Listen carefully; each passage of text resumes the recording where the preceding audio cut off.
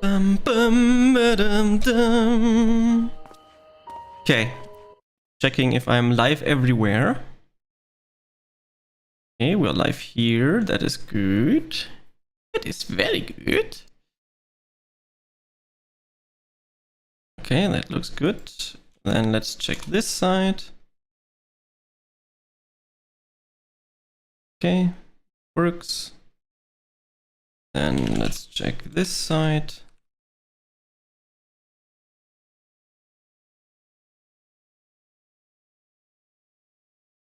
Also fine.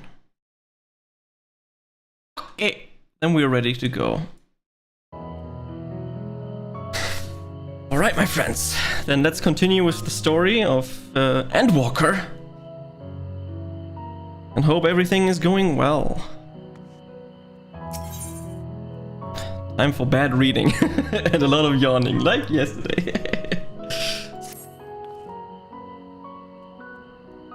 We would do well to learn more of that. Of what?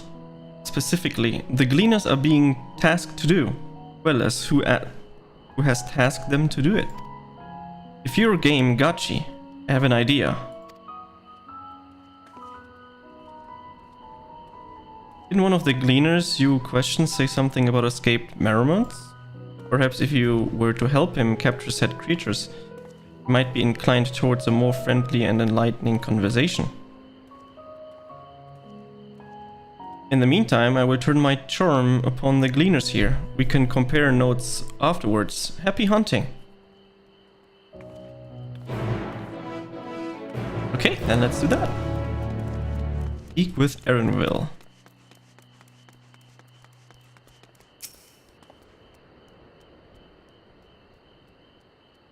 You wish to help me find the marmots?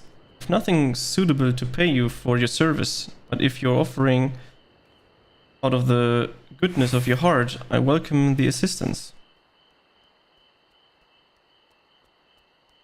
The name is Erinville, friend. Specialist in the collection of live specimens.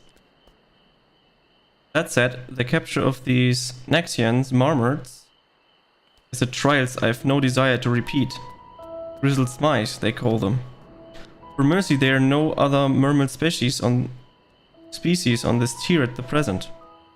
There should be no mistaking of little fugitives. If you happen to catch any, stuff them in the sack, gently of course. Oh, we have to hunt some marmots, okay. Where to begin, you wonder? I've not seen any scampering around here, so we need to widen our search into the surrounding forest. Be on your guard, there are beasts out there that won't hesitate to prey on a marmot or you. I've searched the trees to the west. The eastern part of the forest is all yours. Good luck!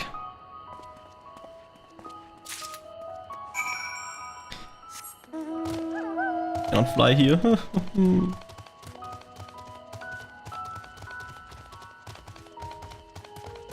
Mornvale Forest. Somewhere around here should be the marmots be. Let's see where they are.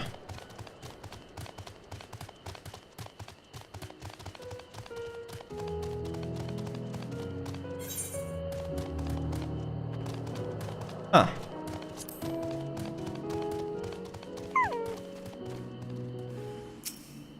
Oh, there's one. Oh yeah, let's get this. Let's disband this party.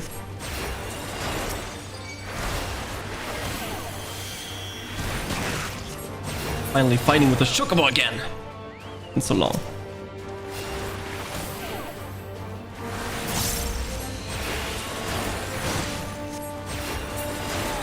My almighty powerful Chocobo. Trip squeak! Better you have readied the sack when the greasy mouse scrappered off into the underbrush. Unlucky. Just following the area, I guess. Just wandering around.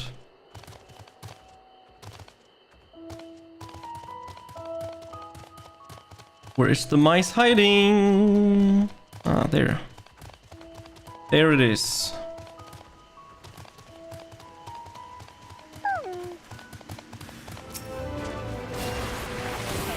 Oh, the fighting music is nice.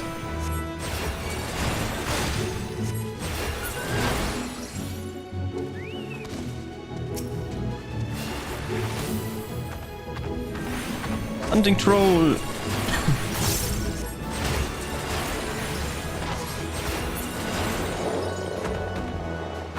I think the game is too loud. Lower the volume. Maybe 41 is better, and then I increase the volume for myself.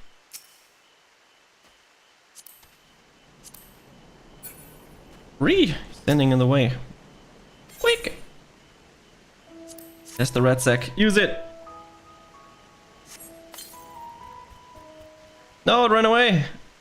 Rodden evades your grasp before once more disappearing into the trees.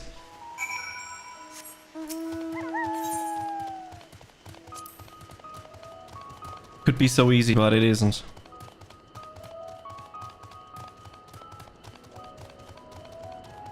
Let's try to make it as difficult as possible.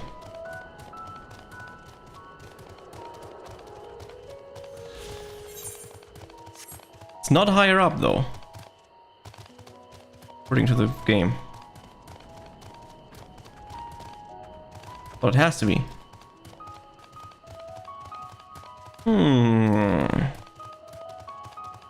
Or run it back to the same position that it was before, but I highly doubt that that's not the case.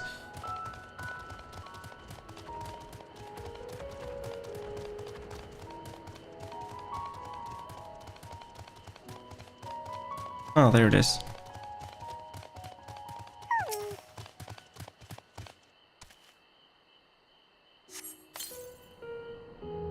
Squeak! More prepared for the speed this time, you succeed in closing the sack over your elusive quarry. And we got it.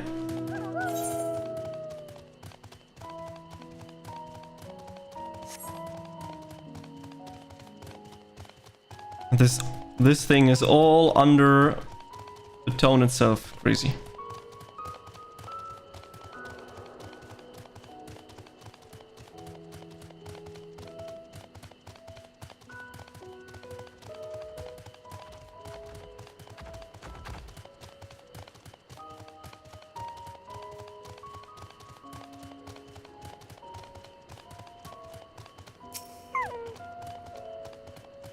How did you fare? I tracked down 3 of the pack, which leaves 1 unaccounted for. Here, I got the other one. Ah, there's the odd marmot out. Wait, here a moment while I put our friends in a holding cage.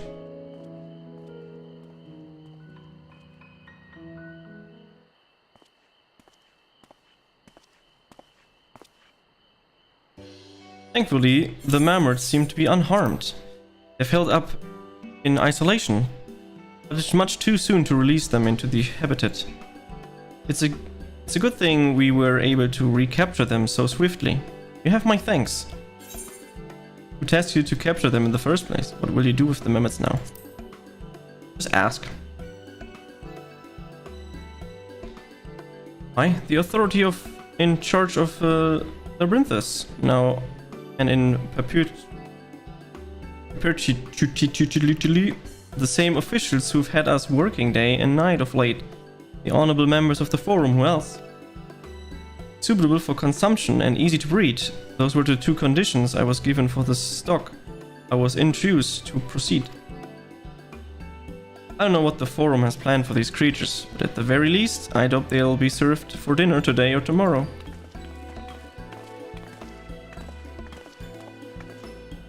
There you are, Gachi. Is the cleaner you mentioned the one who was looking for lost marmots? Interesting company you keep, friend. Who are you folk anyways? I'm Krull of the students of the Baldesian. These others are my associates. Truth be told, the forum decides of late have not sat entirely well with us. That is why we made the decision into the Labyrinthus.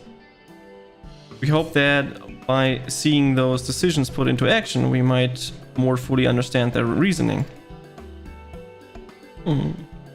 Wise and practical. Never hurts to try and gain a broader perspective, does it? Anyway, duty calls. The other animals to capture and enclosure to empty. Once again, I'm sorry that I can't offer you more for your service.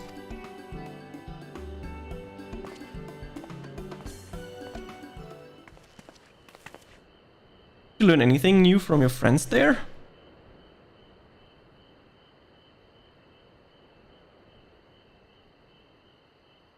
So we've confirmed that the order of this ambitious operation did indeed come directly from the forum. However, the Gleaners have not been informed of its purpose. I say that fits with everything we have heard thus far. We also discovered when the operation was begun. The forum contacted the Gleaners guild ship and put their people to this great work for some 4 days after the Lofi made their chilling declaration. Seasoned travelers, the Gleaners keep abreast of news from every corner of the world out of necessity. Thus I am inclined to trust that their calendar of events is accurate. Altogether, it gives the instinct impression that this undertaking was a sudden and unexpected development. Yet I find it hard to believe that such a comprehensive restructuring of Labyrinthus and its archives could have been planned in so brief of a window. Hey, this plan was long in the making. They were but awaiting the right time to put it into effect. And the Teleforois declaration was what set it all in motion. It seems likely, but let us not leap to conclusions just yet. For the moment, I suggest we conduct a wider investigation of Labyrinthus. The more facilities we visit, the more pieces of the puzzle we stand to find. In that case, how about we head to the Archean from here? From there, we can reach the lower. Hey, she has a flashback again. Well, what's wrong? I'm fine, truly. The sudden descent has left me with a bit of a headache. That's all. Nothing that will stop me from soldiering around. Let's be about it then. At least allow me to take the lead. I'm fairly certain I remember the way of to the Archean. We follow the path east throughout the forest where you were chasing after that mouse or mammoth, was it? Anyways, to the trolls you need to watch out for. Watch out for the trolls. Just like in the internet. Watch out for the trolls.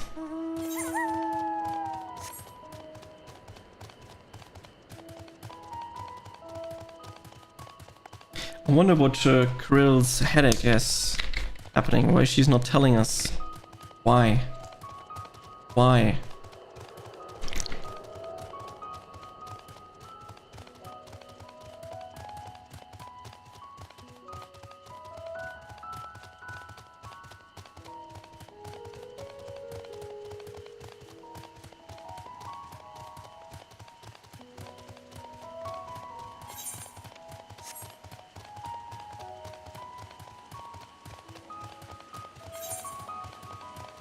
It's so slow. The outer circuit. Okay, half an hour. What do you have to say? Behold the Archean, as Newman serves as Sharlian's literary archive, so does the structure house the city's wealth of material data. The architecture too is similar. This building you see is merely the upper entrance, an access point to the vaults carved into the cliffside itself. Within those vast rooms are stored countless samples and specimens, as well as the detailed records which describes them. In a manner of speaking, the Archeans contains a physical history of Charlian unwavering dedication to the accumulation of knowledge.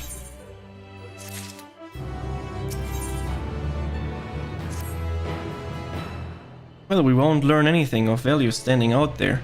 Let us proceed into the main building and speak with the station.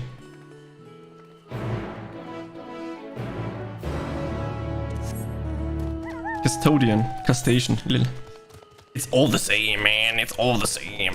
There's no difference. Let us attune to this one. Tune to the other right. Very good. Let's go to the gem trader.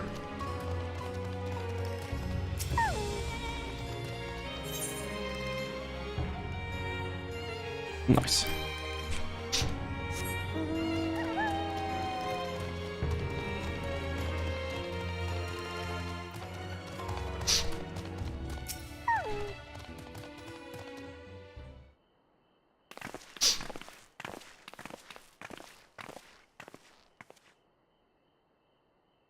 Greetings, we're here to peruse the Archian's vault. Peruse? You're cleaning on gleaners, then might I ask your affiliation? We belong to the students of Baldesion, but is that relevant? Was given to believe that the vaults are that to open to the public, at least were open to the public. Ordinarily, yes, that would be the case. At present, however, access is restricted. Only persons directly involved in the reorganization efforts are permitted to enter.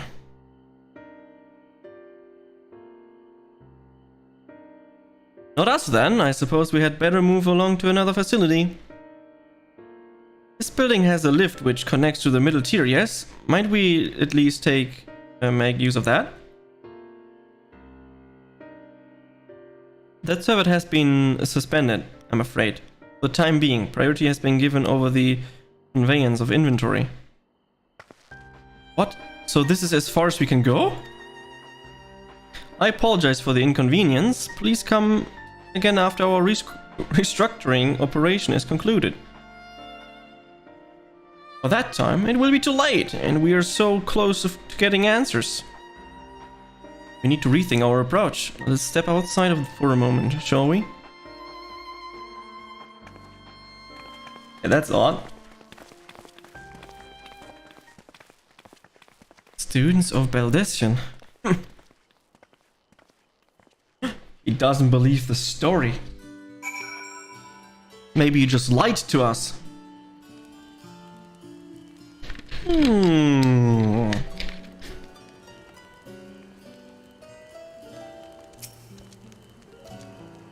We are at an impasse, as we have no other leads.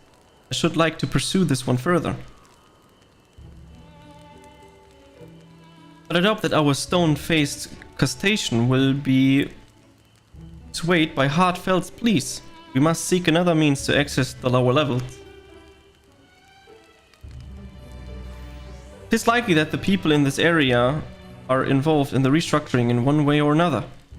If we were to ingratiate ourselves, they might allow us to accompany them on the lift. Let us ask again. Surely someone is in need for a few strong backs to lighten the load.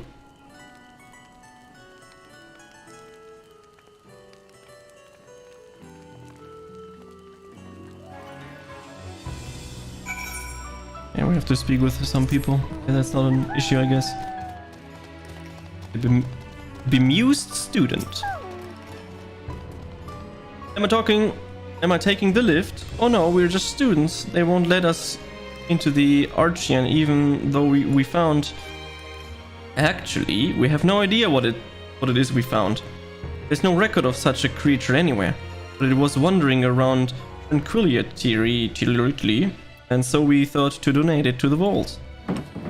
Squeal, squeal. Oh, this little squeal. Don't you think? Anyway, I suppose we'll have to take care of it until the Archian is open again. Maybe they just found a mice.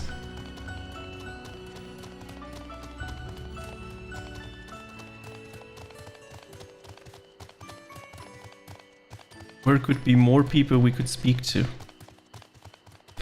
Probably inside.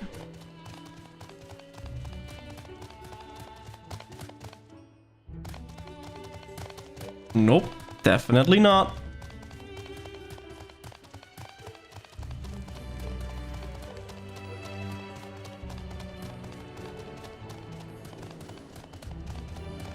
Let's talk to the Chocoki real quick.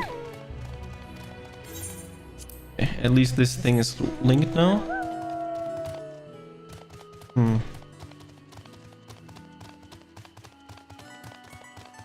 Who's the other person we need to speak to? Ah, barely missed this guy. Primary worker. What's that? Take you down on the lift with me? Sorry, but not a chance. I've been up and down all day and only know I have finally found a spare moment to rest. I did see a Gleaner fellow heading out of the gate there, though, shouldering a larger pack and engaging in some manner of task. Maybe he'll be headed down below after he's done with whatever he's doing. Okay, then let's try to find this guy, I guess.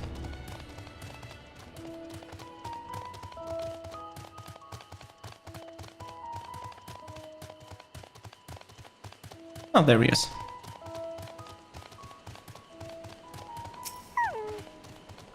Quite.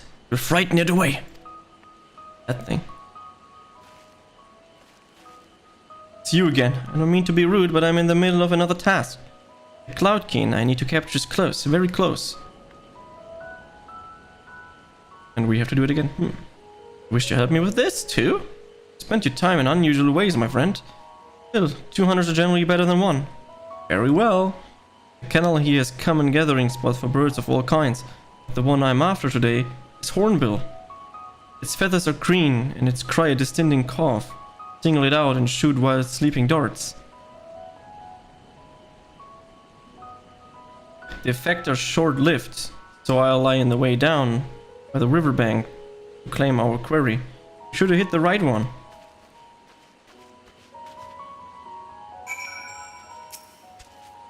Fishes are running for the Hornbill. Ah, it's the... I have to use the mouse and look around again. It has green feathers.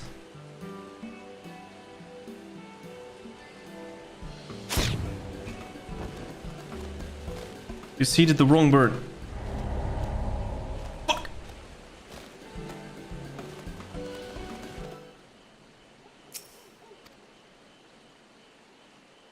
It was the other one.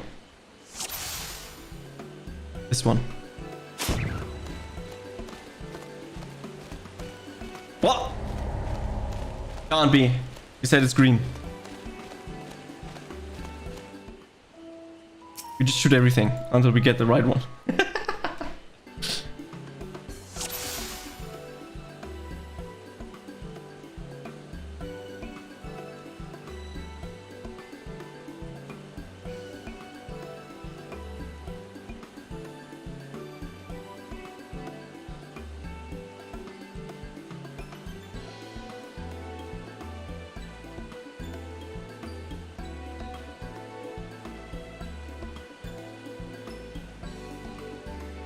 And it has to be this one.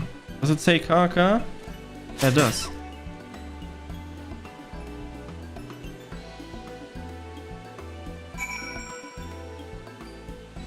Now I understood what Kaka means. It's the sound that he makes.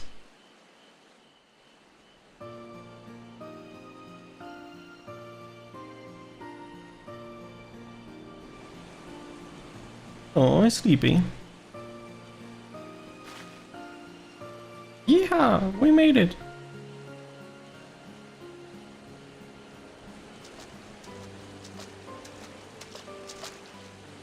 A fair shot.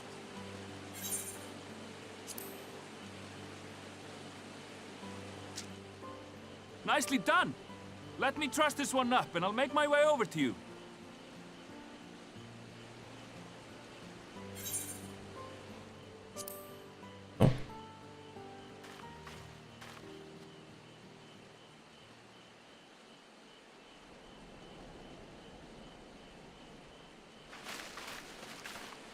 There you are.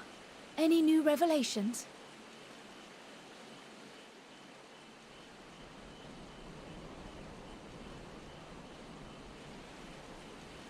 So you met with that Gleaner again, this time to capture a Hornbill. I understand catching and bringing in creatures from the outside, but what's the point of chasing after ones already here? Oh, it's a simple thing, really. Occasionally, we remove specimens no longer needed for study, or those we've had difficulty raising. But we can't simply turn them loose. Safely returning such creatures to their native habitats is another facet of a cleaner's duties. But not in this case, I'm afraid. I've been asked to bring the bird below.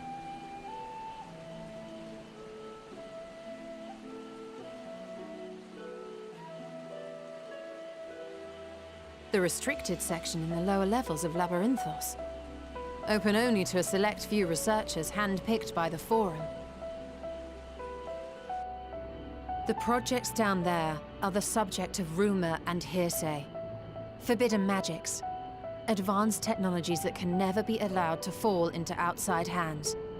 Even Archons are not privy to the truth.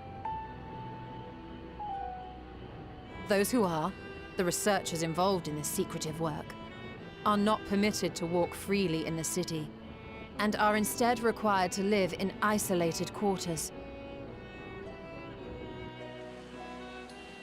What could a facility subject to such strict security protocols possibly need with a hornbill? An experiment? Possibly. I wasn't afforded an explanation. But judging by the requisition list given to me and my colleagues, I doubt it's for any kind of advanced research. I'd be more inclined to believe we were making preparations to migrate to the south. Mericidia or thereabouts. What? Why would you say that? Much of the flora and fauna we were asked to procure could serve as reliable sources of sustenance. They're comparatively hardy species too, able to endure harsh climates. And among them are specimens known to be effective in improving soil quality and purifying water. When you put it that way, migration does sound like a reasonable assumption. That's all it is, though. An assumption. Through our tasks, we gleaners glimpse only bits and pieces of the Forum's plans. Our prime concern is that our requisitions, be they living or otherwise, are properly preserved for the knowledge of future generations. Now, I really must be going. I regret that I cannot reward you as you deserve.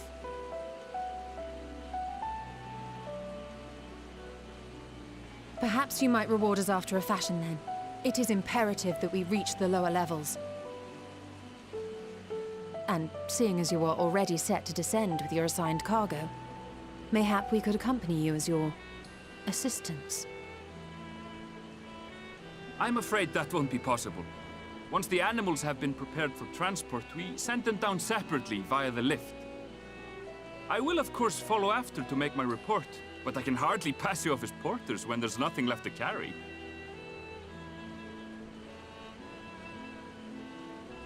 Just hide into Indeed. boxes. Pray forget I said anything.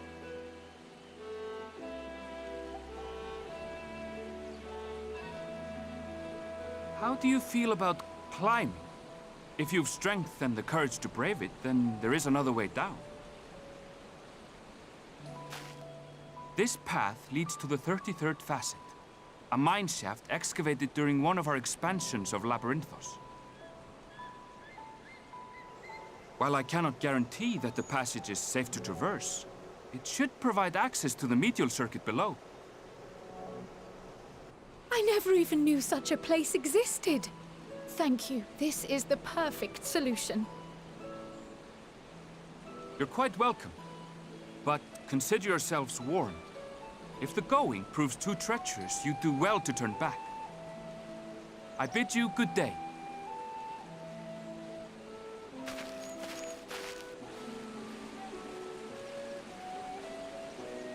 Well, turning back is hardly an option, not when we've come this far.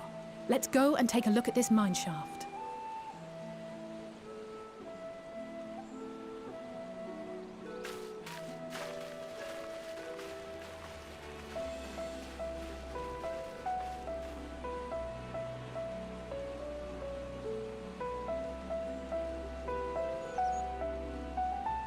Could be interesting.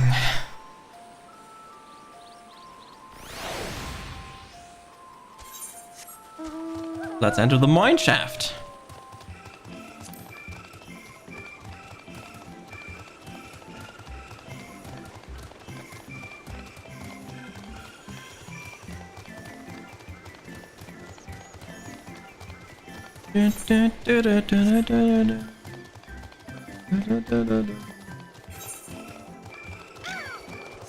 Oh, the labyrinth screamer's coming.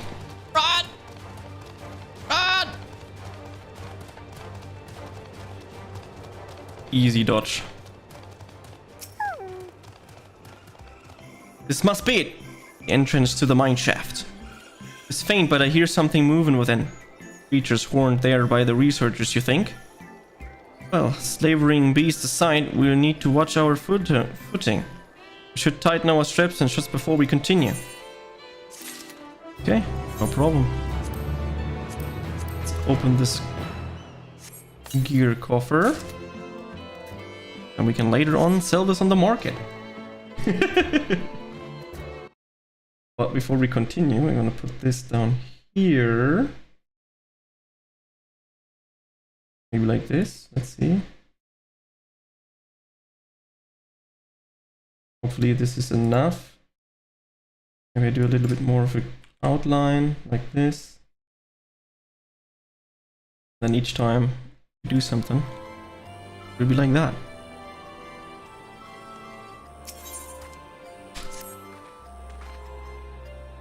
Assuming everyone's tightening their straps and checking their gear, then I say we head on it.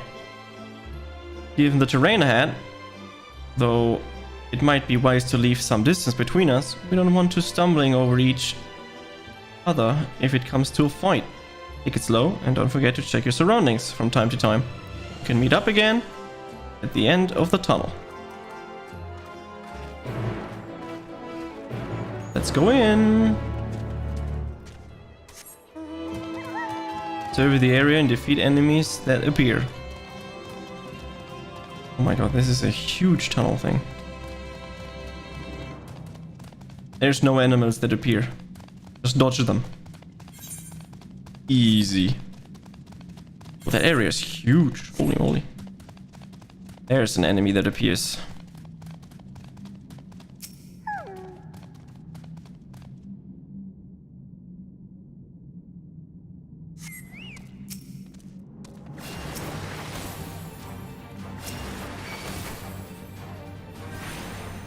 So I save you some headache? Sure.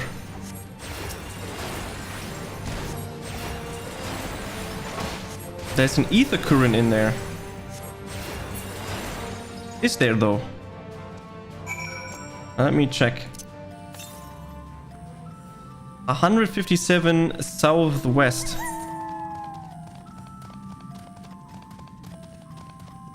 So it's either here or on the other side.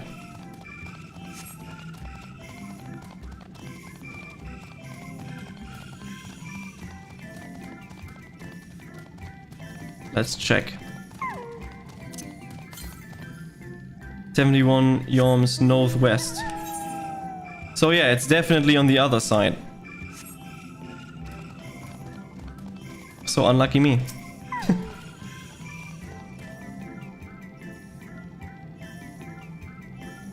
Dun, dun, dun, dun, dun, dun, dun. Sense the hostile presence.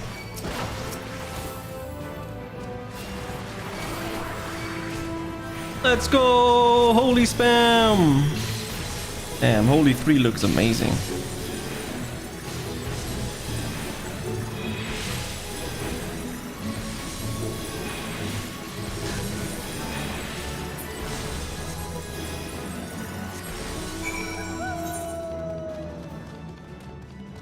Then I'll just go here and then up there and then get the ether current.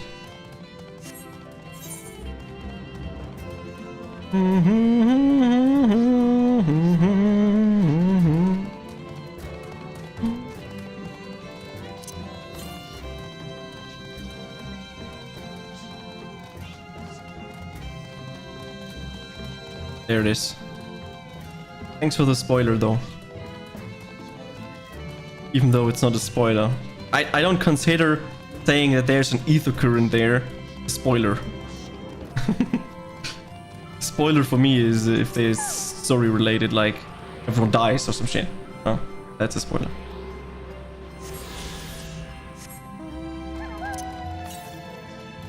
Yeah, the next one is 404 yawns to the northwest, so it doesn't really matter.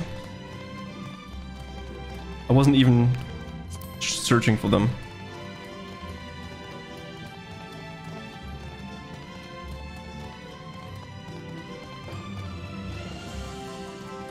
Because most likely I cannot get them all for now.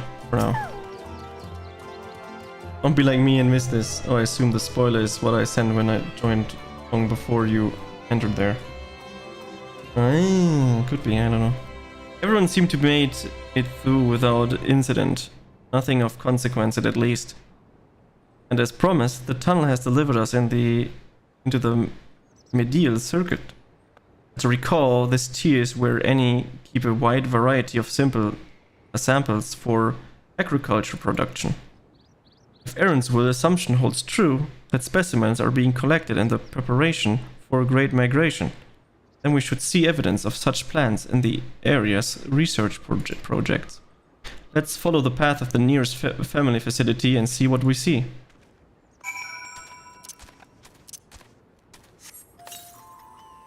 But let's stack up on... Hello, use this item.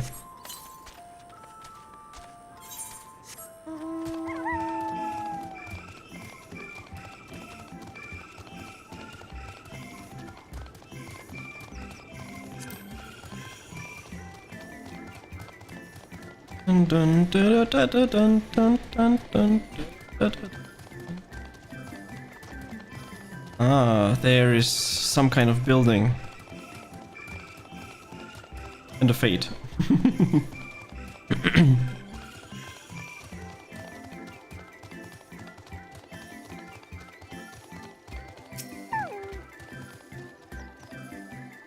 Serving!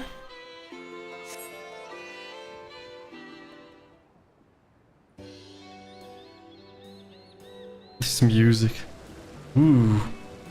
That's the agriculture.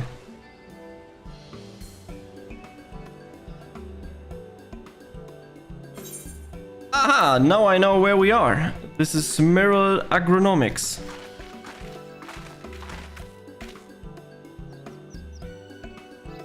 Labyrinth is host to a variety of vegetation, which allows us to conduct studies of cultivation methods utilized in foreign lands. And it is this facility which coordinates and oversees these efforts. The fruits of their research go to the feet their Labyrinth's colleagues, or so I hear.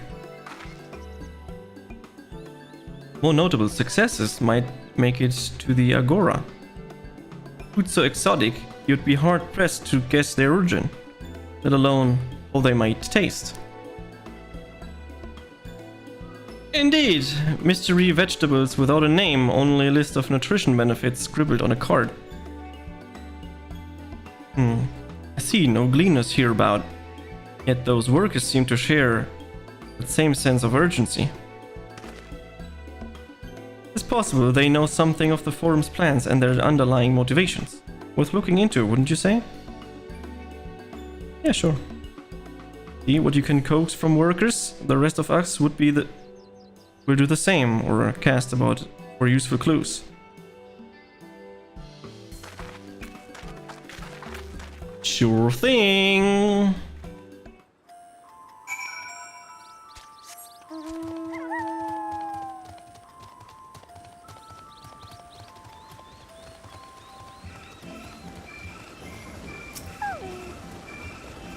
Oh, hello there! We weren't expecting visitors. Not with us. Not with the use of the elevator being restricted. How did you make it down here anyways? Magic? The mine shafts, you say? Well, you're a much hardier soul than I. Under normal circumstances, I'd reward such tendency. with a guided tour of the fields, but I'm afraid the forum had us filling orders lists a mile long. Massive yet detailed requests. Literal wagon loads of crop samples and hardly any time to put them together. When I first heard of the grand reorganization, I assumed we would be shuffling around all stock to make room for the new. Then came the orders for ridiculous quantities of seeds we have already thoroughly researched. Nothing strange, huh? I pressed for an explanation and was met with vague assurance that all would be revealed in due course. Nor the most satisfying answer. Could it be this is just a theory that they know the final days are coming and they think that they can prepare themselves and hiding in this area and getting all the food down here and preparing that everyone can live down here until the final days are over, and they don't want that other people will join. Who knows? Not me, obviously. Were to be taken down below, more than I can carry, and then some. Most of our stock is sent off via the cargo lift, but some has been earmarked for aerial transport, as the stack of crates atop that hill over there. But hauling the lot up the slope was a job and a half.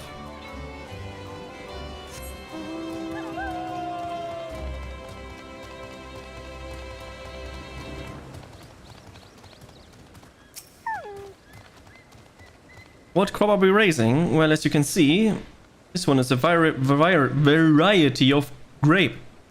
Only needs a good source of sunlight to grow, and the conditions here are nothing short of perfect. Hardly surprising, given that it's native to a particular local and the very place upon Labyrinthus was modeled, a region in the south of Ilsabad. It boasts remarkable habitat diversity, allowing for myriad flora and fauna to thrive. Chilly peaks in the north gave away the swath of tempering plains, which in nutrition into a hot, humid coastline. Its bountiful territories, every contested, as you might expect, used to be called Corvus before the Emperor renamed it to Locus Amoenus. The forum saw it in no price, not as a prize, however, but as a researcher's ideal environment, one whose climates we strove to recreate with the confines of Labyrinthus. It's since provided a rich foundation for countless experiments in cultivation.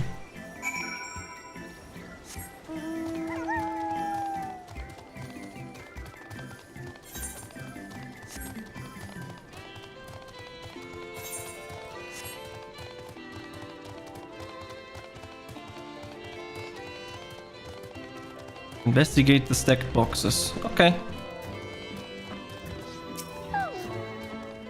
The labels on these crates tell the story of their contents. Bundles of common seeds and saplings, accompanying by a sheaf of reports. My question is still, why do they gather all of these?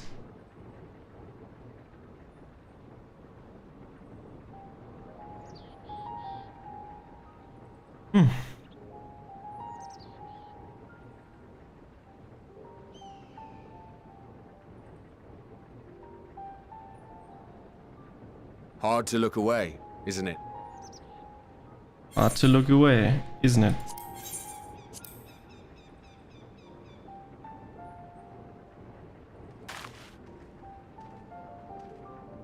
But they're more than pretty flowers. Heart blooms are attuned to ambient emotion.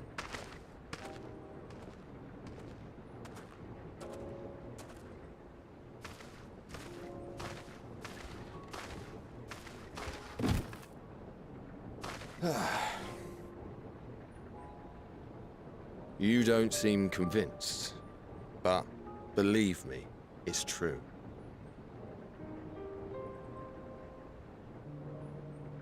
This ashen grey, for instance, it mirrors the anxiety and urgency of those working nearby as they rush to fulfill sudden orders. Intense feelings like those spur the petals to change colour, Bright glowing hues in the presence of joy. Dark, subdued shades for frustration or despair. Yet even with the collected wisdom of Charlian at our disposal, we've yet to identify the underlying principle of this empathic effect.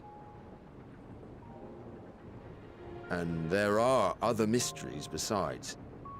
Although the flower is extraordinarily long-lived, its low reproductive rate has made it difficult to find younger populations growing in the wild.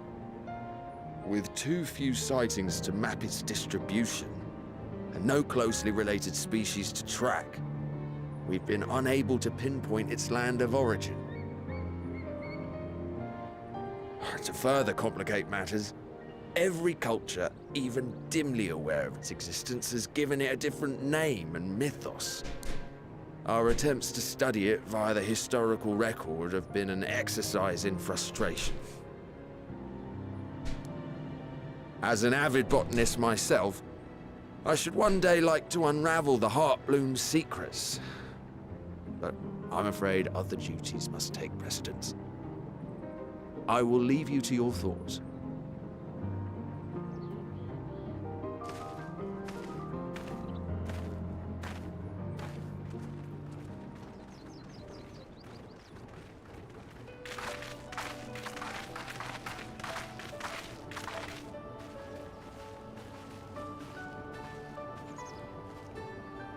Have you learned aught of interest?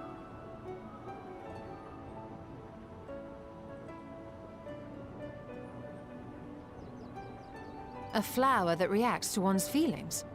Strange. I must say, I have never heard of such a thing.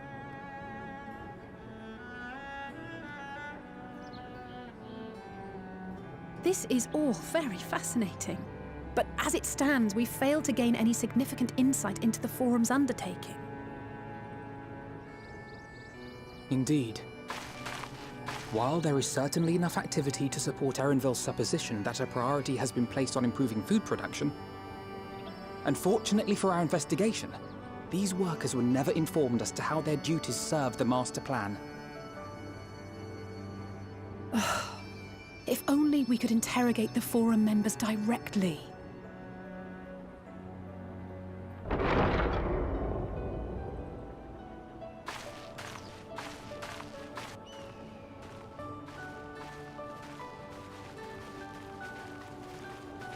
Isn't that the entrance to the Archaean?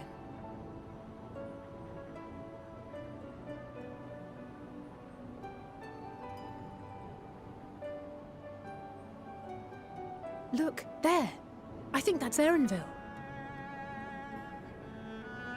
A little difficult to tell from here, but I think you're right. He did say he was coming down to make his report. Erenville receives his orders from the Forum. Would it not follow, then, that the superior to whom he reports is a Forum member, or at least a close associate? You mean to eavesdrop on their conversation? What of the risks? Ours alone to bear. We won't interfere with Erenville's work, nor will he be implicated as an accomplice. If you're not comfortable taking part, I can do this alone. Nay. I said myself that I wished to know Father's intentions. And no answers will be forthcoming should we simply ask nicely.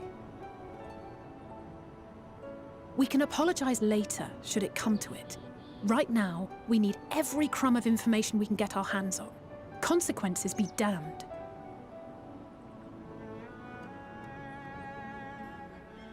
It might be best if you came along as well. In fact, we should all...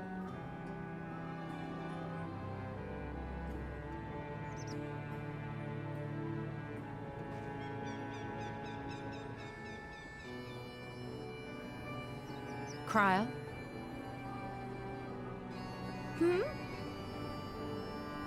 Oh, yes. That certainly sounds like a plan. I'm glad you agree.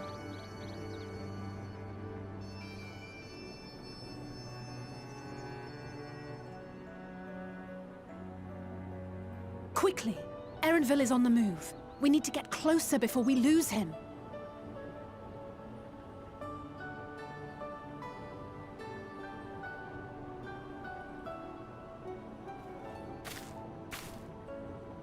Almost. I can almost reach you.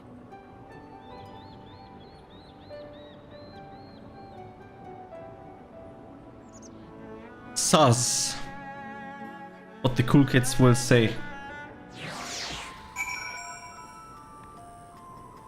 Who can she reach? Why can't she reach?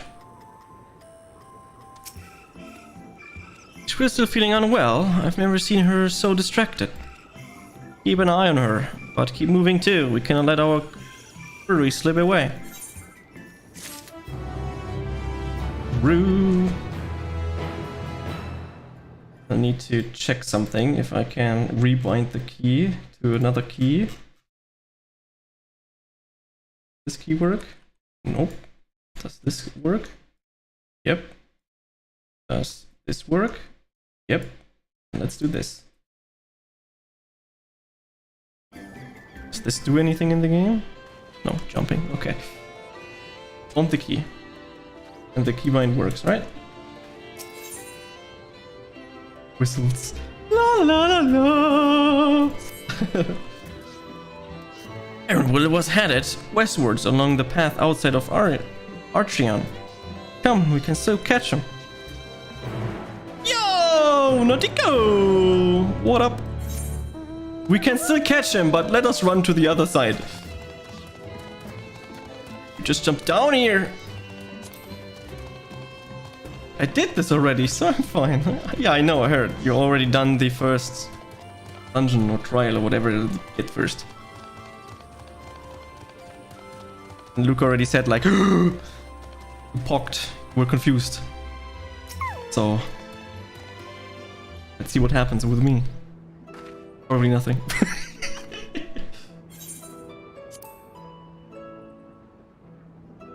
You lazy Gachi? I mean, it's not about lazy. I just didn't want everyone to leave. Or I just felt like, I just say like, fuck you, I'm off. No? So, I was longer in voice chat than I wanted to be originally. Hold a moment, I have an idea. If memory serves, that colossal wall-like structures. Is Logic Beta one of the Labyrinth Climate's control centers? It should have its own lifts, with which one we could access the upper or lower tiers, eh? If I weren't an agent of the forum, I would make for a convenient meeting place.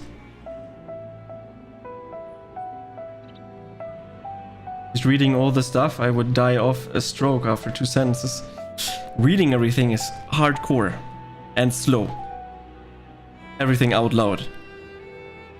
Even if we happen to Erenville in the company of said agent, we cannot expect them to reveal issues of importance as we nonchalantly scroll past.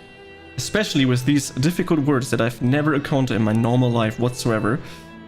I'm struggling to read them. Hey, we shall have to remain undetected. Only Gara and his vanish spell were here. Okay, but there are other ways of turning invisible. Hippity hop, my little toads. Ah, just turn into toads. Goodness.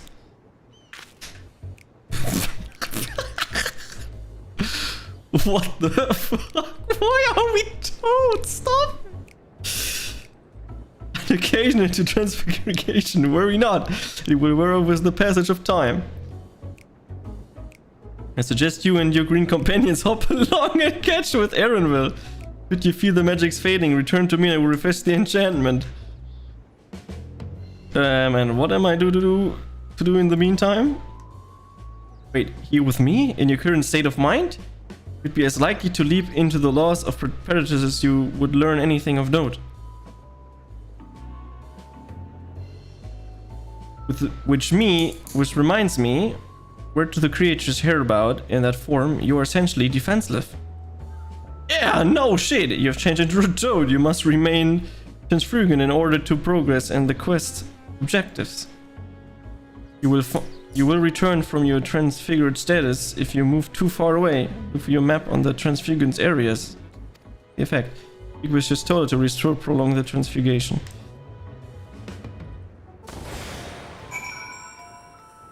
Fucking toad, man. Ribbit, ribbit, ribbit. I have no toad and Ali toad. Oh, no. I know accompanying you. Keep them at your side in order to proceed with the quest objectives. Oh no. Okay, we can be in this area, right? And we need to go there. God, the jumping sounds. Oh no.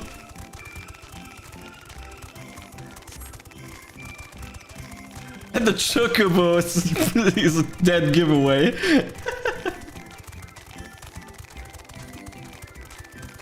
And the tiny Fran. Dude.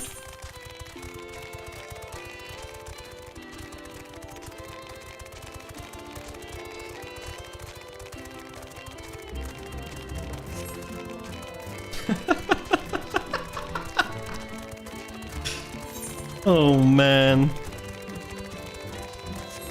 Na, na, na, na, na.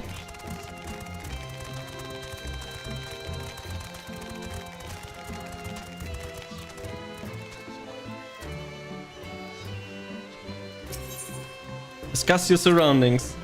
Ribbit, ribbit, ribbit, ribbit, ribbit! Alito turns the face to the north. Perhaps she's suggesting you cross the bridge. Ribbit, ribbit, ribbit? Alito attempts in face to shake his head, but nevertheless understands that he is telling you this is the wrong way. Ah, okay. Wrong way versus... yeah, it's probably north.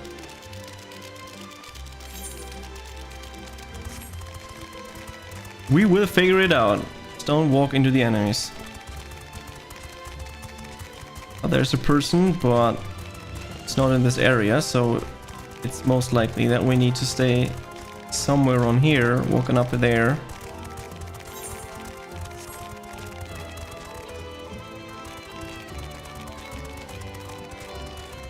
Ah.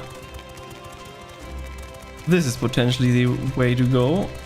I could have gone there if I would have followed the other path.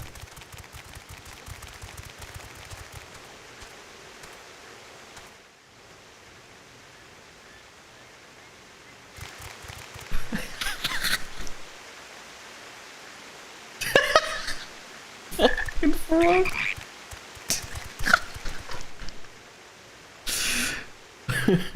I don't know why I like this so much. It's so funny. I trust you will find your compensation to be more than satisfactory. We wish to make clear that we are pleased with the efficiency and thoroughness of your work. So much so that we have come bearing new tasks in need of your competent hand.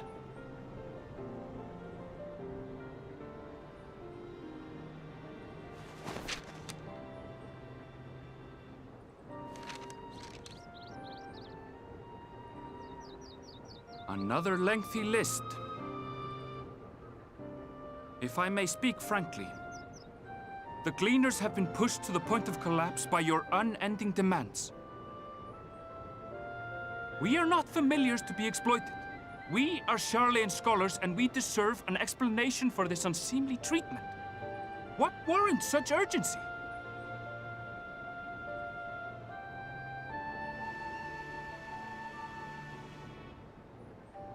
In an age long past, Charlean was charged with a momentous duty.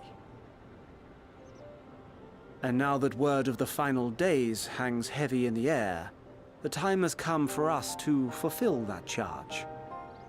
I can say no more, but I promise you this. All will be revealed in due course. And when it has, you will understand that your toil was in service to the greatest good. I knew it. Then I will do your bidding. For now. But unless you wish the Gleaners to rise up in protest, I advise you to offer tangible improvements for our working conditions. Your promised revelation does nothing to address present circumstances. A fair point. Your concerns will be conveyed to the Forum.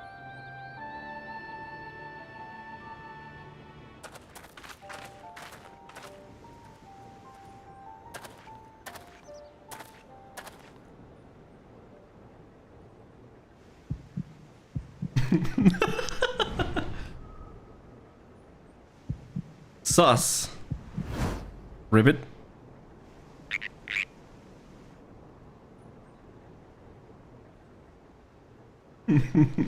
I hope that was informative. You may consider my debt to you repaid in full. While I do have my reservations about the Forum, I want to believe that they have our best interests at heart. Which is why I'm reassured that you're busy sniffing out the truth of things. We can ill afford to place all our eggs in one basket, this master plan of theirs, without first understanding the risks involved.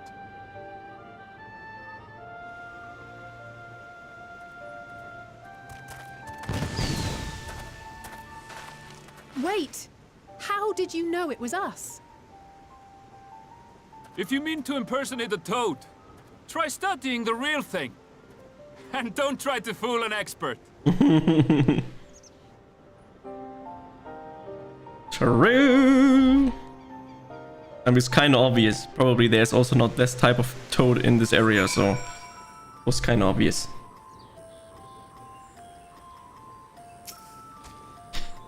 I suppose we should have known a gleaner who specialized in animal procurement would not be so easily deceived.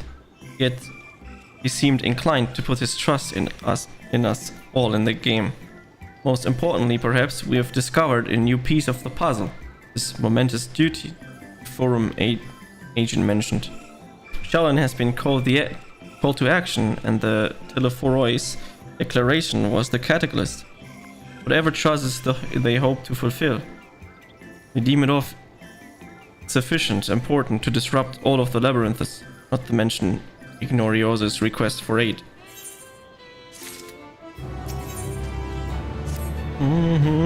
What duty could warrant the direct involvement of the Forum and the commitment of all its resources? Judging by that, what we have just heard, none of the gleaners were offered any kind of explanation. At this point, it seemed abundantly clear that we have learned nothing new from pressing them further. We should head back to Y'shtola and Krill for the moment. See what they think of this. Yeah, we should definitely talk with them. Give them an update that being a frog is not very smart.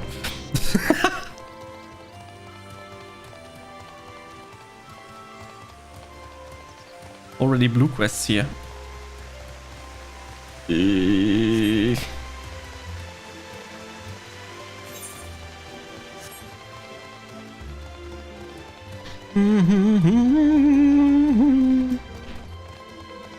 I figured as much that they are trying to prepare for the final days, but what exactly they're trying to accomplish is a different task.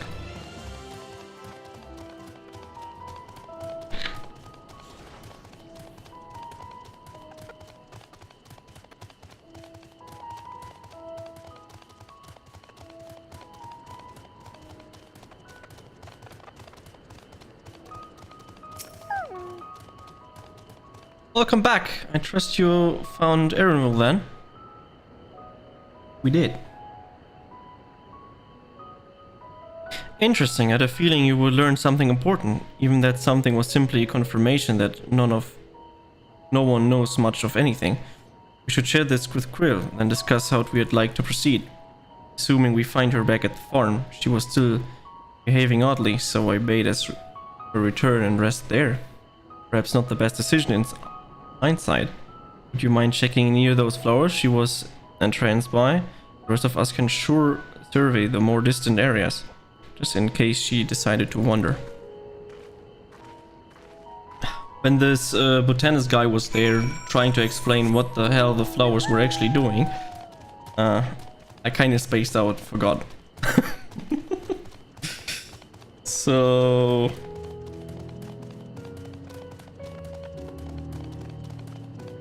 Classical me.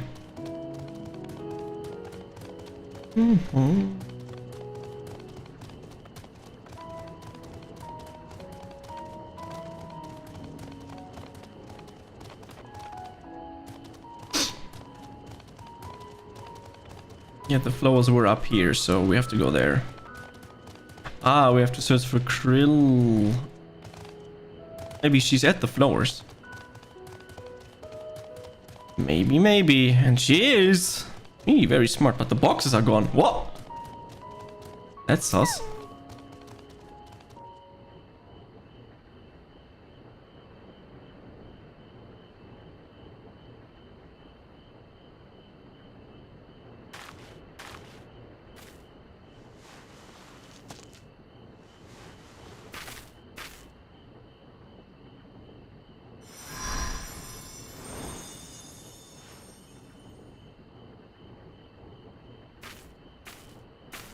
For you.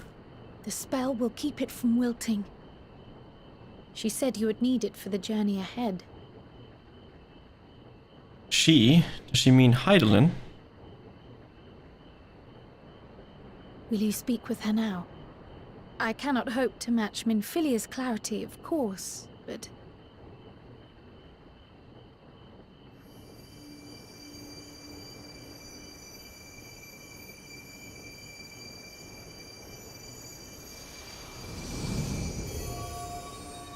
Thank you. It is indeed Heidelin. Do not worry. She has lent me her body for only a moment. Just as I could not save the first from the flood of light, it has become arduous for me to interact with the physical world without assistance. Though I might converse with you for a time, the incorporeal form I assumed on the ship would be incapable of casting even the simplest enchantment. It is in the depths of the ethereal sea, the place to which all life returns, where my influence is greatest. After Minfilia's sacrifice on the first, it was to the sea, here in the source, where I ferried her soul. I wished that gentle spirit to find rest in the world she loved so well. Her, and another who may yet have a part to play, though that will depend on you. Take the flower, walk free, for you are free to go where you wish, to believe what you will.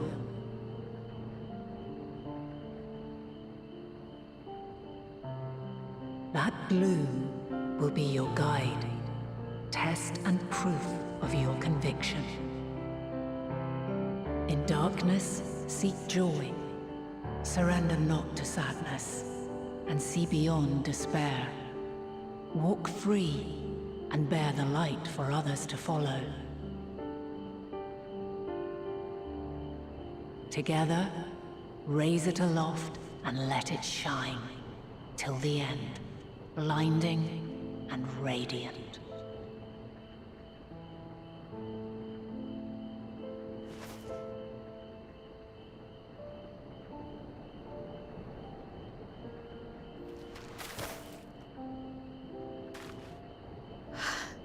That was all too brief.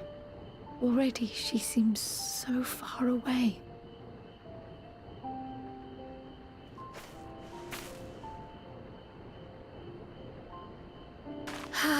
My apologies if I startled you. Ever since we began our descent into Labyrinthos, I had sensed another's will, straining to reach out.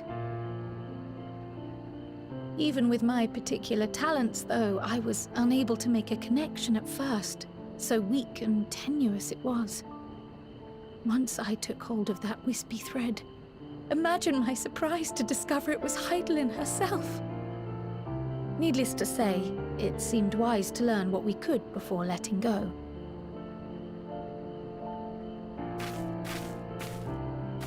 Her answers were more cryptic than I would have liked, but at least she left us with a guide of sorts. That unusual flower.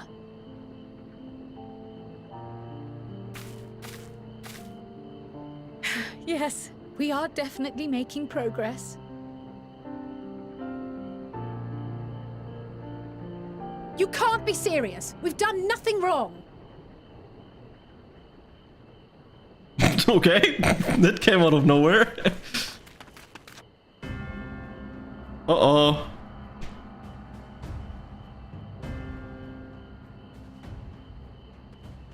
Look who is it.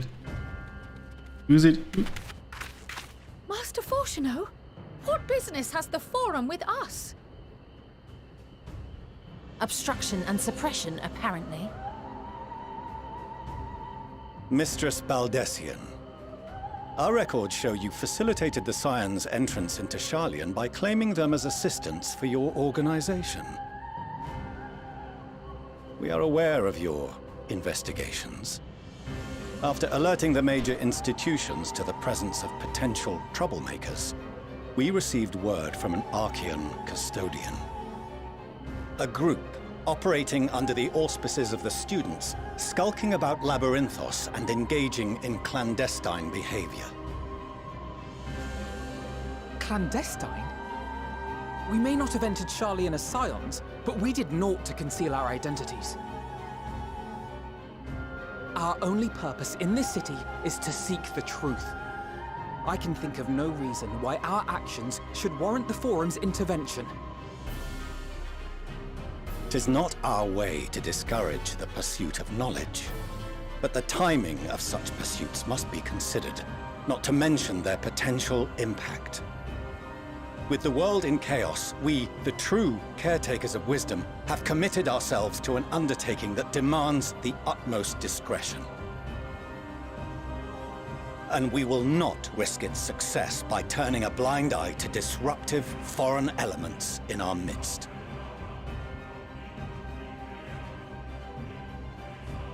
What then is to be our fate? Will you put us on a ship back to Eorzea? The Forum will convene to examine your case. The results of said inquiry will determine your future in this city.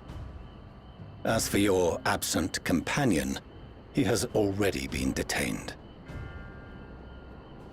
Graha! But why? Is reading a crime now, too? Reading is encouraged, celebrated even. Not, however, of the volumes shelved in the restricted section of the library.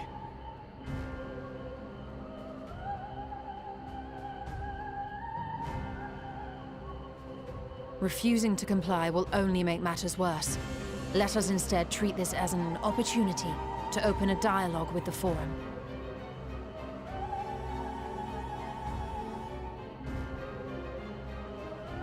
Silence is often one's best defense. I would advise against prolonging the proceedings with frivolous discourse.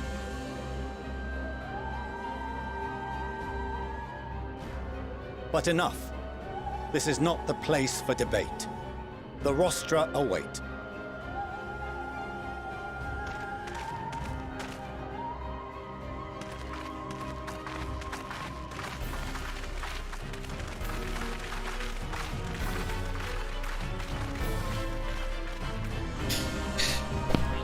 Yeah, that escalated quickly. But I doubt the Forum wants to talk with us. Or listen to us at all. They all already made up their mind.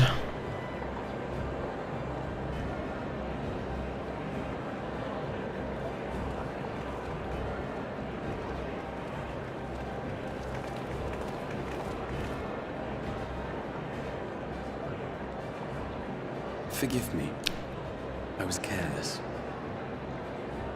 We would have been detained regardless. This way, at least, we managed to stay together. I trust your time within the Forbidden Archives was well spent.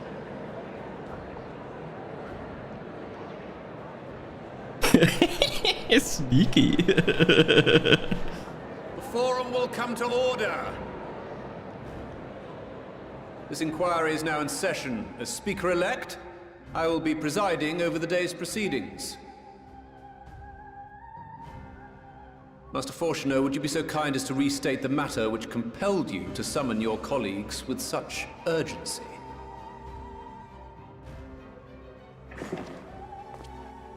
As you are all aware, we recently denied Eorzea's request for Sharlayan assistance. Since then, certain individuals dissatisfied with our decision have taken it upon themselves to interfere with our work.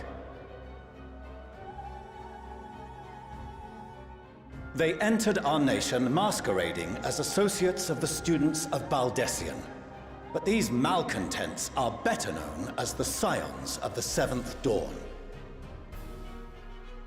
These militants wield influence with both the Eorzean and Eastern alliances, and are inextricably involved with the crises presently afflicting the world at large. Loose in our city, these warmongers sought to meddle with and expose matters of state secret. What are they, if not a dire threat to be expelled?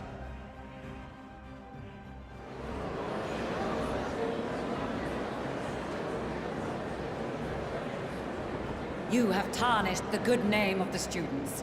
Galuf would be ashamed.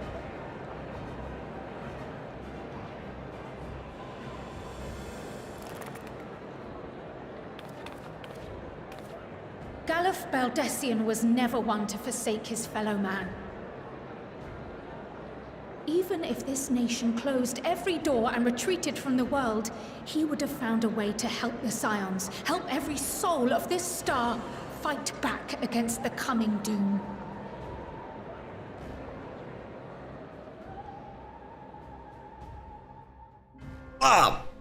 Destroyed. A terrible enemy stands poised to lay waste to all we hold dear. In the face of such madness, Eorzea reached out to Sharlayan, a respected ally, in the hopes of forming a united front. Was your curt dismissal truly the best you could offer? Or are you so preoccupied with your momentous duty of an age long past that even the end of the world is unworthy of your attention?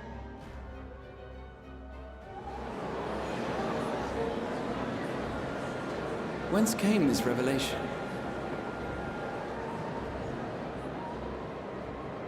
From the mouth of a forum member within fortuitous earshot.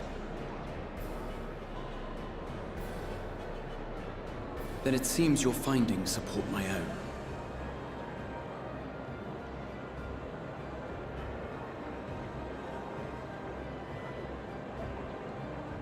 The reason I visited the restricted shelves was to study records of the Forum's policymaking process, to better understand the historical trends underlying their most major decisions. At first glance, the positions of neutrality in war and the accumulation of knowledge above all else appear constant and consistent, the unchanging pillars of Sharlayan society. And once upon a time, I might have left it at that. These days, however, I am more attuned to the subtleties of governance, and so I noticed something odd.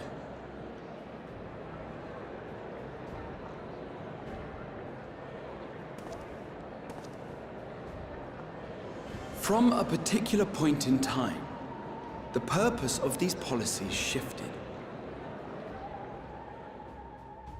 No longer was knowledge preserved for the benefit of society.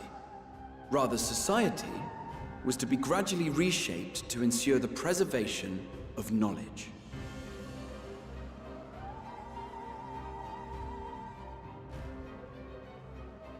The most conspicuous and telling change was the one which befell Labyrinthos.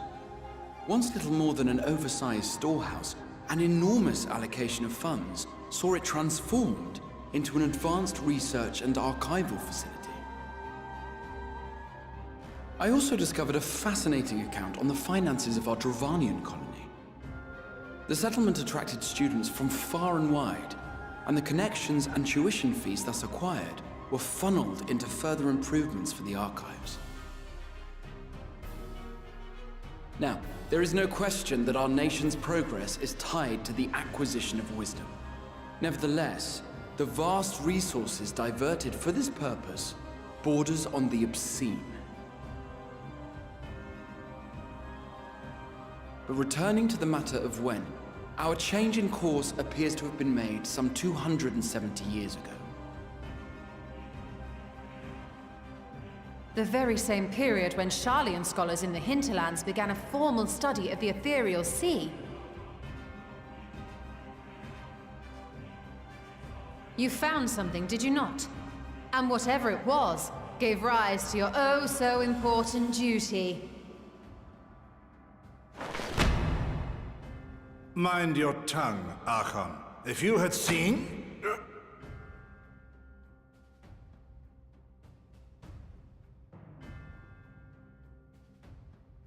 Yes.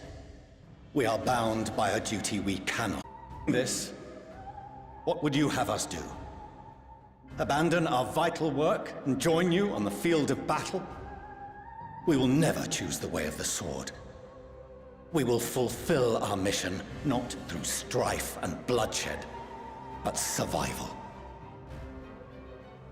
Come what may, we shall live on. We must. Do as you must, then. But we Scions will fight until the heavens fall, until our last breath.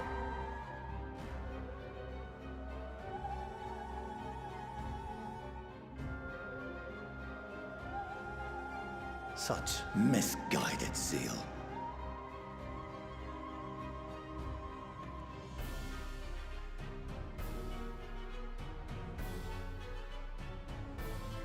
Father, Master Fortuno. I fail to understand the stance you have elected to take. But by the same token, I have yet to find a compelling argument to counter the challenge you put to us in Gridania. Still, in the midst of my uncertainty,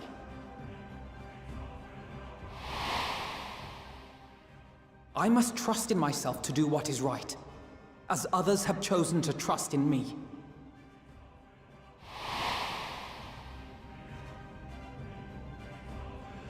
So I will continue, as I always have, weighing the consequences of my every action, and allowing my hope for the future to inform my decisions. That's quite enough. Have you all forgotten the reason for this assembly? Skolok Monteshane. He's the head of the Studium and an old friend of my grandfather's. Honestly, every discussion devolves into some interminable debate. Terrible habit.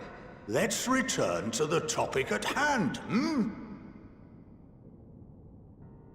By their own admission, these Scions have resolved to fight alongside the Eorzean nations against the doom which swift approaches. But there exists no evidence of an attempt to incite our citizens to do the same. Furthermore, while our decision may well have been the correct one, we cannot simply bull our way through these disagreements without inviting doubts or objections. Put yourselves in their place. Who among you would leave a tome unopened if an elder forbid you read it with no reason given? Now, if we're to quell further discontent, then we must conclude this matter with a fair and even hand.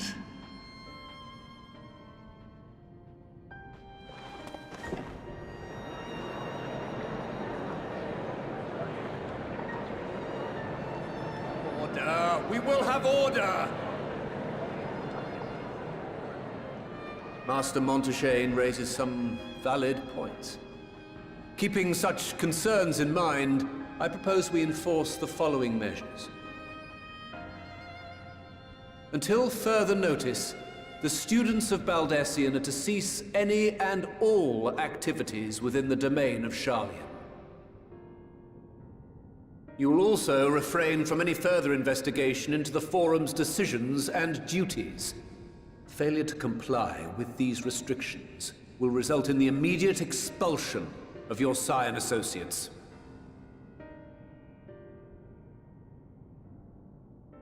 Let us put this judgment to a vote. All in favor, raise your hand.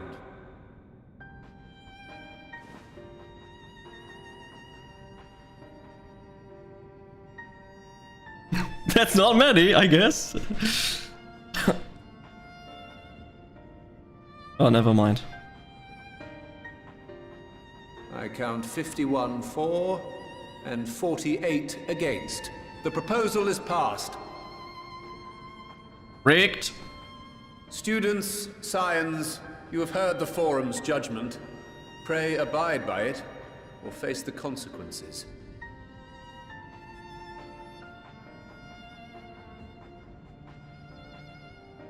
Honored members, I thank you for your time. This inquiry is concluded.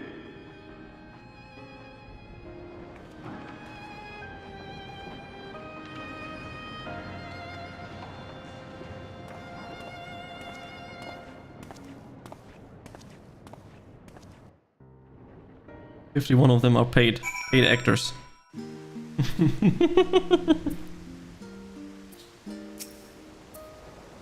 That was definitely quite something. At least we've been allowed to remain in the city. And our endless investigation have not been in vain. We know now that this mystery duty of theirs began with whatever the Forum discovered in the ethereal sea. With our freedoms so sorely curtailed, however, we will be struggling to learn all more substance here in Chilean. Maybe they figured out to upload their senses into the ethereal sea or some shit, so they can live forever. Who knows? Some crazy shit.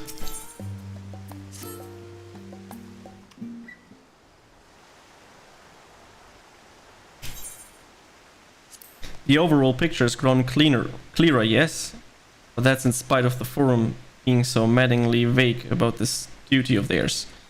Why are they so reluctant to explain their action in plain words?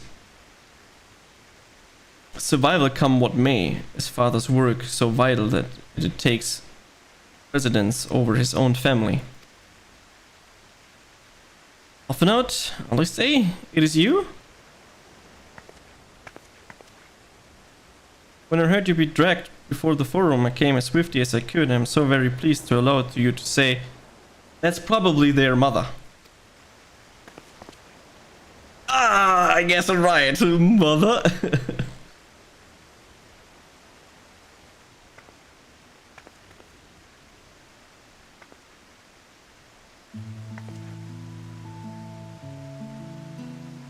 Emilian's their second name is difficult. At your service. And you find people must be the Scions of the Seven Dawn. How lovely it is to finally meet you. She's completely different. Mother, please, we don't wish to make things difficult for you. If words reaches farther, then you were here. You were here. Oh, bother that. I'm to be chested for speaking with my own children. I'm well aware that you and Master Potion Nerd are not as the best of terms at the moment, but I've been absolutely desperate to see my darlings again. You will come by the house, won't you? I have gifts waiting. Timing couldn't be better. As matter stands, we shan't be going anywhere until we discuss matters with Thancred's group and reconsider our options. So visit your home. We will be back at the annex when you're ready to rejoin us. I'm not sure Gachi, what do you think? Do whatever. Gachi, the Gachi Brigade? Oh, that's me, oh. What a splendid day that has turned out to be. The champion of Eorzea. I insist that you join us. Okay. But we must be quick about it. Not for my own benefit, but should my husband return and find you enjoying our hospitality, servants will be made to suffer the consequences. Gachi, if you would be so kind to escort my children to the estate. And then she was gone, and with her any opportunity to protest. Indeed, the matter is settled. Enjoy yourselves, you three.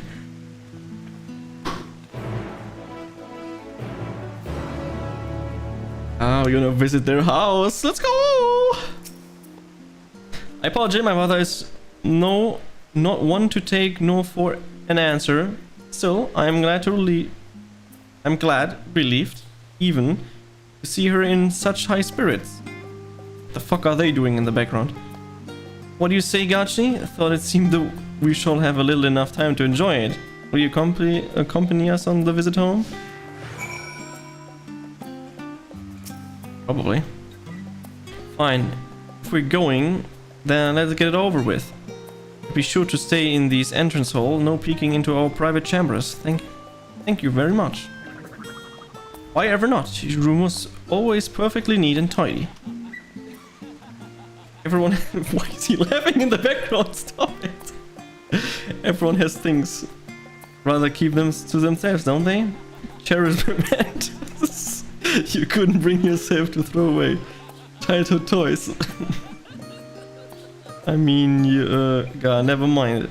The Livelier estate is that way, straight down to the stairs. Come on. They're now accompanying me. Yes, yes.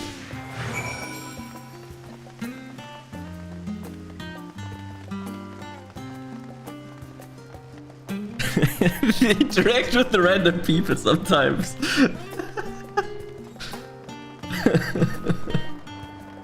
You just stand there reading the story and then you have someone laughing in the background. What do they say here? Discuss the view from the bridge. When Alize and I were little, this bridge was far more permitted to wander alone. I say alone but my mother or servant was always somewhere nearby, keeping a watchful eye. I know that I take us traveling to different continents, different worlds even. True. As children, Alpino and I would often wait here for our father to come home from work. It mustn't been a day when his meeting ran long, because I remember growing restless and leaning out over the railing to watch the water rush by.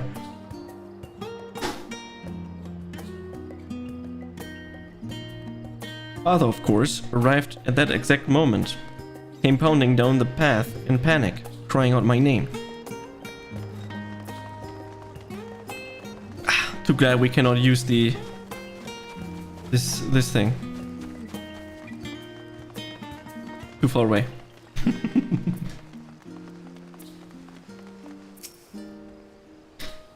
I'm here, your last. Please do come in. All right.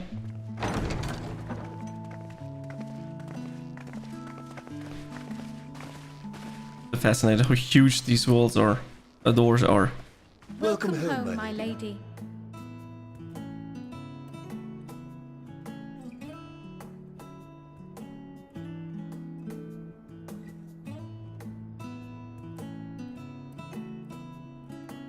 They're super rich.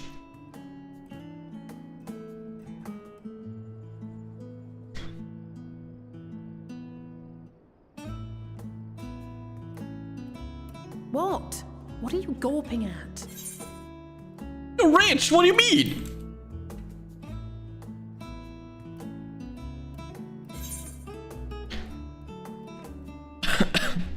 Edward must be so squalid indeed. And it's all grandeur. Oh, gods, please don't. It makes me feel like a spoiled princess.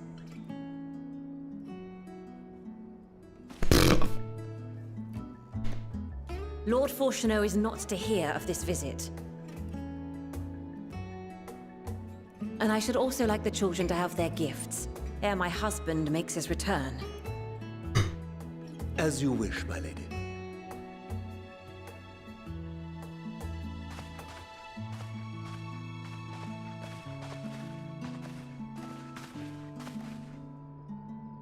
Master Alphino, Mistress Alice, if you'd accompany me upstairs. We shan't be long.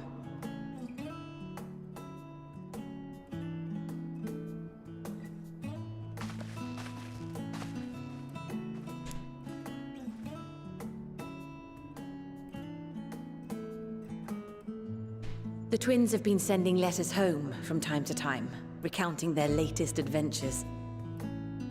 I am sure they withhold certain details, of course, if only to keep me from worrying. Yet a mother worries all the same. In the early days especially, I tried to support them as best I could, sending the Scion's coin and other such donations. Fortunately, they have found the strength to overcome adversity time and time again. Their words grow more confident with every letter, their depictions more vivid. The triumphs and defeats, the joys and sorrows. It is clear that they have come to find value in every experience. But of those they treasure most, it would seem that meeting you might be the most impactful. Why, since that fateful day, I do believe there has not been a single missive in which you were not mentioned by name. Oh, cute.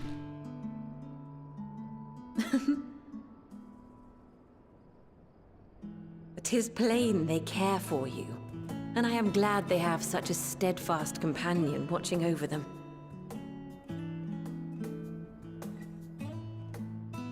Under normal circumstances, I would offer you tea, but alas, these are anything but. In any event, why don't you keep me company whilst we await my children's return? Perhaps you might regale me with a tale or two of your exploits. Sure thing. Already starts talking. That was quick. You can accompany me. Talks 10 hours. Non-stop.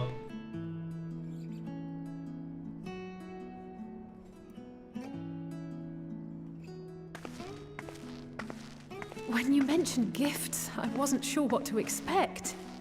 New clothes. Mother, Oh, look how well it fits you. And the style is to your liking?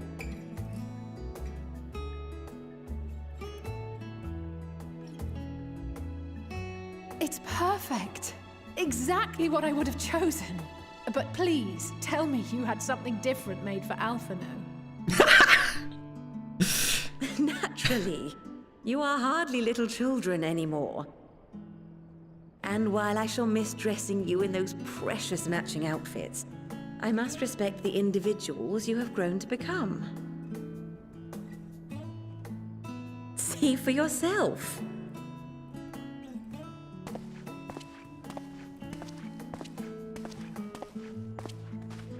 Thank you for the splendid clothes, Mother. Stylish, comfortable, and eminently practical. Look at him! I am so glad you like them. They are, however, missing one final touch.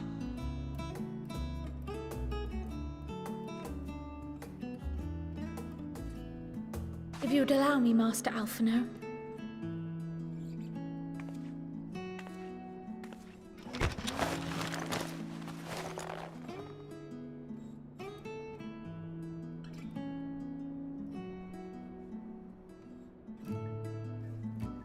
Wait. Are these... A sage's tools of the trade. They belonged to your father.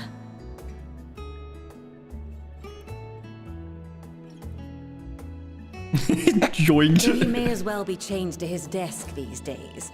As a student, he was often called upon to venture into the field.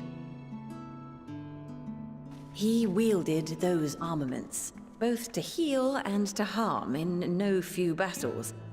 None so fierce as those you two have braved, perhaps, but battles nonetheless. Thus did I pull them out of storage, to show you that he was not always the man who stands in vehement opposition to you now.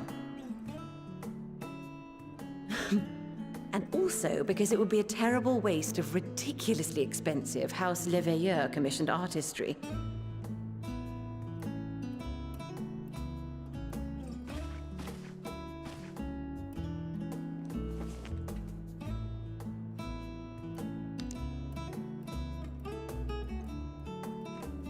I am told these devices are quite difficult to master.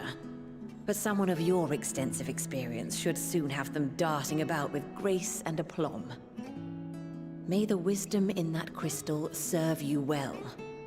And please, try to find common ground with your father, that you might come and go without need for this awful subterfuge. Half an hour finally a sage. Let's go. We will, Mother. I promise. My final gifts to you, before you run off, are an observation and a suggestion. Firstly, Fortuno has ever been a serious man, but it was only after you were born that he truly lost himself in his work. I may not know the Forum's inner workings, but I know your father's. The timing of that change in him holds some significance. Secondly, do not seek to best your father with words. Far better that you simply show him. Let him discover the merit of your actions, after they cannot be undone. Smart.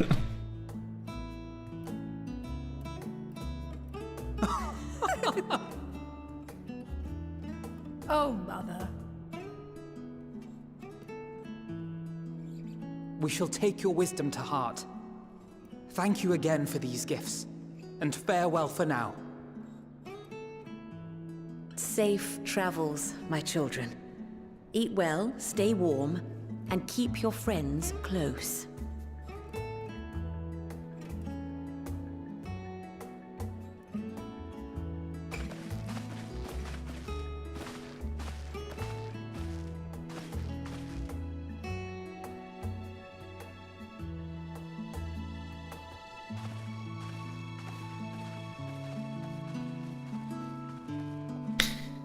That's awesome!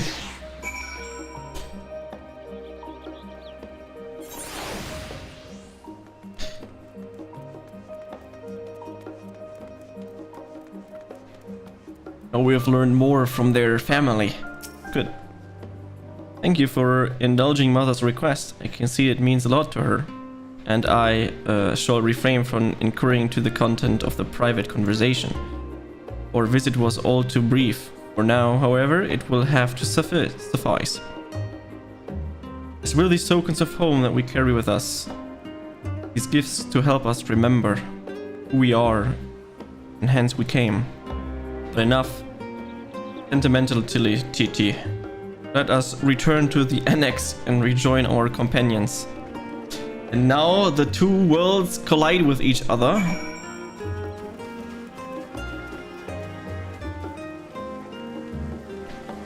And now we have to decide what to do next.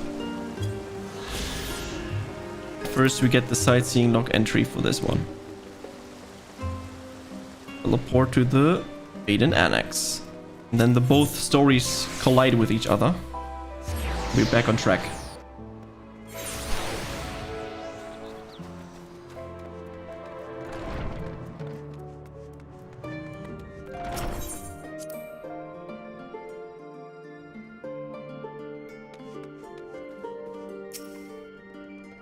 Enjoyed your time with the Levelers, I hope. I wish I would ask them to twin sphered, but their new outfits tell the tale. I only hope we can help them to reconcile with their father, that they might return home one day with their heads held high. In the meantime, we edged ever close to the secret of the Forum, strive to hide, and the flower bequeathing by the Heidelin is sure to guide us going forward. I'm confident that once we've heard your report from Thavnia, we'll be well equipped to plot to our next move. Which is right now, because I've already done that.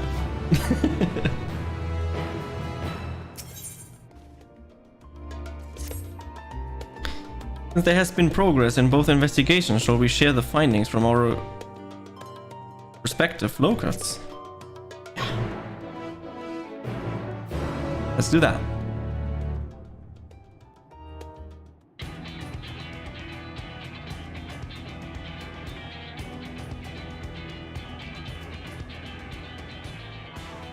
Your time in Thavnia has certainly been eventful. In my opinion, carrying out Vitra's request and assaulting the Tower of Zot should be our highest priority. I agree. While I still have questions concerning the Forum and their grand undertaking, we have all but exhausted our avenues of investigation. Simply pressing them any harder on the subject will almost certainly result in our expulsion. Therefore, I suggest we explore the ethereal sea connection by way of a letter to Master Matoya, then make our way to Thavnair.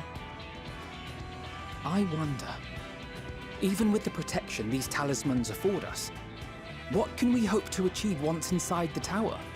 Freeing the people, I guess. According to Orenvold and Fodola's report, they were unable to free the Emulger. Worse, their attempts triggered the tower's defenses, which led to a summoning of Luna Afrit. What does it tell us that the Spires even have such defenses? Simply pulling a prisoner from the wall is fatal, thus the direct approach is doomed to failure from the outset. Any further measures to dissuade such actions seem unnecessary. Unless, of course, there is a way to free the prisoners without killing them. Then it stands to reason that any intruders will be met with overwhelming force. The towers appeared throughout the world in but the twinkling of an eye. 'Twas by magical means these structures were raised, I surmise. A spire thus conjured must needs be maintained, and I suspect an arcane catalyst, some manner of core, doth lie hidden within. Destroy the core, and the tower ceaseth to be, thus liberating the captives without harm. So we can hope, and I would prefer to enter the tower with a working theory than with no plan at all. Assuming Ishtola's reasoning is correct, the chances of the defenses remaining dormant are small to none. Any primals will have to be dealt with, and defeating one will likely only lead to the summoning of another. Our every victory will only compound the prisoner's suffering. May we not then divide our forces? Those proficient in healing will focus on sustaining the captives. That duty can be covered by Urianger, Kryl, Yostola, and myself. The remaining Scions will proceed with the search for the core. Admittedly, this strategy puts both parties at greater risk, but it should bolster our chances of saving the Arcosodra by a considerable margin. Sharpener is in the right group. What is the value? She knows a healing spell or two until forgetting someone? What me? What about me? Of course not. As our most talented healer, we need you leading the van, fighting primals on the front lines. He knows that I'm a healer. Oh, touched it. It seems we have a plan. All that remains is to carry it out. I will inform Radzat Han of our movements, so let us make our preparations and regroup near the tower. The military post in what's left of the Hamsa hatchery should serve as a convenient staging point. That sounds perfect. And remember, the experimental aetheryte at the confluence is there for those who need it, so there's no excuse for being late. Real.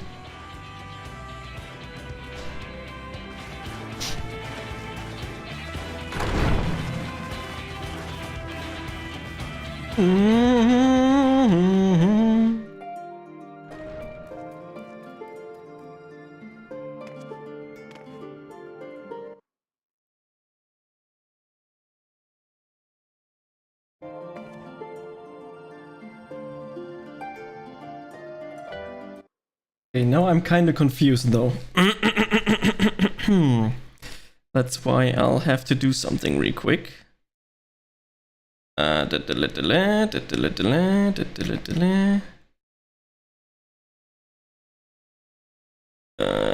Is there an option that I can see?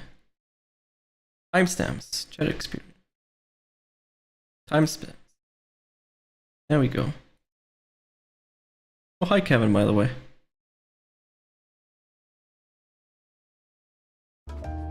I noticed that the thing that I use to migrate the chats is kinda delayed. That's why stuff could be weird.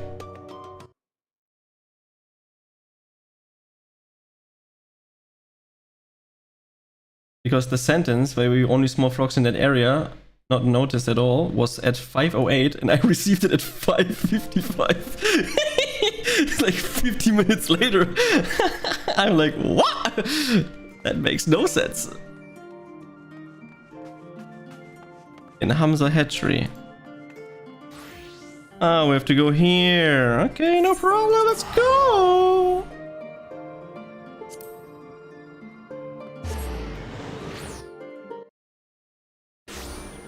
You guys gonna go for this kind of thing right now? 1 second.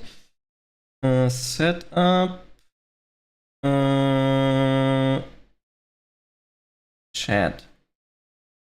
Chat here. Can we not put chat here? No, we can. Perfect. Now of both. It's gonna be a wild ride for sure. So I guess that the tower that we enter now is the first dungeon that we're gonna do. Or first try, whatever.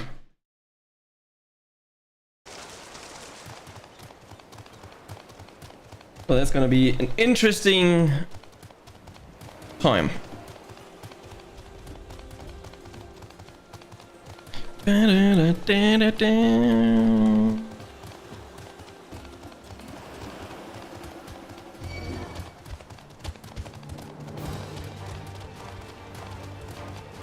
Not be able to fly is...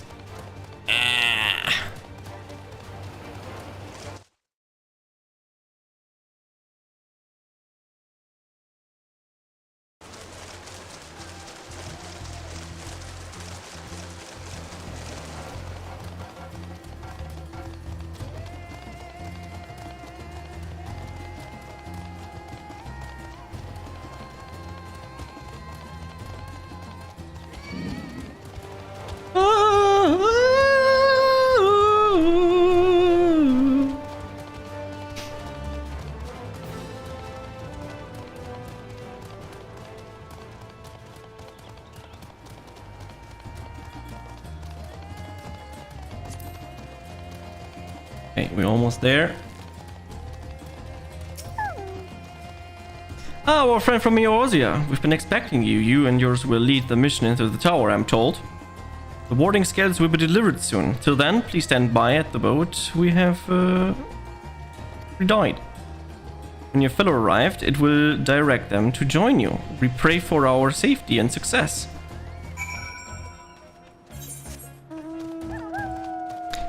It's time. Someone is fishing here. I see that guy fishing. And now we'll have to wait at his position again that nobody cares. There we go.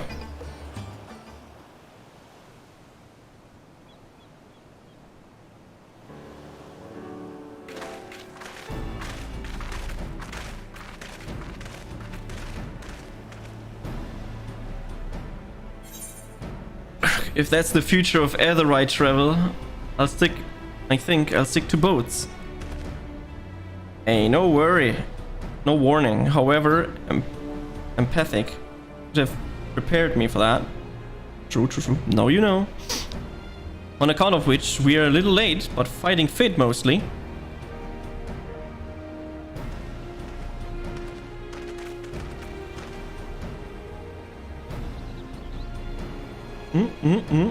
My friends, permit me to thank you for accepting this mission. You must be, we should still call you Varshan, I suppose. Indeed, it would not do to confuse our soldiers. Very well then. Oh, but we are humble that you should see fit to entrust us with your wandering scales. Please convey us much to His Excellency.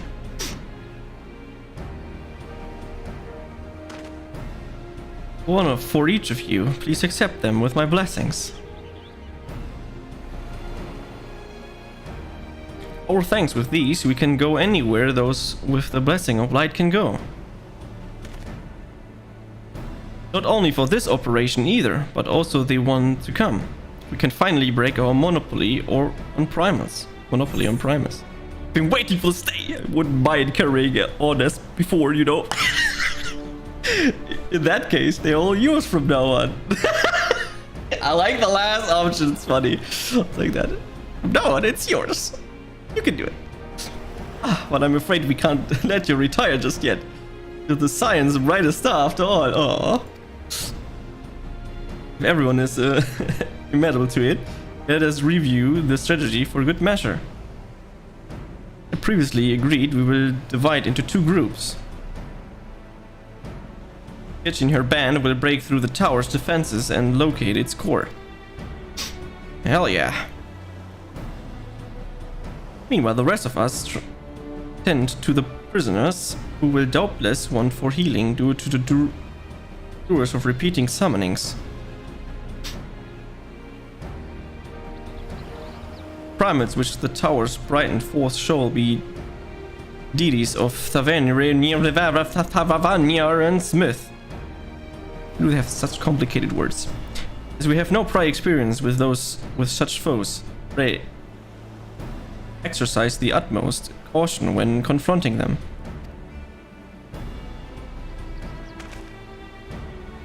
Commence the operation at your word, my friend. For these people of Thavnir, nay, the entire world, we must prevail.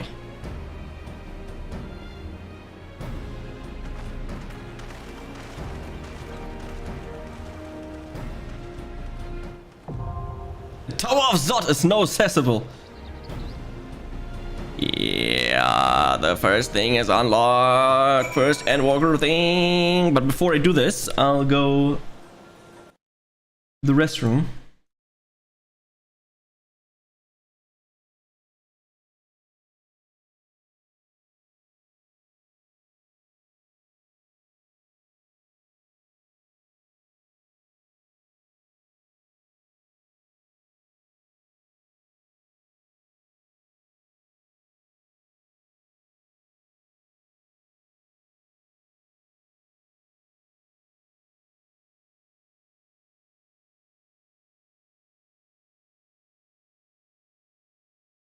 Okay, I'll be right back, and then we can go for the dungeon. Luca, you want to go, or are you offline, or are you online? If you want to go with me, then sure, and everyone else that want to go with me, sure. If not, I go alone. I'll be right back. Just let me know.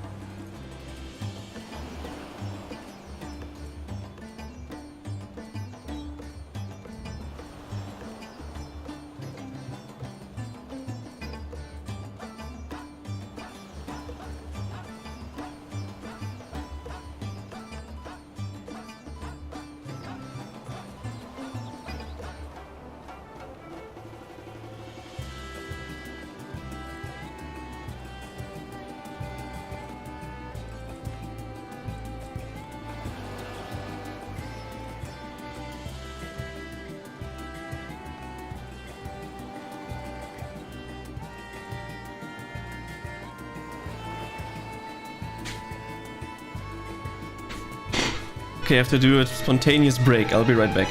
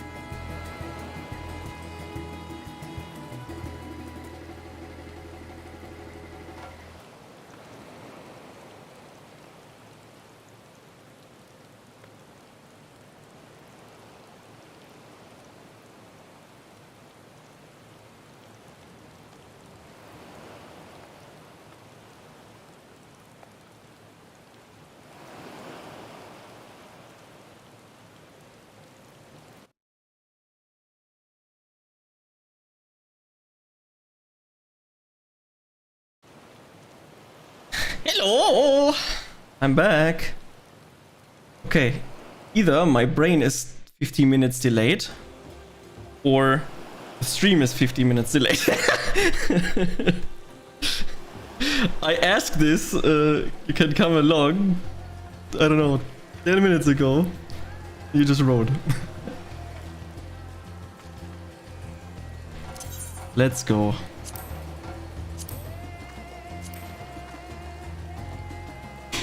No, no, it's instant, I knew it. You were in a dungeon. I see.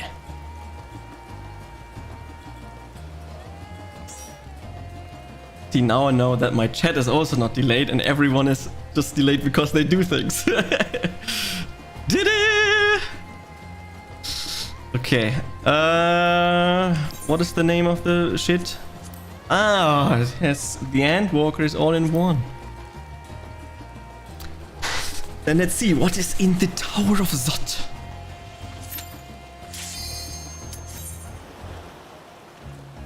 Time to witness the worst healer in the game. Let's go.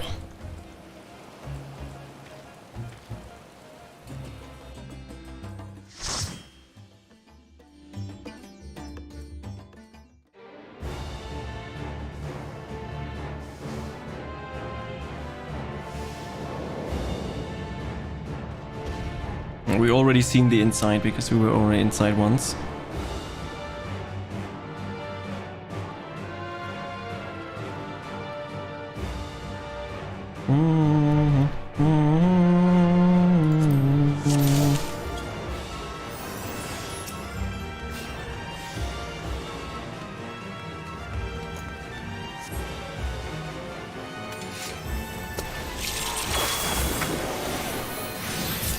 The game is very loud for me.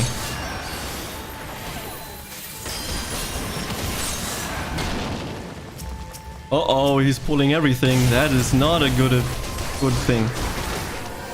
Oops, wrong button. Wrong button again.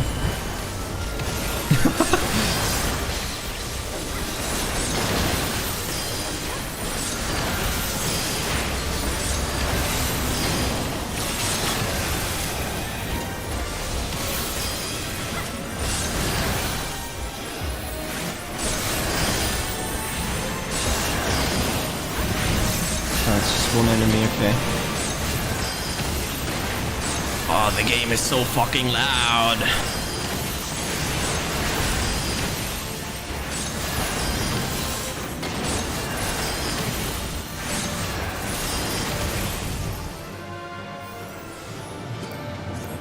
Better, my ears are exploding, what the fuck?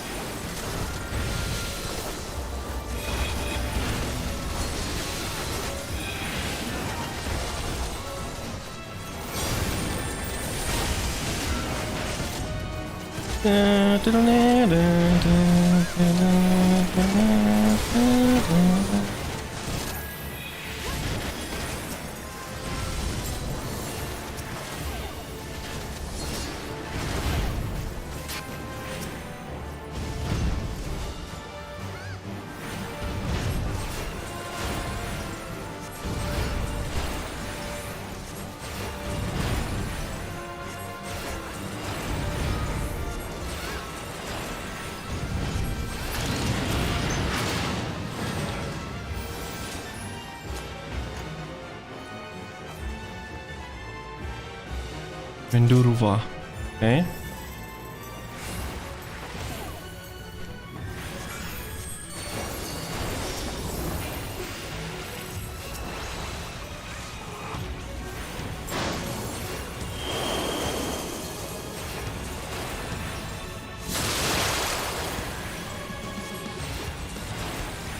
Oh, that's nice music. Holy shit.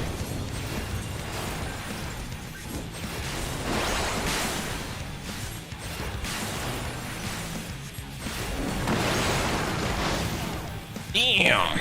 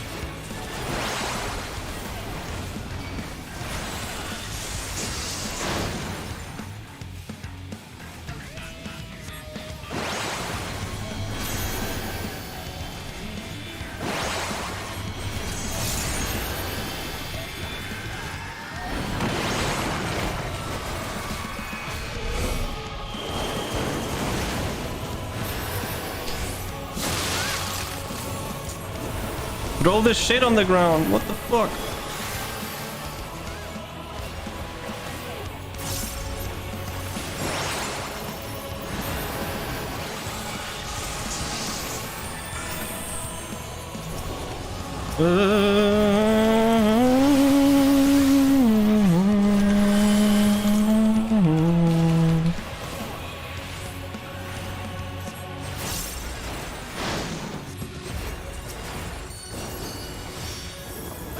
Oh, I could heal him from Asuna.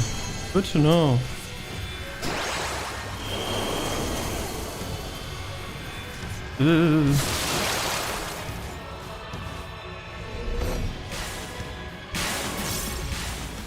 Coming!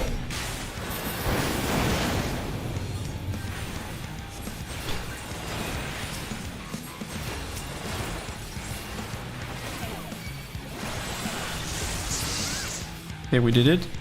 Hopefully.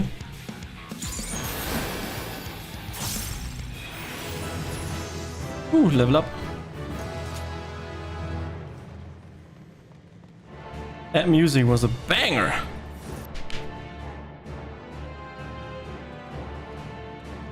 An item of healing.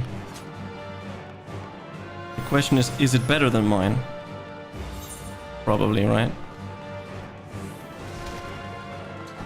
No, actually, no. Oops, wrong button.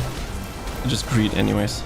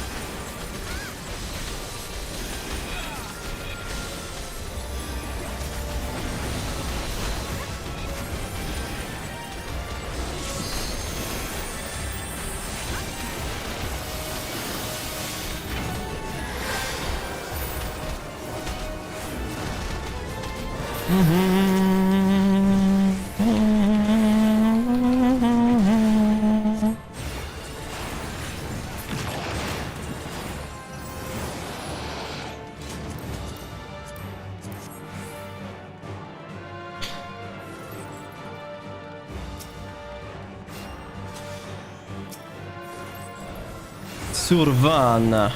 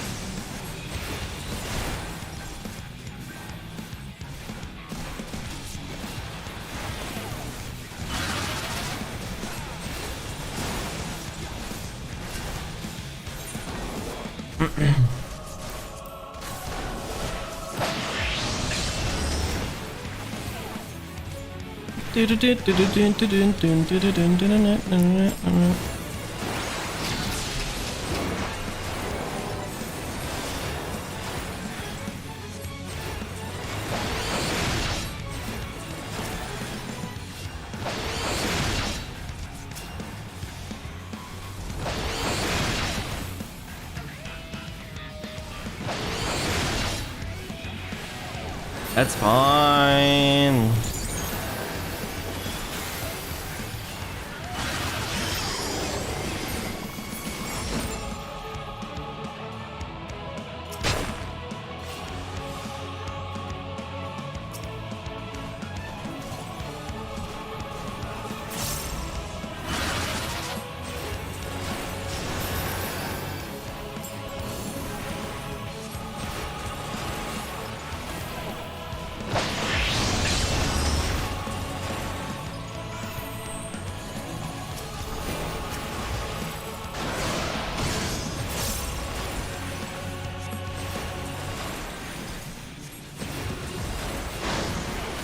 Oops.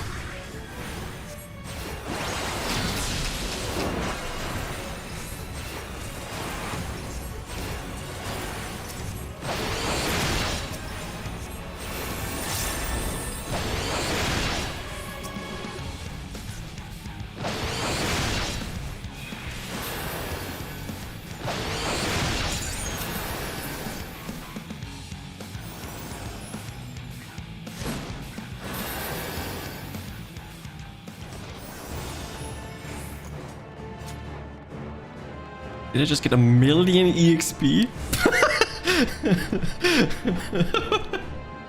I got a million EXP from that boss fight?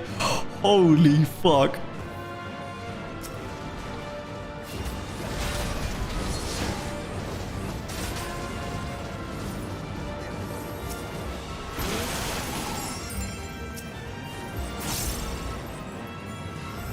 I am coming.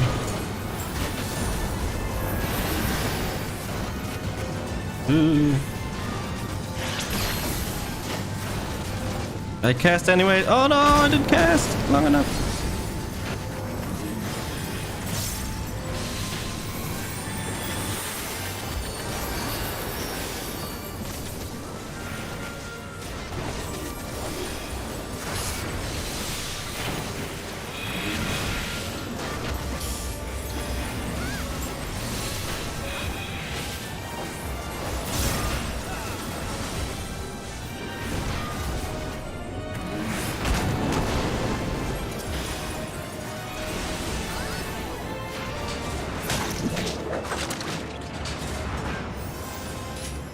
Dun, dun, dun.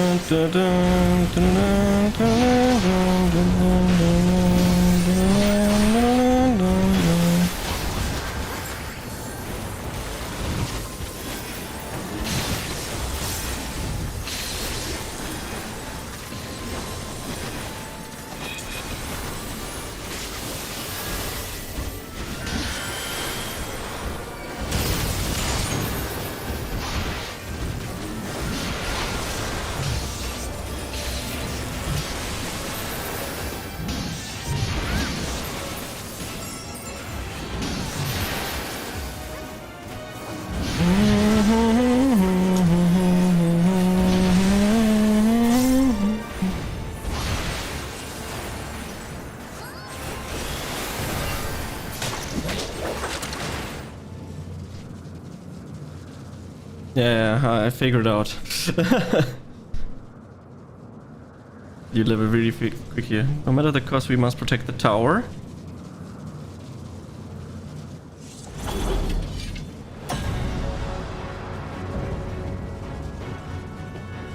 I knew that were the Maga Sisters! I knew it! That are the gods from the elephant people, which I forgot the name of.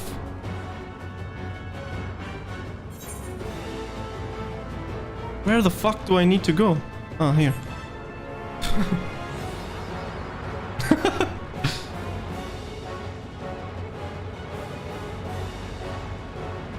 I'm here, we can start, let's go.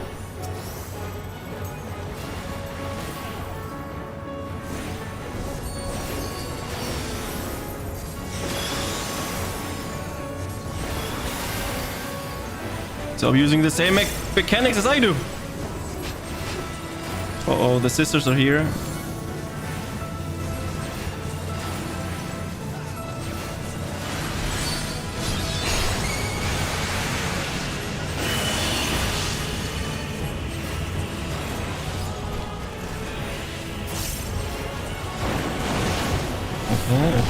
Okay.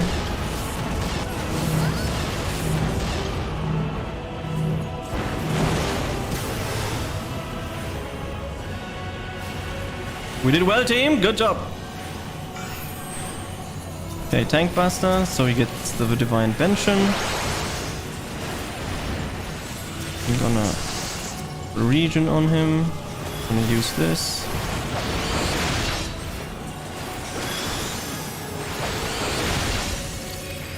I'm gonna use this. This on him.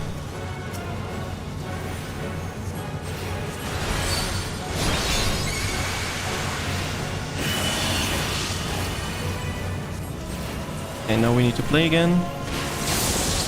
Okay, this. And we have this.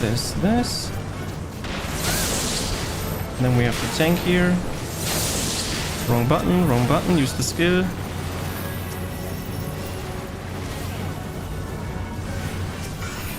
This.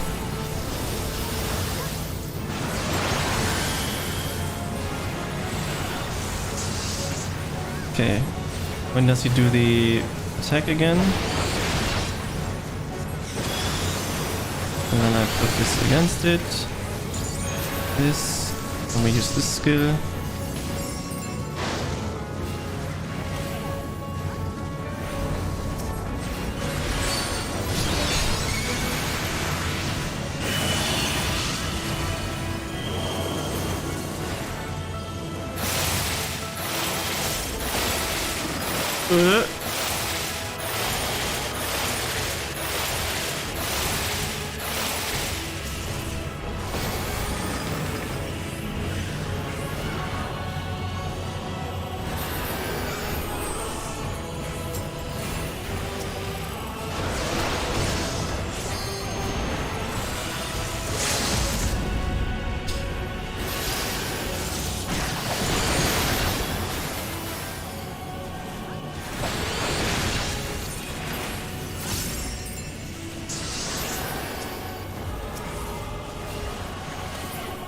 Okay, dead.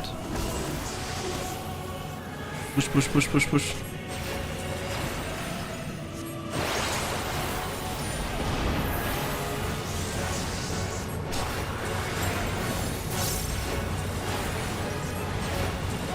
Go.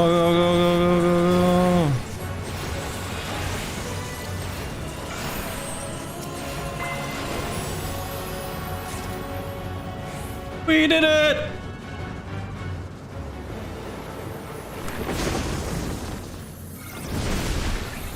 Now that they've killed their god, what is gonna happen?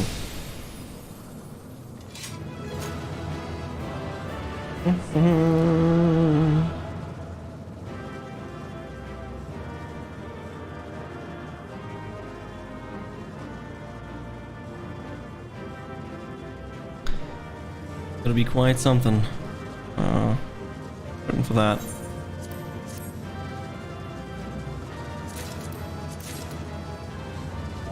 GG. Okay.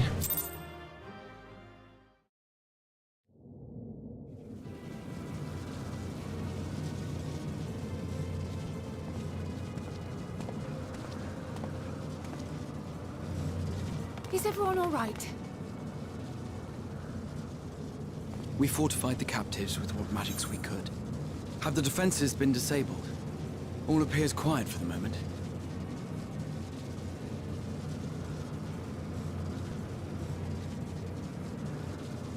The lower floors were disturbing enough, but this place feels wrong.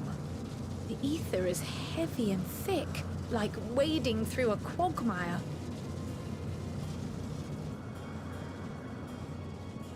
I believe we stand in the tower's beating heart. What sayest thou, Ishtola? I see it. Ether siphoned from the land runs up through the spire, flowing to a single point. This is the core we seek. Yet something is off. As large as this structure is, it siphons far more ether than is required to sustain it. 'Tis as if the core is feeding on the energy, consuming it. I need to take a closer look.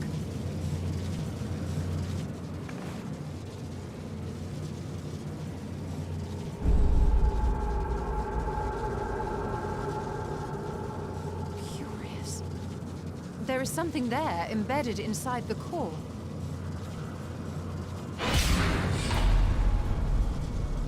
A man's limb. What? This is what we came to destroy?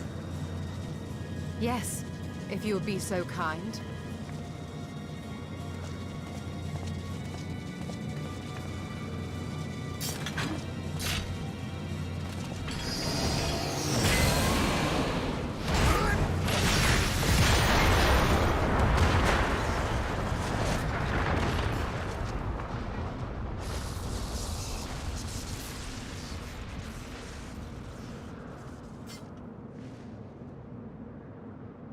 And that should be the end of it. Of course not. What now?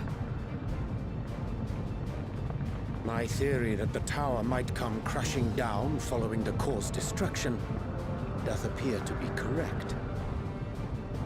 Not Why wrong. for you? And how are we supposed to survive the fall?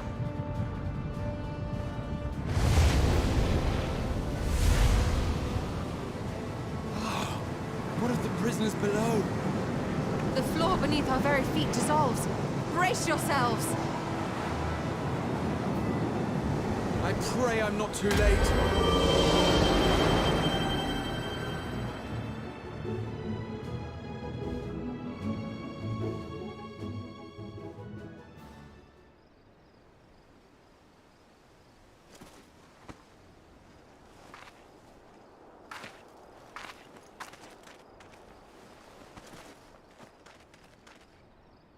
Oh, all of them are safe, I assume. Oh, what happened? Where are we?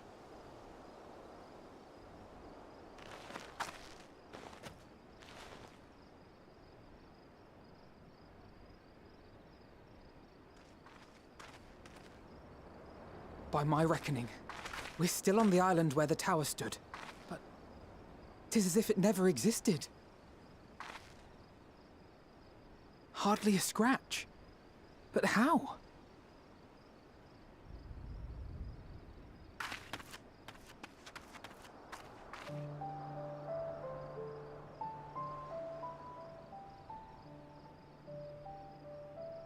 Graha wove a levitation spell at the last moment. Large enough to catch everyone, it would seem. What a hero. That explains the lack of obvious injuries.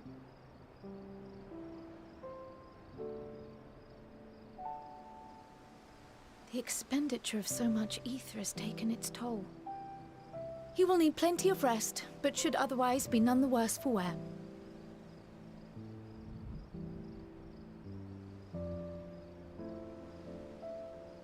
then the immediate problem is what to do with our new friends here.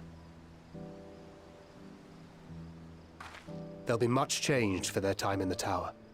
Even if their bodies are intact, I doubt we could say the same for their minds.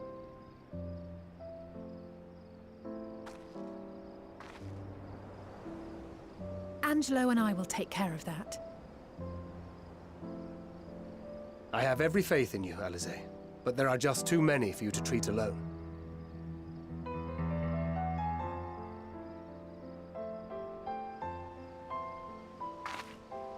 We'll send at once to Eorzea for more Porksies, and call on the local mages to lend a hand. Hail, Scions! We were watching the tower when it simply disappeared. What happened here? The threat is banished, and thy people delivered. They are, however, in need of treatment, and we of a secure locale and helping hands to assist us in its provision.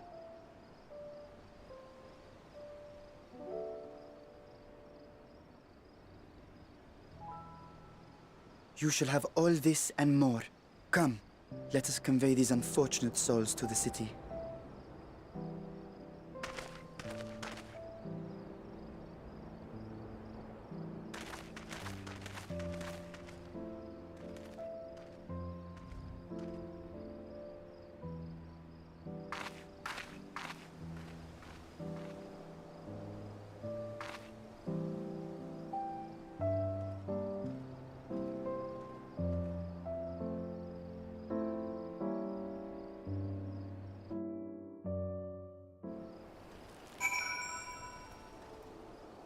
That was quite something.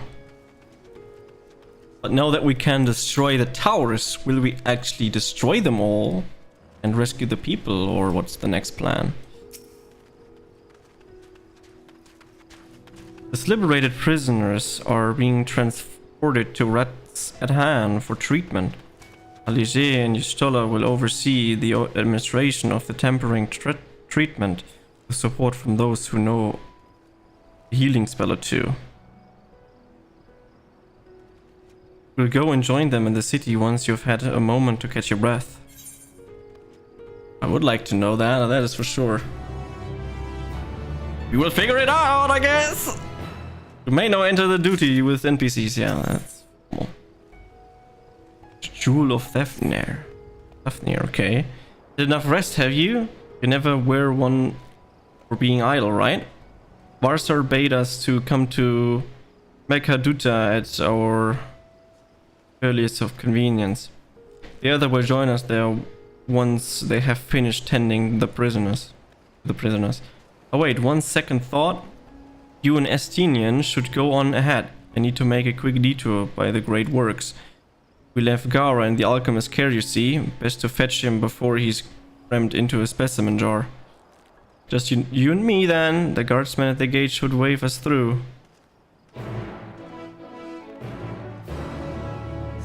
Now I'm wondering what the plan of what's his name again? The dragon's name.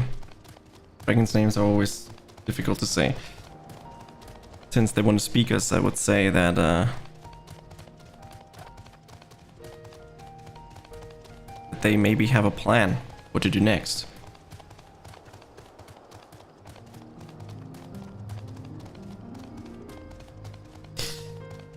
Could become quite interesting. There's many roads that they could go now, but we'll see what the story is gonna bring us and teach us. While we're traveling there, I'm gonna eat my my sandwich.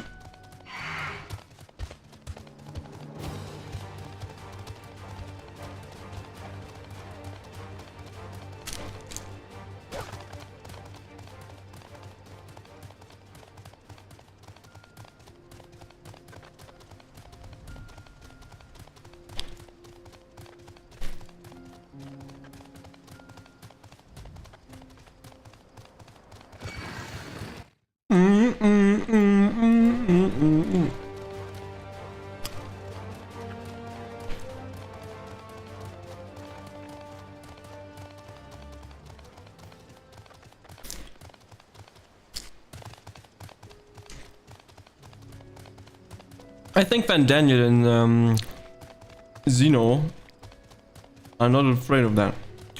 Was it Zeno? I forgot the name already.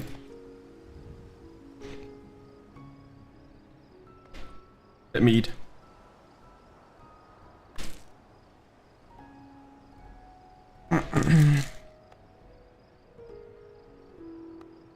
Dinos? Dinos, yeah.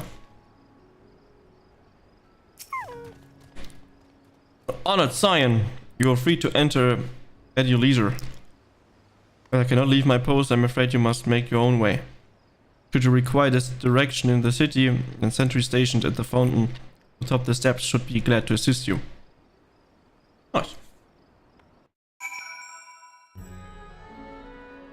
Hello, Estinian. A new town. It's the town that I've seen already, I think. I had been at Ratzathan before. This place is a viable maze.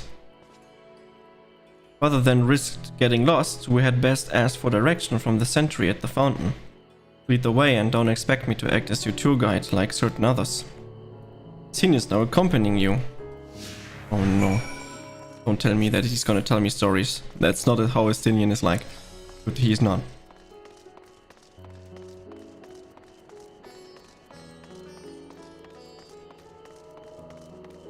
Yes, that is the town that I've already seen.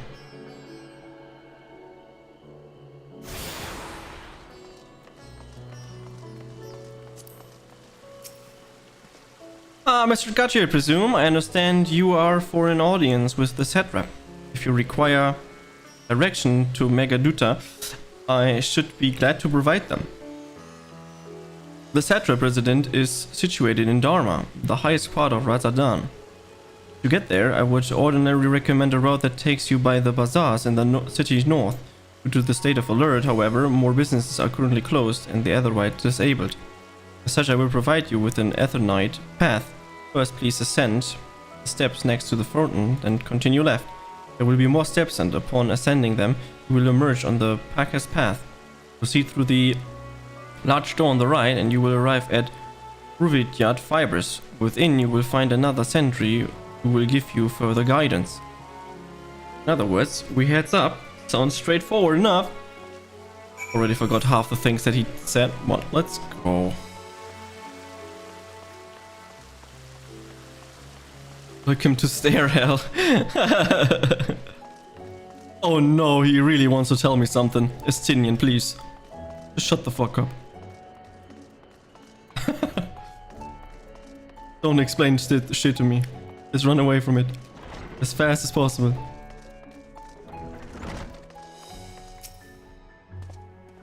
Heading to Megaduta, are you? In that case, please follow the hallway to my right and go through the door at the top of the stairs. You'll emerge at the entrance to an airship landing, where a sentry should be hand to assist you. Incidentally, if the ascent of the steps to either side of me, you'll find the workshop of the Ruvidia Fibers, though you're free to observe the artisan. Take care to not lose your way. Oh no. Oh no, he's gonna explain something to me. Come on, what do you want to say? The Venya weaves, hard to imagine more vibrant stuff. I dare say Amir would be your partial the gold thread and the blue of the course. He loves his blue. I've never put much thought into that what I wear. I swear a set of clothing is usually all I care, and if it's not enough, I can always obtain something locally. Oh my god. Estinian actually explaining things.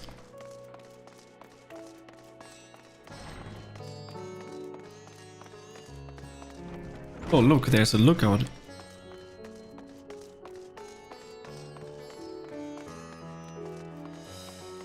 Not gonna do those now. Sightseeing log things.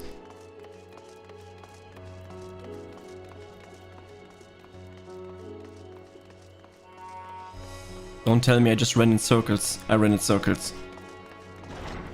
Come on, why did you tell me this shit road?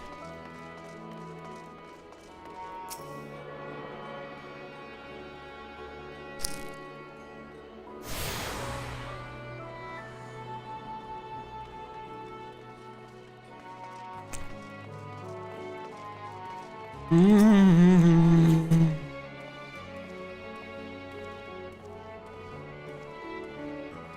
know, right? But didn't the person say to my right and I went to their left? That's why I'm running in circles? If you are here for an airship, I'm afraid all flights have been suspended until further notice. So the state of alert is still in effect. Perhaps it's for the best.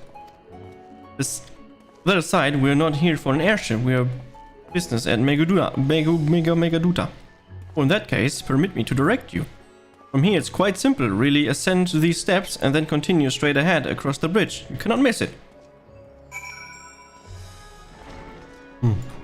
Okay. Probably gonna send me through the whole town, isn't it?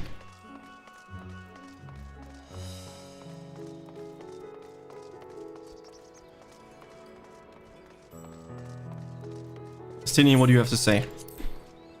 I remember passing by here with Varshan. The situation being as it was, he regretted not being able to show us the sights. Life has yet to return to normal here, but when it does, you all would pay another visit. Though the city's confusing, the food is quite good. I'm partially to Harmer myself. The meat's surprisingly tender and flavorful. Squawk, squawk. Okay. Time to bring and get the Ethernet synced.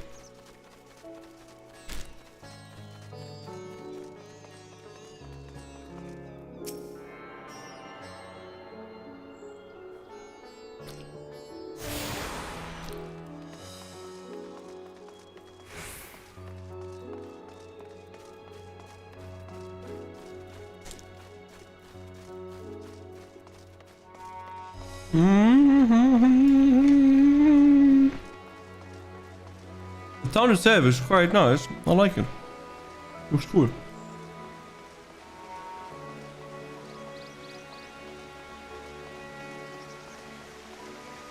But why do you make so many stairs?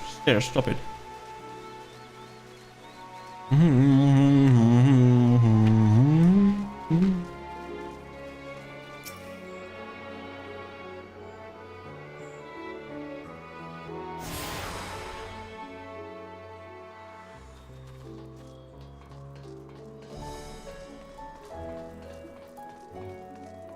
There's a bunch of people here. Seems like there's an NPC that you need to talk there soon.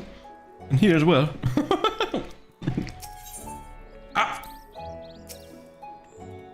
Greetings and welcome to Megaduta, but I inquire after your business.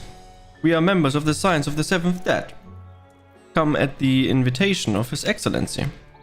Ah, of course, we've been expecting you. I will show you into the audience chamber. If you would please follow me.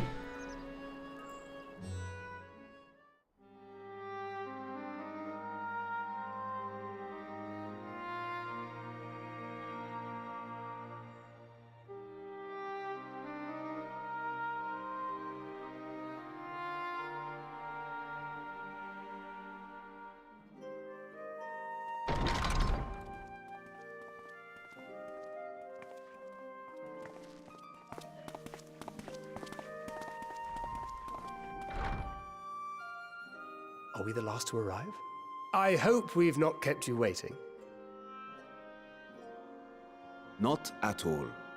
Your comrade is feeling better, I trust. Much better, thank you. Harness remedies are certainly potent in more ways than one. One becomes accustomed to the taste, although I hope you never have cause to do so. Pray, take your ease.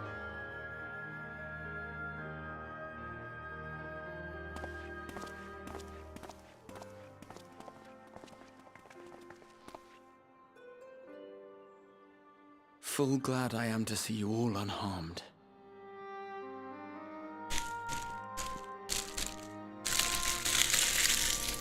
Valiant scions, for your heroism, you have my boundless gratitude. You cast down that dire tower and set free its hapless captives.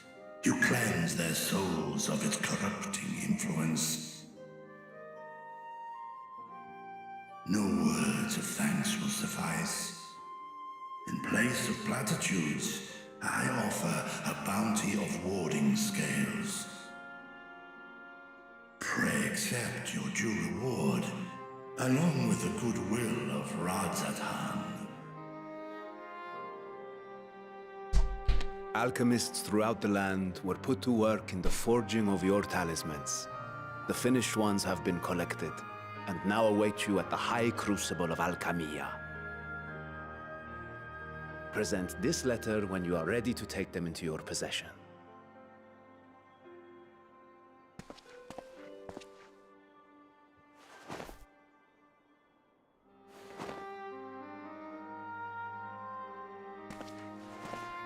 We are humbled by your generosity. Know that the inventive wisdom of Radzathan will be vital in restoring serenity to our star. Every single one of those scales came from you, didn't they? You must still be in such pain.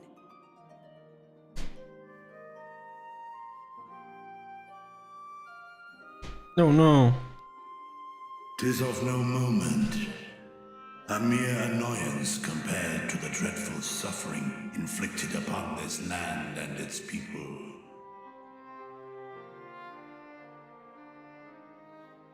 Oh no, I'm foreshadowing. He's gonna fight and then someone shoot him right at that My point. involvement in the Dragonsong War afforded me a glimpse of the myriad sorrows which consumed both dragon and man. Though you were half a world away, such tragedies as befell your kin must have affected you deeply.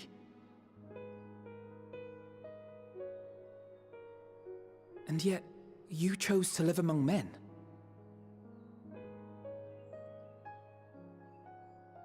In the age when that conflict first bloomed, my choice had already been made. In some distant place, man slew dragon, and dragon slaughtered man. Yet no hate could I muster for those smiling faces which did look to me for guidance. Not even my brother's righteous rage could rally me to his cause. I huddled here, secret and still, hoping against hope that which I had built would remain untouched by the chaos and carnage.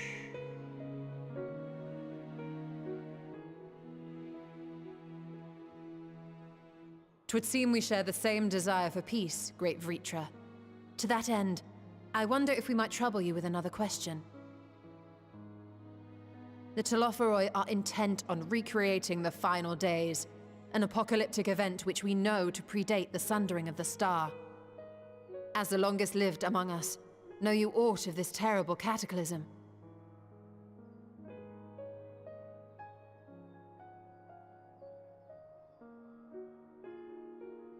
Nay. When war and strife drove my sire from his home, he crossed the great expanse with only our unhatched eggs as company. He alighted upon a shattered source, its 13 reflections long since scattered beyond the rift. Of events preceding his arrival, he knoweth naught, save that which Hydralin hath deigned to disclose. I see.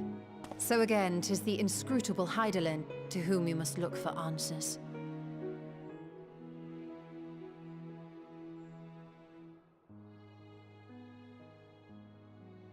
Seek you to divine the will of this star? If so, I have a tale which may afford you some small comfort. Nice. 'Tis a story from my youth, many, many years ago.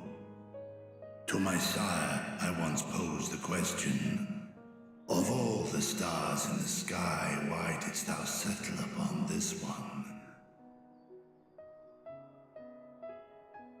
To which Midgardsummer did reply, 'twas the last bastion of hope. He believed so long as Hydaelyn endured, so too might dragonkind. Solemn and portentous were his words. What deeper meaning they held, I could not, dared not pursue. 'Tis a stone I've left unturned ever since. Yet take you solace in the knowledge that whatsoever Hydaelyn does strive towards, 'tis an ideal which hath earned my sire's conviction.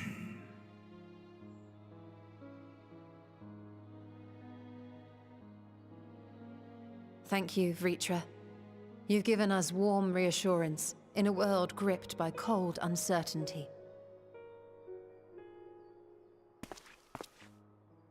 While I'm sure we all have a great many questions, I think it's time we collect the talismans and be on our way. Our fight against the Telophoroi is far from finished.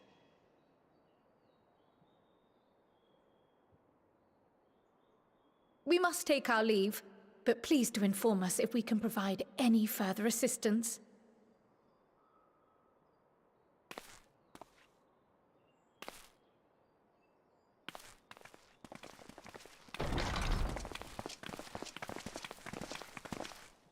Prithee, a moment.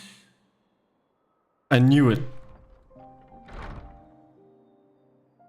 There is one whom my sire hath judged worthy of honor and respect. The one known to men as Eorzea's champion. This hero of renown and rumor, 'tis thee.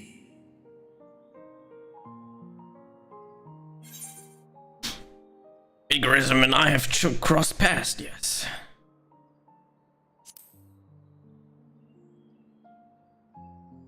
Which is true. I knew it to be so. From man and dragon alike have I learned of thine exploits.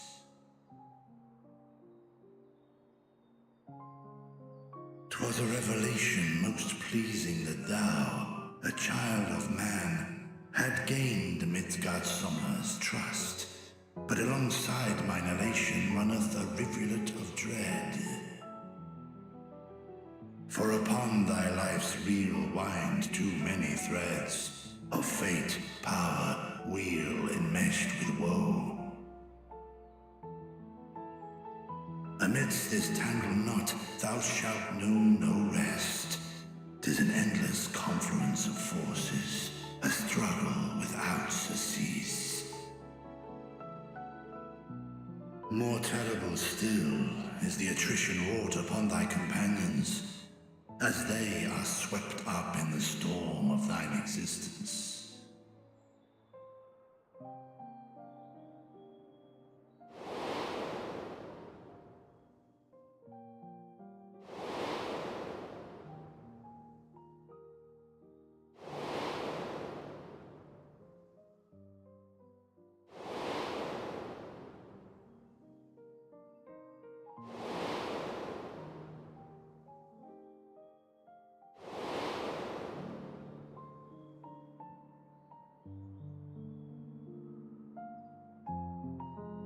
Take heart and protect them well.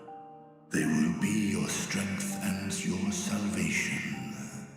The hope thou wilt need come the end.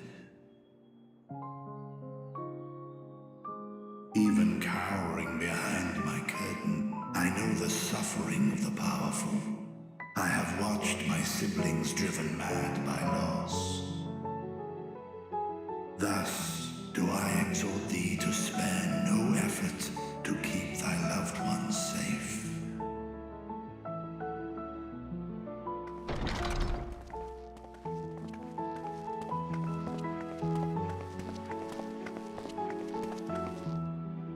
Apologies. We hadn't meant to interrupt. It's just that we do have a history of suddenly collapsing, and when you didn't follow us out... 'Tis I who must apologize. I have detained your champion overlong with idle chatter. Go. At war's end, I pray I welcome thee back into my hall, where together with thy joyful comrades, you may toast your triumph.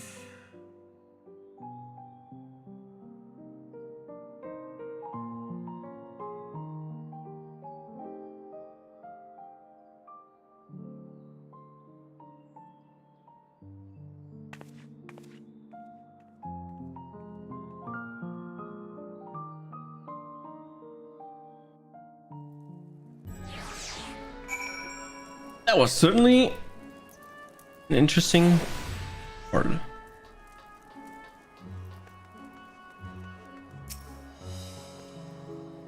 So, what were you and Rudra talking about? Nothing. Nothing. Oh, see, I knew. Very well, if you say so. The others have gone ahead to the High Crucible. Let's catch up to them.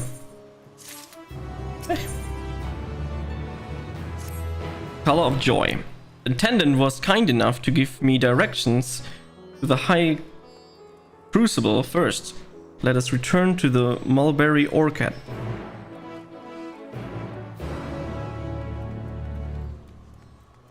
We know. We know.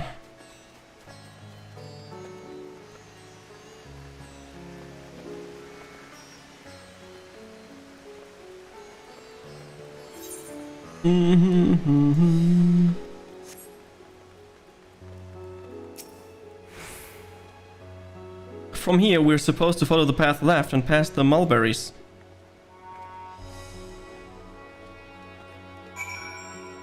That's one kind of introduction to a city. At least it's not a... Hey, walks there and find the things.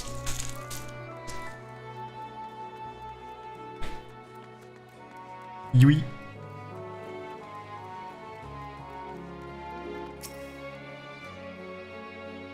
Where the street turns, enter the door straight ahead, then descend the steps.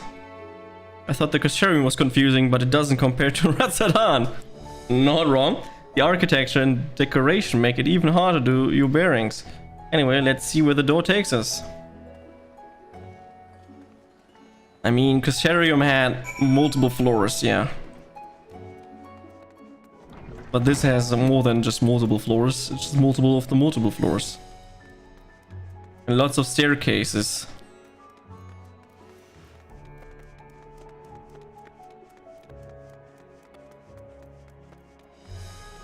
Look, Aetheryte. Ah, here's the Aetheryte Plaza. So far so good, and there isn't much further to go. From here we need to cross the other side of the hall, then pass through the larger two doorways. The High Crucible lies beyond. I suspect the others have already collected the Warden Scales. Let us join them. Okay, no problem. Let's attune to this thing. According to the message on the base, the Aetheryte has temporarily disabled. Toxic.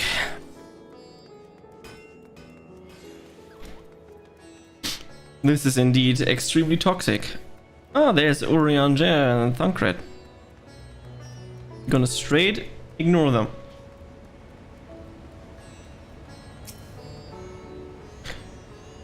We're last, of course, but at least we found the place.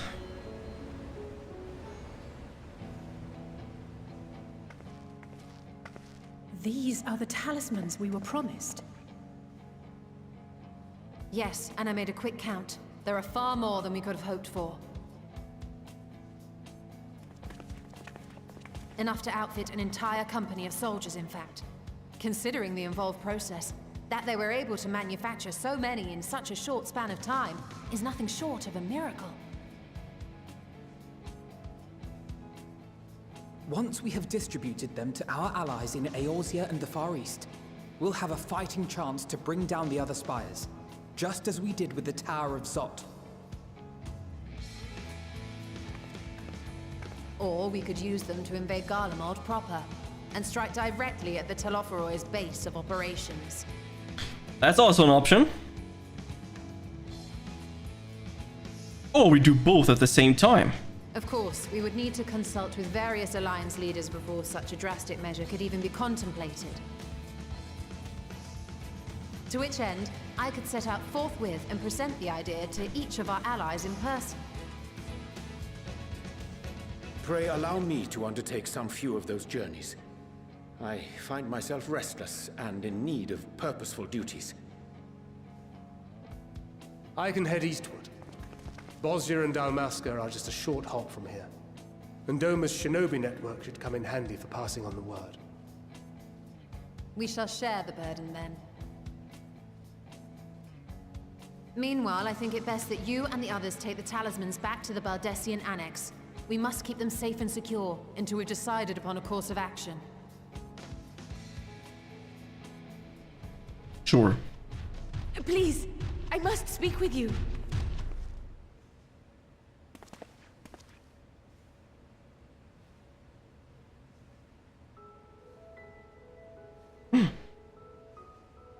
There she is. Donna, you're awake. Yes. When I spoke with the carer at my bedside, she told me that one of the scions, a young woman, had cleansed me of the tower's corruption. Léger. It seems I'd been asleep ever since the treatment.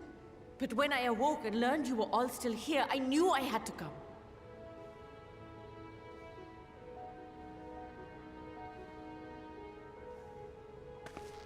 As you said, Nidana was captured only recently. Such a brief exposure is swiftly cured, so I tended to her before we gathered at Megaduta. And I am truly grateful that you did. I cannot thank you enough. All of you, for everything you've done. Destroying the tower, rescuing our people. You've saved Havnir from an awful fate.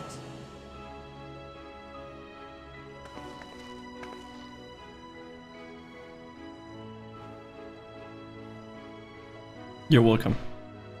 Yet who hath truly saved whom? Due in no small part to thine inspirational courage, the alchemists were successful in reproducing warding scales of proven efficacy. Replications of thy work now stand ready to travel across the seas, unto the hands of those who might wield them against this rising evil. The talisman? Is this true?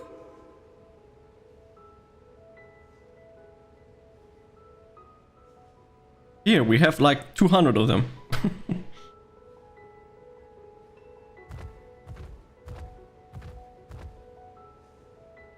Oh, I was so groggy from sleep. I didn't even think to ask. Oh, our great work sent across the seas. It was worth it.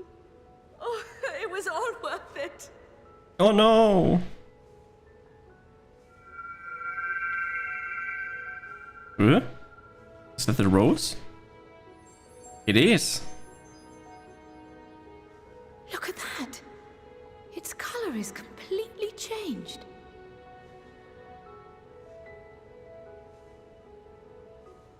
What do you have there? Yes, exactly. How unusual. I wonder if the effect is a reaction to Akasha.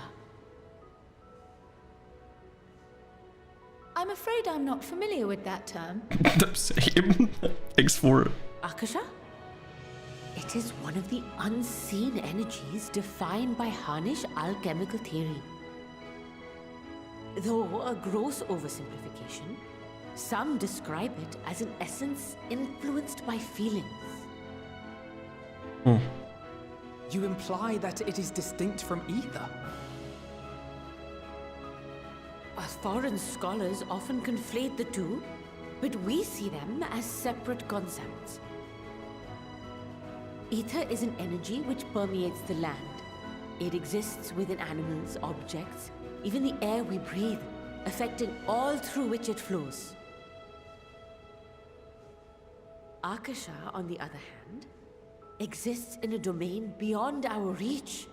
A gift bestowed from on high, or torn from the heavens in some traditions. Akasha can neither be created nor destroyed.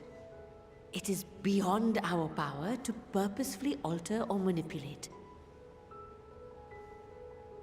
The only thing observed to influence it is an abundance of, I want to say, spiritual emotion.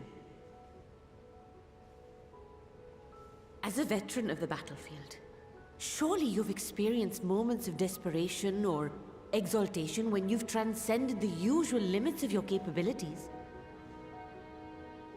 That is a manifestation of Akasha, the invisible essence harnessed by heart, mind, and unyielding spirit. I really must hear more about this theory. Our disciplines are based entirely upon the idea that ether is the fundamental form of all energy. I'm glad my haphazard explanation has piqued your interest. But even for us, Akasha is a somewhat abstract field of study. A lack of practical application lends itself poorly to formalized research. Which is why my analysis of your flower can amount to little more than idle speculation. I am sorry. Nonsense! You have nothing to be sorry for. Your insight is much appreciated.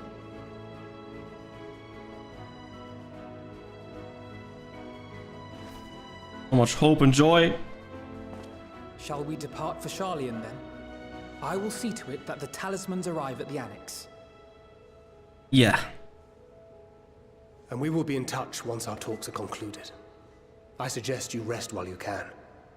From here onward, sleep is bound to be in short supply. Sleep. Sleep's for the weak. Talking about sleep, time to sleep.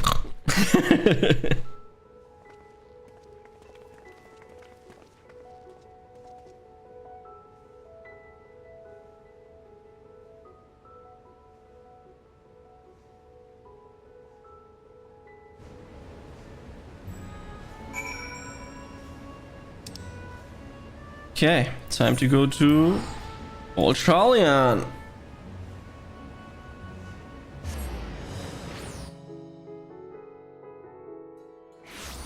Sharlayan.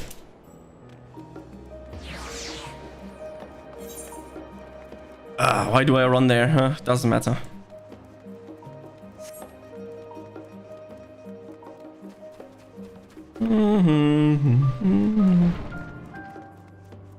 Oh, she's here. It's good to be back, and with the fruits of our labor safely in storage. Now, well, for now, we have but to wait for the others to return from their respective meetings with the Alliance leaders. As Thankred suggested, you should get some rest in the meantime. Welcome back, Gachi. Krull has inspired me from your recent accomplishments. Was it amazing for the feat to eliminate a tower and pave the way to deal with the rest? Well, it isn't much. I've changed your sheets and plummeted up your pillow. After all, there's nothing like collapsing as a nice clean bed after completing a major milestone. Be it penning a thesis or defeating Bayform entities. So would you like to take a look at your new improved lodging now? Sure! Complete.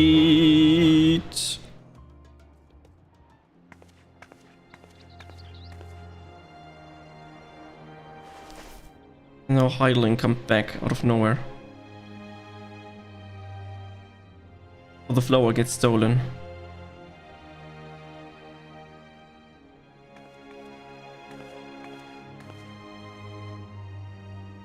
Take heart and protect them well.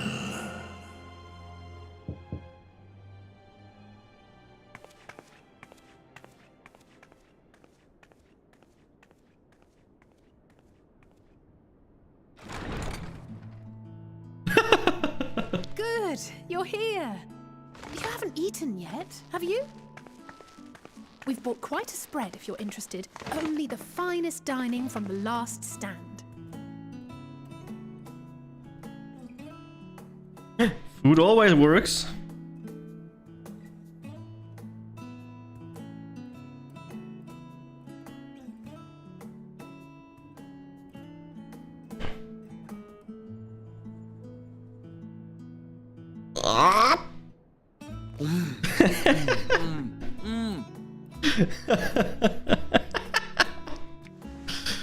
Lovely.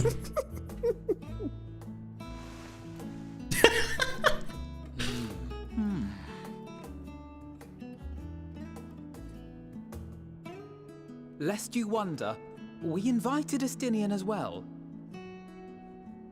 But he refused with a rather grim-faced, "No, thank you." I suspect Charlian cuisine is not to his liking. Oh, I don't know about that. Perhaps our lone wolf just needed some time apart. This is just too What? To perfect his brooding stare? quiet. Next time, I'll drag him out by the ear, sit him down in front of a Charlian feast, and see that he eats every last bite. An excellent idea. Of all people, warriors must take proper meals and rest if they are to maintain a healthy constitution. Poor Estinian, beset on all sides.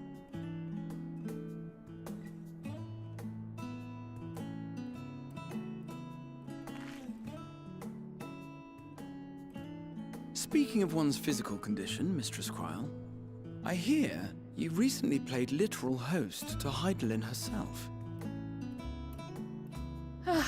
And what an experience that was. Tiring, yes, but no lasting harm done. If anything, I should have liked to speak with her longer. I've not felt a hint of her presence since. Heidelin instructed you to carry that flower, yes? Indeed, she did. 'Twill be your guide, test and proof of your conviction. And then something about seeking joy in darkness, was it? Come to think of it, isn't that what happened with Nidana back in Radzat-Han?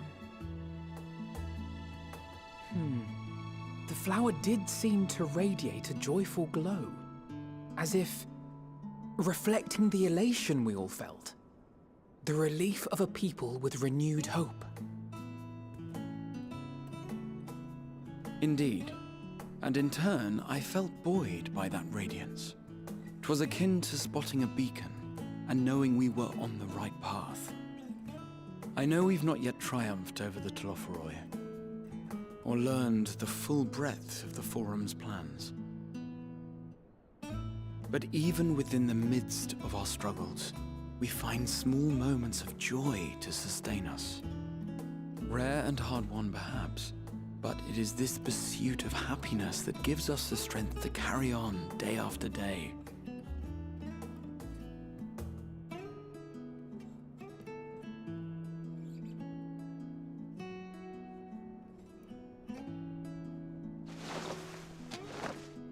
Hey, that's mine.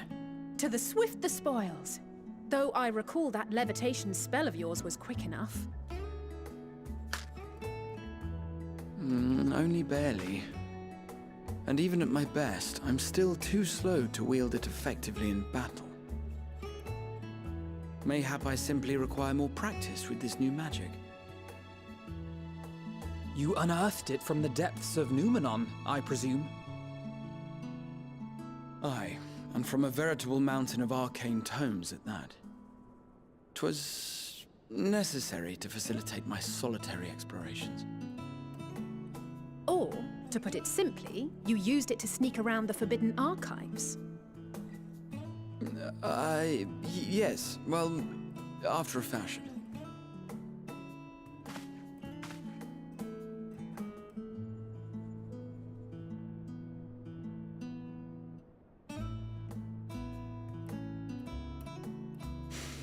They're tall, you see. The shelves, they're too tall for me. And I could hardly move the library's platforms without attracting attention now, could I?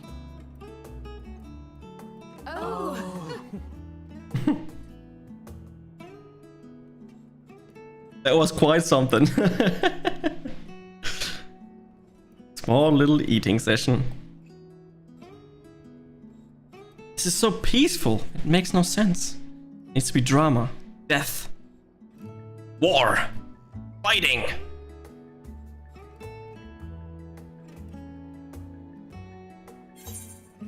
Are we pushing on until dawn? Shall we get it tonight? You do know these are my quarters.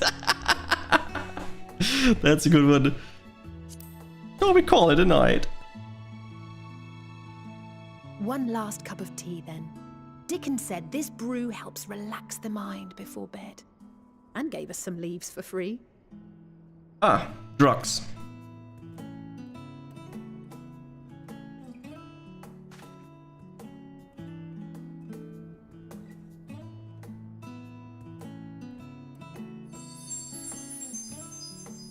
Color change to green. Hope.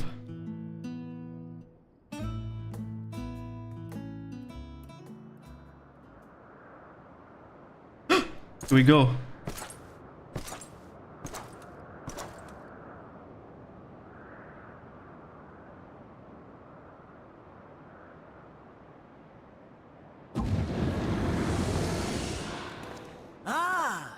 Enjoying the bracing cold, I see. Do you not own a warm coat or a cloak? Something in fur? Or fashioned from the skins of your enemies? Or... well, never mind that. I come to you once more as the bearer of bad news. Our tower in Thavnir has been toppled, and I need not tell you by whom. Given how many we have at our disposal, the loss of a single spire is hardly fatal to our plans. It does, however, slow the rate at which we siphon the ether. If they continue to preoccupy themselves with the towers, then all will be well. But should our foe prove bold enough to strike at us here, then the timing becomes questionable.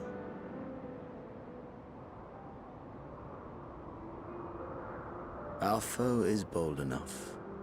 Of that, I can assure you.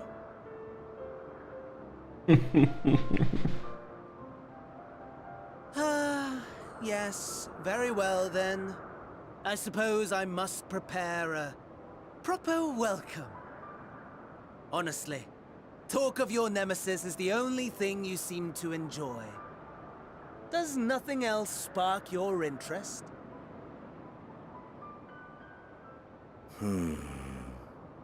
No. All else is... equal. Equally tedious. Equally disappointing. The world is a tepid bog into which we sink, too weak to thrash as the mud clings to our eyes and fills our throats till we blissfully choke. But then came the light, blinding and pure and hot, so very hot, enough to set my soul aflame. I basked in the afterglow until the void yawned once more, and then I knew the muck would never claim me again. There was naught for me ahead, so I drew the curtain on all that had come before.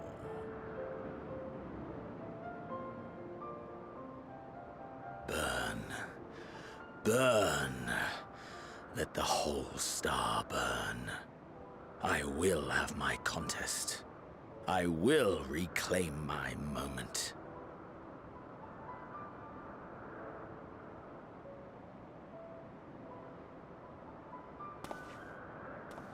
How wonderful that the emptiness of death has not dissuaded you from committing your life to its pursuit once more. I don't know whether to envy you or pity you.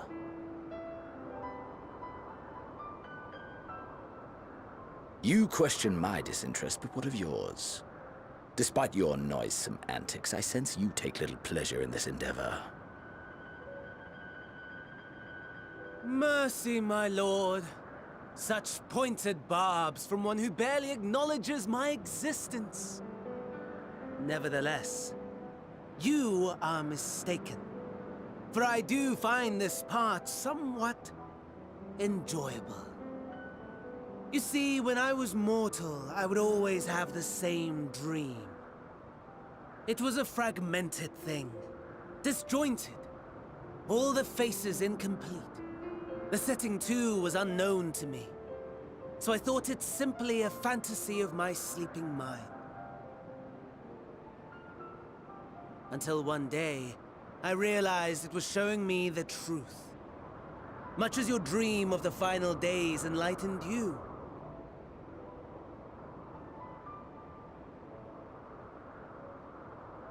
And soon, very soon, the rest of the world will see the truth of my dream, too.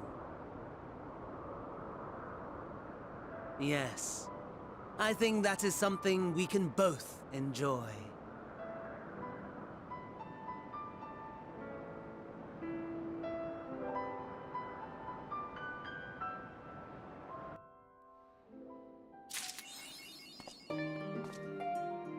On Wings on Hope. Achievement unlocked.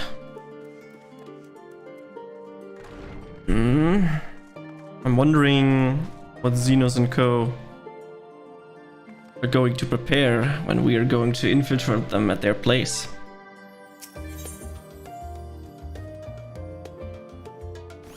This quest is for level 82.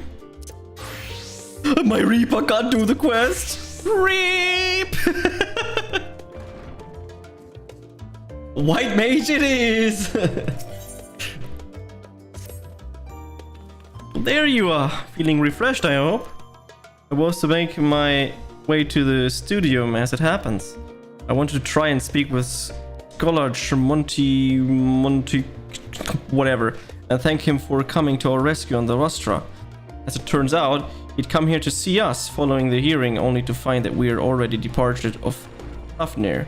Knowing him, he was probably hoping to chew the cud with his former students. Since we're still waiting for Stola and the others, I thought now's the perfect time to pay him a visit. Care to join me? Sure. Then it's settled. The twins will be coming too, assuming Alphinaud can tear himself away from the new toys. I'll let you rally the troops while I go ahead to the Fenomans. Considering my recent impropriety, perhaps I should avoid showing my face around the studium for a time. It might be for the best. If the others should return, tell them we will not be long. Now I know what you mean with you are leveling too slow for the main story quest.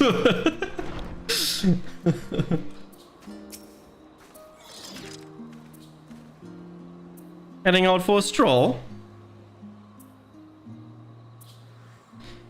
The Scottish himself was here. In that case, what are we waiting for? I'm too eager to see him though. I somewhat dread the thought of visiting the studio. I dare say our notoriety precedes us. Alphinaud of all people worrying over his reputation and our alma mater no less. But wonder never cease. You'll understand soon enough. Off we go!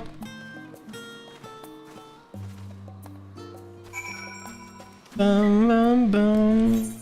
Ah, could have teleported there. No, I'm too dedicated. I already activated sprint. No, we just run there.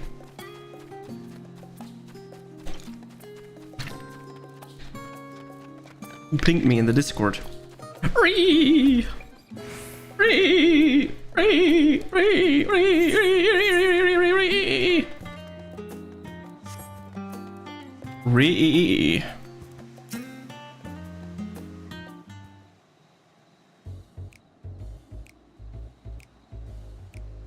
Thorium Hell. Here it is. Phenominium. While I expected you made a note of it before, you can hardly miss it. The first time you've been on official business, correct? While most of the space is taken up the expansion auditoriums, it also houses numerous laboratories, testing grounds for experimental magics, and a host of administrative offices and so forth. As the center of what was later become the studium, I was established to promote the study of theological phenomena, hence the name. But with ether being the fundamental aspect of nature, its scopes expanded to include every conceivable facet of life and even the unversed itself. And then in the 432nd year of the 6th Astra era, an Anemone was decreed complete and the studium officially opened as a place of learning. With a long and storied history, it is without question the world's leading authorities in ethology, the arcane, the occult, and astronomy, and countless other fields standing proud us. The place is also where you do crafter stories. Ah. Chilean foremost educated institute. You always did enjoy giving the grand tour to new students. Indeed, I have long since lost track of how many times he has recited that same Phobos speech. Such is his undying love for his old stamping ground. He was in the top form back then, youngest to enter the studium, graduated with the highest honor in magical arts and ethology, undisputed champion of the debating chamber. Hold on, you both joined the studium at the same age, yes? And from where I stand, you're equally prodigious scholars. Nice of you to say that, but Arfanold actually entered half a year before me. Nor did I do well enough to graduate with honors, and I'm certainly not the studium's most notorious master debater. Wait, what? Half a year before me? How is that even possible? How long is like a pregnancy in this game for this kind of things? That's weird. In all aspects that I've been in this shadow, if nothing else, just remember that it was there the legend of Arfanold Levelier began. It was just smarter, mate. I see. We should expect everyone to be fully aware of our recent escapes. Hopefully we'll be somewhat more welcome here than we're at the last stand. I know better than anyone to iteration the student body as for Arfanold, and with a bit of luck, it might work to our advantage. I think I just misunderstood the thing. Just went there because he was smarter, and half a year later she also entered. Or is he half a year older? Because that would make sense. But there's no time like the present. First things first, let's look for Scholage, Monchichio, whatever. Other faculty tend to frequent their office, but unfortunately for us, he's fond of wandering and wheresoever his whims take him. Let's split up and ask the students if they have seen him.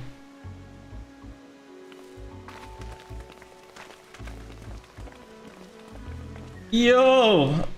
Toki, how are you doing, man? Been a while. You have such a dark blue name that I can't read your name. Good that I use another chat system, which shows your name in white color. With a black background, so easy to read. That was Arfanold Levelier, wasn't it? The Arfanold Levelier! And he's with his sister and Master Baldassian's granddaughter. This can only mean one thing. An event of epoch-shattering proportion is fast approaching. Spread the word! He's a damn celebrity. Oh, sorry, you said you're looking for the Scholarks, eh? Yes? Knowing him, he could be anywhere, but Miss Aliopa should have been a better idea. Yes, then we just go there.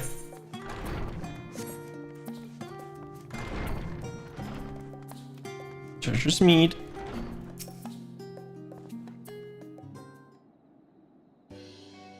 Hydrate. Okay, I can do that.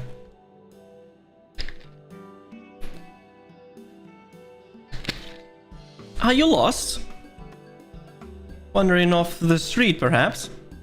Hey, don't tell me you're a trainee cleaner fresh off the guild ship. I'm right, aren't I?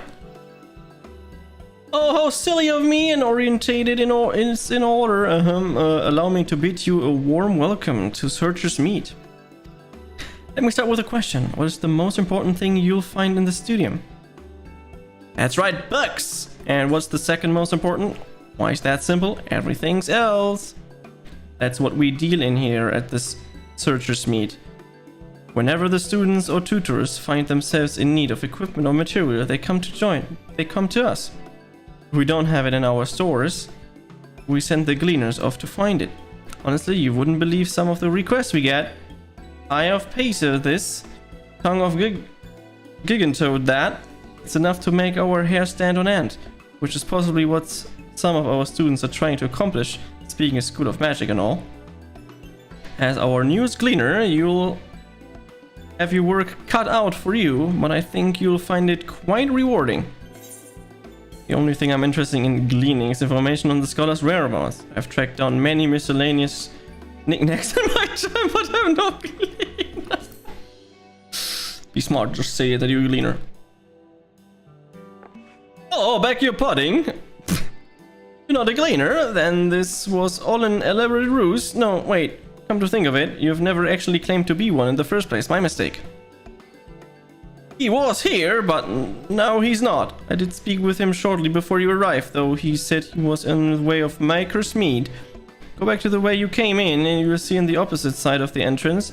It's a laboratory of sorts. Home to many rare and expensive curios, not to mention alarmingly frequent accidents. If you lose your way, just follow the blood-curdling screams.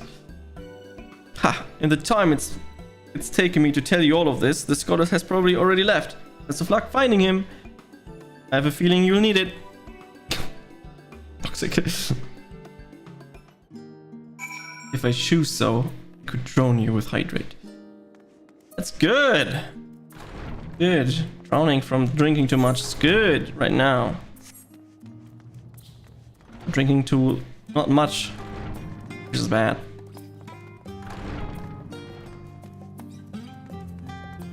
Level-headed student.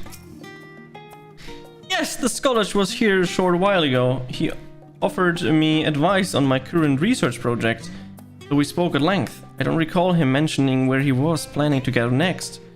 When we parted ways, he went down the corridor, perhaps to one of the auditoriums. And now he's on the way to the auditoriums.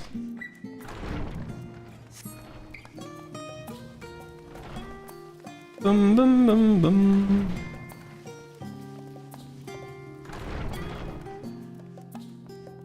Oh, hey, look! A vista! Let's go here. Let's take it. It worked. Oh, nice. There he is.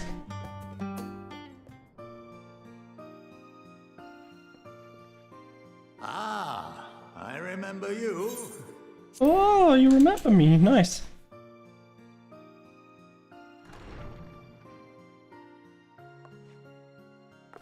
I pray we have not caught you at an inopportune moment. We wanted to offer our thanks for your kind words in the forum.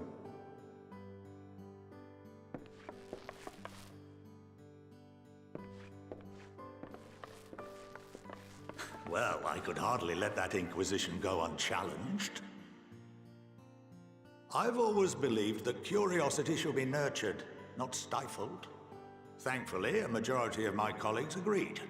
A slender majority, aye, but a majority nonetheless. Had the vote not gone our way, we would be having a very different conversation, if any at all. Though I'd like to think you would have not given up on our cause. I'm told you paid a visit to the annex afterwards. Yes, that's right. I was hoping to speak with the grandchildren of my dearly departed friends GachiLofi and Louisoix in a less dour setting.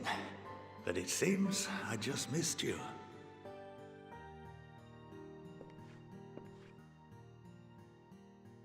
I still can't believe how much you've grown. If only your grandsires could have seen the way you presented yourselves to the forum. Why, it fair brought a tear to my own eye.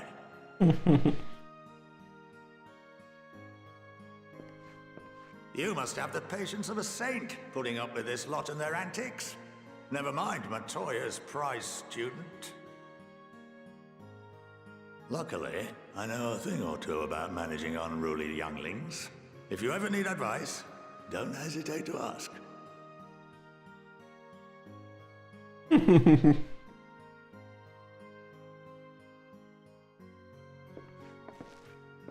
If I may, there is a rather more pressing matter we wish to discuss.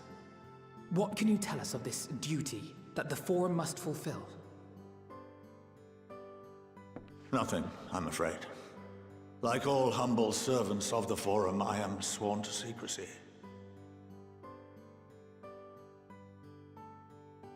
Or rather, I couldn't tell you if I tried. Our duty is of the gravest importance. Furthermore, if the particulars were made public, it would incite widespread panic. As such, those entrusted with this duty have been bound by an enchantment, which prevents us from speaking of such matters without the express permission of the Forum. How is that even possible?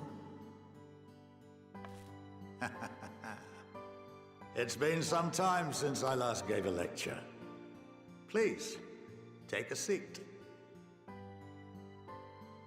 Now we're getting a lecture of how to use a spell that you cannot say certain things. Okay.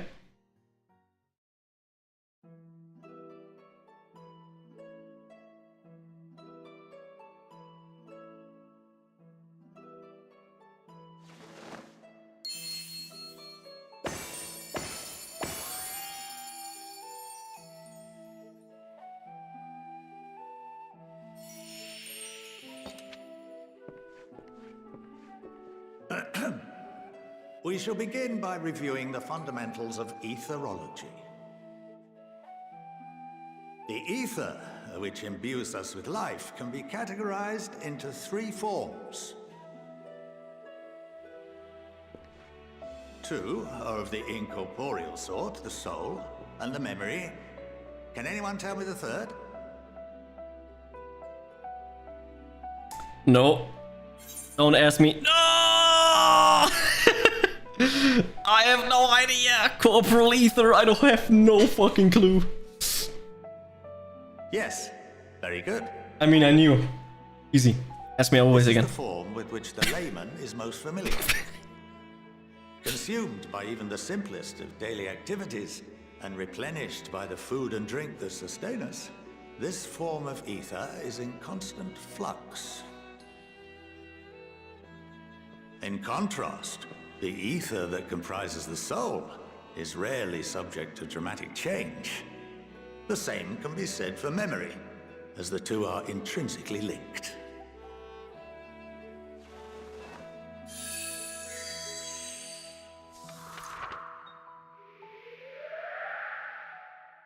Picture the soul as paper, and memories as words written upon it. Now, what would happen if that paper was doused with ink? The same type of ether as comprises the memories.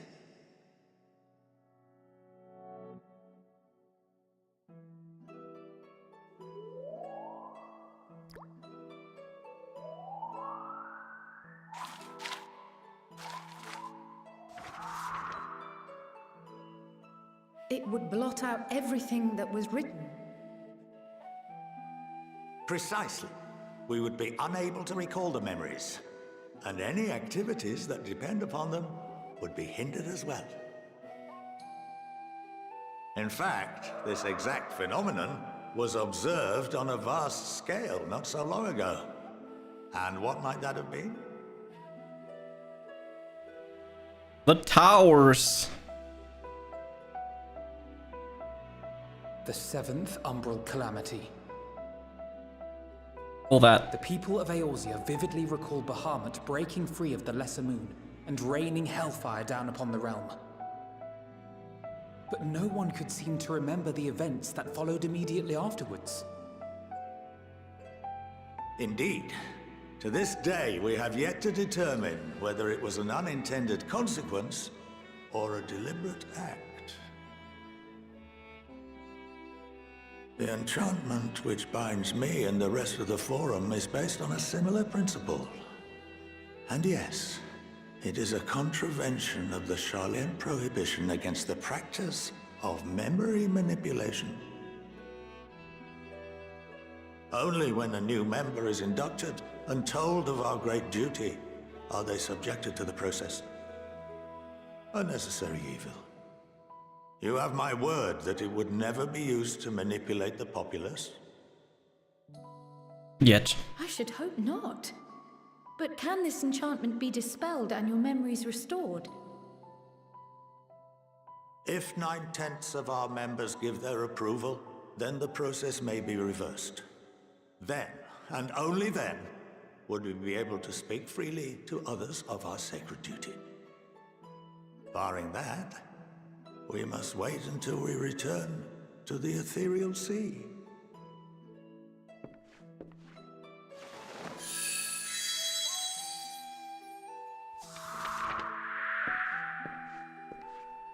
For there we will be purified, the blots upon our souls washed clean.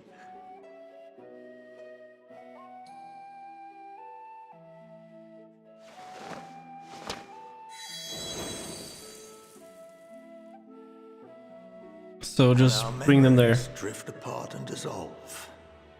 Rather defeating the purpose, I suppose. Oh. Remember this lecture? No. There are those memories that are indelibly etched upon our souls, some believe.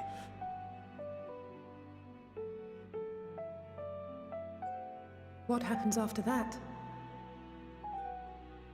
We are reduced to pure ether, coalesce with that of others, and create souls anew.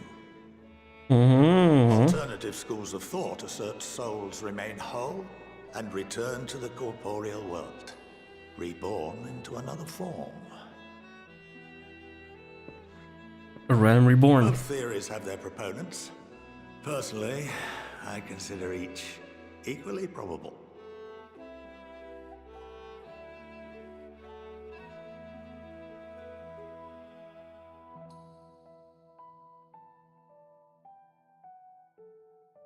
Well, I think that's enough education for today, now that I've given you some food for thought.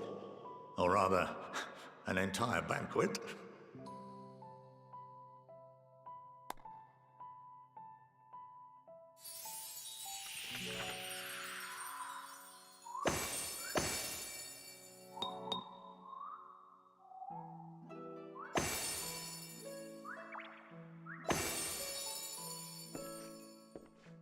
I would remind you that although I'm unable to assist you with certain matters, the resources at my disposal may still be of use to you. I'll arrange for you all to be given the run of Phenomenon. Of course, as associate to our alumni and the students of Baldessian, this privilege is extended to you as well, my friend. Oh, and I suggest you speak with Ki Aliapo. She's well known among the artisans of Sharlayan, and her network of contacts may prove useful in your search for knowledge. I wish you all the best in your pursuits, wheresoever they may take you.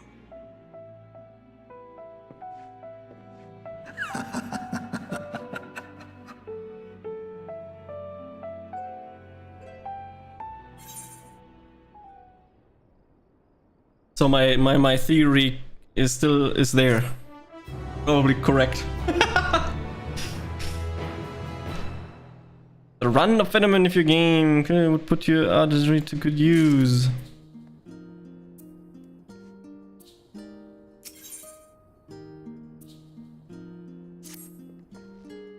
Well, that gave me much to mull over. I feel as though we're one step closer to understanding the Foreman's true motives and the mysteries of life itself for good measure. You just upload yourself on the Ether Sea, on the live stream. Easy. And then you get reborn. It's funny. I came here with the intent of expressing my gratitude, only to leave more in depth than before. I have a feeling his friendship and support will be a great boon to us in days to come. And on that note, let's head back to the annex. Perhaps on the way, you could better acquaint yourself with Krialiopa, as the scholar suggests, while I share our findings with Raha. Probably I need this lecture that I just got in like 50 quests, and then I will forget at that point I already forgot everything.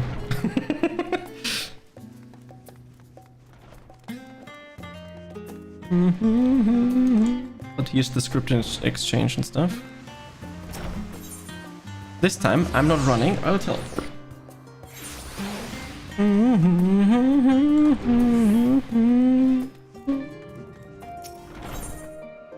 Enter the main hall.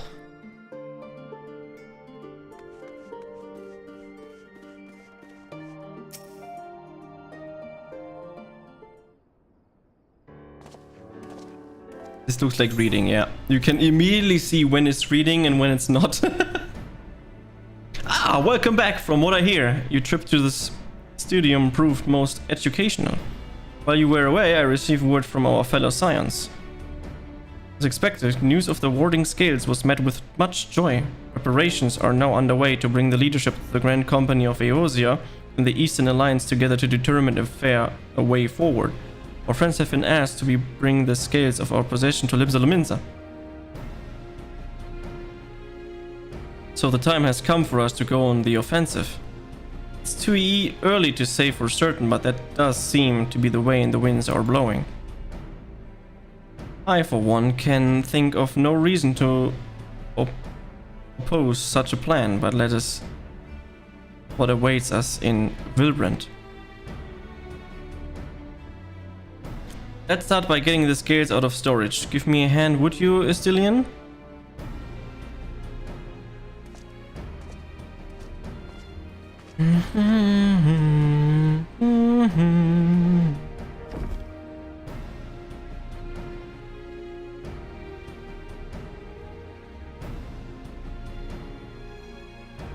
Phew, I didn't realize these crates were so heavy. I shouldn't complain though. Vatra and alchemists of the great work put their heart and soul into each and every one of these scales, so you must treat them with the utmost care. Are you not coming with us? As much as I would like to escape the Forum's watchful gaze, I have little choice but to stay behind. We're already on thin ice, and if I, in my capacity as our official representative, were found to be consorting with foreign powers, well, you can imagine how that would go. Shall remain and do my utmost to avoid ruffling any more feathers as I await word from Master Matoya and our other allies. With luck, we'll soon have a good news of our own to share. The tide is about to turn, I can feel it. To Limsa. Let's go to Limsa!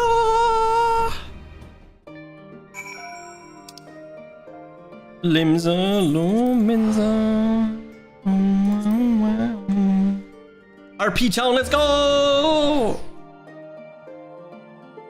It's gonna be something. Let's run away fast. Oh no, the RPers are coming. Run! Run!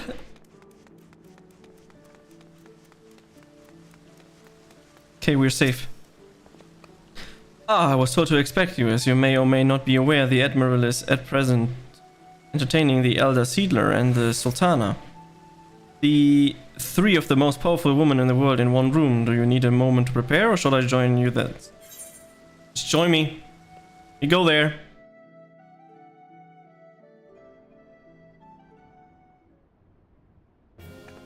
Hopefully no reading, hopefully no reading.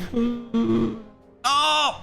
My apologies for calling you away from Charlie, and it's such short notice. On the contrary, we are honored and grateful and pleasantly surprised to be joined by the esteemed company. It was only right that this discussion be conducted in person. We are locked in a war of attrition. Our forces struggle to contain the threat posed by the towers, and it's only a matter of time before we are overwhelmed. Victory will only be claimed through decisive action, and we have taken the initiative to set the wheels in motion. It is reassuring to learn we are all in accord. But might I ask you what your plan entails?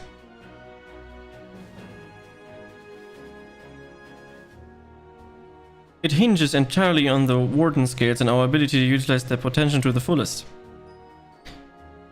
During our time in Sholian, the Alliant nations have been engaged on separate fronts with no end in sight. To make matters worse, a surge in abduction and Kobos, Shaheen, Ixal and the Anata have given rise to an increased number of primals as well.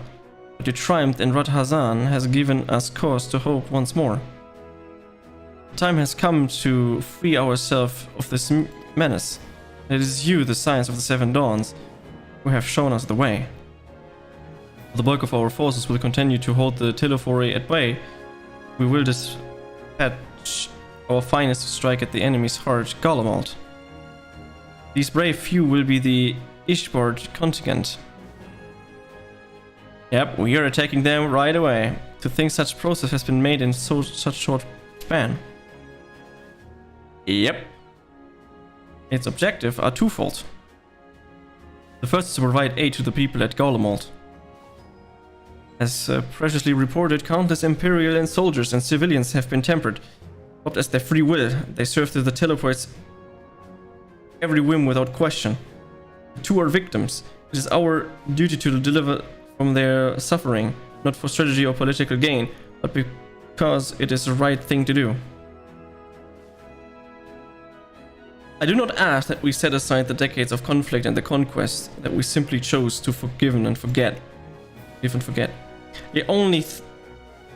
ask only that in choosing to remember we do not also forsake our compassion and morality. Without that, there can be no reconciliation, only death without end. Aye, on that we can all agree. Our second objective is that the colossal tower that Thancred and the Urianger observed in that capital. But the proposal remains unclear. There's reason to believe the smaller spires and the merely of precursor of what's yet to come.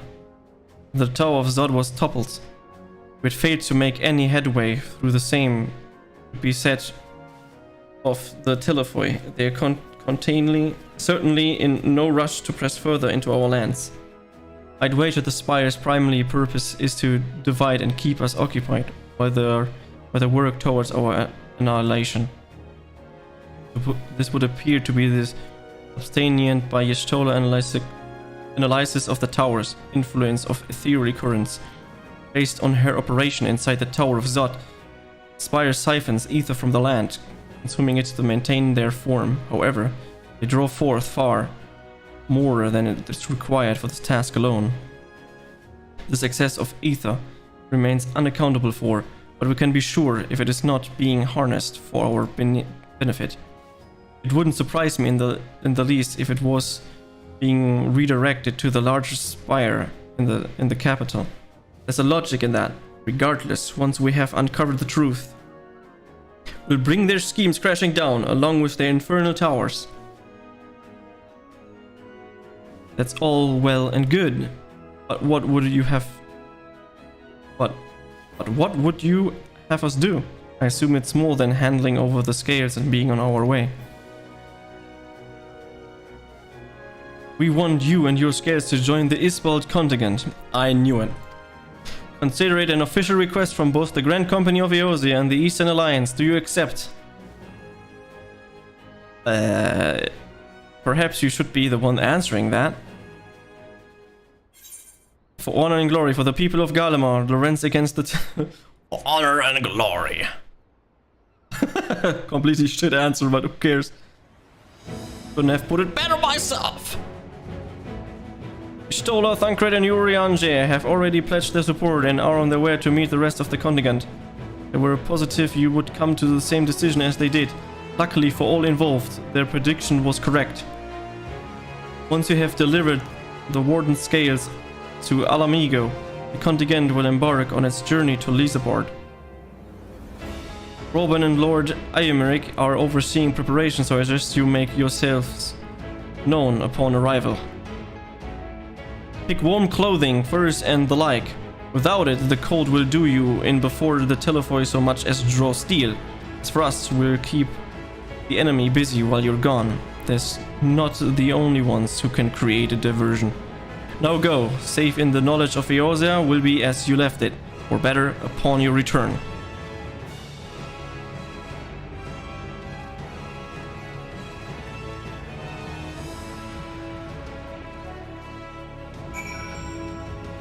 That's some epic music.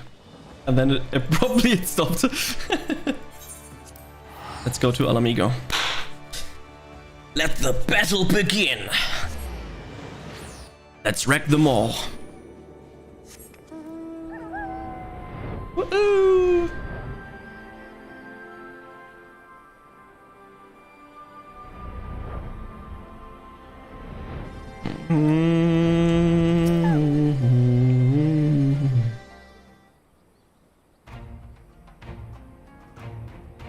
Ah, the Wanderer has returned. You've been busy bringing down a tower and the production of the keys to destroy the rest of them.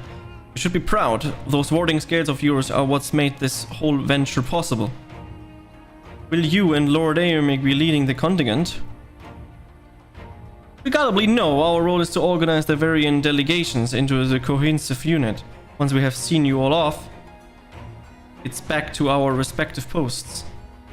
We dare not neglect our duties for too long, lest our defensive efforts fall into disarray. And just between us, there was a fair amount of opposition to the formation of the Isbord contingent. The very suggestion that we send out from our finest troops behind enemy lines to render aid under the Gallians has made me rather unpopular in certain quarters. Can't please them all.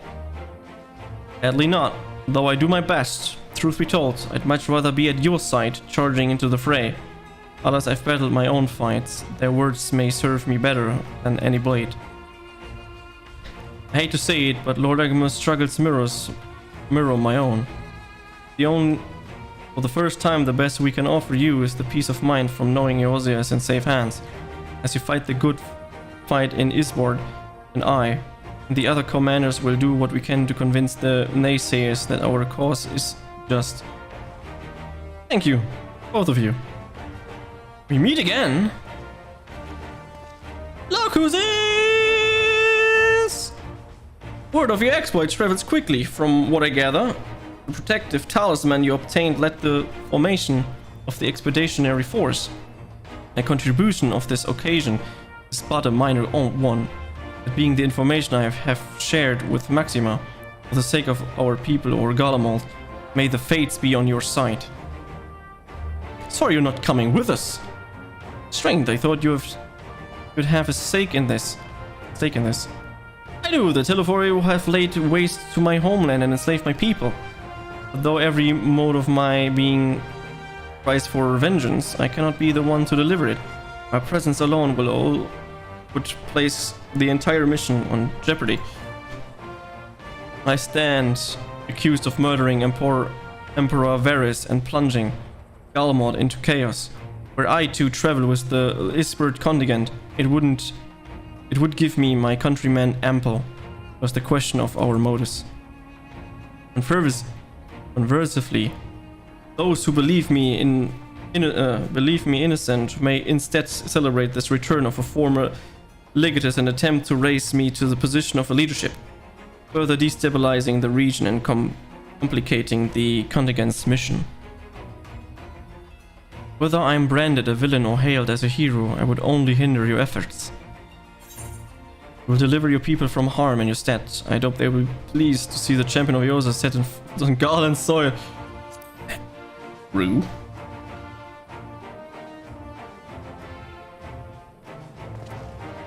A fair point, but so long as you refrain from announcing your arrival to all, and certainly the average person should have no inkling as to your identity.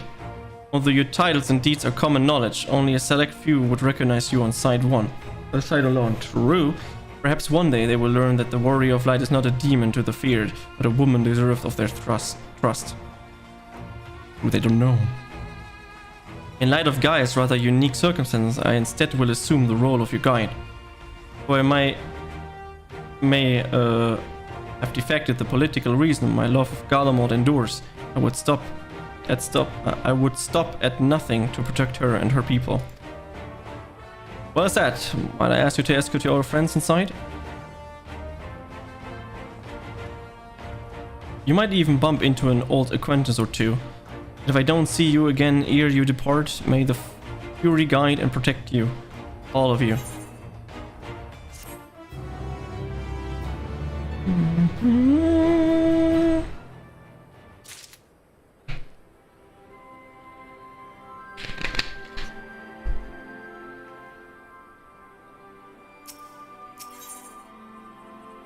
We get a gift! It's probably a minion. The other members of the Ishbard contingent are gathered in the royal palace. I shall inform them of your arrival. Please make your way inside as soon as you are ready. Enter the royal palace. Other members of the Scions, your friends and most of the Ishbard contingent await you within. Would like to see you? Yes. Yes, I would like to see the rest.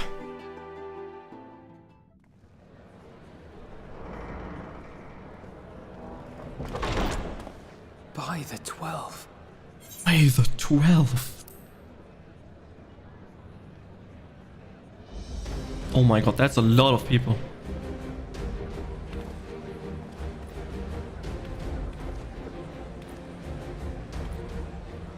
Glad you could join us. I hope you don't mind, but we went ahead and started without you. As you can imagine, our traveling companions were eager to become acquainted. 'Tis a rare thing indeed to see such a diverse and talented group of individuals assembled for a single purpose. We fight not only for the sake of Eorzea, but for the entire world, including the people of Garlemald. Much rides on the efforts of the Ilzabard contingent. Indeed, which is why I am glad to find myself in the company of many trusted comrades, yourselves included. Lucia! I have come at the behest of Lord Emmerich, who has honored me with the role of Ishgard's representative. And for the good of all nations, not least my former homeland, I am determined to see this mission through to its end. We have a hard road ahead of us, but walk it we shall, together.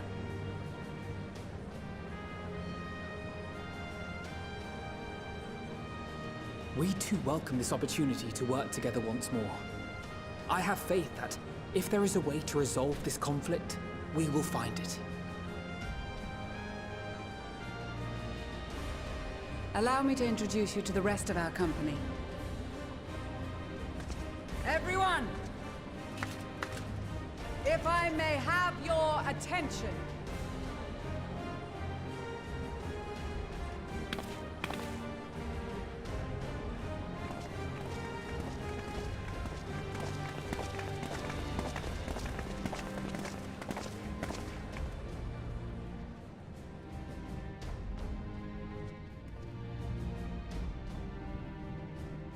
Might I ask you to speak first?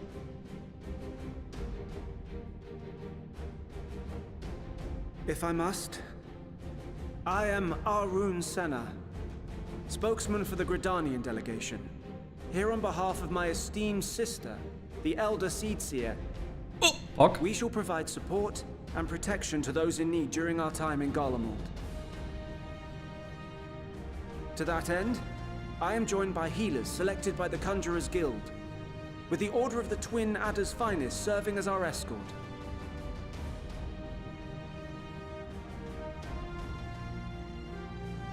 Of course, with an experienced white mage such as yourself accompanying us as well, those requiring more involved treatment will be in safe hands.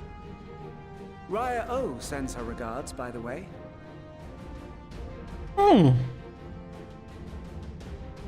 Suppose I'd better say my piece. Yo! Wait, I know you. The name's Sicard, in case you've forgotten. Truth be told, I'd rather you had forgotten. Anyway, the Admiral asked Captain Hillfear to send his best, and for whatever reason, he picked me.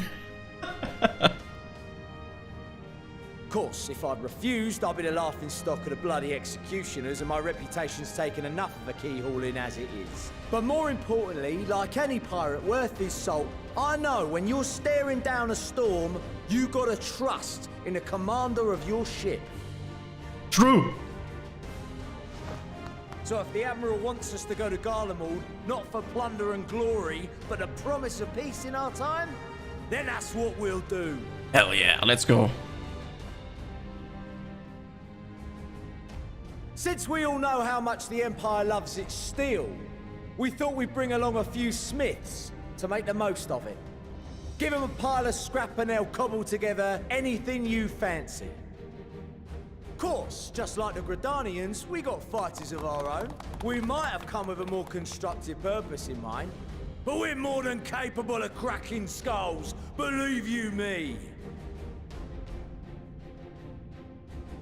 Well, you're certainly raring to go. But then again, so are we.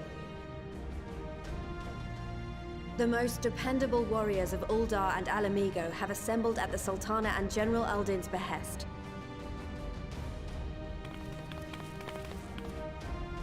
If Garlemald has truly fallen, then the whole place is likely to be crawling with Telophoroi. We'll need plenty of troops to clear and hold a path for others to follow.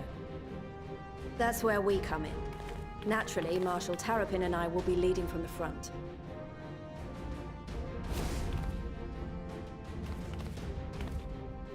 It's been some time since I last saw you in your element on the battlefield. From what I've heard, you've become pretty fearsome yourself. Master Matoya, the avatar of destruction.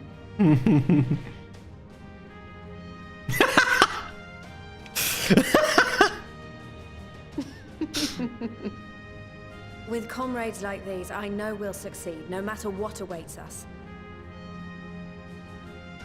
And then we might finally get a chance to enjoy a good long rest.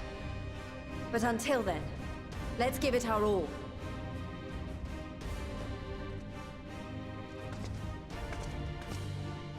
As for Ishgard, we Temple Knights have come in force to uphold our nation's commitment to the peace and welfare of our allies.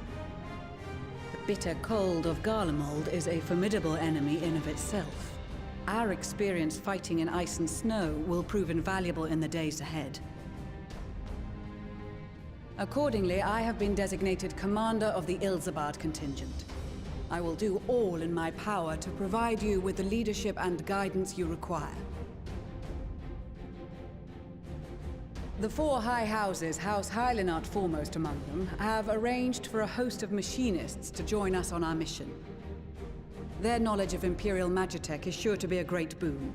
They will address any problems of a technical nature, together with the smiths of Limpsa Lomitsa.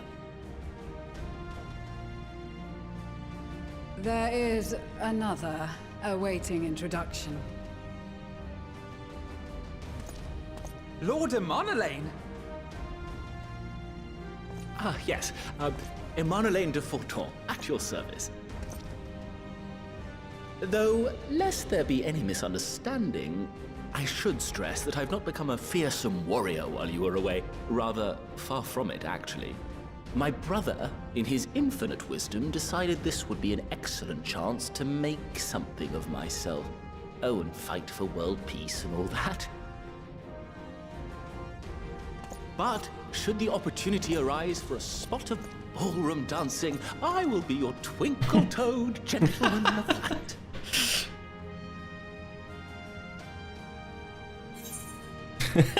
May you graceful praising lead of the victory. I dare say your fancy woodwork will be all the standing between us and the sun tomb. Can I take the second off? It's just funnier. Oh! Huzzah! I cannot wait to regale Onohua with my tales of daring-do.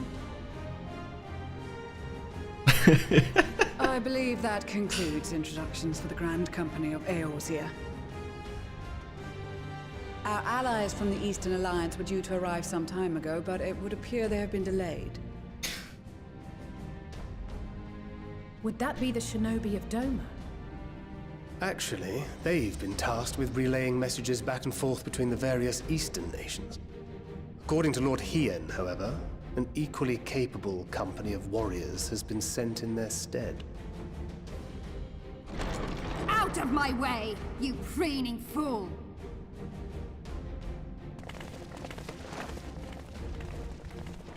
Well, look who it is.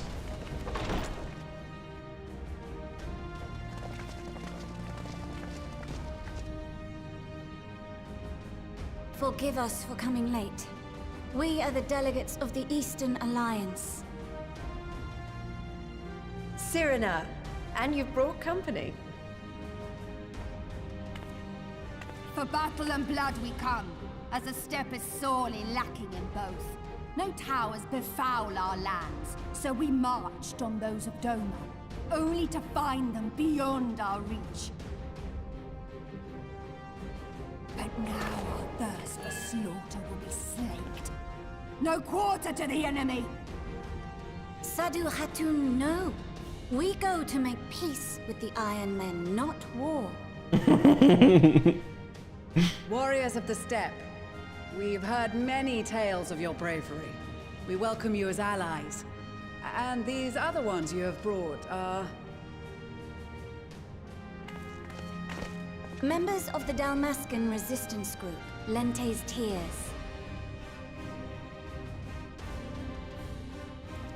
And the Bosnian resistance. Between them, they have a wealth of experience in espionage, and are particularly adept at infiltrating Imperial facilities. Which is fortuitous, since Garlemald's domain is so vast that I could never hope to handle reconnaissance duties all by myself. Dalmasca, Bosnia, Alamigo. All lands which have suffered the tyranny of the Empire. I would never presume to question your motives. Nevertheless, I must reiterate that our goal is to aid the victims of the Telophoroi, the common folk of Garlemald. And they are victims, make no mistake.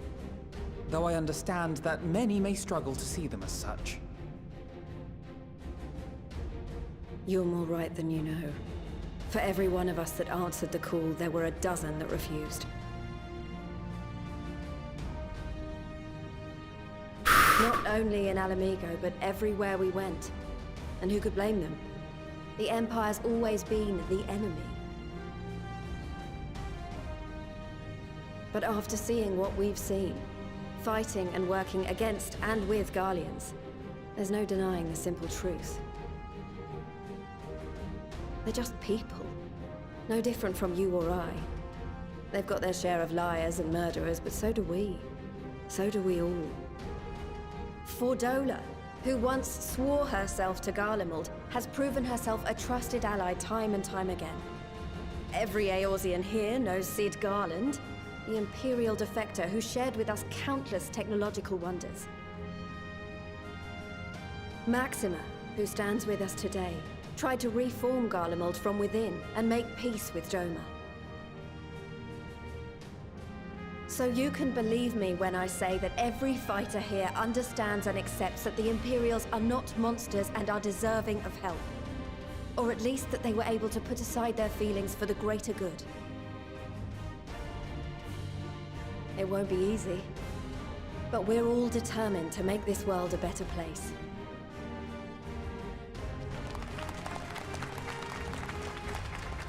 That's what I call a speech. What lingering concerns I may have had were clearly unwarranted. I agree with everything you said wholeheartedly.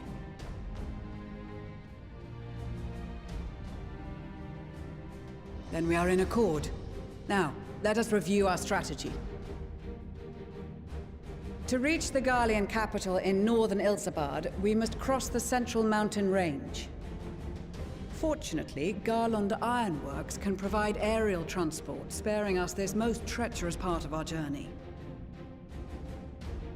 However, attempting to fly any closer to Garlemald would attract the attention of the Telophoroi. As they appear to have seized control of the majority of the Imperial military, we must assume that includes its fleet. In addition, Garlemald possesses devices that can interfere with airship navigational systems, further discouraging an airborne approach.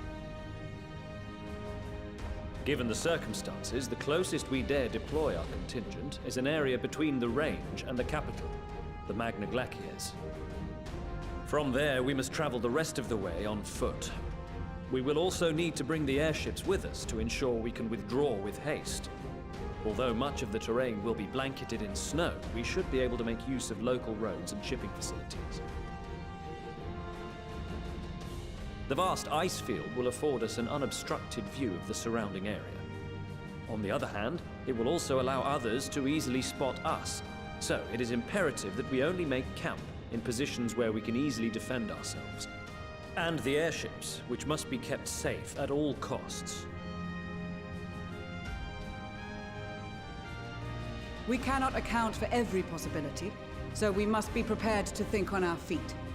We will be tested. Sorely tested, I expect. But for our homes and for our people, and a people not our own but in need, we will succeed. Spare no effort in your preparations. Once we depart, there is no turning back. Let's go!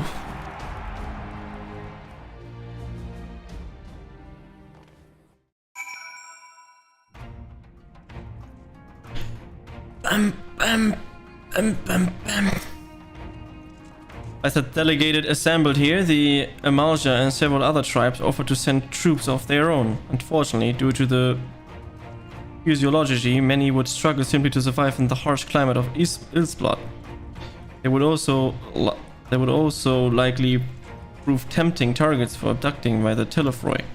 All things considered, they can better aid the cause by bolstering our defensive in Eorzea, though their eagerness is to do more has been noted. We few shall have to suffice. Ere we embark, we must distribute the warding scales to our comrades. Can you do the honors? Now go to everyone and give everyone something. Let's go. Warding scales for the Ishtar delegation, I take it.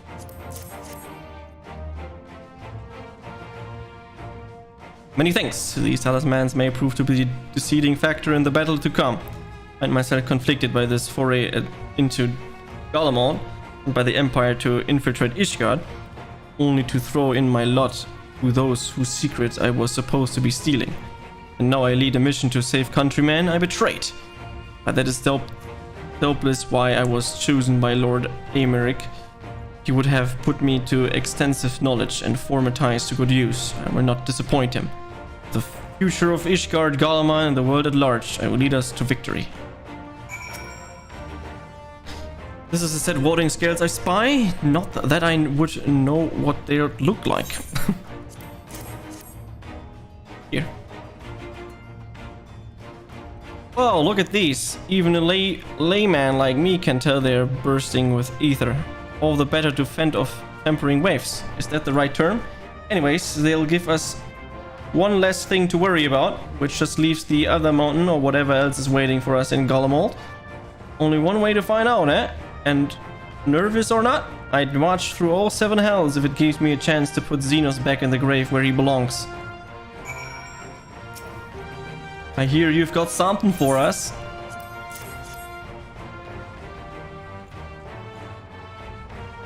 Oh, them scares everyone's been talking about. Pretty little thing, ain't they? Reckon they'll be worth a gill or two when it's all over. And we hold on for them for now. And one more thing, I know that you all thinking, why didn't they send Iznia instead? Forget if I know. All the Admiral and Captain Hilford told me was they needed someone to help safeguard the future. And here I am. Can't say they haven't got the sense of humor.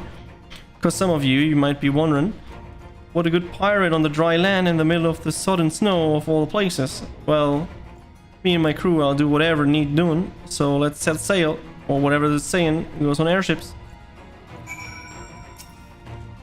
Yes.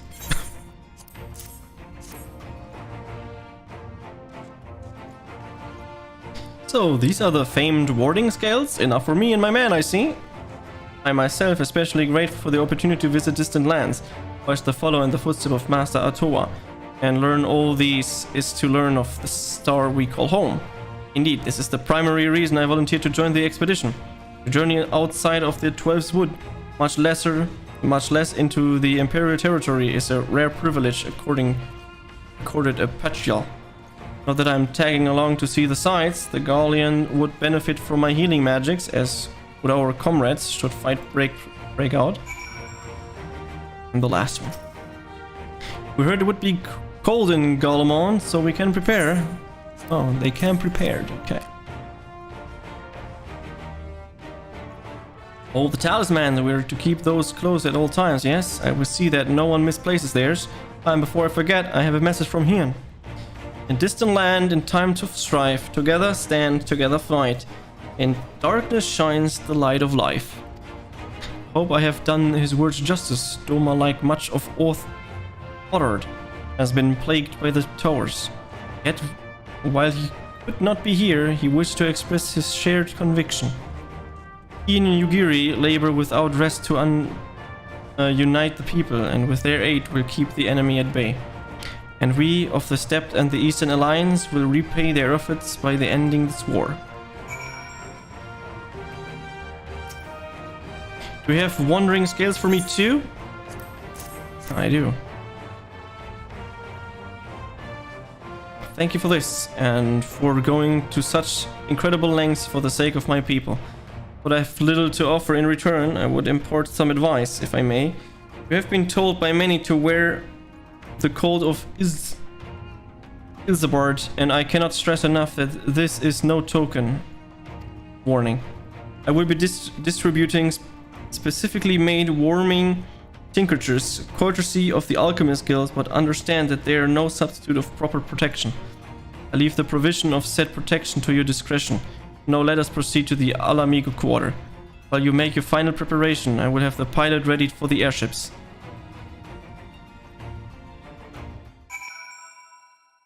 Okay.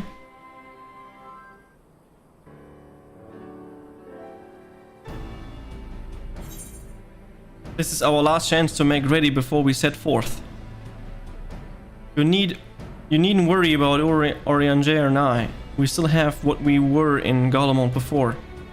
Stinian claims to be quite warm and toasty beneath his armor, and since he spent a fair bit of time up north recently as well, I've no reason to doubt his words. Most of the others will borrowing Grand Company stock. The rest of you could do likewise, I suppose, provided you have only not overly concerned with style. Not to put too fine of a point on it, but I wouldn't be seen dead in one of those ridiculous overcoats, if only I had time to find something to my liking. Hark! Is that the cry of the Scions in need of a tailor I heard?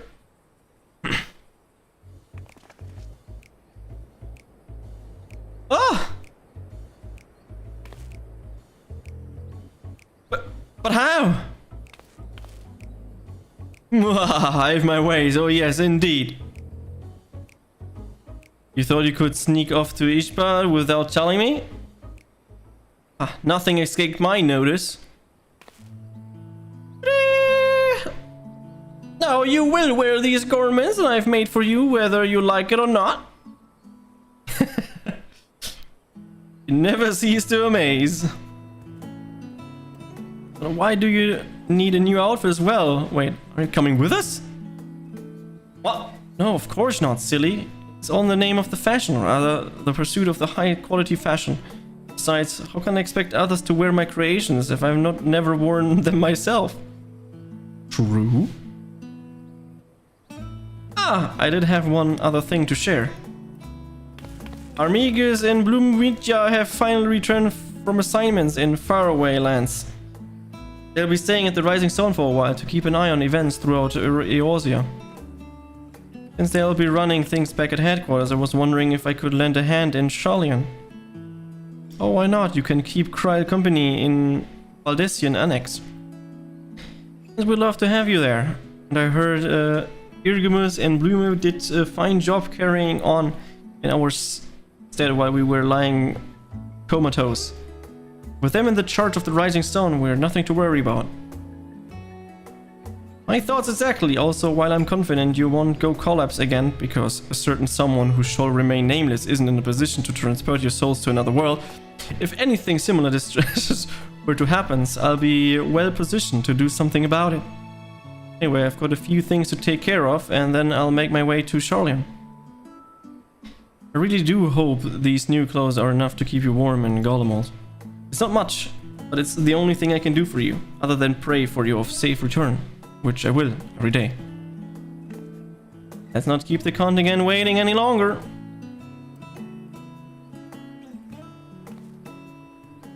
Here are your winter woolies, half handcrafted by yours truly. They probably look shit. Mm-hmm.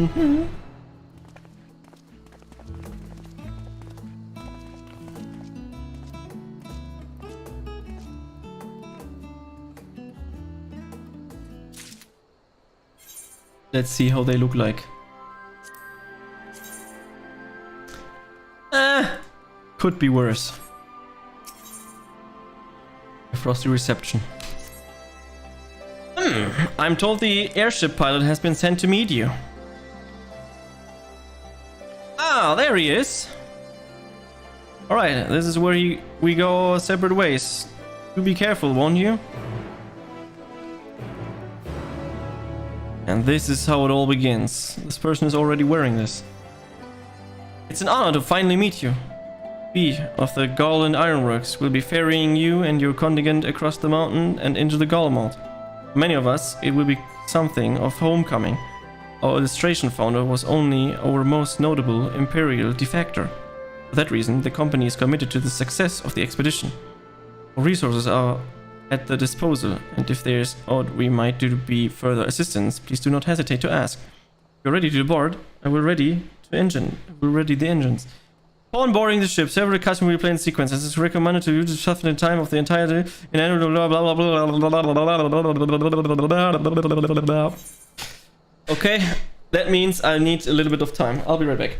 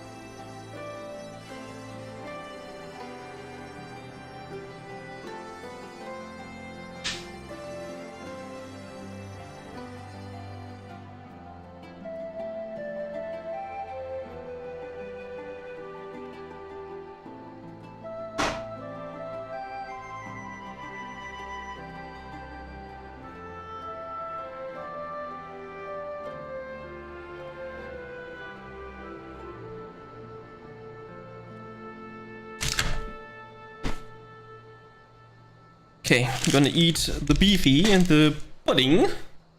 Then we can start this duty.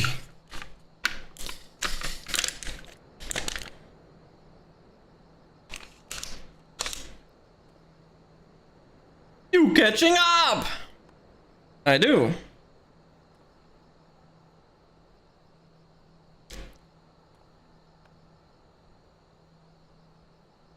That's called playing a lot.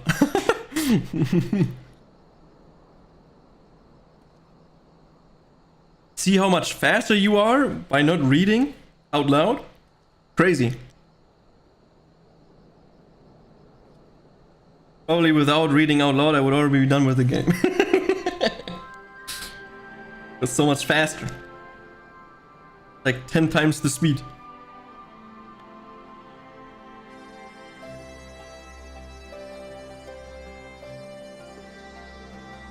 It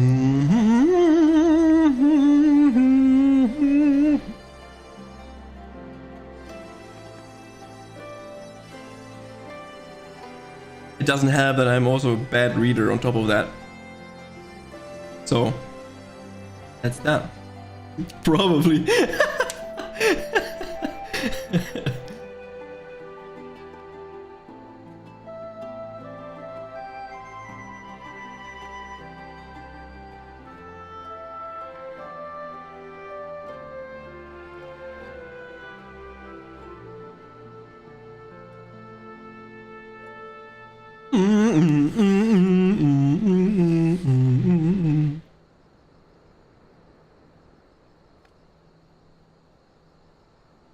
Error 3000 re.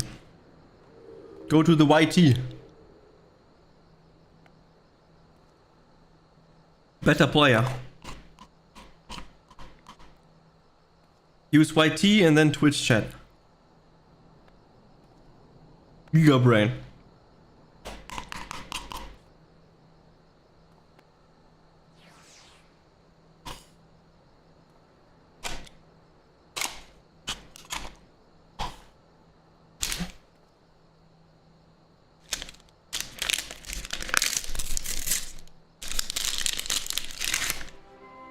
Time to eat my beefy.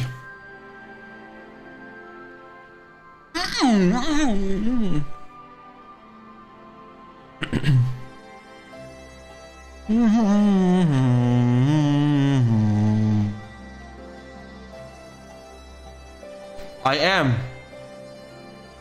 I can read everywhere.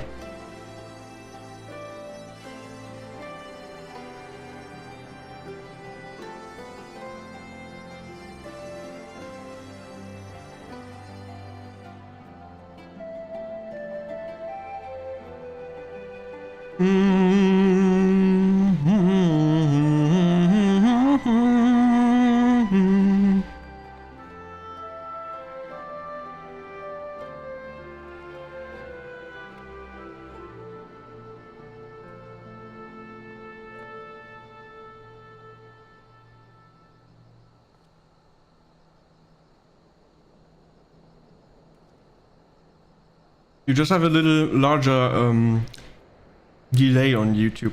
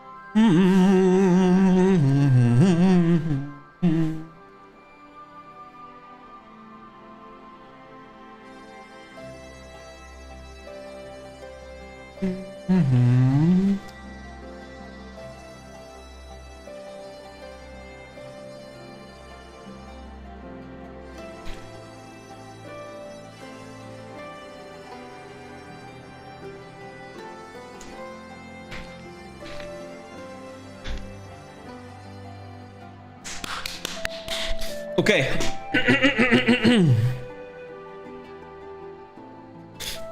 It is time. A frosty reception.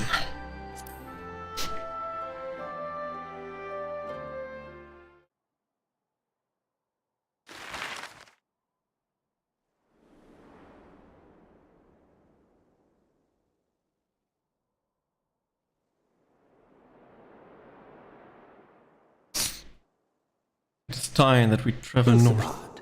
Divided in twain by a vast mountain range. Those who would traverse its jagged peaks face peril at every step. But why go by foot when one can simply fly?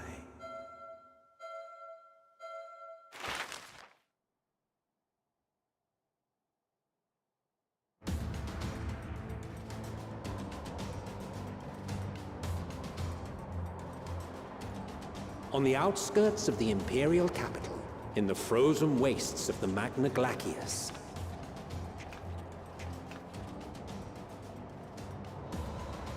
The winds howl in icy protest, as if to warn against further trespass.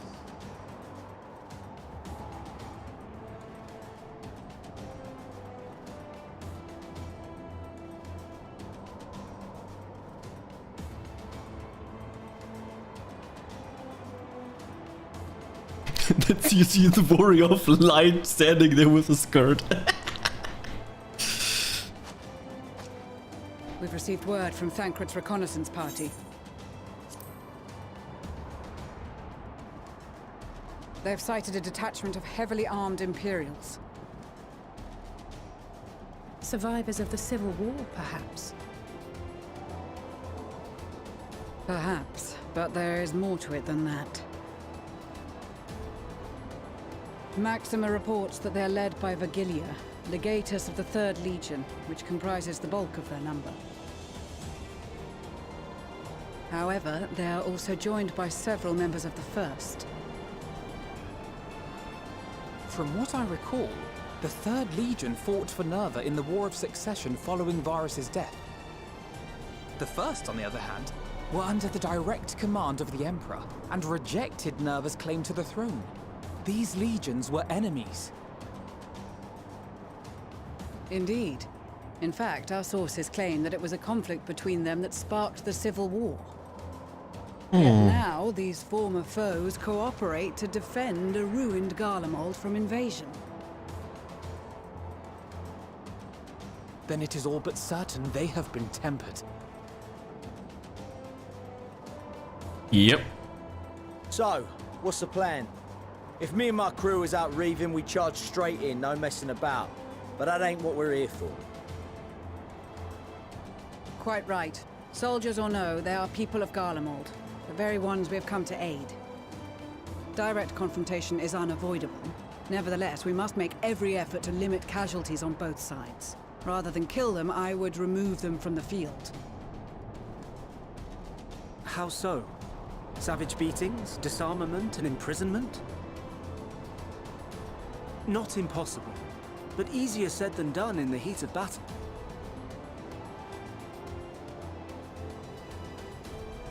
Having observed the opposition, I imagine Thancred had something to suggest? He did. He and the other scouts have already infiltrated a supply depot some distance beyond the Imperial detachment's current position. Stored within is a stockpile of Magitech armaments, and once we give the signal, Thancred's team will destroy them all. In so doing, we will deprive frontline troops of materiel, and likely force the detachment to send men to investigate. Divide and conquer. Not a bad idea. Once the scouts have finished their preparations, we will split into 2 groups. The first will form the vanguard, while the other brings up the rear with our supplies.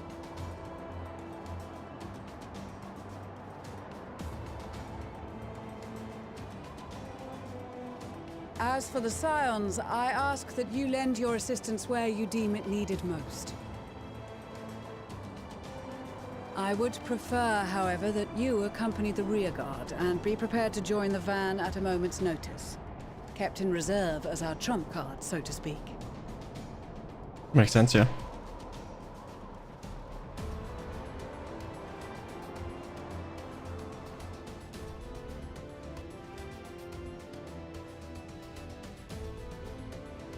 Meanwhile, at the Imperial Supply Depot.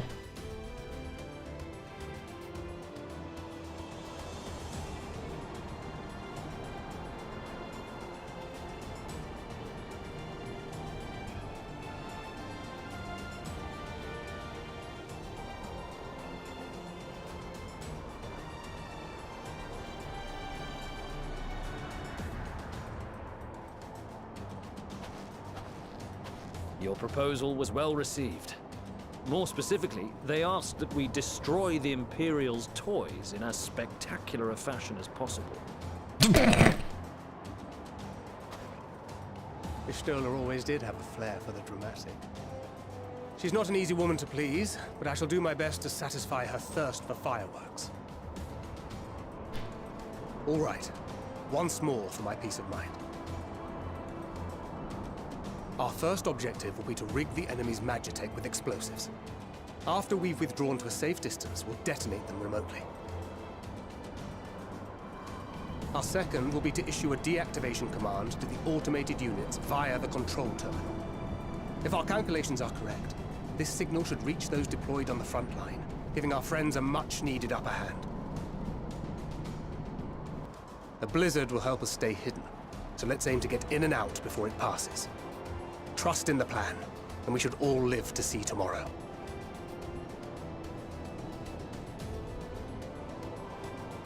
In the meantime, I will relay messages back and forth as the situation unfolds. You'll forgive me if I ask again, but are you certain you wish to play the lone wolf? Wouldn't have it any other way. Call it foolish and reckless if you like, but I'll get the job done. I always do. Very well. I wish you the best of luck.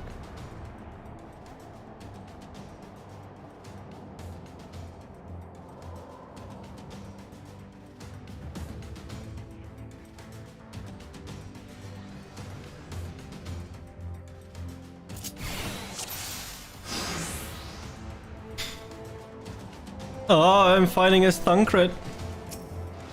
Assuming there's nothing else you wish to confirm, we may commence the mission as soon as you're ready. Okay, commence. Are you ready? Keep your wits about you.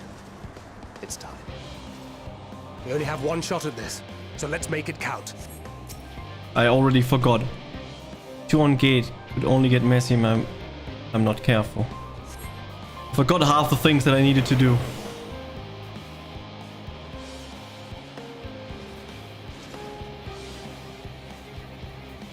One guard's controlling. Time to take him a nap.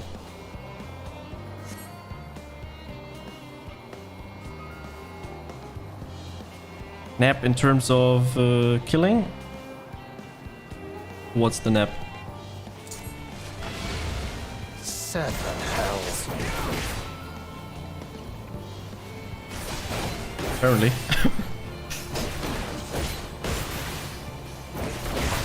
Red awareness.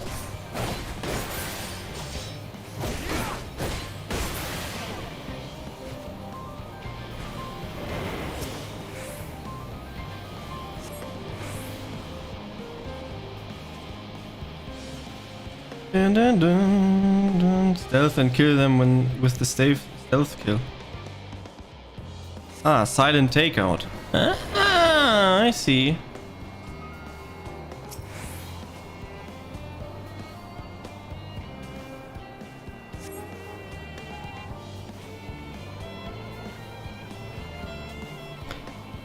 That's too simple, you know?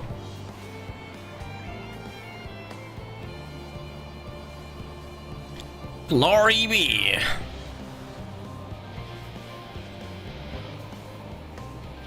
How do I do this? Do I need to silent kill them, or what's the plan here?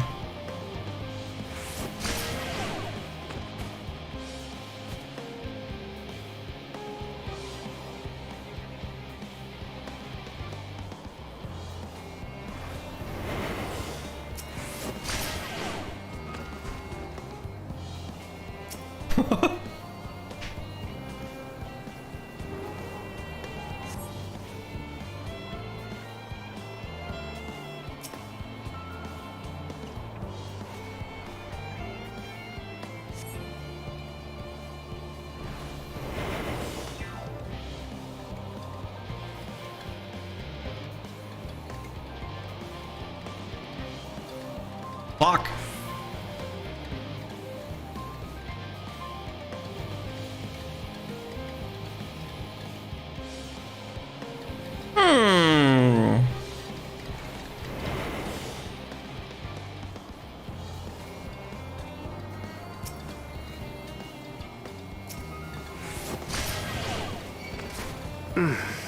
Must be losing my touch. He can still see me.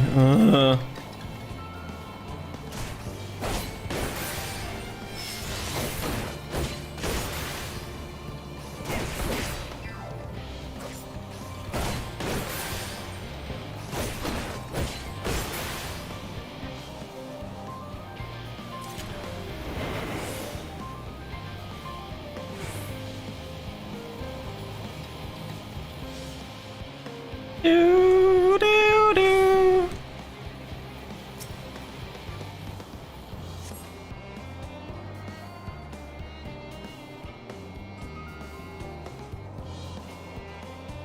Can't do this.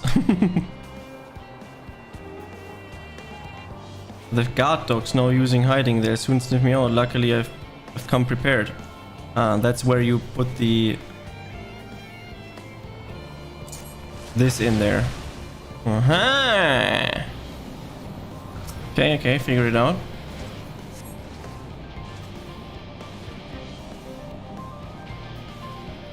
An Actic Machina.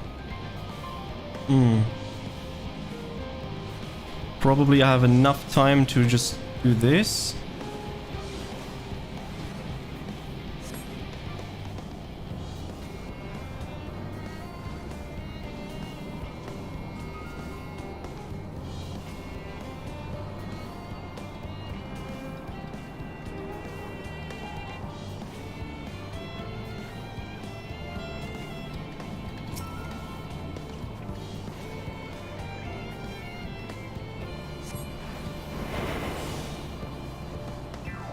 Find a place where hiding place, okay. This is Thancred. Worked. The explosives are in place. Very good. All is proceeding as planned. Head to the control terminal. It should be to the northwest. Understood. Have the others wait at the rendezvous point.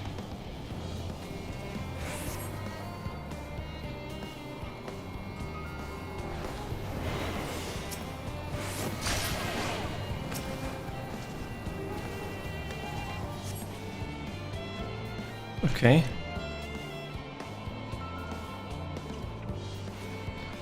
And then I'll need to travel there. Okay. And the slashes are just dumb. Okay, I see. Need to run there. Okay.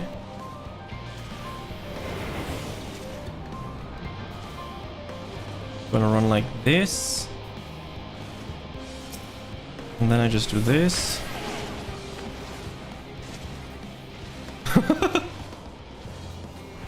And then we just run here. Get this guy.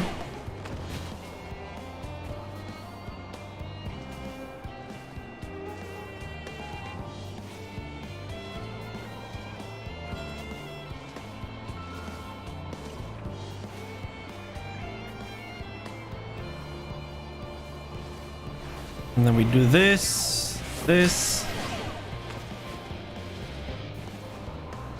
And we're gonna hit that guy. Run away real quick.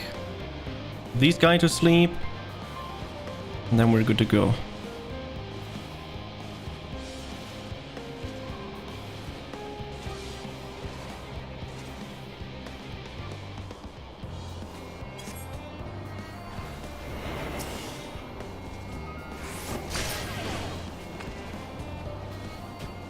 Okay, that worked.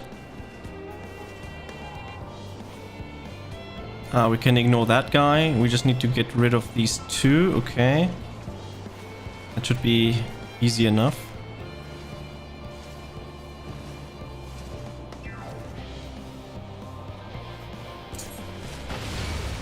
Must be losing my touch. That's not what I wanted, but sure.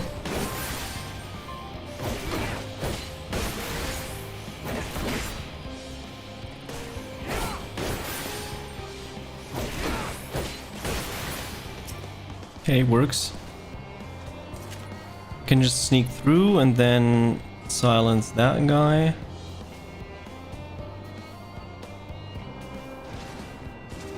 Somehow, somewhat. Probably if I go like this.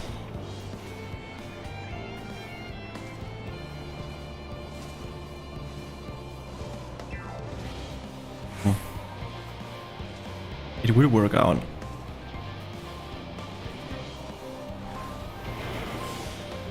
Let's see. That worked.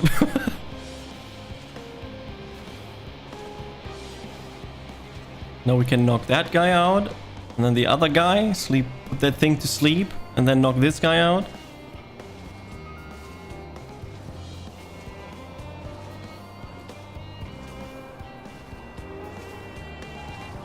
After this dog is just running around that corner. Probably I'm doing it way too complicated and dumb.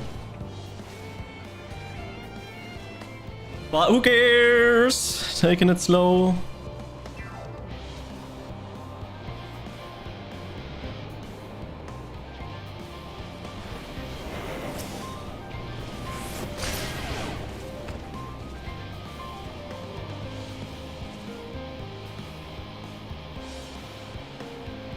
Lul.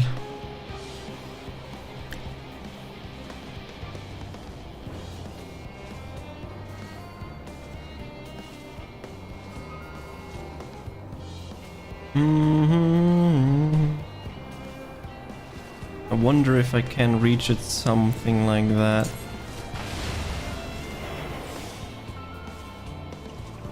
Okay, that worked. Probably enough time to just do this. And then this.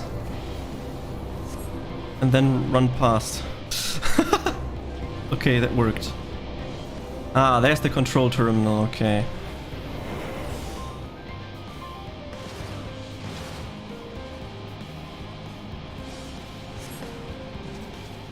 So we just do this.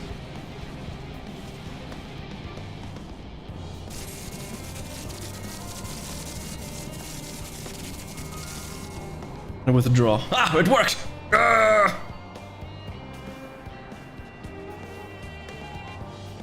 Nobody noticed. Everyone just dead on the ground.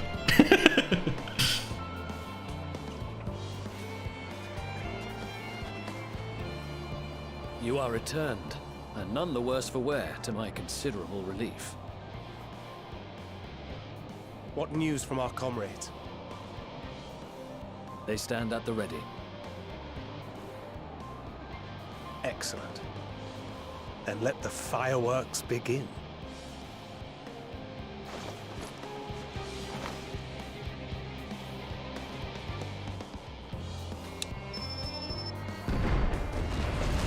Let's go! Destroyed, man. Destroyed. A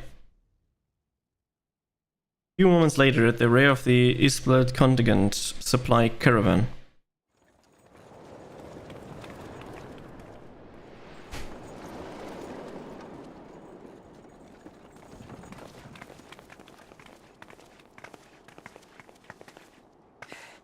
The blizzard's beginning to clear.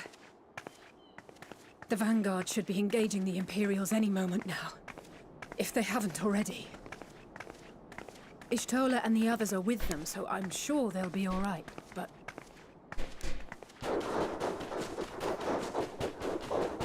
Oh, something is coming. Wait! Something's coming! Exactly what I said.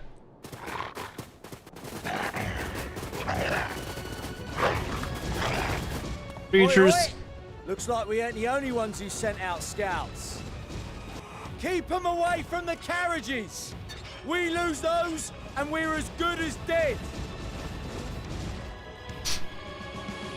Fighting time, let's go!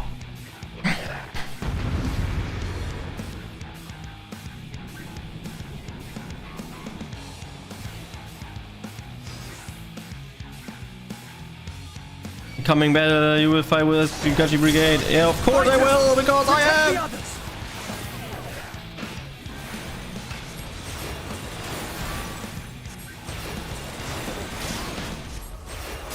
Look at me going ham.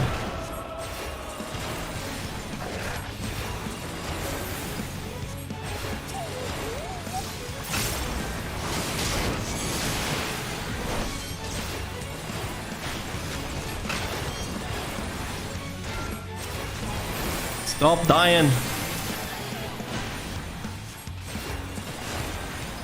You guys can handle that there. Easy. I'll have them. Easy to destroy it. A brief respite, but stay alert. Keep the carriages safe.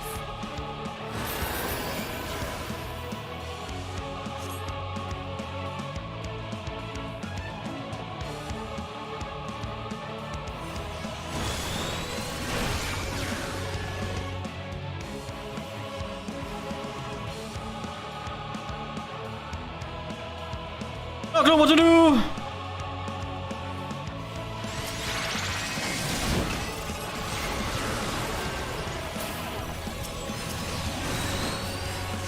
What impeccable timing! No problem, lots of timing. Friends, the savior of Ishgard is here! The savior of Ishgard is here.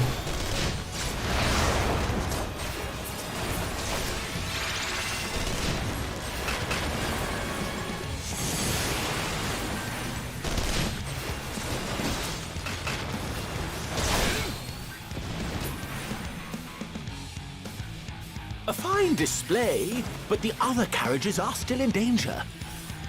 Go on ahead. We'll hold the line.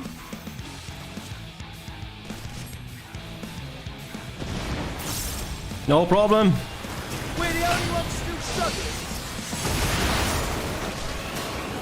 Time we put our backs into it then. Just deal everyone. Estret. I've been itching for a good scrap.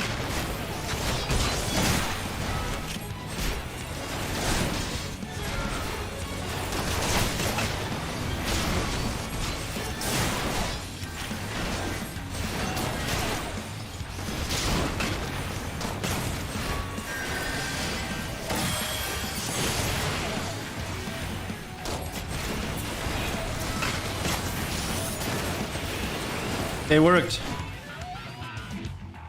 What is that? Open rig!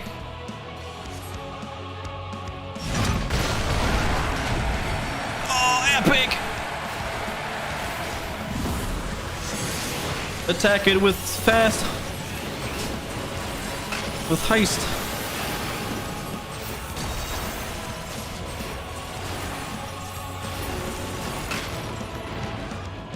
You lot all right back there? We're fine. I'm ready for more. Hear that? Get to the front and turn the tide.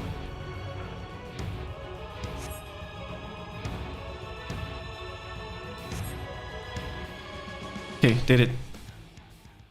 Fighting is easier than stealth. Meanwhile, on the front line.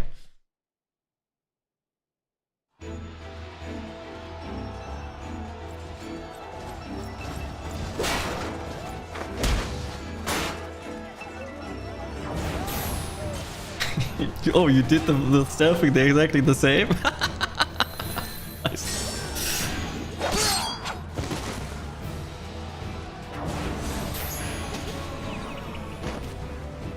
Removed from the field was not a euphemism for enthusiastically murder. It's nothing that won't heal in time. The trouble is, their tempering has made them utterly fearless. Subduing them would be easier if they had the capacity to submit in the first place. Well, this is the path our young charges would have us walk, and that we all agreed to follow. You knew it would be hard, yet still you pledged your lance, did you not?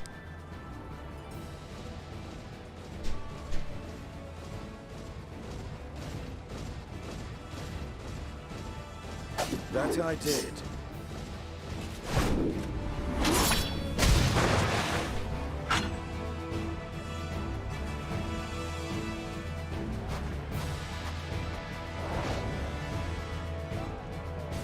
Oh, look who it is.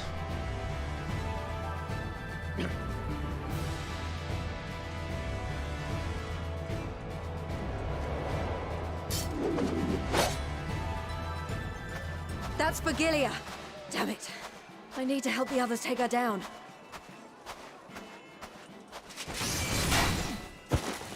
There's no end to them!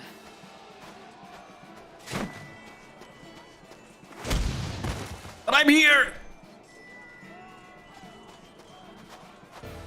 I was wondering when you'd turn up. In the last second, like always.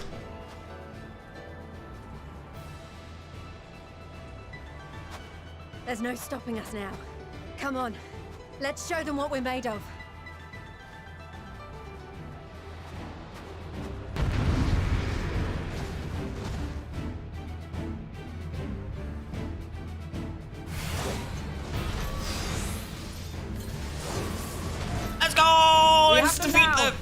Forward! Boom! Oh, wrong button. As always.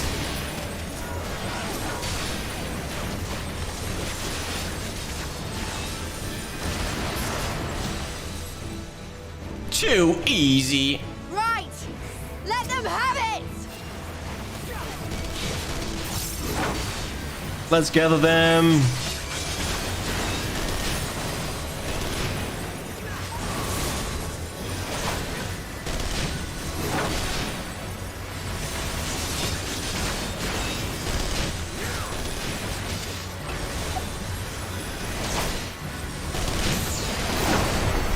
As a raging bull!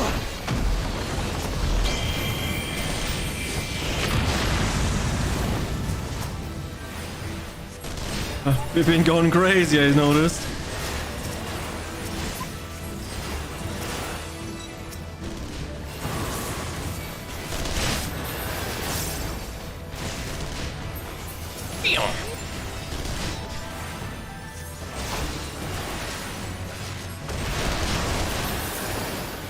That's her! Vigilia! Defeat Vigilian. Do not fall behind! I will. Just give me a second. Okay, let's go. Let's defeat her.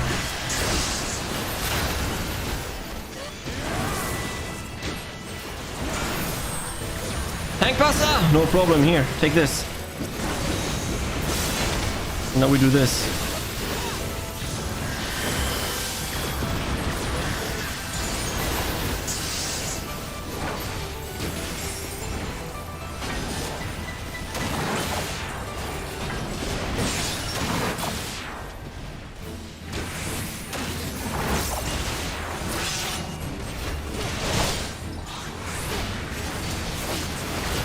Let's go!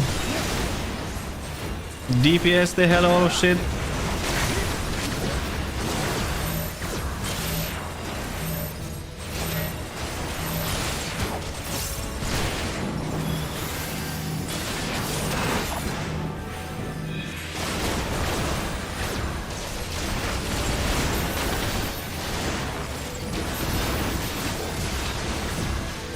Oh, don't use holy.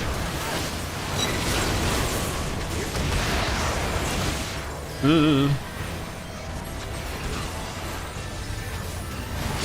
everyone all right? Yes.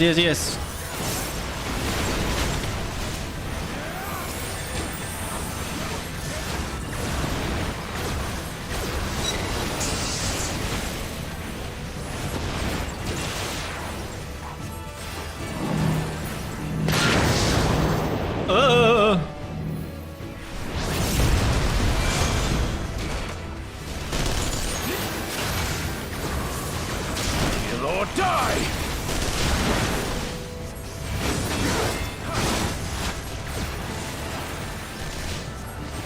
Help the others first. I can heal myself. All good. There she is.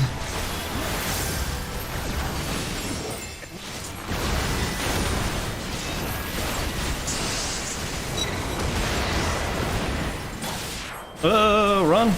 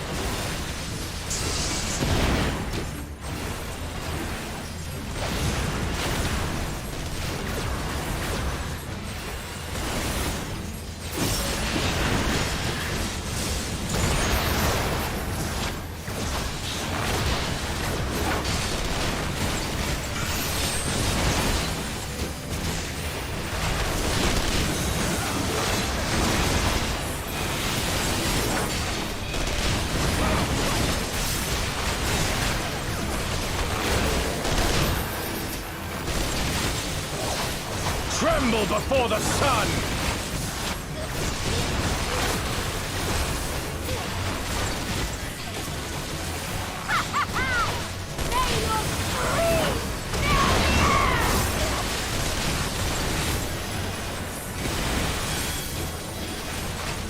Let's go!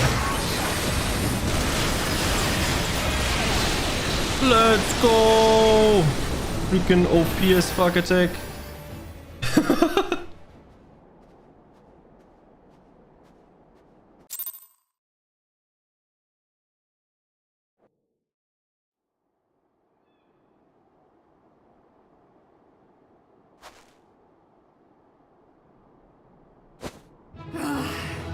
A worthy adversary. Let's go! We did it! Rest, recover, reclaim yourself. Then we will fight again. To To the death. But did the other guy there died?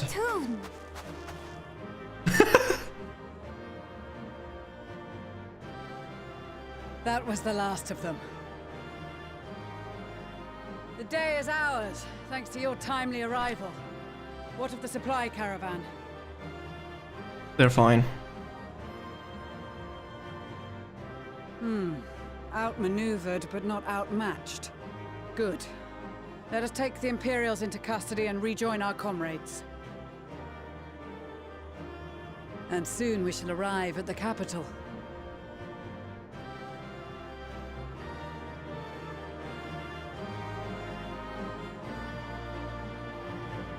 I hope so.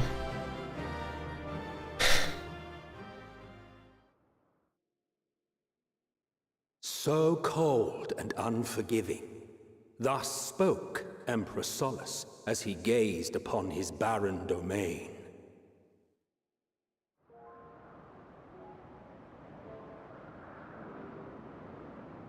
"800 years it had been since the Garleans first set foot here. Bested by the Kavosi after centuries of war and driven from fertile southern pastures into the blasted northern wastes.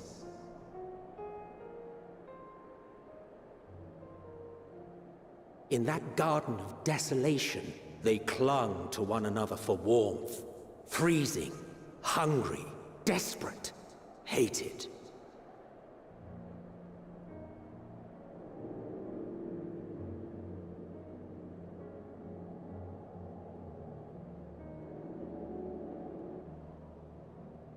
The chosen forsaken.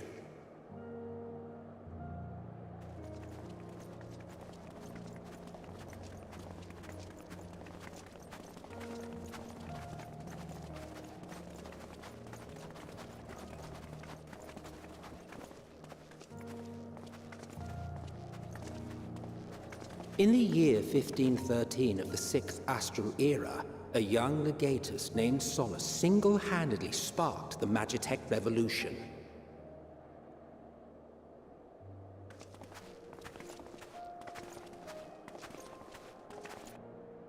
How did he conceive the machina that feed on ceruleum? Once a common, soft-spoken soldier, how had he so quickly ascended through the ranks? Like so many others, those who knew the truth are gone. Taking in the capital with his eyes for the first time, I recall thinking to myself, far colder on the earth than in the heavens. Yes, far colder indeed.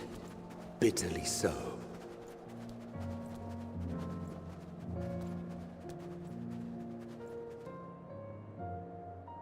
Garlemald, we are here.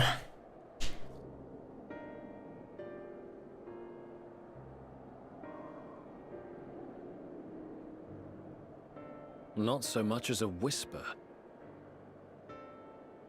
The roads leading beyond the city walls would have been used less in recent years. Nevertheless, this was one of the most important gateways into the capital. A buzz day and night with activity, aye.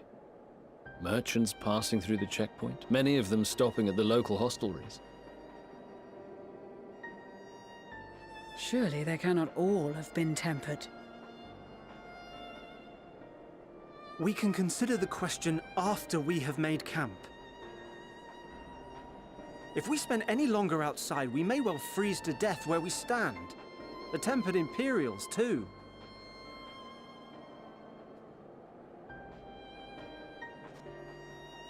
This will be our temporary base of operations. Secure shelter for ourselves and the injured, and dispatch scouts to survey the surrounding area.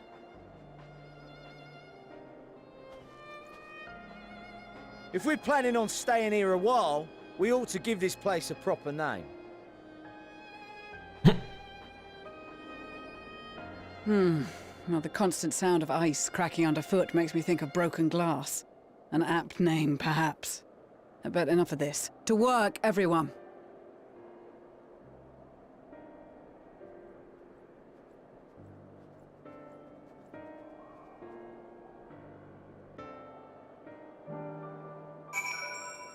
Camp broken glass. I wonder why there's nobody here. Wow, this is a huge as fuck area. What the hell?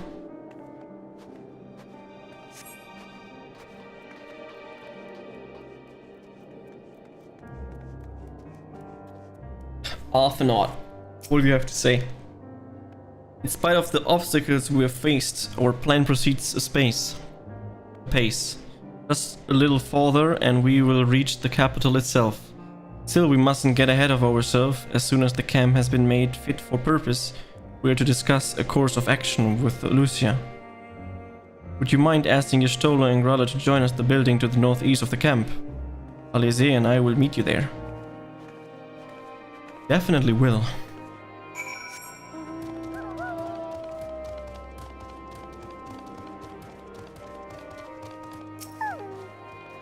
A meeting? Yes, I'll make my way once my head has cleared. In truth, I've been feeling out of sorts since we arrived. The air is thick with a palpable aura of maleficence. This is the monstrous tower on the horizon, jagged, hideous, unholy, even at this distance. Its presence is overwhelming, much like the sensation I felt in the tower of Zod, only far more terrifying. Ether flows unceasingly towards it, converging into a swirling mass of unfathomable power. For a blessing, for constant chill in the air is helping to anchor my senses in here now. Tell the others I shall be with you in the few moments.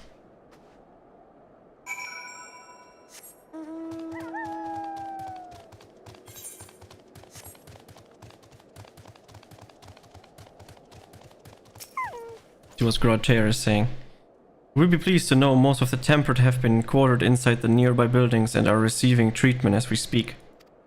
I do, however, feel no small amount of guilt for commandering civilian homes. The occupants may be long gone, but everything is exactly as they left it. Considering the length of time that it's clearly passed since, one would expect to find some ransacked. Strangely, there are no signs of anything having been stolen. It's possible to everyone fled at the first sign of trouble, though it seems to me they left far too many useful possessions behind. Although there is no conclusion evidence, strongly suspend they were tempered. Sorry, I was merely thinking aloud. You mentioned a meeting, I will make my way there.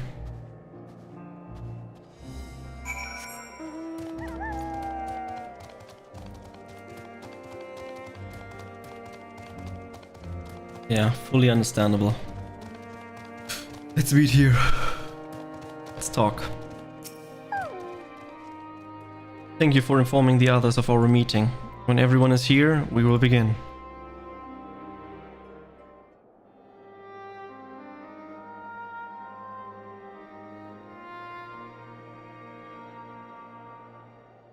Our present situation is as follows.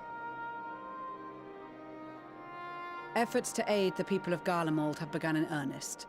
Moreover, having entered into the capital, the Imperial Palace is within our reach. But before we proceed further, we must learn what has befallen this city, for therein lies the key to understanding and combating the Telophoroid's designs. I have a suggestion, if I may. Several of the Imperial soldiers we captured on the Magna Glaciers are members of the Populares and acquaintances of mine. Once we have cured them of their tempering, they should be able to give a reliable account of the events leading to the capital's downfall. A promising idea. I will assist the healers and their ministrations. Of course, I will require a porxy of my own, assuming you can spare one. Would you like a hand? No, I am sure we will manage. Better that you take my place in the field. The noxious ether of this place disagrees with me, and as I shall need to draw on my own for the treatment, 'twill be prudent for me to remain within the camp. This talk of curing the tempered is all well and good, but I reckon the cold is a more pressing concern. All the houses round here are fitted with ceruleum heaters that could keep us warm and toasty. Problem is, the machines seem to have given up the ghost, and if we keep sitting around, freezing our asses off, we'll be next. I already see where this is going. My smiths reckon that with the right parts, they can have them working again, but it won't be easy. Understood. The machinist will assist them in the repairs.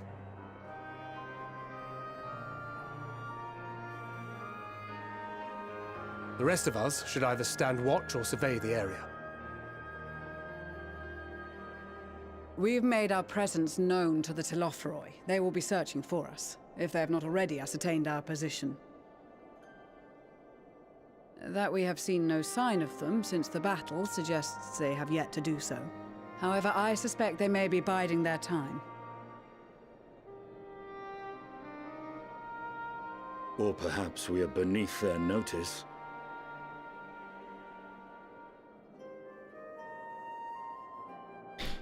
Can only be one of the two.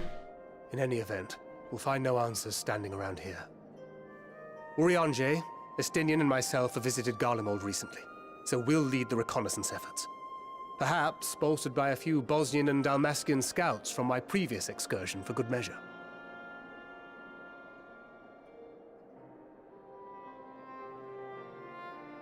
Don't forget about us Alamegans. We have experienced scouts of our own. Well now, this is turning out to be a rather sizable team. With such numbers, we should be able to cover a wide area with relative ease, including that surrounding the Imperial Palace. How about you, Graha? I have a feeling we'll find a use or two for that vanishing spell of yours.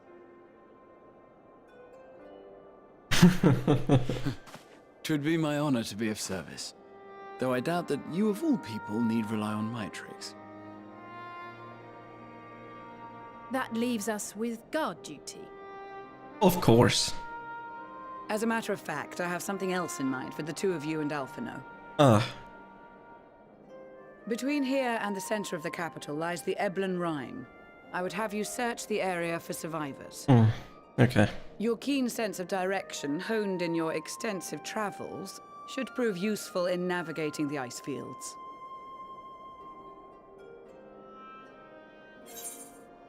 If there's any survivors, we will surely find them. Extensive travel is something of an understatement, but I suppose there's nothing else that needs to be going. Icefield, I love Icefield! Oh wait, no I don't. Nice answers. Yeah, we do it, no problem. I have faith that you will, and look forward to greeting you on your safe return. You all have your duties. Let us make haste. May the Fury bless and keep you.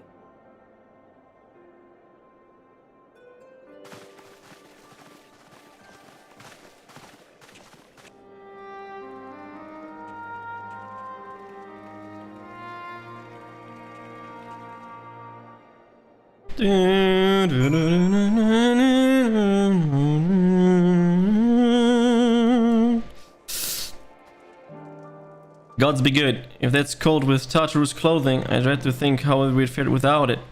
I must remember to thank her with the next time we meet.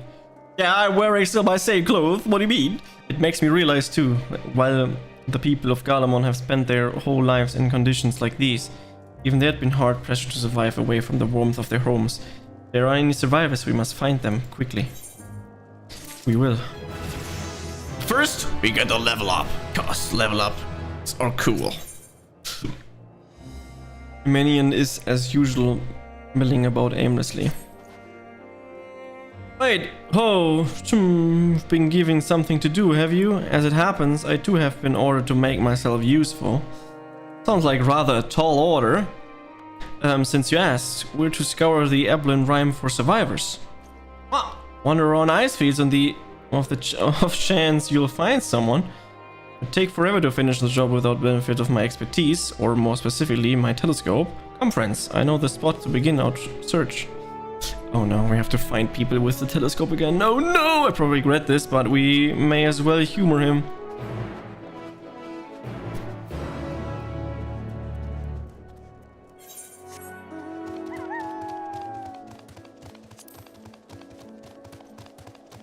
Then let's go into this snowy area. The Eblan Rime. What do we have here? Avibus. Here.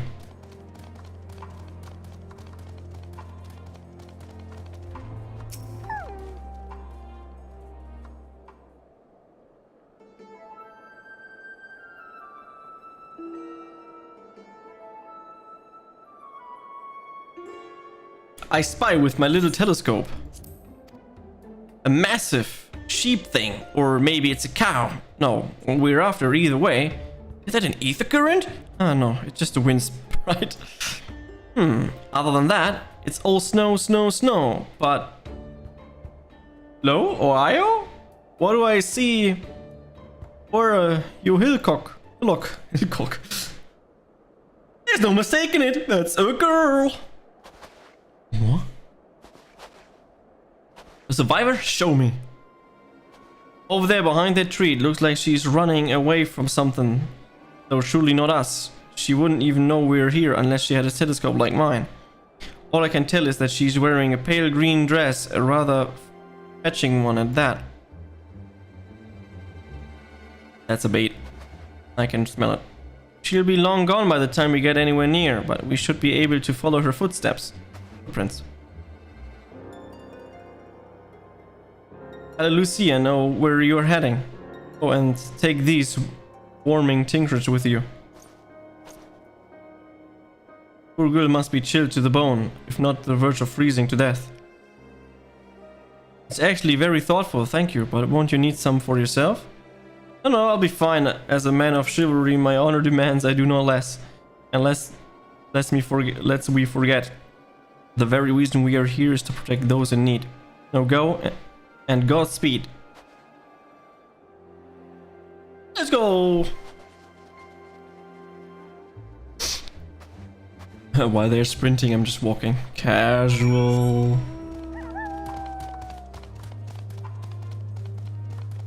Search for footprints in the snow. I found footprint in this snow.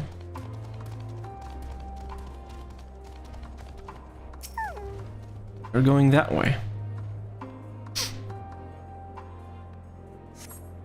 A trail of fresh footprints leads east.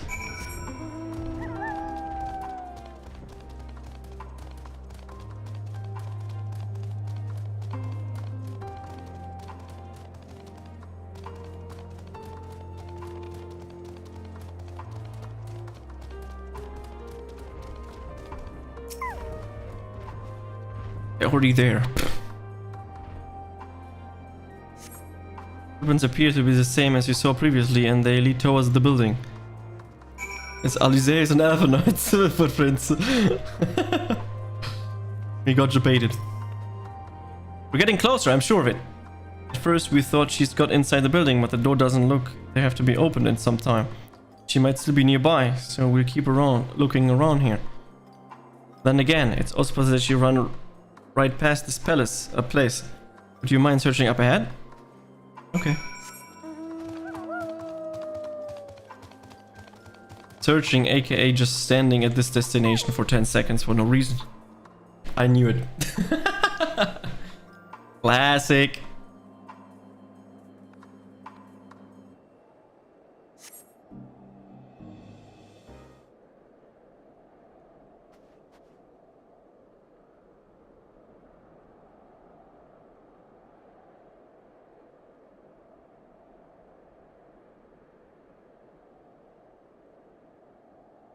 There's something. I can feel it. There it is. Behind the tree. There she is. The girl in the green dress anxiously surveys her surroundings. Where do you call out her from a distance? It might attract wild beasts to the location. It would be safer to close her and you wouldn't pursue without drawing her attention. Yeah, probably coming from behind. Follow the girl from a safe distance. The objective will end failure if you're noticed. Yep. If you fail, you can return. Yeah, not a problem. Dun, dun, dun, dun, dun, dun. Yeah, was so clear. Just wait behind. Turns around, looks at me. Yep. So far so good. And then the next stop is behind the tree.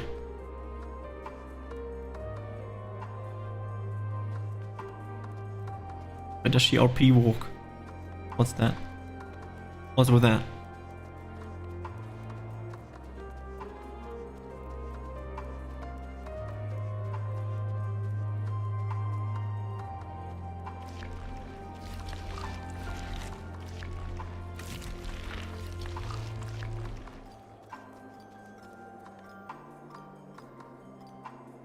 Is someone there? Nope, I am behind this tree.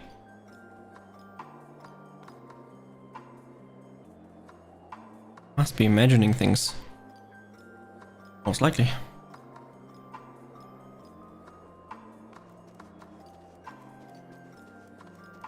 Why are you running? But you know what? I can also run.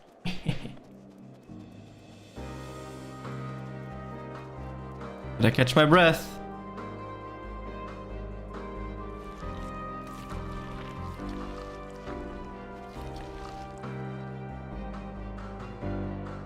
Those beasts spot me, I'm done for.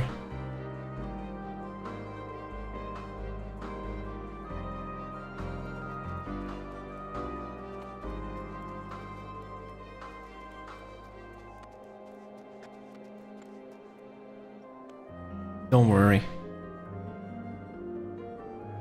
I hope my luck holds. I have a mobile on my left side in my ear. Easy sounds. Gotta keep going, they're all depending on me. All depending? That means there are multiple people? He's sprinting away. Next safe spot is this tree, I guess. Just a little further. Who are you? Stay away. No! Just because I was here! Toxic! Oh no. I went too far for one frame.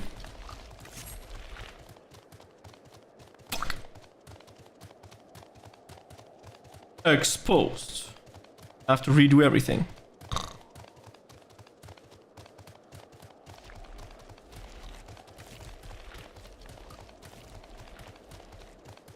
Why is she also turning that direction, not the other way? Would make way more sense because they're where the enemies are.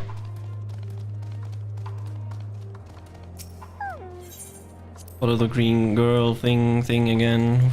Watch her from the distance, no problem. Oh.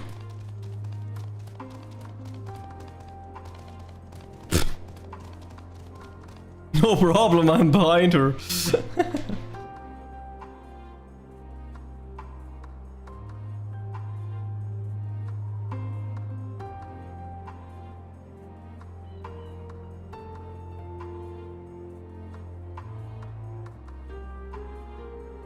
Dun, dun, dun, dun.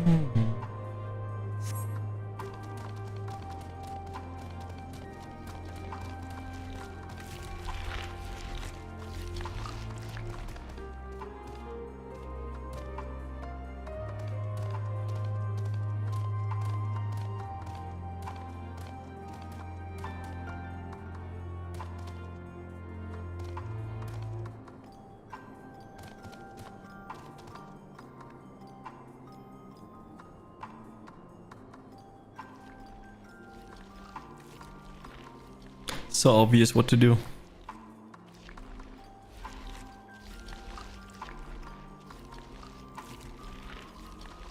Oh, that rose. Overgrown rose. Looks tasty. Mmm. Juicy.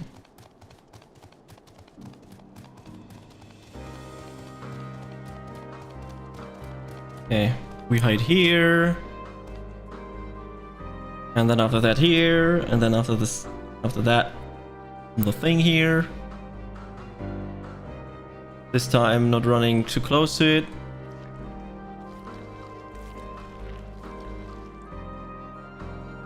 Turn around. Thank you.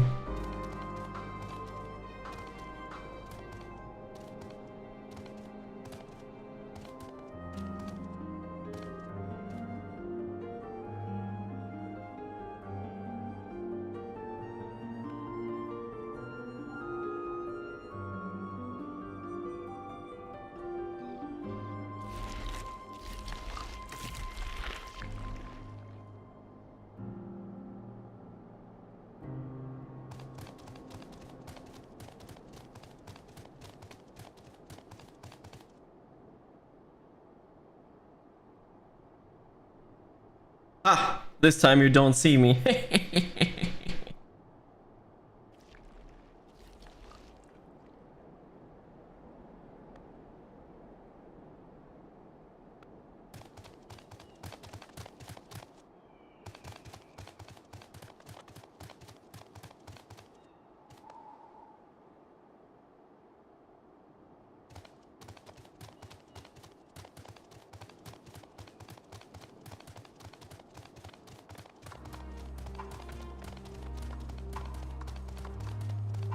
How far is she running? What the fuck?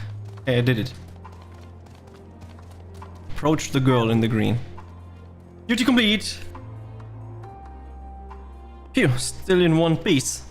And then you're there. Hello!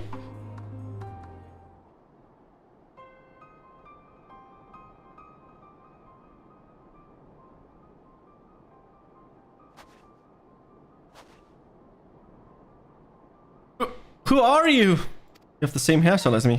Stay back, this house is packed with explosive. Take another step and I'll blow this place sky high. Please, we just want to talk.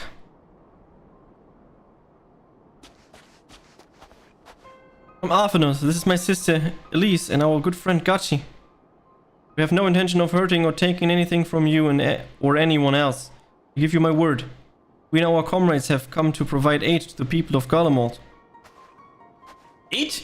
You savages are the ones responsible for all of this? You did this to us?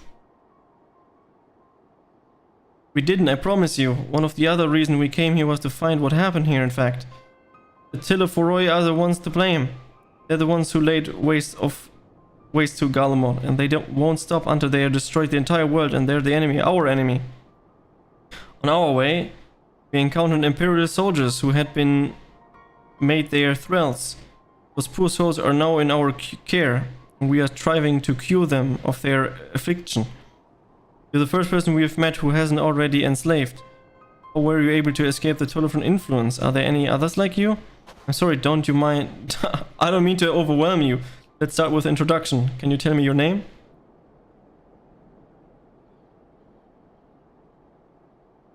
My name is Licinia. As far how I've managed to say sane, I've been asking myself the same question ever since the night and the roar, the terrible roar, and then the screams. I was screaming too, I think. I'm not sure, I can't remember. Then came the silence. Everything was still. It was like waking up from a nightmare. I thought that maybe the fight had stopped, so I stepped outside.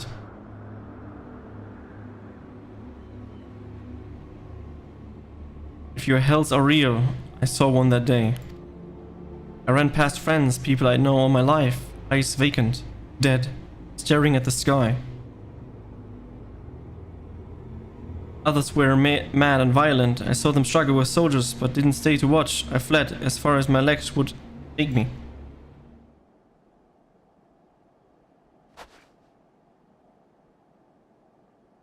You have family here. Is this their home?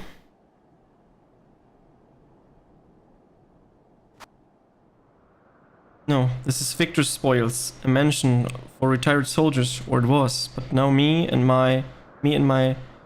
the few others are borrowing it. As for the explosives, I was making that up. I just want to keep everyone else safe, and I didn't know if you were... Truth is, our supplies are running low. You said you were here to help, can you? Of course, whatever assistance we can provide, we will. Thank you. I'd better tell the others first, though. Wait here.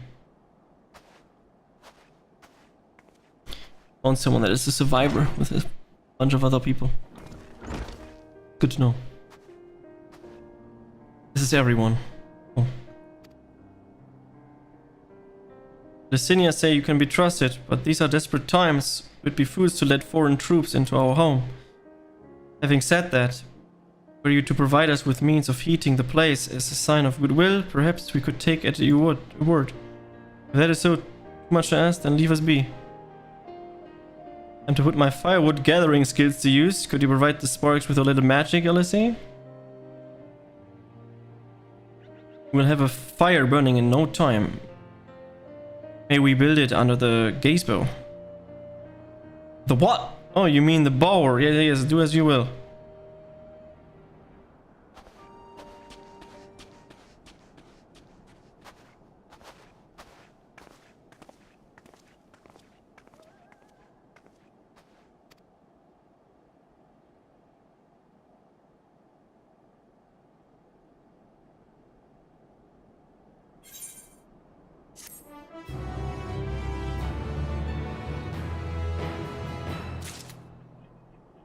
Quest is complete.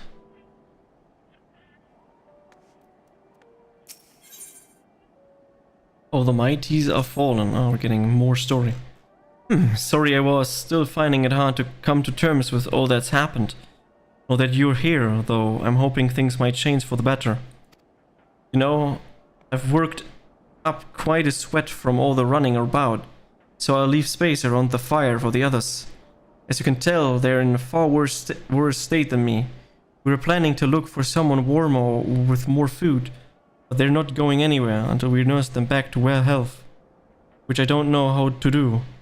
Anything you can do to help them? Probably. Alphanaut will tell me how. There's potentially a way to help them.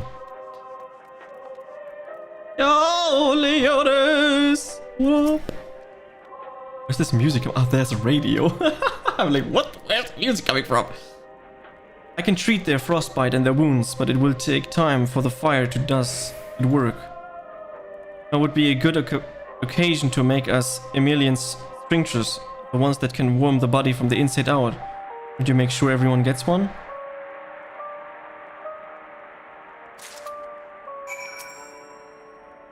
The numbness is beginning to subsidize. Though I suspect once the fire dies, it will return with vengeance. I didn't even see the fire. Okay, here's warming tincture. Take it. Warming tincture? I've never heard of such a thing. No harm in trying. But tell me, have you heard out of the city? They're calling it that seems absurd, but what happened? It's nothing but ruins now. The few buildings still standing offer no more than meager protection from wind and snow. Food production, water purification. The Magitech that sustain us, it has come to a grinding halt. Watch Machina that remains operational cannot be run to a lack of cerealium, of course.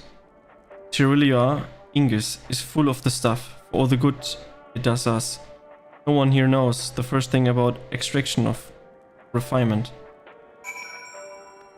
Doing fine, thanks. Just the reading tears me down. Lots of reading. Very, very difficult. All is well. Yes. Never better. Here. Oh, what sweet levitation is this? Is it poison by any chance? Yeah. It was a joke, If I laugh, may I not weep. So said the poet. And Alice, my tears would freeze on my cheek ere they fell. We are the blessed damned, the bear witness of the fall of the great empire, while our brethren lie dead or live on the puppets of flesh. Fire came, first came the war, then came the roar. When morning came, Garlemald was no more. In cacophony of gunfire, explosion and screams was our beloved capital razed to the ground. From the rubble rose the disheveled remnant, the lavish finery caked in ash as they shuffled mindlessly towards the palace, each bearing a fragment of a stone or metal, an offering perhaps to the architect of the destruction. A hopeful few tried to reason with the deranged, only to be beaten to their kindness. But I knew better than to plead with the horde. I fled with my health, not my conscience preserved. Now I wait with my fellow cowards for our final judgment. What do you want? Here, take this. A tincture? May as well drink it, I suppose.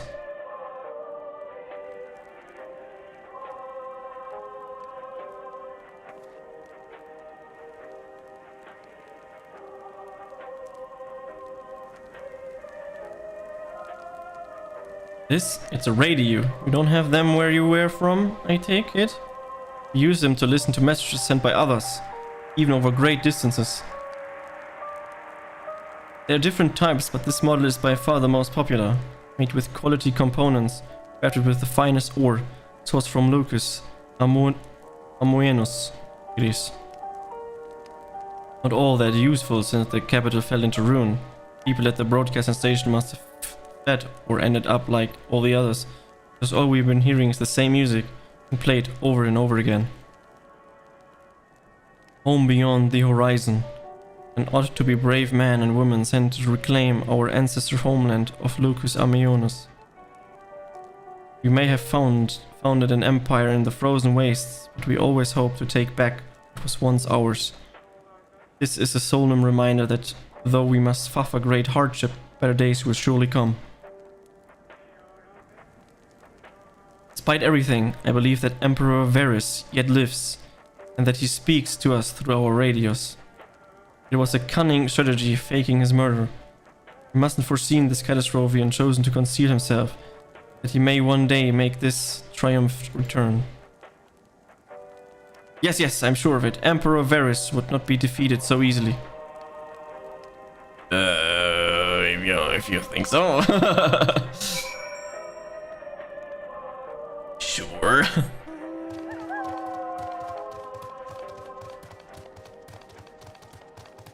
It's a fairly old radio though. What's that?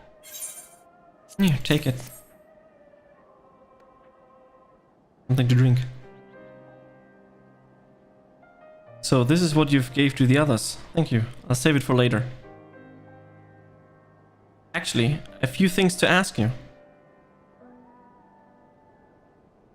You're part of the group staying in Leritum. I saw Legatus Virgilius troops heading towards the Magna Glacier a few days ago. Are they the ones you encountered? Yes, and we wrecked them. And Broken Glass, you call it. And Virgilia and her man are all there now. So how did you reach the Magna Glaciers? Did you cross the mountain on foot? No, we just flew over it. Airships? And there might be a way to... Yesenia, where's everyone? Is something the matter? Suspicious. A voice from inside, you say? You must be imagining things. Everyone's out here. Perhaps a baby Almesti has found its way into the house. Wouldn't be the first time. With all the soldiers to scare them off, while enemies have been roaming closer to the settlements. Some have been known to attack people too. I've just had an idea. If you and yours are strong enough to defeat Legatus, there's surely a few beasts shouldn't pose a threat. if you mind to continue helping us, perhaps you could head to the side of the lake.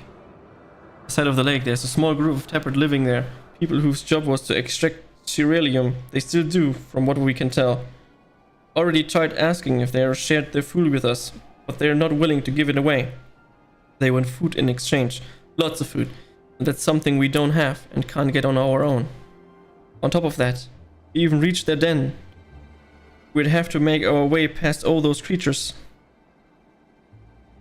Would you be willing to join in our place? We only need enough cerealium to last until the others are strong enough to travel to your camp. If the offer still stands, that is. Oh, and I don't expect you to give up on your own supplies. But there might be another way to pay the Tapperts. If the cerealium you need, the cerealium you shall have. Could be watch out for the baby lemon when we were away.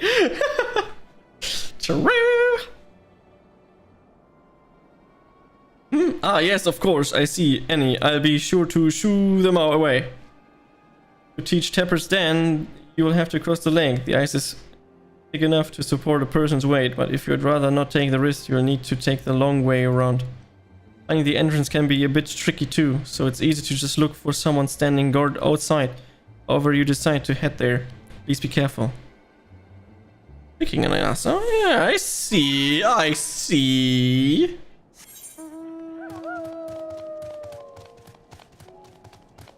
This is hella suspect. Hella sus. What is happening here?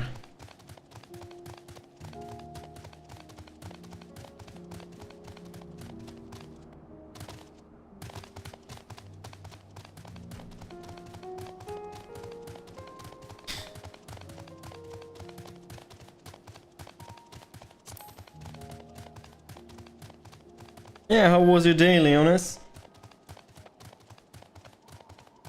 Hope you had a good day.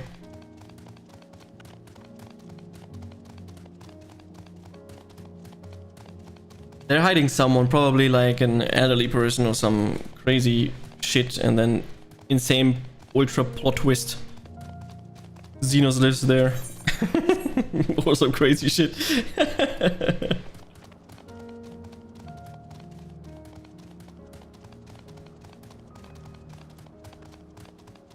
Burly Tapper.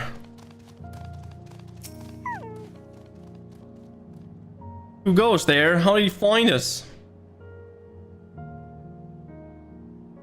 What do you mean I stand like a sore thumb? If pure bloods over the victor's spoils hadn't give away our location, you'd never had found us. Those stuck-up assholes. Though they could come waltzing in there demanding cerealium with nothing to offer in return. Ha! Looks like the boots on the other foot now the capital's gone to shite. So they've resorted to sending you to negotiation. I know your game, Shadow Sword. If they think we'll go into intimidation, they've got another thing coming. Suddenly I need to fight. I don't want to.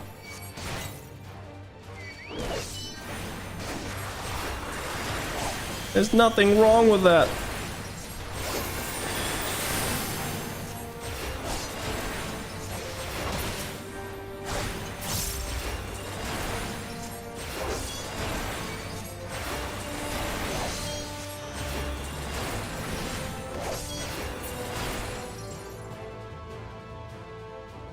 Am I dead yet? Nope. Never.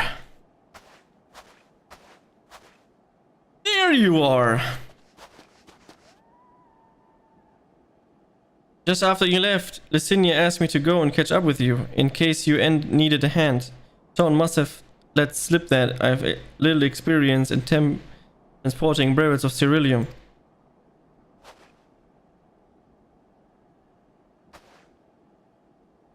So this is tempered then. Well then, after you.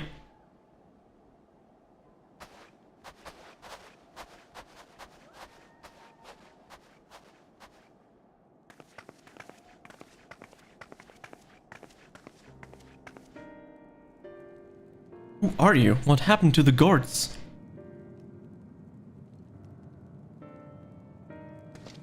Eorzeans and rebels here to save the people of Garlemald? Doesn't make any goddamn sense. Why in the hell would you pass up this chance to put those Imperial bastards to the sword? Let me guess, none of you are Gallian. You were brought here from other lands. Urbania, Xania, Bosnia, Damaska, to name but a few. Some dragged here against our will, others fed bullocks about a better life. All put to work extracting cerealium. All given the esteemed title of Anne, placing us firmly in the bottom rung of the ladder. But the older hierarchy means nothing in the new Garlemald, says we. About the only thing that escaped more or less unscattered is cerealium ingots.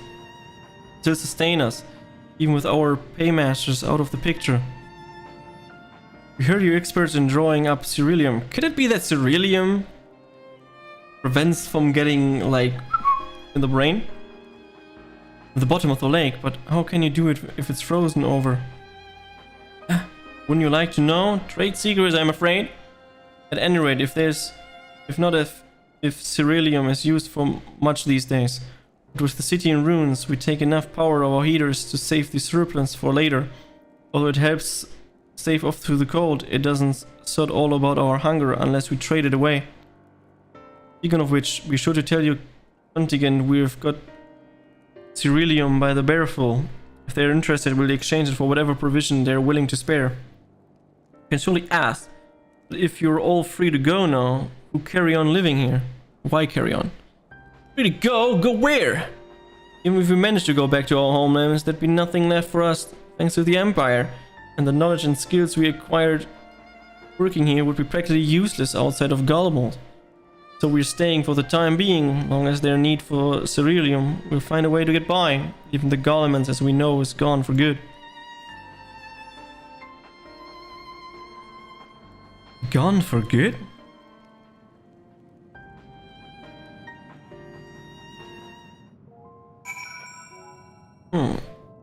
Crafting like a no-brainer. I see, the one-button crafting. That's how you get your crafts these days. Regardless of what the Isabord contingent does for the people of Garlemald, the Empire itself is already a thing of the past. For many that would be cause of celebration, while the others, their whole way of life, would have been turned upside down. After all the atrocities and committed in the Empire's names, perhaps it is for the best that it is consigned to history. But what of the ordinary people, their lives, their stories? Should they be forgotten too? I suppose there will be plenty of time to ponder the later. For now, let's see about getting some cereals. Speaking is very difficult. At the end of the trail. So you've come seeking cerealium, have you? What? Those pure bloods up at Victor's Spoil sent you? To turn to their enemies for help? They must be more desperate than I thought. And again, Lysinian got your little sister to think about.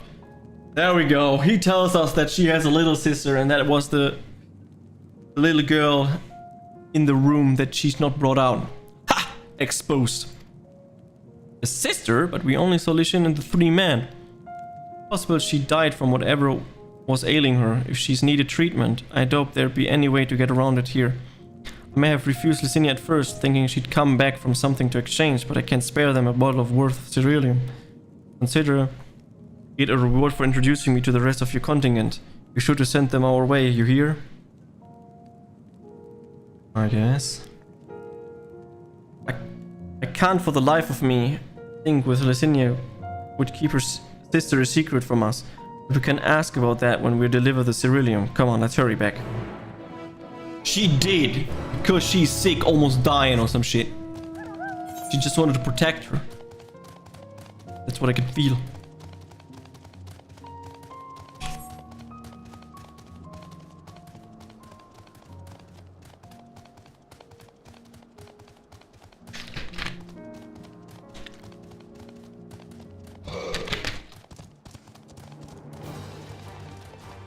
Want me to help with ether currents? When I'm not streaming and progressing story, we can do that, yeah. While I'm progressing, doesn't really matter. Because I need to do the blue quest and stuff as well for regions, so... we can do that at a later point. A bunch of new areas where I need to find the ether currents. Explore. Do things.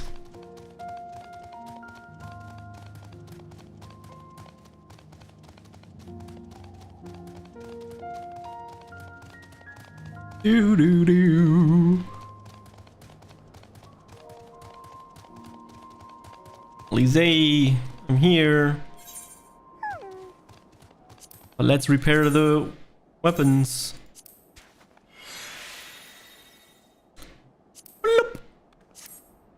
Lizzie, this isn't right. It's too quiet. I would have thought Arpinot would still be treating them by the fire, but there's nowhere to be seen. Look inside the house while you search outside. I can't have gone far. 100% inside the house. Or behind the house. Ah, I knew it. They're all dead. What happened?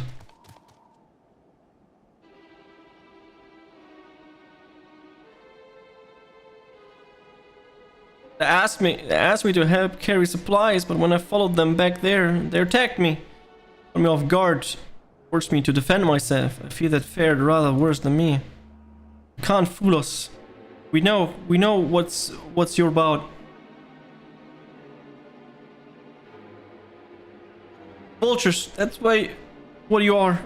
Waiting the wings for us to show weakness. Then you swoop.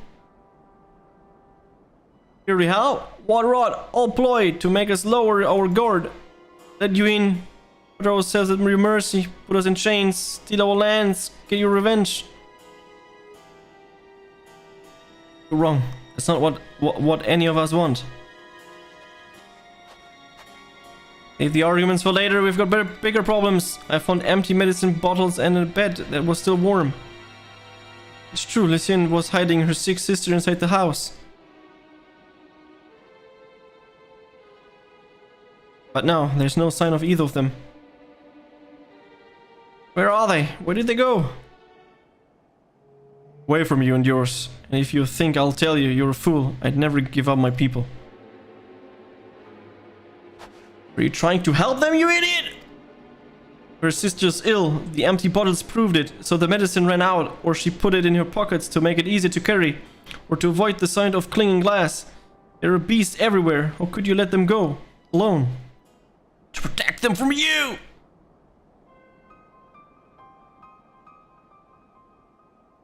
You invaded our homeland, taunted when the same sorcery used to slay our countrymen.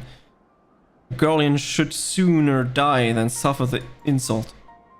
Better them to flee, keep their purity intact, than be corrupted by your vile magics. We were waiting for a chance to free them, since the moment you arrived.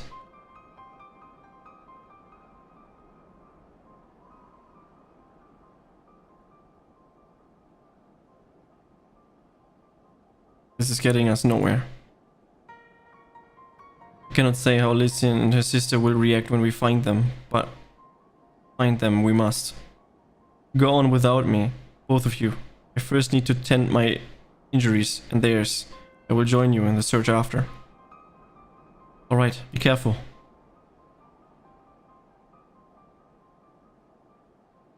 We'll do our best to find them quickly. There's only one path out of here. That's where we'll start.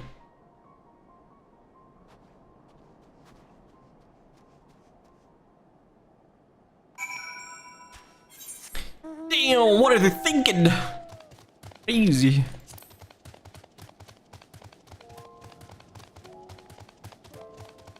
Now we need to find them so we can rescue them. Well, we found footprints. Good. 2 sets of fresh footprints, young women, judging by the size. This is definitely them. Come on.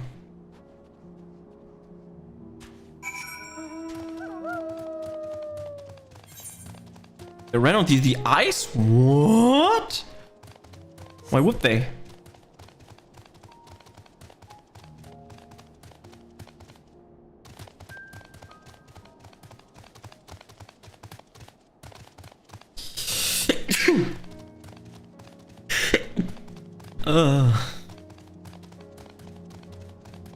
Really? Can't walk up there.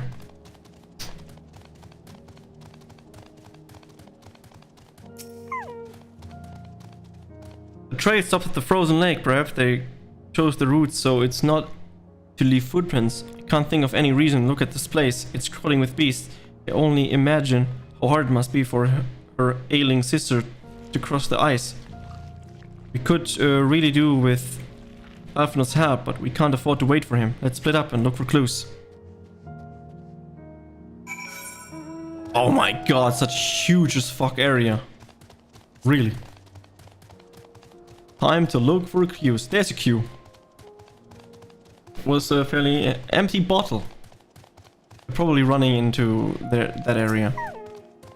The empty bottle smells faintly of alcohol. The thin coating of dirt indicates it's been for some time and is unlikely to have any connection with the Lycian of her sister. Nope, I lied.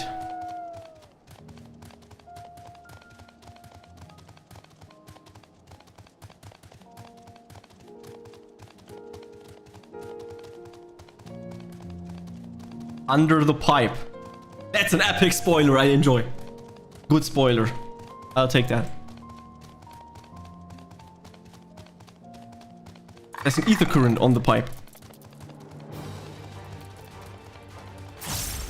Boom, boom, boom, boom, boom. Fresh blood. That sounds more like it. Thanks for the epic spoiler.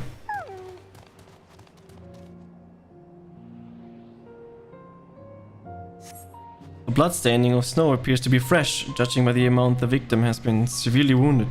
The trail of blood leads southeastwards. Southeastwards. That's no spoiler. That's just telling me straight away where it is. Backseat gaming, what pro gamers would say. But I appreciate that. Oh, they're dying! No! Time to aid them while pointing my fingers to them.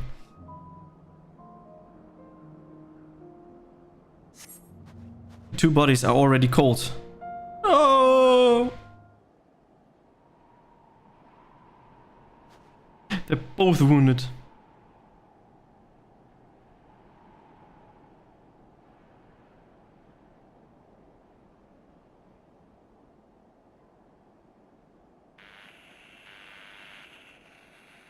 Oh, they took the radio.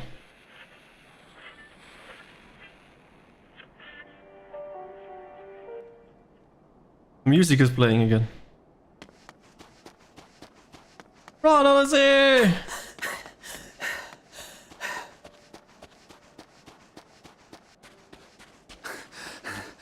Run, Alphinaud!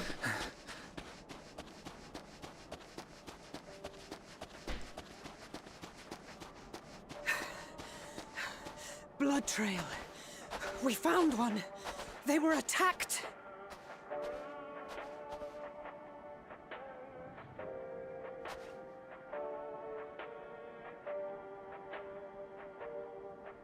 No. Use rest? What do you mean, no? That's them.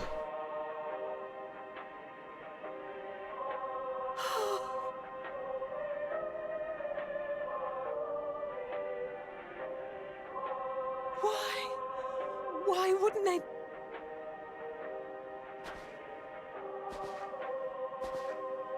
Safer to brave the wilds than trust in our magic.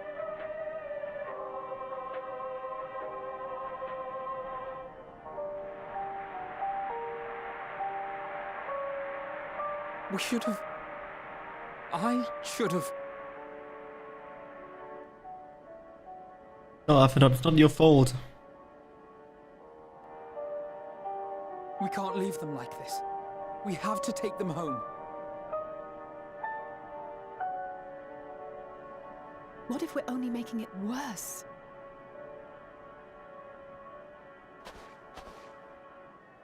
Maybe we don't belong here, but neither do they. Not out here in the wind and the cold.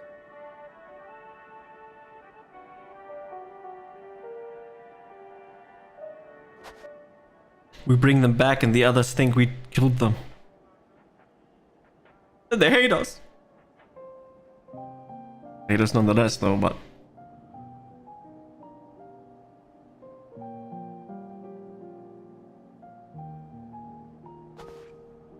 I heard the story about Varus's voice from beyond the grave. Of course, I didn't believe it, but Licinia and her sister did.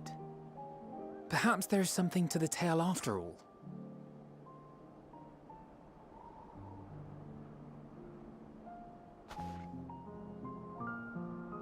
I want to understand, so I'm going to borrow this for a while, if that's all right. You had every reason not to trust us. We came as trespassers, invaders. But I pray that in time, we will be more than that to you. That we will find a way to help your loved ones. And see that no more children are left to freeze alone in the snow.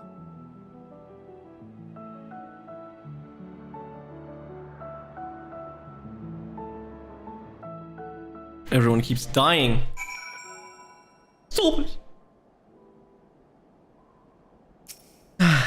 There must have been something we could have done, but what? Could we have never come here? They'd still be alive if we hadn't? Maybe. We will never figure it out.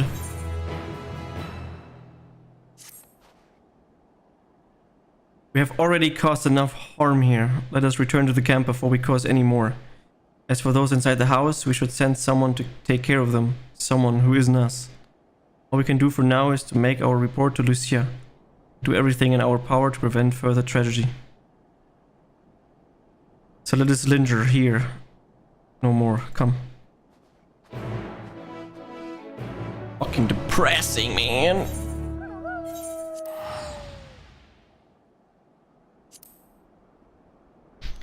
Everywhere we go, everyone dies.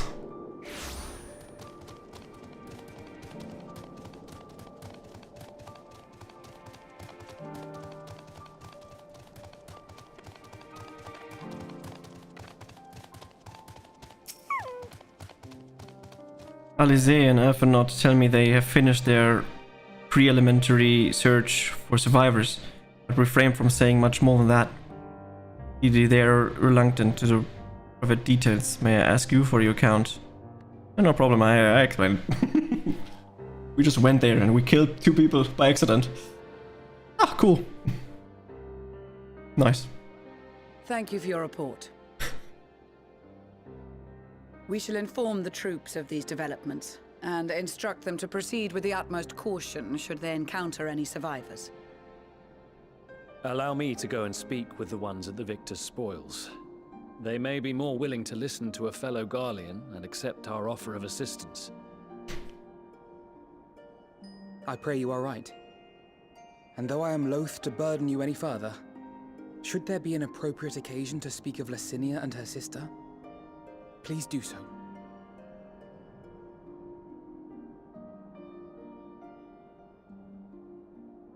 I am sorry to have put you through this. My distress is nothing compared to their suffering. So tell me, what else have we learned?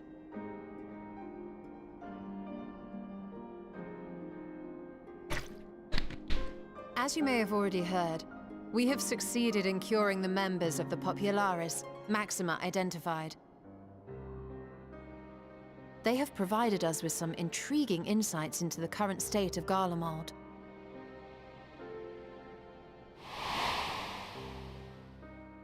The assassination of Emperor Varus was the catalyst for the civil war. Nerva declared his claim to the throne, and his opponents refused to recognize it. Fighting broke out in the capital, where Nerva's 3rd Legion clashed with the 1st, who remained loyal to Varus even after his death. Of course, even Imperial warmongers would balk at the idea of turning their shining city into a battleground. Like burning down the wood to spite the wasps. Neither side would be so mad. Unless something or someone inflamed their animosity to such an extent that they could not help but act against their better judgment.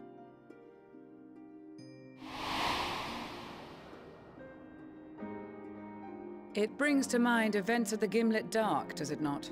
The Emperor's sudden withdrawal from the front line, specifically. Nerva and his father, Titus, Varus's then political rival, took advantage of rumors that Crown Prince Xenos had been possessed by a demon. Elidibus, what better way to disparage your enemies than with the truth, or a close enough approximation? Indeed. But before their accusations could be substantiated, many of Titus's followers were silenced. While some were merely stripped of their status, others died under curious circumstances. One after another, suddenly and suspiciously. Again, Elidibus. Like as not, he had a hand in it. No evidence was found to implicate Varus, certainly. Nevertheless, Titus, Nerva, and the Third Legion would have judged it a brazen attempt by the Emperor to rid himself of his political enemies. And then, in the midst of this growing turmoil, Varus Sosgalvis is murdered.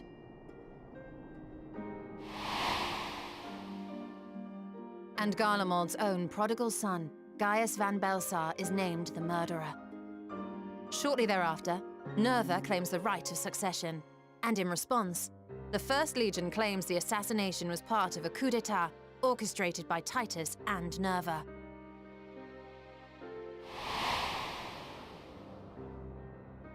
So no one is at fault, and everyone else is to blame. I should add that both parties received substantial financial backing, presumably to provide them with the means and encouragement to pursue a swift victory, and that these contributions came from the self-same benefactor. I'd heard House Brutus had been filling the Third Legion's coffers, but the First as well. It would seem so. Though the Populares determined that the First Legion received funds from a variety of organizations, all had connections to House Brutus. So Fandaniel, in the guise of Asahi, was playing both sides against each other the entire time. The information we gained from my friends does not end there. One night, shortly after fighting broke out, the capital was shaken by an immense tremor. From that point onward, they have no memories, no recollection of any events, including our clash on the Magna Glaciers. But when asked about the Imperial Palace and its bizarre transformation, they somehow recall Emperor Varus giving them orders in their dreams.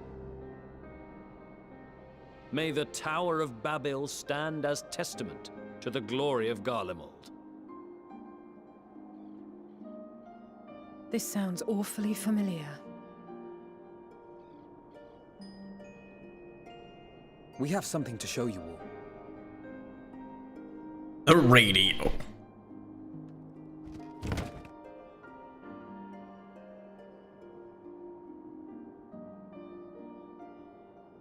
Varus spoke to them through this radio. Perhaps it was a recording, but if not, that would be inexplicable.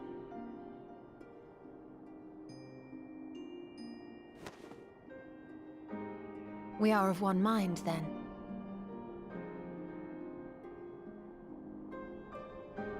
The ether that permeates the ore used in this device is almost identical to that of the talismans. I knew it! While it is likely more by coincidence than design, these devices might also ward against a primal's influence. A picture is beginning to form. If the tremor felt throughout Garlemald was a wave of ether emitted by a primal, then while those within range would have been tempered, those huddled around a radio desperate for news concerning the Civil War would have been spared. No wonder Licinia kept it close. My friends, I must speak with you. A young man was caught trying to steal our supplies. He is a soldier of the Iron Men, we think, but one who has not been made thrall. Thankfully, Magni restrained him before blood was spilled. The stranger is outside, if you wish to ask him questions. I think we do.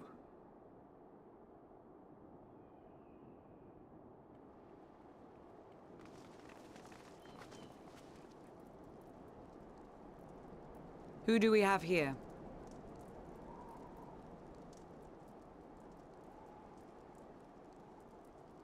Garleans? Traitors to your homeland! Have you no shame?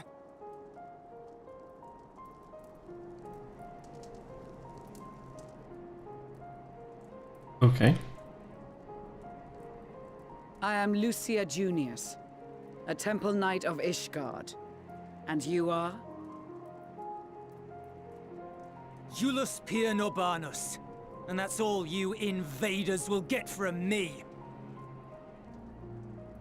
We are not here to invade Garlemald. Far from it. Like you, our allies in Eorzea and the Far East fight in defense of their lives and their loved ones even as we speak. But it is the people of Garlemald who have suffered most. This we know. And that is why we have come to offer you our aid, that we may unite against our common foe.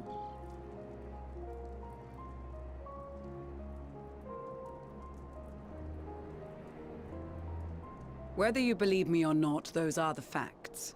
Now, answer me this. Why would a proud soldier of the Empire be reduced to stealing? The situation must be dire indeed for you to go to such lengths.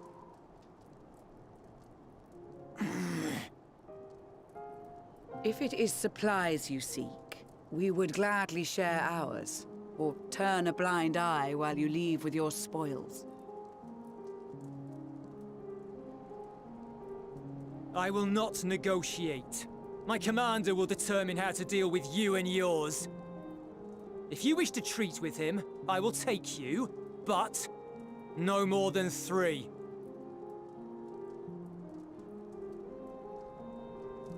I don't much like the sound of that. But if we do accept his proposal, I suggest the 2 of us and...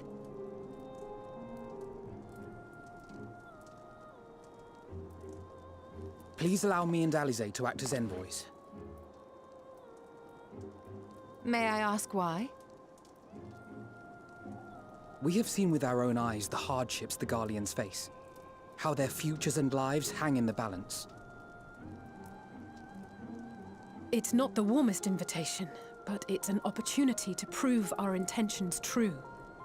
Maybe not a chance to make things right, but a chance to make them better. I'm going with you! What would your mother say if I let you both go alone? I can see that persuading you otherwise is a lost cause, but you will proceed with the utmost care. Yeah, easy.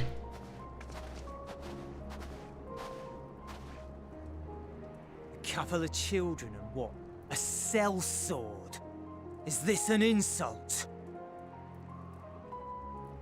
Not in the least. You will find that they are more than qualified to speak on our behalf. Ah!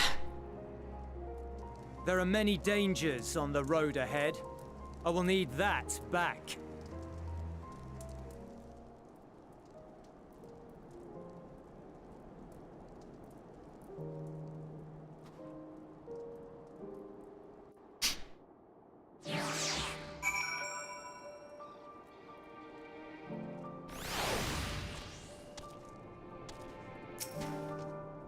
You will be received as invited guests, and so I urge you to observe proper social etiquette and conduct yourself accordingly. Your safe return takes precedence above all else. Remember this. Tancred in particular will be worried sick if you're going too long. May the Fury watch over and keep you. Are you and the children ready? I will explain the road once we are around outside the camp. If anyone attempts to follow us, we will judge it an act of hostility. We will not hesitate to take appropriate measures. Would expect nothing less. You have our full cooperation. Okay, then let's go. We have to go here, okay.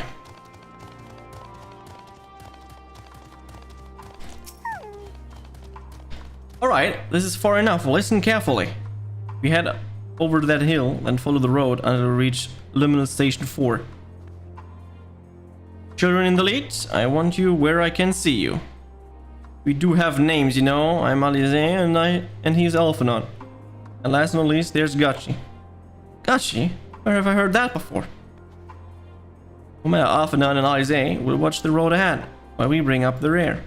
I wasn't lying about the being many dangers, so you're to run, not saunter run towards the station. Even think about going for your weapon. The deal's off. Should any creatures bar the way, we go around them. Once you depart, blah blah blah, move towards the destination without falling behind. If you lose behind, we're to make a dash for the station. Let's go.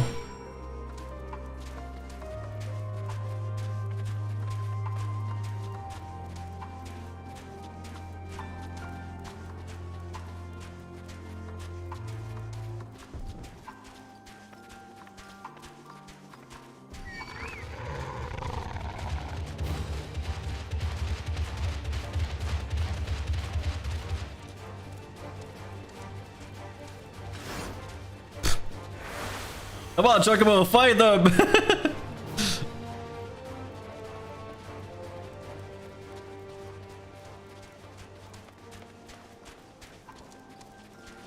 It looks so funny how these two are running. And we're just like chilling.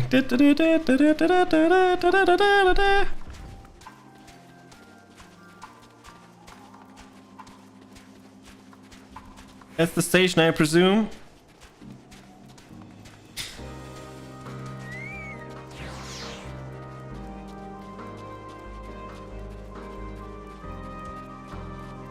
We're probably going to the left.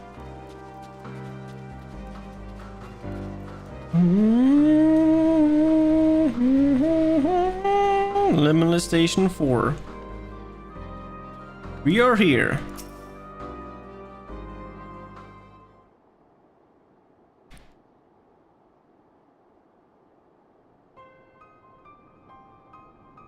This is it, the first stop that is.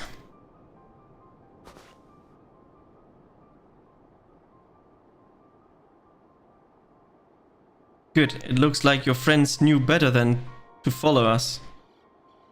Are these your headquarters?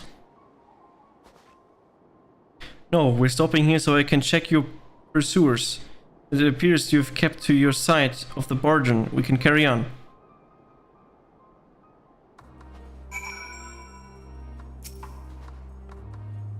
North of the station is Regio Domorum, one of the main residential areas, or at least it was. The afflicted roam the streets in packs. They'll tear us to shreds if we give them the chance. Keep close with no wandering off, understood? Understood. From here, we'll be heading northeast, keeping to the left of the railway. While the road itself is straightforward, getting past the hordes unseen as anything, but keep your weapons at the ready. They would attack their own countrymen. Aye, they're spared their own by slaughtering the rest without hesitation. Though we'll try to avoid detection, the chances of sneaking by completely unnoticed are slim at best. I will lead the way, but in the event we are seen, we will fight them off. Those two will follow us, provided they can refrain from drawing their weapons, but I doubt they will be foolish enough to step their guide in the back. Will not be taking the chance. With that said, let us proceed.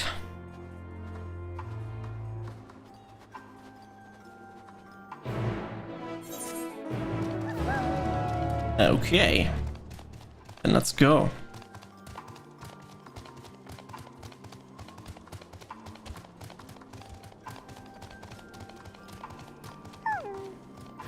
You are under attack. Let's go!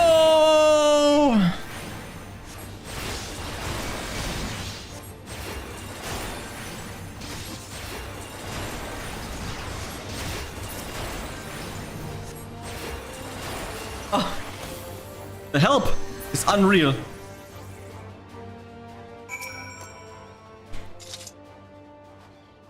I see why your comrade chose you.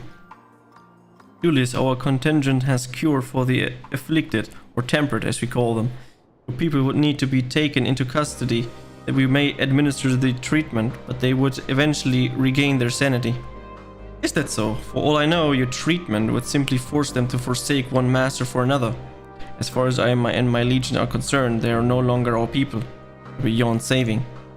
Those who thought differently and tried to reason with them to watch for their bleeding hearts. Come. We have to keep moving. Okay. Keep on moving.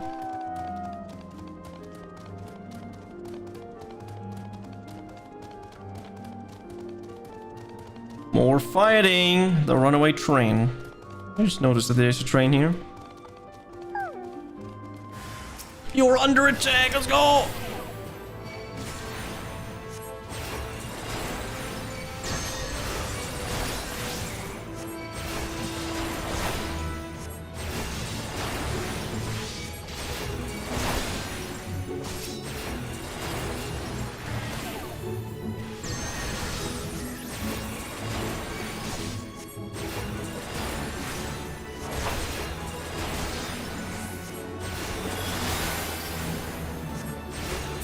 Get destroyed.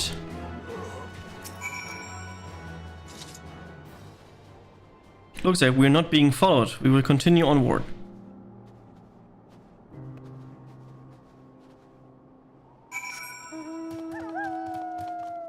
Now, of course, you're not getting followed because we are people that keep our words.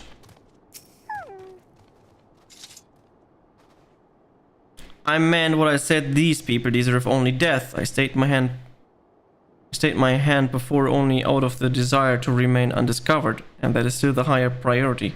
We shall continue to avoid any unnecessary confrontations. Keep following the railway.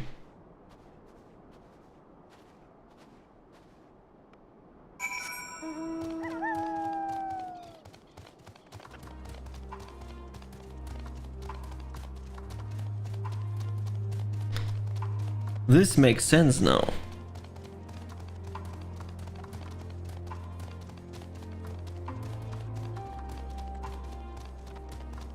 Tertium.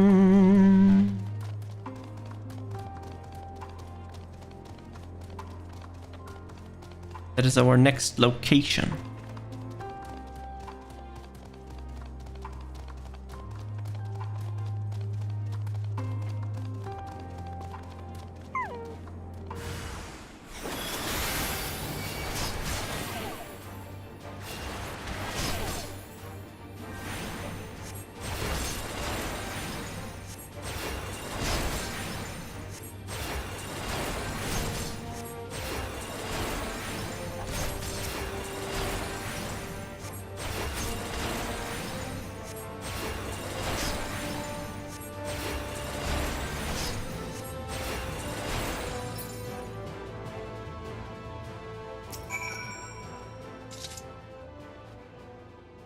Look at what they have become. Would you still stand there and claim that they can be cured? Those exposed to the vast quantity of primal ether may suffer severe corruption. Even with treatment, such victims are beyond salvation. Then you admit it, now that you have seen the monstrosities for yourself. Perhaps you will think twice before speaking of a cure.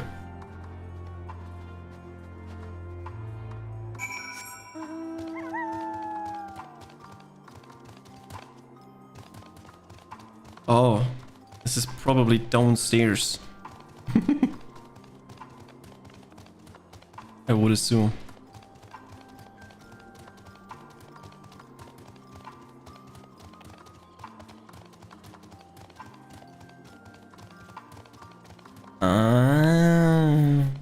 Okay. Maybe I know. Like a train station. We're almost there. You have kept your side to the agreement, so we'll keep mine this way.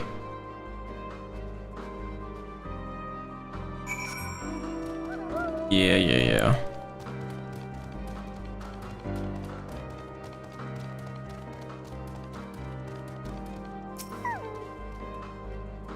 This is Tertium, one of the Galman's largest stations, if not served as our headquarters.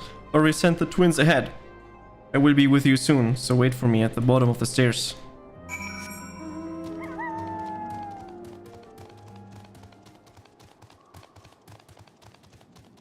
We are in Tertium.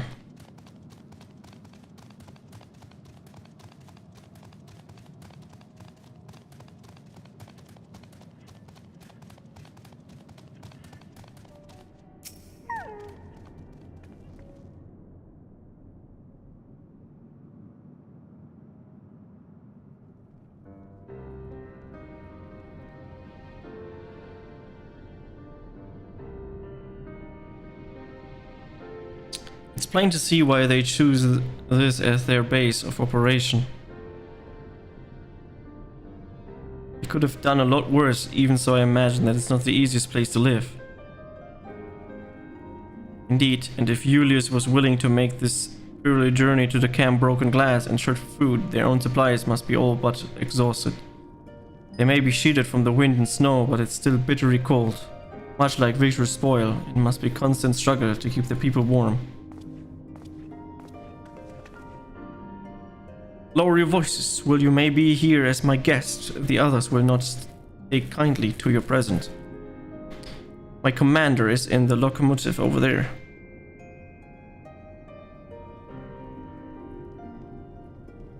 Next to the Etherite.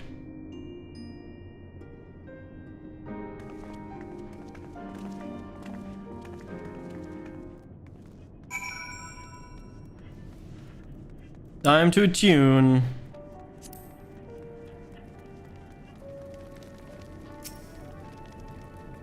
Etherite is not responding. Okay.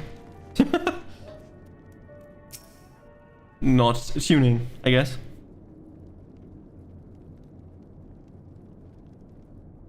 These are their chosen representatives.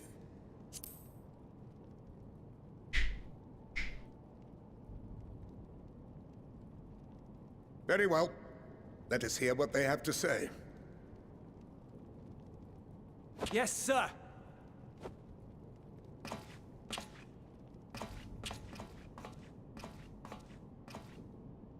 I present to you our commander,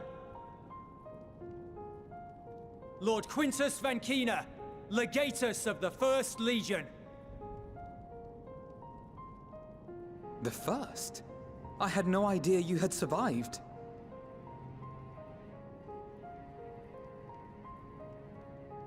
We lost our emperor, our city, more than half our troops. For my wounds, I may never take the field again. But we survived, aye. In a manner much to your liking, I dare say. We have no intention of adding to your misfortunes, nor do we bear you any ill will. Spare me. Though you children may speak in earnest, overtures of peace ever ring hollow in my ears. So long as man stands to profit from his neighbor's suffering, war is inevitable.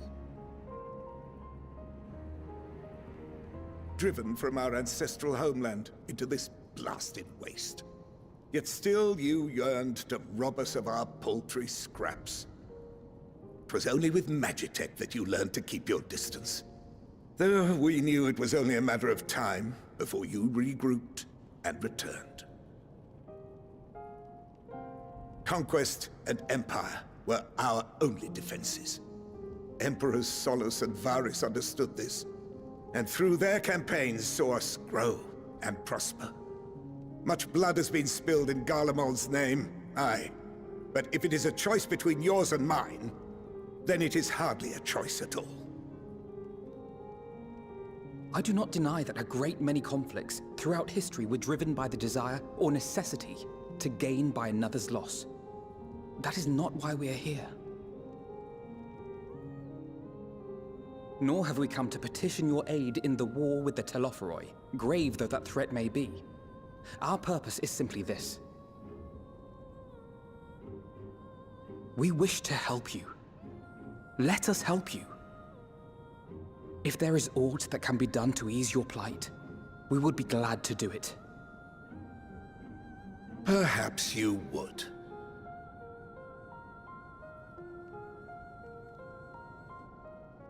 But regardless of the ideals you espouse, your leaders would not send an army into Garlemald if they did not stand to benefit. If we accept their aid, they will expect their efforts to be rewarded once the Telophoroi are no longer a threat. And after compensation and concessions, the great empire would be brought to heel. Her enemies rejoice at her downfall. Our third eye, a mark of shame. We won't stand idly by and let your people be humiliated. And we're not alone in that. We only want to make a difference, to make this world of ours better. Surely you can understand that. What I'm trying to say is, there are so many people who just don't care about making you suffer. And maybe that's almost insulting after all the suffering you feel the world has subjected your people to, but believe it or not, that's the truth. And now we're here, and all we're asking is for you to tell us what you want, what you hope for. So much blood has been shed, so much lost. All because of this endless war. Who wouldn't want to end it? Can we not work together to face our problems as one?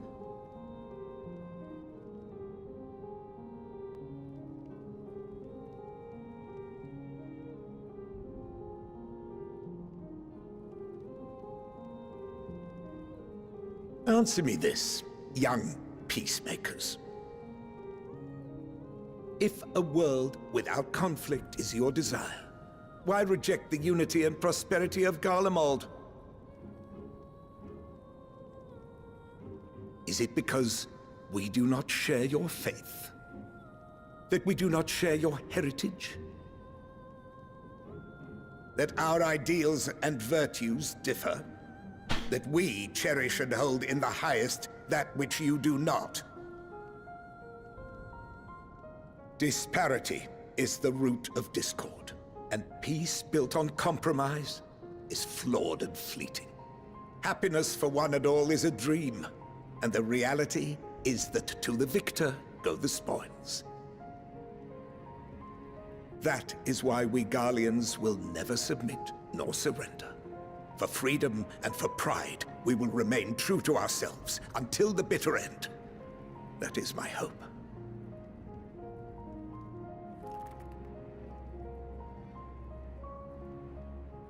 It seems there is nothing more to say on the matter.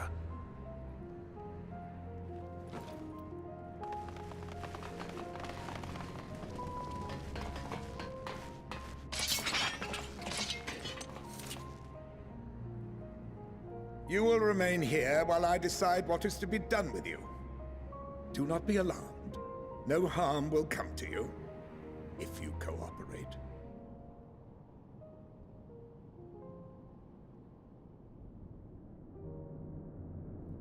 We will not resist.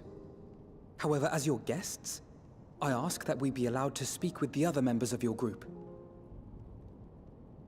As you wish. I had no intention of locking you up, as by dawn you would be frozen stiff and you're no good to me dead. You are free to move about the encampment, but there is one condition. Collar them.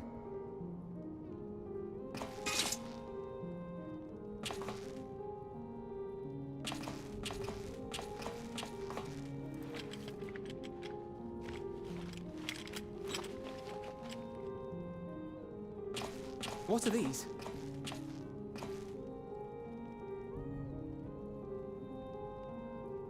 Incentive. You'll be watched at all times.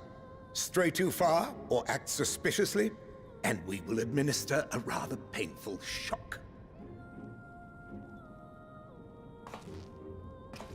Stop! Keep away from that one.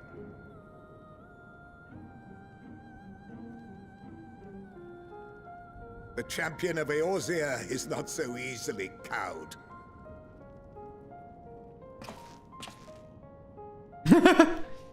Reaction. Oh, fuck. Even if she allowed herself to be collared, the shock would be no more than an itch. No.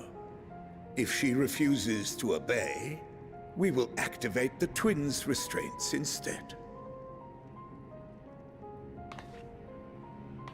Ah, smart move. You needn't worry about us. We'll forget we're even wearing them soon enough. Even now, you still... Why go to such lengths? What is it all for?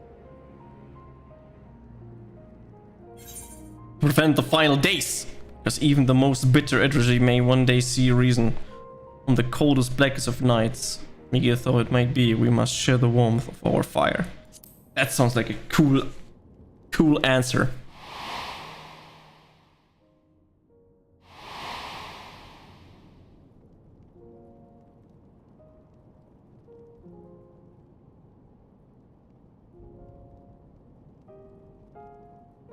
You are a curious one. A far cry from the merciless barbarian others paint you to be. You will be their warden. Take them away. Yes, sir. Me? What? That face said it all.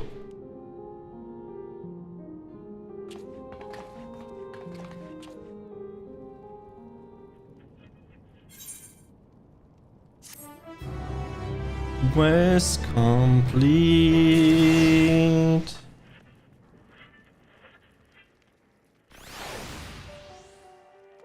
It's not good, that's not good. But I'll take this moment to do a short break, so I'll be right back. Don't run away, please. Or run away, do whatever. I'll be right back in a couple of minutes.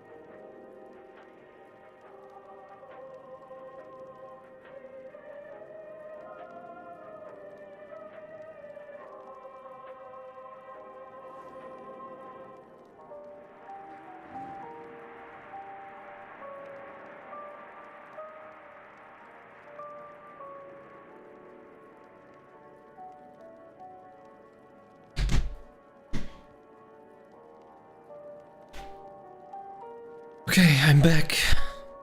Gonna drink something real quick.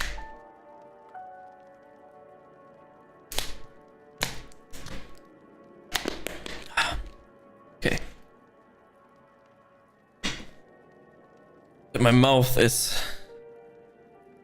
good again.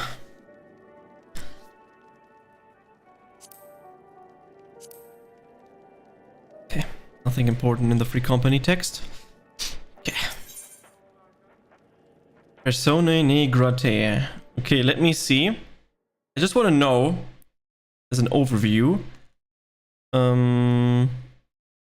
at what quest am I? FF14 progression. Personae non gratae. Okay, I'm already 30% through Endwalker. Okay, I didn't expect that, but that's cool, that's cool, that's cool. 1/3 through. I guess in the beginning it's always a little bit faster, in the end it stretches it out, I guess. Except.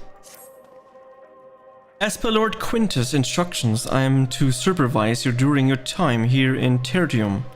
Before you asked, no, I don't have a key or any other means to remove your collars. Nor would I tell you if I did. And if you try anything, you'll soon wish you hadn't. Yeah, the pace picks up a bit now. Yeah. It's always the beginning is kind of stretchy. Then the at like I would say 50% or something. It goes really quick up to like 60-70%, and then it takes forever again. As it feels like that. Do you truly intend to speak with the others, or was that the merely a ruse? We're in no hurry to disobey Lord Quintus, if that's what you mean. Or perhaps you doubt in the wisdom of the decision. I mean, if you look at last time, I took 5.5 hours to get up to the first 5% of the story, basically 6 quests. And now in 7 hours, I did like 25%, so that's a massive difference. Do as you will, but remember, I'll be watching.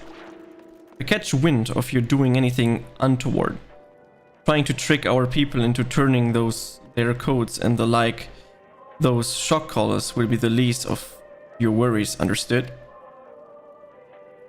Though we're somewhat compromised, to put it lightly, let's not waste this opportunity. I suggest splitting up and learning what we can of their situation, and above all else, don't use magics of any sort.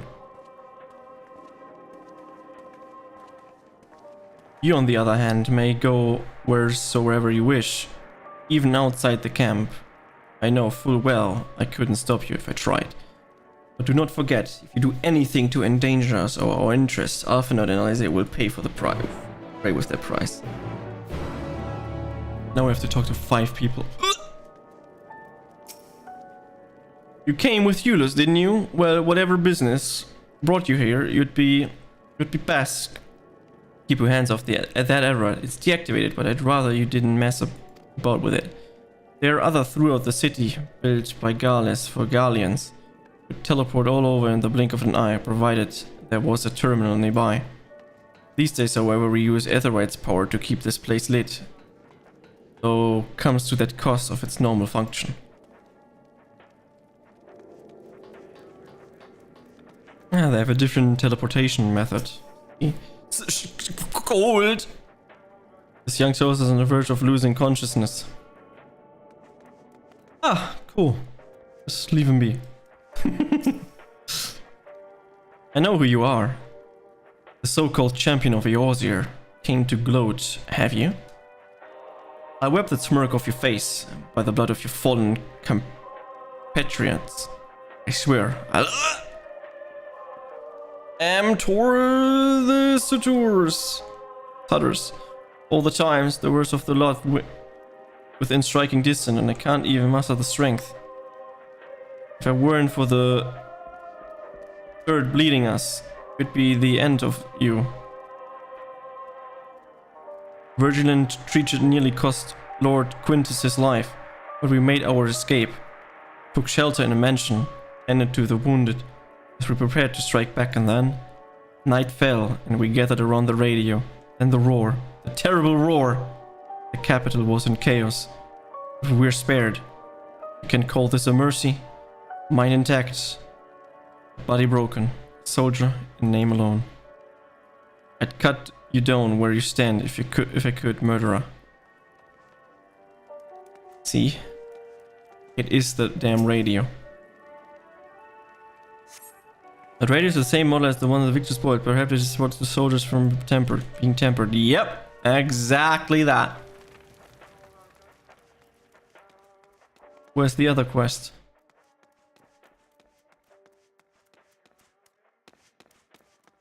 I'm missing one. He went in here, but it's not in here.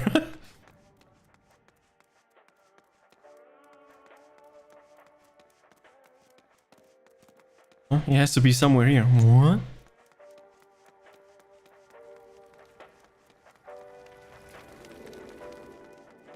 Ah, Octavia.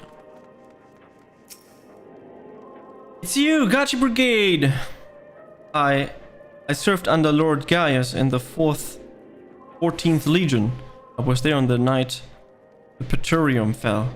You and your adventurers, you killed them. My comrades, my friends, swept them aside in their dozens. I thought they were nothing to you. Maybe I am too. Just another faceless enemy to cut down. Won't be long until our countrymen return. Until you get what you deserve. Mark my words. I see. Nah, they really hate us. Understandable though, if you just kill everyone from them. Did you learn anything of note? Yeah, a little bit. And your findings are consistent with my own. The plight is desperate indeed. Sick of injuries are the greatest risk. Without warm and proper nutrition, I fear they will soon perish. I realize they are precious little we can do for them at present. I cannot bear to see them suffer. Please, will you help me tend to them? Probably. Try. Let's assist some people and help them. Assisting. Who's there in my eyes? I can't see all that well. Ah, thank you. The numbness has subsided a little. But I know it won't last much longer. You should look to the others who can still fight. Give them my ration. Me going hungry means something else lives to see another day. So be it. At least I can still serve in that way.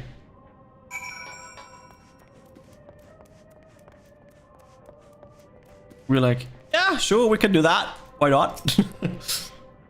So those you met fare no better? I was afraid you would say that. I know we were warned against meddling in their affairs, but we can't leave them like this. Perhaps we might gain permission to have a contingent deliver supplies. Quintus may have made his feeling on the matter quite clear, but even he must recognize there is no position to refuse help. Maybe Julius could pursue him. But we need to pursue Julius first.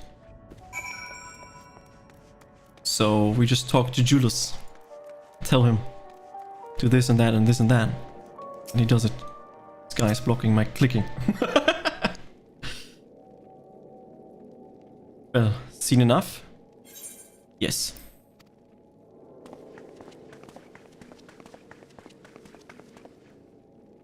Julius, the people here have barely enough food and fuel to survive. Have you and the other soldiers been able to pursue any more supplies? We've been scattering provisions from the nearby houses, as most families kept rather stored away in the event they were snowed in. Still going out and getting at dangerous work, and we have a lot of mouths to feed. Julius' greater concern, though, we had some curios set aside until it was stolen. We haven't identified the culprit. Could have been other refugees or one of the afflicted, we all know. Either way, we're down the last dreads. Without the heating they needed, those in poor health are only going to worse instead of better. It is serious you need. Our contingent has secured a ready supply and have some sent over. We will not accept your charity. We can hold on a little longer. The situation is sure to change. Everything will change. One of your comrades mentioned something along those lines. Those mysterious countrymen of yours, I assume.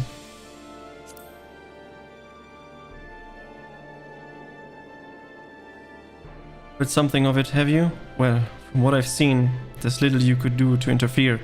There's no harm, I'm telling you. One of our scouts spotted a hooded man issuing instruction to the afflicted, or the bastard sword, loyal servant of the Telephori. And Daniel! Then he made his way inside the Imperial Palace, or what stands in this place.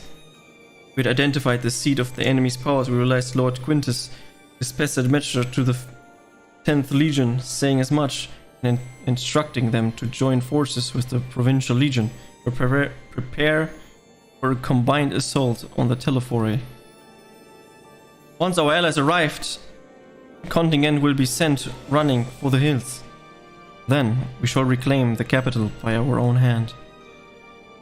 And how do you intend to survive in the meantime? At this rate, many of your countrymen will perish long before reinforcements reach Gorleman. I need help, now. Say the word, we will bring your cerealium.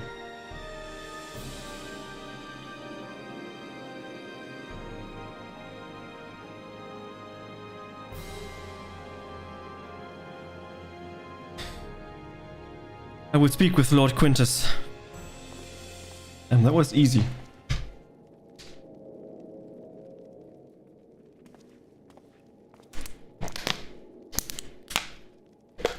So, did he agree to it? No. You will not place Garlemon in debt of her enemies. I have, however, been ordered to search for ceruleum outside. As you are under my watch, you will come with me.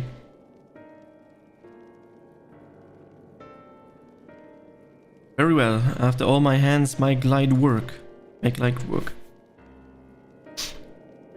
You lot are more trouble than you're worth.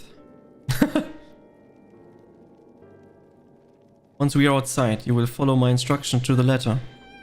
We depart shortly.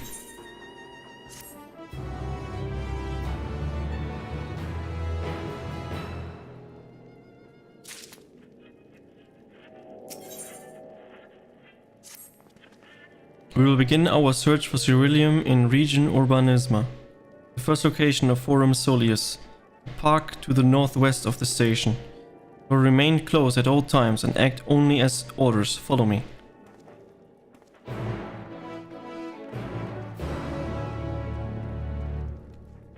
Okay, so be it. Now we are being watched. That's no good.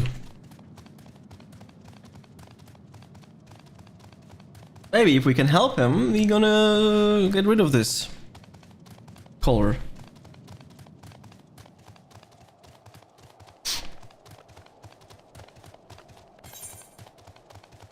That's actually not that far, okay. Oh, that's the ether current up there. I don't need them now, so care.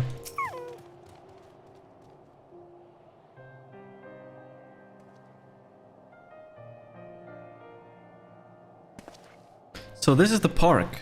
I'm surprised they found space for one amongst all these buildings. Actually, the recreational areas came first. The houses were later built around them. A healthy society requires communal space for children to play and adults to socialize. This park was named after the founding father of the empire, the great Solus Galvus.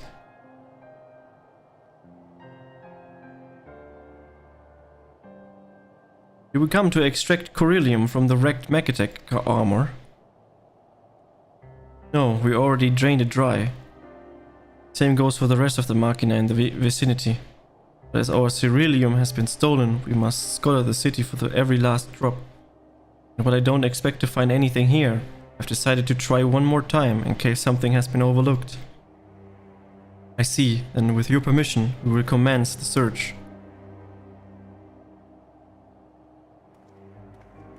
And of course, we will find it all.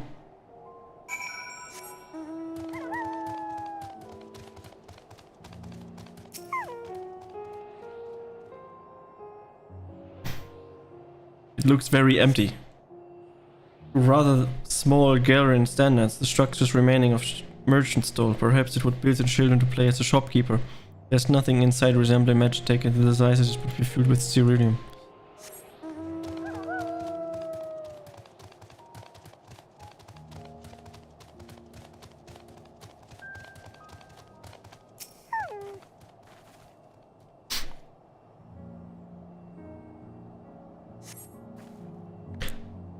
Cursory inspection of the wrecked material confirms that the fuel canisters have long since been drained to the ceruleum, as Julian said. Yeah, I see flickering up here, and the ether current right next to it.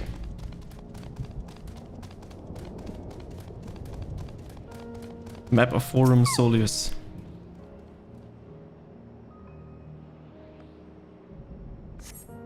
Several points of interest are marked on the map Forum Solius. The pond children's play area. To your knowledge, however, none would require use of ceruleum. But I know what I can require is the ether current right here. There we go. Easy peasy.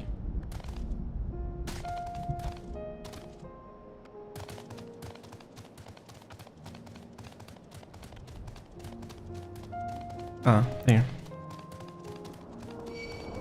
Of course he saw me. What else?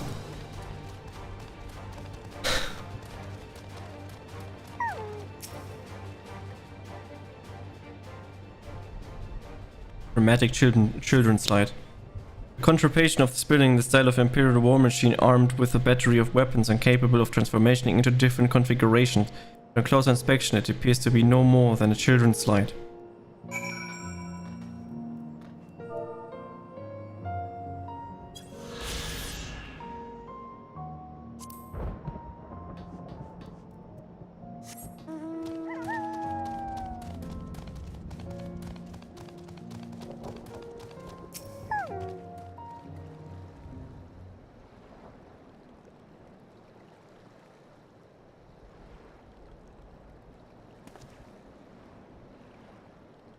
Oh, it's you. Any luck?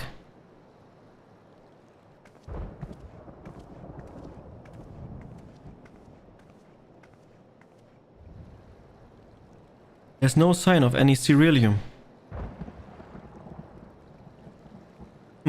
Hardly surprising, but disappointing nonetheless. I couldn't help noticing you gazing at the pond. Is something the matter? What? Yes, I mean, no, It's just I used to bring my brother and sister here to play. The pond was heated to stop it from freezing over. Like all the other children, they just had to wait and splash around. Would have stayed there if I didn't drag them out. We'd been sopping wet when all was said and done, every time. Every time when we'd get home, Mother would scold us, saying we'd catch our death walking around like that. The pond was heated? The ceruleum powered heater by chance? I suppose it must have been. Come to think of it, I remember seeing engineers changing a tank beneath a hatch. But that was a long time ago when the water was still flowed clear and wasn't this bracking muck. I can't see a thing, I can't remember where the hatch might be. The machinery most likely broken, the amount of filth in there is probably the only reason it hasn't frozen over. I wager it's still unbearably cold though. But we have the hero of light! Yulos, what are our thoughts of magic? The average Gallian would jump out of their skin if they saw it. But there is as a few foreign signiferi and medici, so it doesn't scare me. And I take you won't mind if I employ a little now. Half an hour, as you have a knack for finding dry wood, why don't you bring me some? Once that's done, a blast of furry should do the trick. Leave it to me. You're not planning to go in there, are you? Of course I am. The tank isn't going to fetch itself. It's nothing so involved as extracting unprocessed ceruleum from a frozen lake, like how to tap her to do it. We're taking about a shallow pond in a park, and we have a way of warming ourselves up after. That's insane! So fancy a dip? A little friendly competition might be a thing of interest. The last we need is a catching cold. Step aside while I drink the pond dry. That's a way. We'll find it in no time. Let's go. Let's drink it.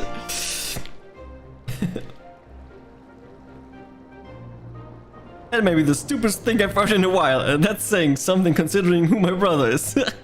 I can't fault your enthusiasm though. Let's do it my way first, and if it doesn't work perhaps then you can try your method without for yourself. No, but I want to drink it dry. What do you mean? I'm thirsty.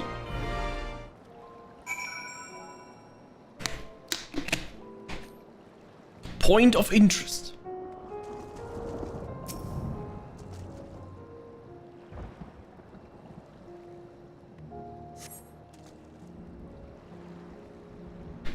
Boy, I slept for 7 hours just now and you're still not done? Nope. What are you doing, Mano? You delve into the murky water, but come up empty-handed. To add injury to the insult, the icy wind of your damp clothing chills you to the bone.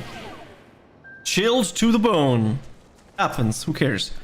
Next point of interest. You delve into the murky water, but came up empty-handed. To add injury, you get icy cold hands. Chilled to the bone.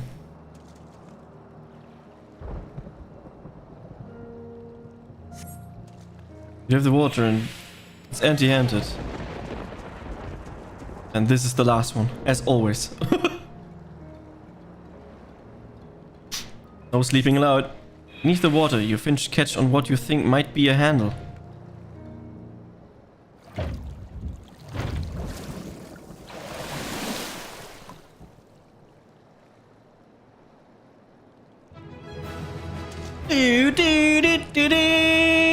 You open the hatch and retrieve the ceruleum tank.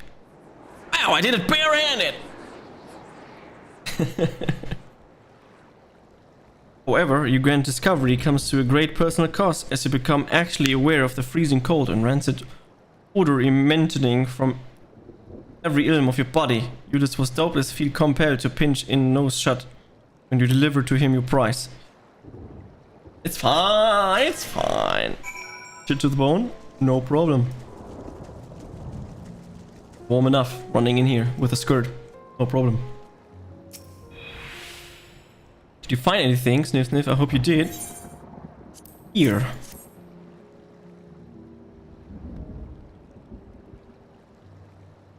That's it! And there's still some ceruleum left. The fire's still not ready. Hold on. I'll give Olaf another hand.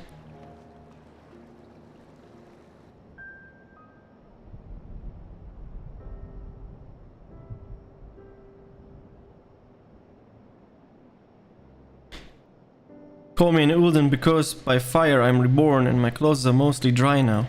2. I appreciate you recovering the ceruleum, but I wish you've taken the time to discuss the plan with me beforehand. Despite the way you've been treated in Lord Quintus' eyes, you're still in voice deserving of protection. If you were to die on my watch, I would have been most displeased.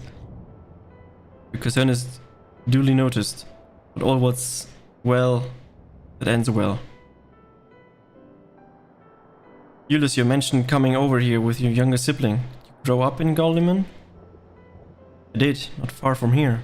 My father was an accomplished researcher in his youth, and for his contribution to the Empire awarded an estate.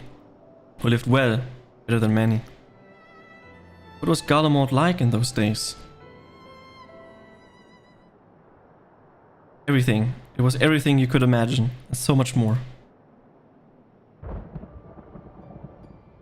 Even during the coldest winter, we always found warmth and comfort at home. coming in from snow, taking off your coat and sitting down for a hot meal with family. Visiting friends and relatives, receiving the same welcome, knowing they had everything they needed. Walking down the street, seeing the light in all the houses, hearing the faint sound of laughter and song, happiness. And although the summer came and went all too quickly, and the brief respite, the ice would melt and the forgotten grass make it to triumph return. Grey clouds gave way to the blue skies. Some mornings we'd climb to the top of the tallest building we could find to watch the sunrise.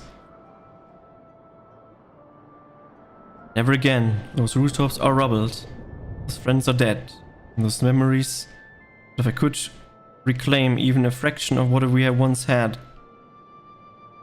Soon our chance will come, we just need to hold on a little longer. Chance sits right in front of you. Just need to cooperate.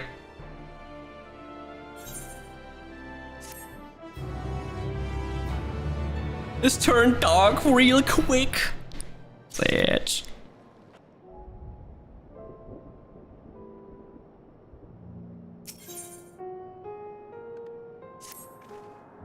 Alright, now that you recovered from your escapes in the ponds, there's another location I'd like to search, just outside the park. More looking for things. Let's go.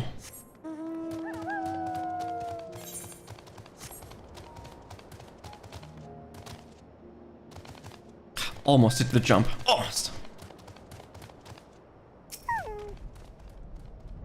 As you can see, the place is littered with remnants of various types of war machina. While my comrades and I have already recovered the tanks from the less damaged units, those that took a more severe beating are harder to scavenge. We decided to save those from another time, that time being now. Rather than price them apart, piece by piece, it would be quicker to remove the outer casting using compact explosives. With luck, we'll gain access to the tanks without rupturing them. Though the force generated by the device is relatively weak, I would advise you stand well clear to avoid being hit by any trample.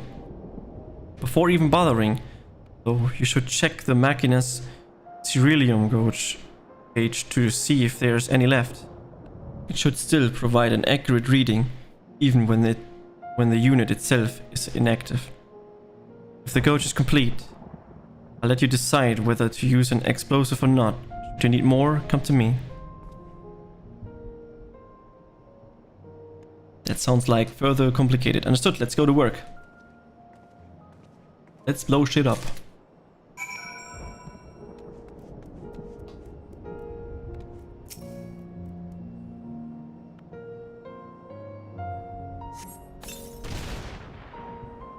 After successfully removing a machina out of cast and retrieving the communicant, it's completely empty. Of course it is empty. After successfully removing the receiving, it's completely empty. What else would it be? Filled with things? The first two right in front of you? Yeah, I need more. I ran out. Can only do two? Toxic. Need more? Here. Thanks, didn't read the rest because I got attacked. Just blow everything up. Easy peasy work. Can I just read what it says? The current on the unit has been broken, giving you no way to determine how much fuel this may hold. I just have to destroy all of them. Okay, no problem. Retrieving current is, and it's completely empty. Who would have thought? It's potentially the last one that I see and then I'm going to explode.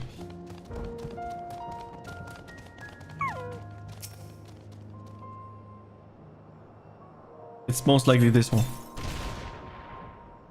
Retrieve the mushroom suit tank. It's still half full or half empty depending on one's perspective. Either way, Ulysses will surely be pleased by your discovery. That works too.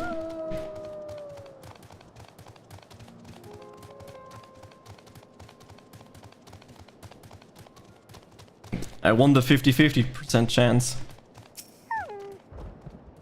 More explosive? Wait.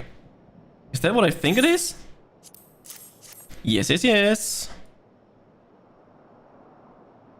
You've done it again! Truly luck is on your side. With this, we should be able to refuel quite a few of our heaters. It's time we headed back. Wait here while I go and see how Alizier and Alphinaud are faring.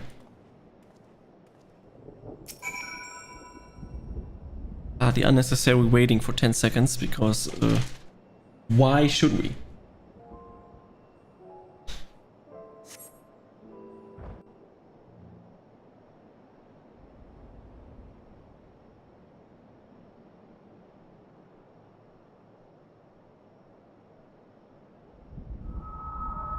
Finally escaped the watchful gaze of your keepers, have we? What? Ancret? Okay. Don't react. You'll only draw attention to yourself. Just carry on as you are and listen. After you left with the Garlean lad, Lucia bade a few of us scouts follow you at a discreet distance. We observed you had been led into the station, but decided against venturing inside. When you emerged sometime later, and we saw that the twins were sporting Magitech collars, it was clear what had taken place. Now, as quietly as you can, tell me everything.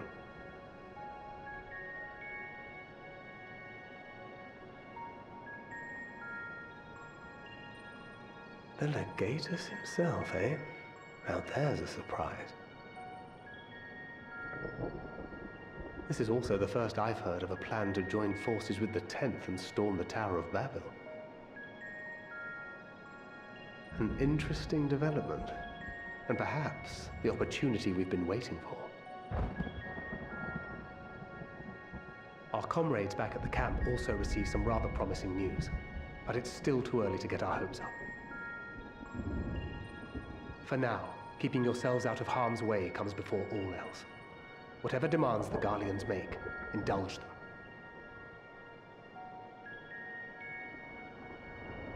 With luck, this will all be over soon.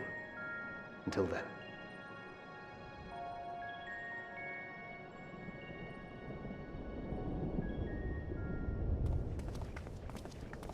They had not gone far. We searched high and low, but no luck, I'm afraid. I might have guessed you'd be the only one to find anything. I wasn't expecting much to begin with. Eventually, there will be nothing left out here for us to safely salvage. For now, this will have to suffice. We should return to the station. We should.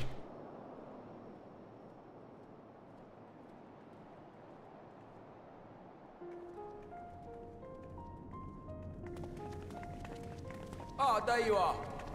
Heard you'd gone hunting for ceruleum above ground. Brought back a king's ransom? Hardly. But thanks to these three, we have enough to last a little while longer. Well, well. It's not at all as I was expecting, these ones. For savages, they seem positively docile.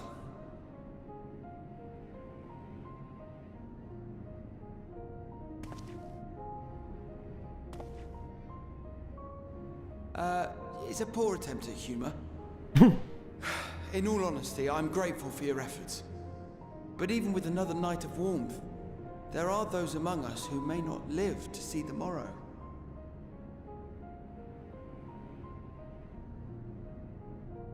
I trust your expedition was fruitful. Lord Quintus!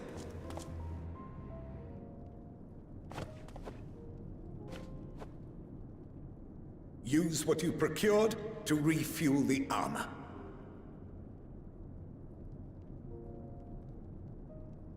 But, sir, what about the heaters for the camp?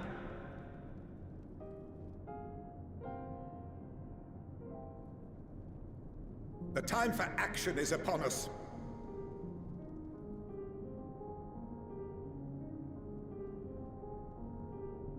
What? My men and I have matters to discuss. In the meantime, you are to wait here. Do not forget, you are being watched. What? They want to attack? Maybe he's planning to attack the Constigation.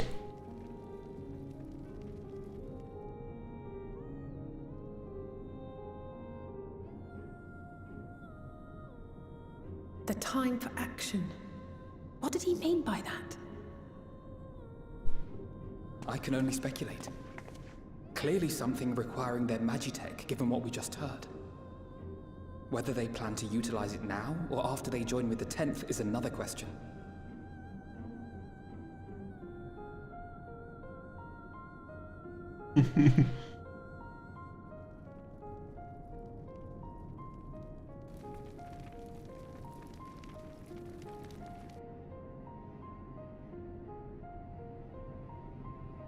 Will they ever escape this cult?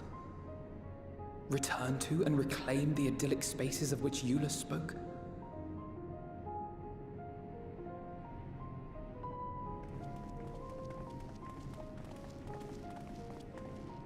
Finished your war, Council?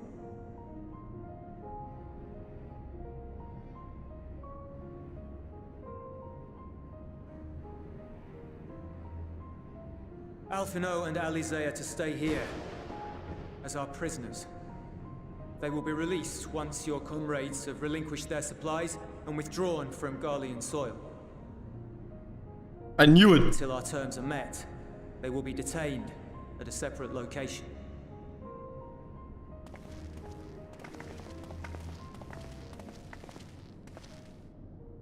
After everything we've said and done, this is how you treat us. Our allies have but limited supplies. They may stave off cold and starvation for a short while, but what then?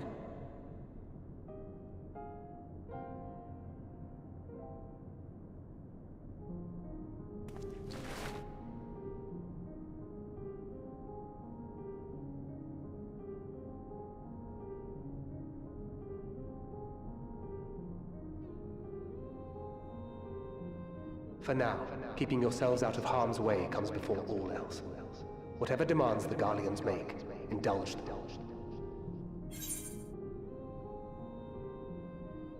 Do as he says.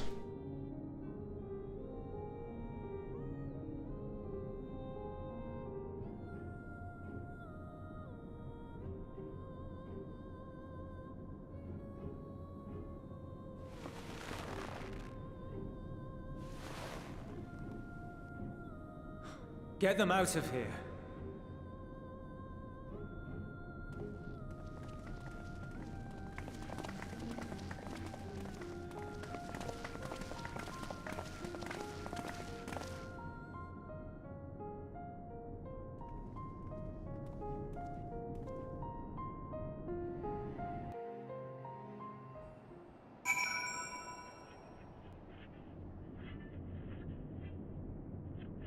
Interesting! Alphanot and Alice will be fine, providing they do not resist.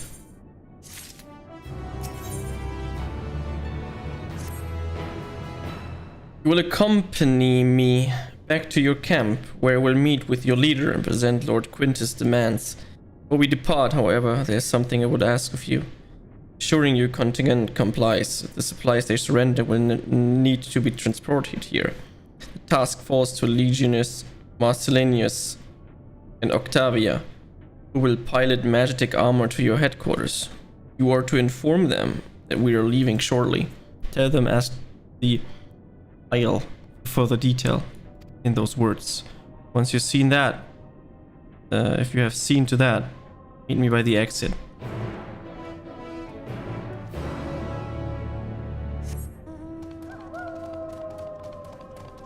Okay. You again. Bestial, he says. Well, that be the way of it. after all this.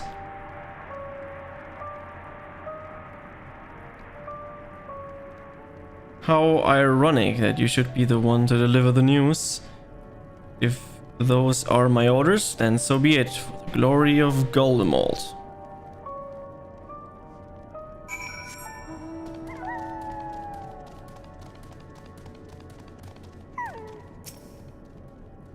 What do you want with me? Estial, Lord Quintus has reached a decision.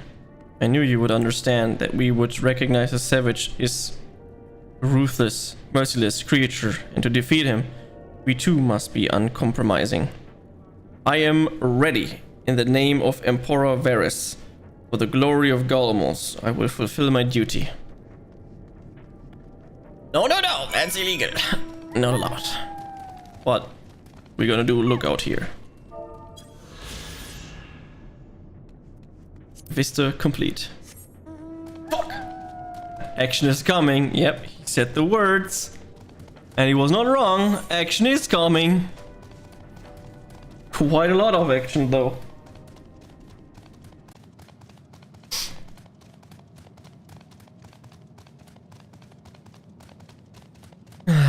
Let's see what the plans of the congregation is. Stop all of this madness. Have you done as instructed? The duty involved more than transportation of supply, don't they? What do you mean by as the Isle? I'm not at liberty to divulge that. What I can say is you have no cause for concern if your demand are met. You and I are in it together, look at it or not. We have to cooperate. There's one other matter, a place I'd like to visit on the way to your camp. It's a short walk from here. Follow me. I don't want to walk, I want to teleport. Oh, it's a place I've never been yet.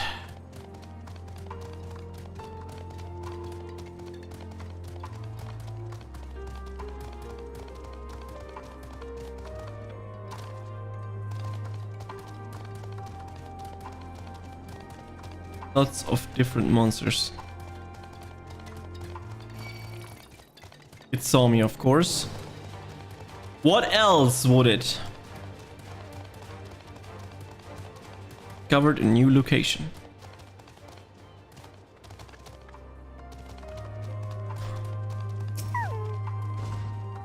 Julius lingers by the ruins, reluctant to leave and reluctant to stay, unable to move on. Wait here. Ah, waiting, that's the thing that we can do. Very well.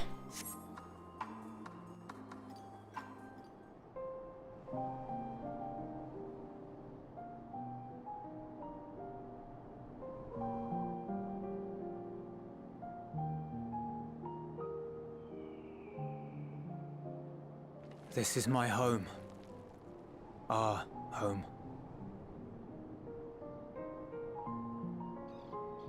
At least it was, until that night.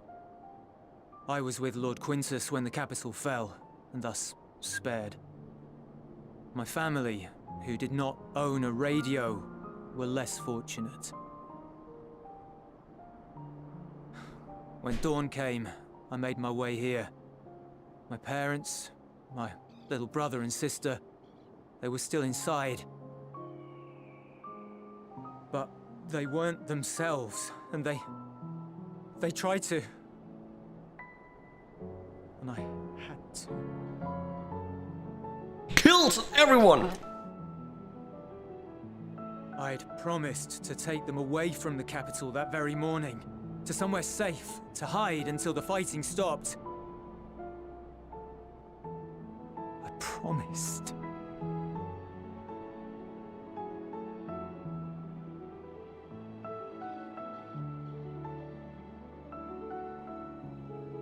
The Garlean flag bears a chain, the bonds between our countrymen.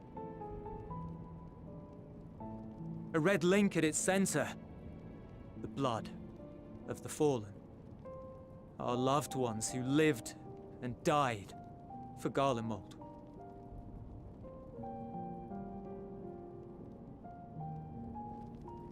But if she too fell, who would be left to remember them and their sacrifice?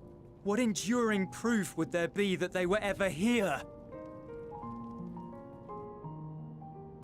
If we had turned to your gods, would they have saved us?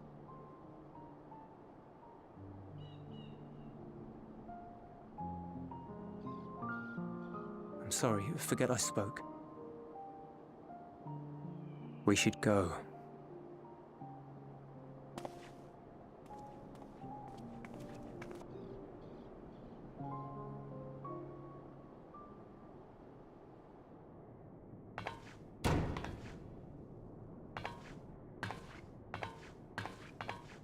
It's no use. Believe me, I do not enjoy being here any more than you. But she wanted us to play along, so that is what we will do.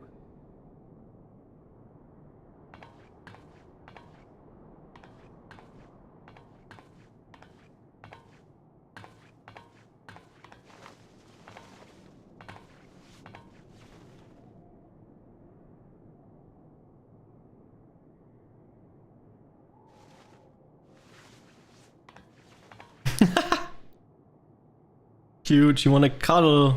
It's cold.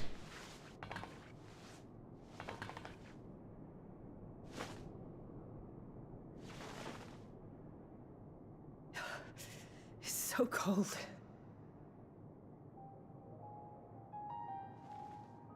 Painfully so. Unbearably.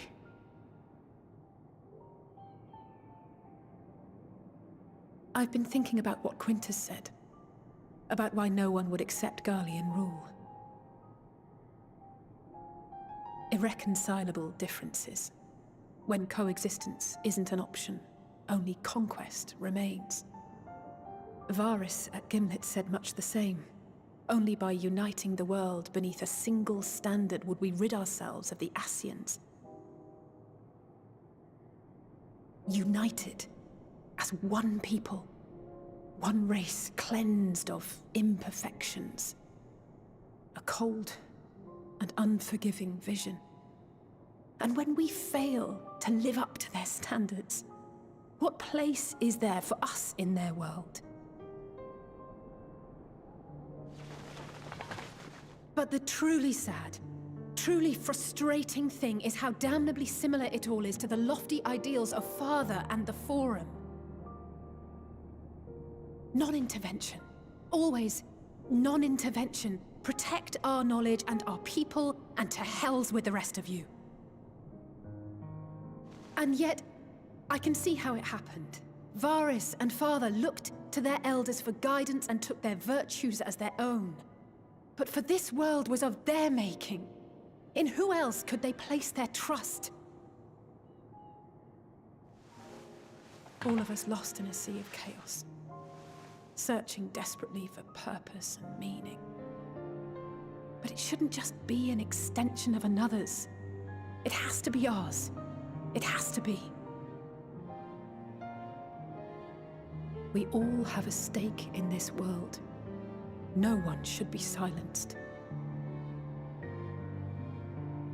I won't deny that we lack the experience of people such as Father or Quintus. Perhaps they've come to see the world as a series of problems, and the most efficient way of solving them, to reduce everything to fundamental forms. A stone is a stone, a cloud, a flower, no more than that. Simple descriptions that strip the subject of distinguishing characteristics. A man is a man, divided according to race, creed, or allegiance, and to some, defined by such associations. Is that what you think? In my misbegotten youth. But what I believed wisdom was no more than aggressive ignorance. I've since learned to look beyond the banners and the politics. To see people as individuals with their own hopes and dreams. As for my dream of building a better world, well, every day I'm reminded that it is far more complex than I had ever imagined. but it only spurs me onward. To find the wisdom and the strength to see it through to the very end.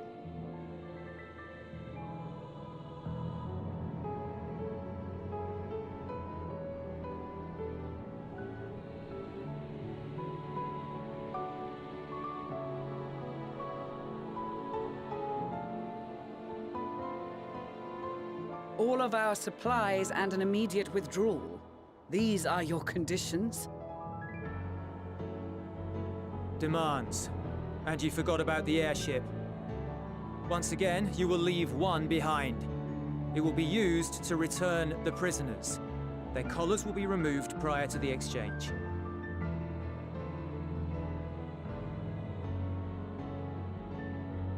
So in the end, not even Father's expertly worded rhetoric could deter you from your chosen course. Huh? Not that I thought for a moment that it would. I've no love for violence, of course, but ours is a cause worth fighting for. I just wish he'd realize it too. Sometimes the only way to protect the ones you love is to take a stand, to refuse to suffer in silence. I want you to know I share your conviction.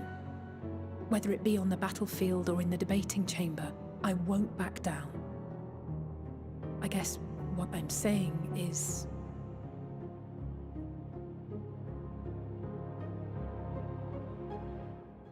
You've found your own reason to fight. Yes. Yes, I have. God's willing, there will come a day when we can finally lay down our arms, and there will be peace. But not until the Telophoroi have been defeated once and for all. And you, brother, will have a vital part to play. By your words and deeds, you'll lead the way. I pray I am up to the task. There'll always be naysayers. Those who think us fools for even trying. It's easy for learned elites to criticize earnest efforts and assert their moral superiority, all without offering alternatives. Not that their sophistry has ever wounded you. So stubborn and strong. Stronger than you even know. Don't ever change, you hear me? If you stumble, I'll be there to catch you. Or give you a thick ear. Maybe both, for good measure.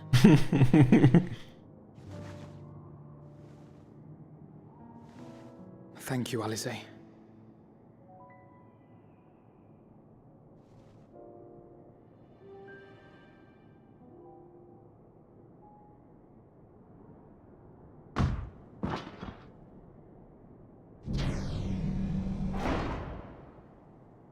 Oh, Estinian! He came to rescue! And they say, no! We're not doing that.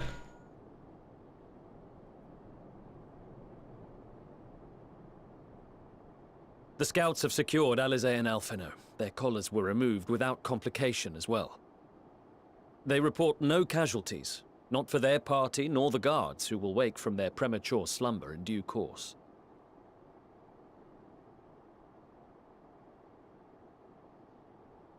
It would appear the situation has changed. I propose new terms. We have information that will be of great interest to Lord Quintus, and I wish to speak with him in person.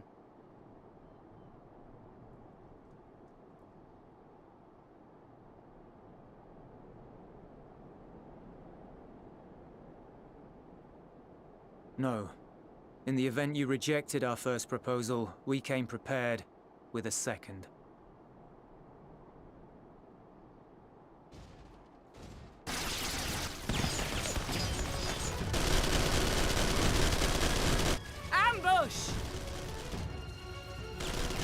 Here they are.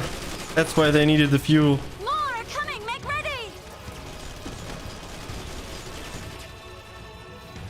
We The loyal soldiers of the First Legion, proud servants of Garlemald, of the fallen Emperor Varys, shall safeguard these lands from the barbarian hordes until our countrymen return!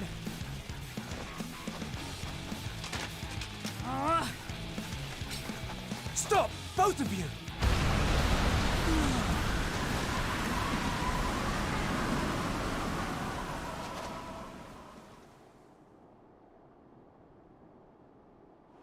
This child may be the worst emissary I've ever seen.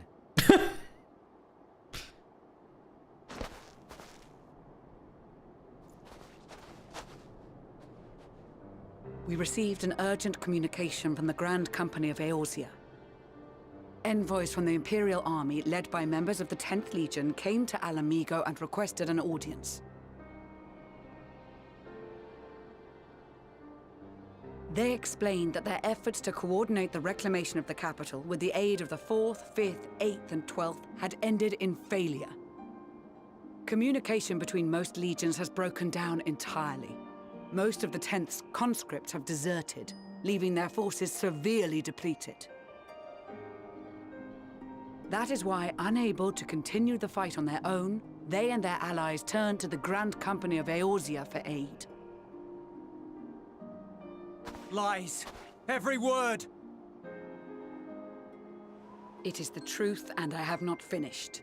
The 10th has requested that we deliver a message to Lord Quintus. Have the ill stand down.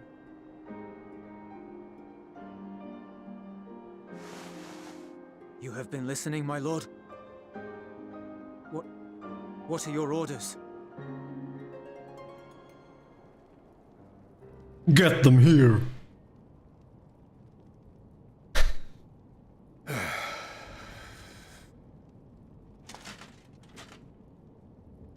Inform her that we will honor the 10th's decision. Hey! They surrender.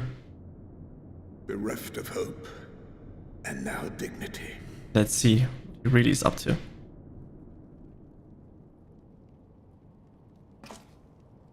I release you from your duty. All of you.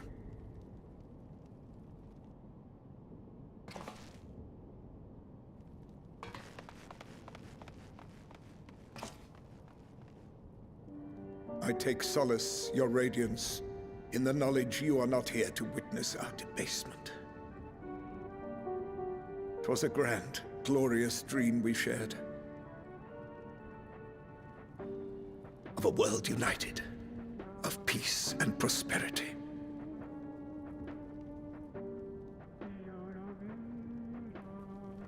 We are ghosts, you and I, memories of days gone by. Does not sound good. Bonds forged in blood that I will not see tarnished.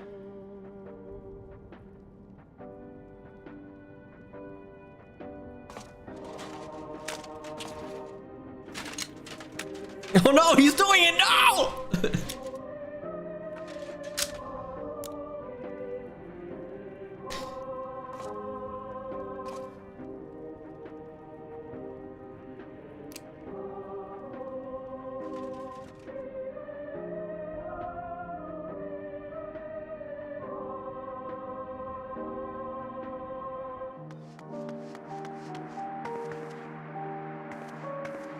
Quickly! We have to reach the station before it's too late.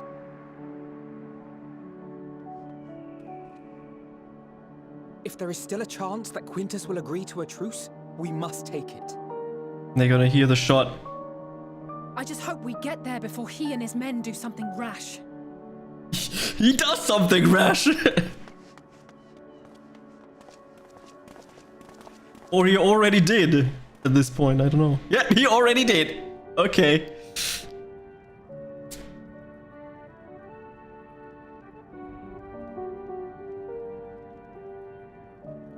Rip Quintus.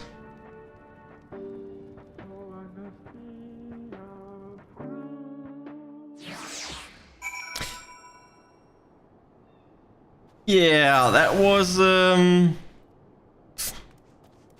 interesting ending to this point. Much and more has occurred last we met. As for determining what comes next, we must speak with Lord Quintus. Yeah, I don't think that's gonna happen.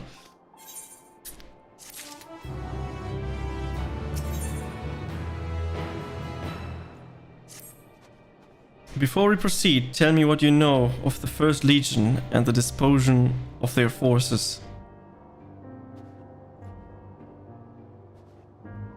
They were preparing for a war while the refugees in their care were left to go hungry. A reckless, short-sighted plan that risked the welfare of the people they are sworn to protect. Nevertheless, we cannot compel them to accept our aid. If we were to arrive in force with the intent to do so, we would only incite panic. Perhaps they can be pursued to follow one of their own. Go with Judas back to the station and have him lead the refugees here. Some may are unwilling or unable to leave, but for the same being, I'll take what I can get. Afinot Alazier and the scouts sent the extricate them should already be at the station. I will also have our other comrades in the area let their support should it be needed. Understood.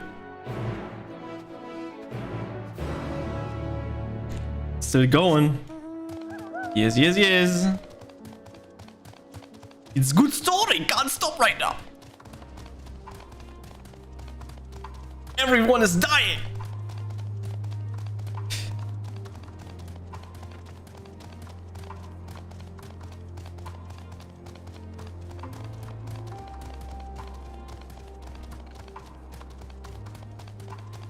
Damn. So I'm assuming you're done streaming? Well, if it... I don't know if it's true. Just got here and don't care about Final Fantasy story. It is actually an insane story.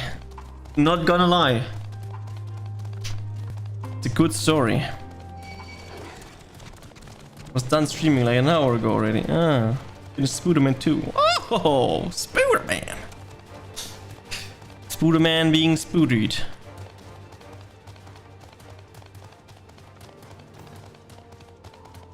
Hero of the Web 2. It had a whole nother hour of gameplay. Total of 3. Oh, crazy.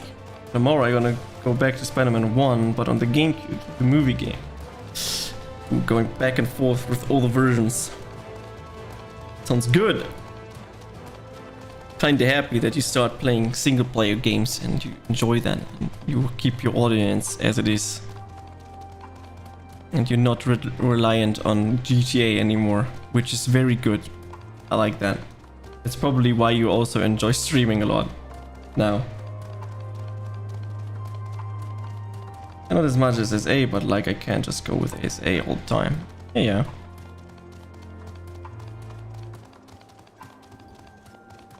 Granted, I did enjoy GTA Chaos Mod testing as well. Not every day, yeah. Especially when you work on it all day and then play it all the time, so it's like a double burden. It's not just like, hey, yeah, today I'm gonna play Chaos Mod, blah blah blah blah. You just have to develop the game and stuff, you know. You're like constantly doing it, so it's very tedious. I look into streaming chill Minecraft modding next week since I want to port the mod to do Standard to 119. Be nice. Let's continue with Alize and the story. They probably figure out that Lord Quintus just did terrible things to himself. Gachi and Jules!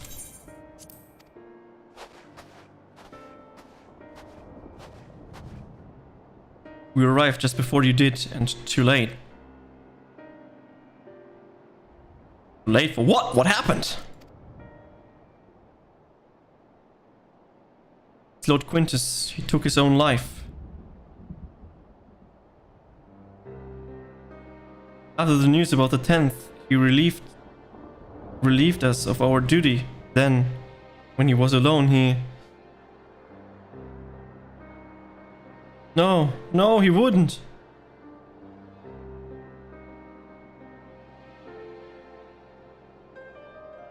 Tancred and the others, assisted by the soldiers, have seen to the remains. And in due course show the legatus by effort a proper burial. You released us from our duty. You wanted us to be free to choose our own fate. Without him to guide us, I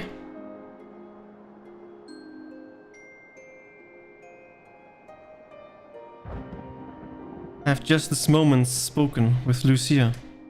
We are ready to commence the transfer of the refugees here to the Camp Broken Glass, should they be willing to accept our aid.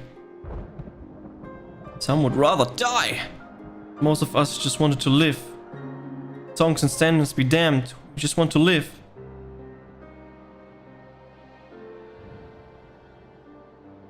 We need to speak with the refugees.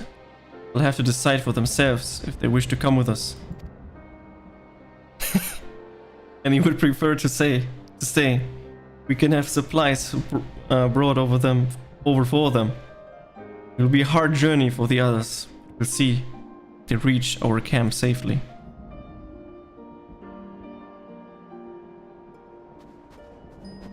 You know, reading doesn't get easier after 8 hours of gameplay. But it's the same, it's constantly shit through the whole 8 hours, so it never was good at a point. Always trash. Hi,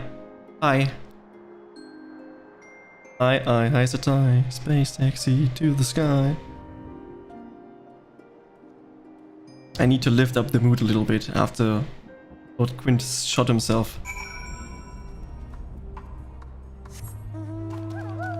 Space your own taxi. Yes.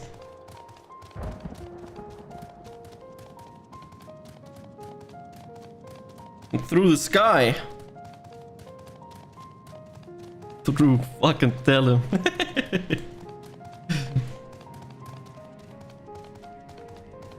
Question is, most important question. Can we attune to this etherite? No, or not. Yeah, we can. Let's go.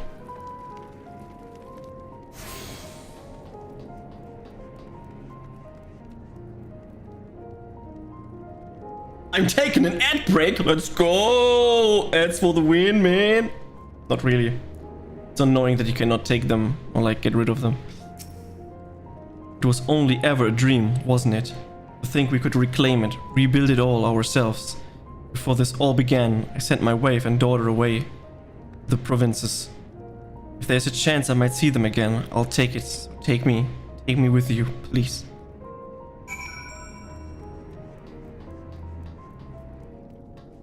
Be fine with a mute stream when ads playing already. Would be fine if there would be no ads at all.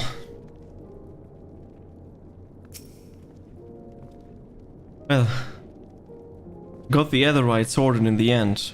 All it took was a few adjustments, and now it works as well as it ever did. From what I can tell, the one in Lettrum is also functioning as normal. That's where you lot are staying, isn't it?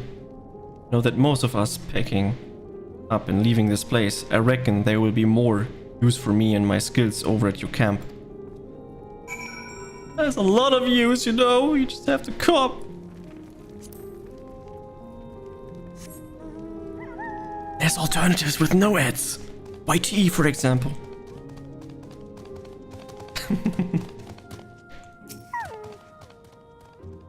And it's you, the one who treated me with such kindness. I heard from others that you're not from around here, huh? I thought you were one of us.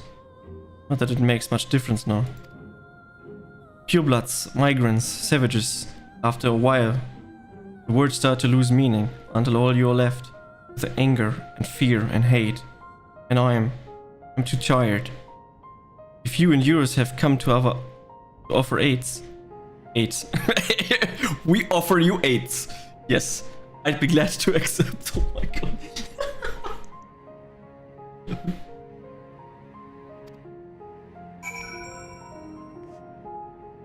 for Whitey, you can choose if you want to have them, and I just put them by the side, not before the stream, you know. So you can just watch with no ad. That's what Twitch should also be doing. Give it an option for an ad on the side, and don't do shit like what they do now. We have much to discuss or rescue to attack on Camp Broken Glass. But we have hoped to talk about Quintus with Quintus. But all of that can wait. More urgent matters demand our attention. Are any of the refugees willing to come to our camp? Thank the 12. Thank the 12. You and I should go first and secure the road back to Camp Broken Glass. With all the creatures in temperate skulking about, I expect we'll have our hands full. This should come in handy. Conqueror's chain, courtesy of the Lominson friends. I'd save for the temperate though. I'll mark a few points that need surveying on the map. Once you have taken care of riffraff, we'll meet back at our camp.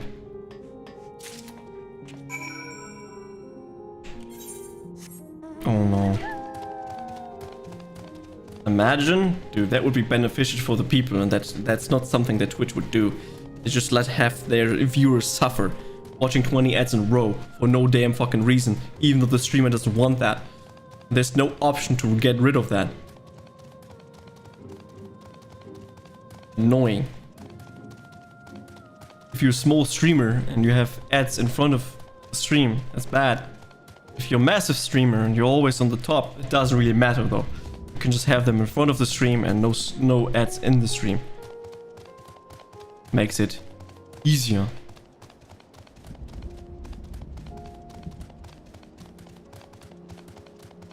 But if you're a small channel, that's bad. Having pre-roll ads.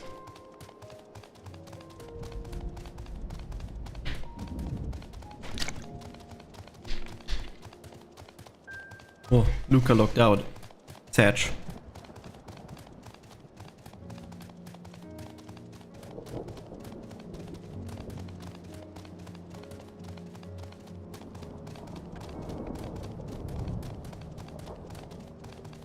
No, it kicked me out. Oh, I see. That's a difference though. Raid this. And then we have to fight. Should get my chocobo for some EXP. Fight it! Ow, ow, ow. In a boss fight. Oh, that sucks ass. Getting disconnected in the middle of a boss fight. How strong is this wild Sega? What the fuck? Why are you so strong? Stop it.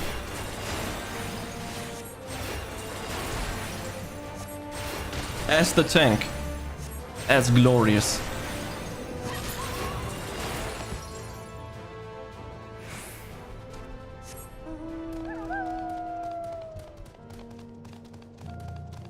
They made sure that you run a lot before you teleport back to the Camp Glowson thing, whatever.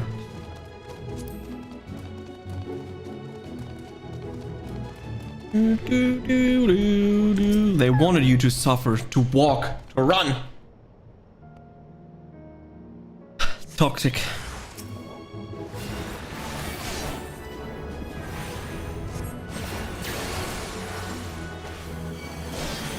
What is this? Invalid tag target. Tempered Imperial. I cannot use it on that one though.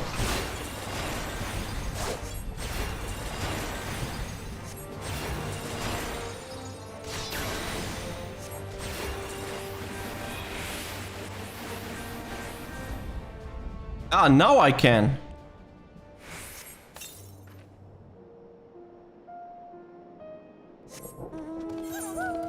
Did it easy. I mean, you're back. They should be fine. They just need to wait a little bit for you to arrive.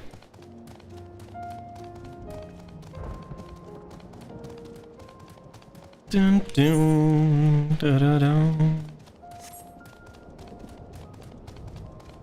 Oh, it's just a destination.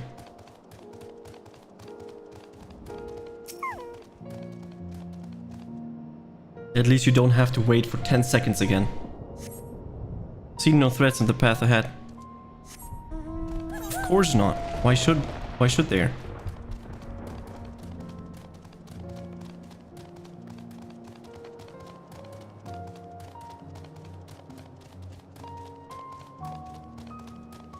Dude, Lord Quintus just... Why? Stop. Why? You could have chosen the path, not doing it to yourself, man. So rude.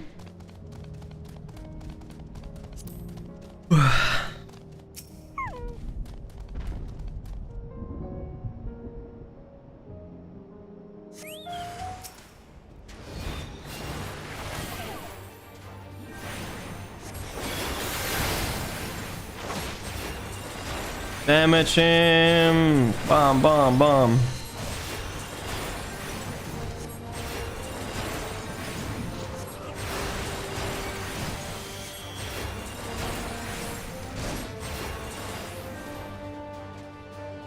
Okay, Conqueror's Chain. Chain him up. Speak with Thancred. They made sure that you walk there instead of teleporting. Rude. Rude.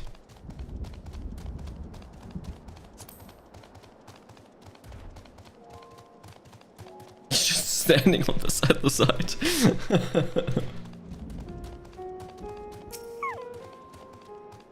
Ah, there you are. As expected, I ran into a few beasts who went down without much a fight. Tempered proved somewhat troublesome, but those chains should keep them under control until our allies take them into custody. With that taken care of, I'm to gather a few supplies and then return to the station. While I see to that, would you mind apprising Lucia of our progress? As it happens, I have some rather pertinent information from our recent scouting forays. But I'll save that for later.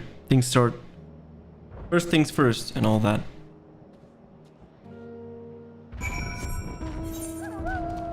No, they made it so that teleporting there doesn't make sense. When Gachi's brain is so dead that he has to repeat the same sentence about walking no teleporter in just a minute. Yeah! Because it's annoying. Stop it. Gachi, I was informed of Quintus' suicide. Must have come as a great shock to his man. What of the refugees? I'm told some were respective to our proposal, but I will hear your first-hand account. That so many did not hesitate to accept proves how desperate their situation has become.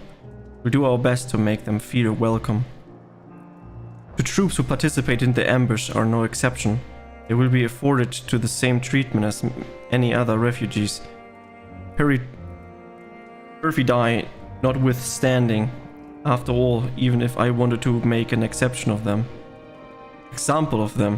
there's no one left to learn from it.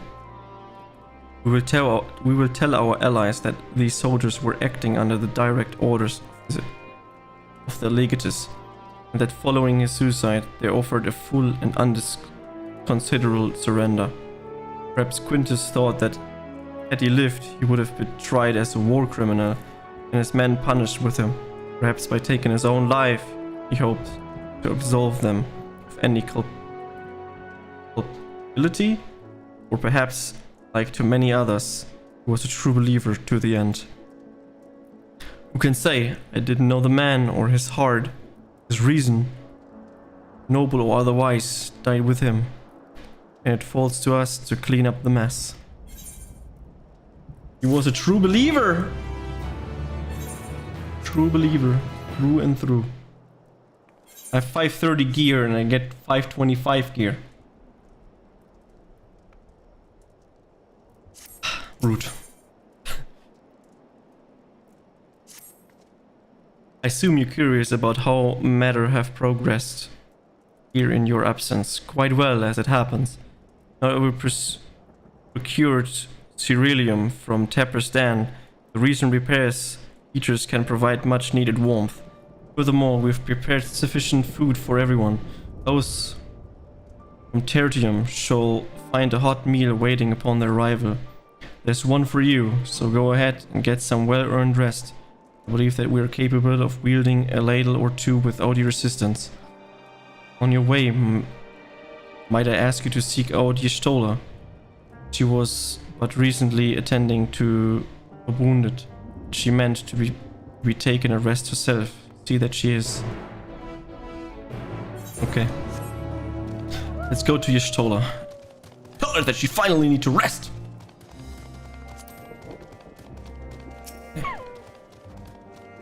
Yes, yes. I have been taking proper breaks and imbibing sufficient water.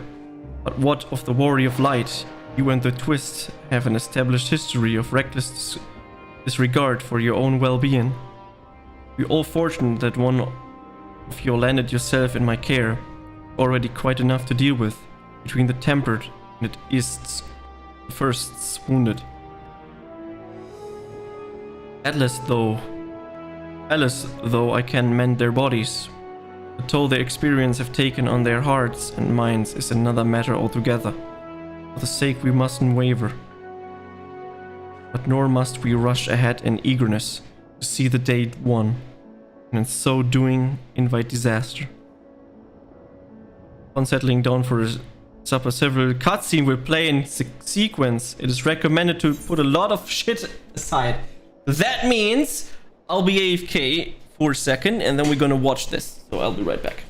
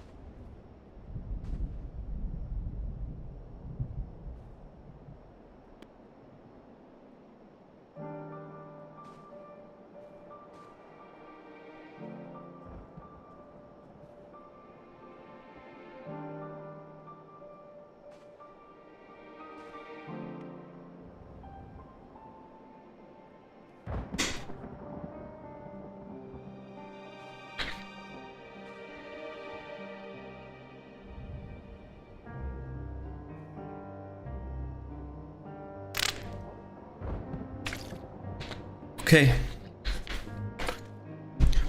Let's see what the game gives me.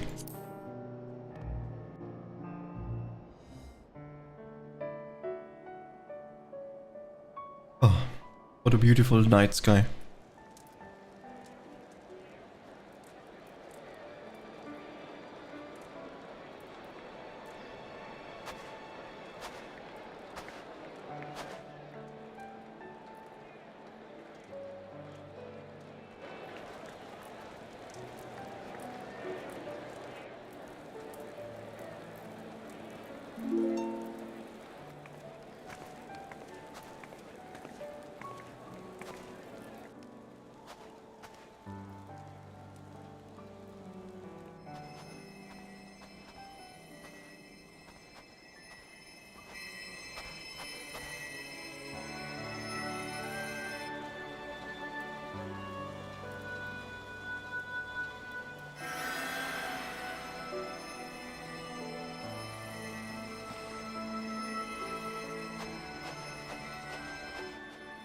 Is that all of them?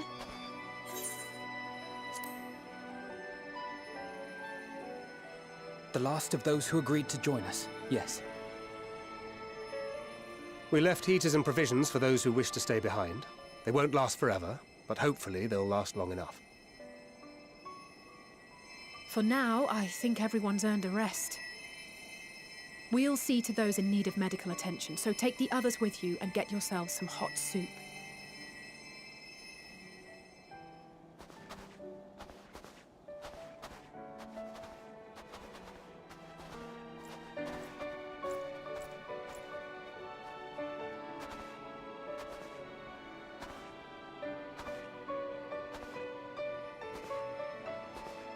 Good old soup.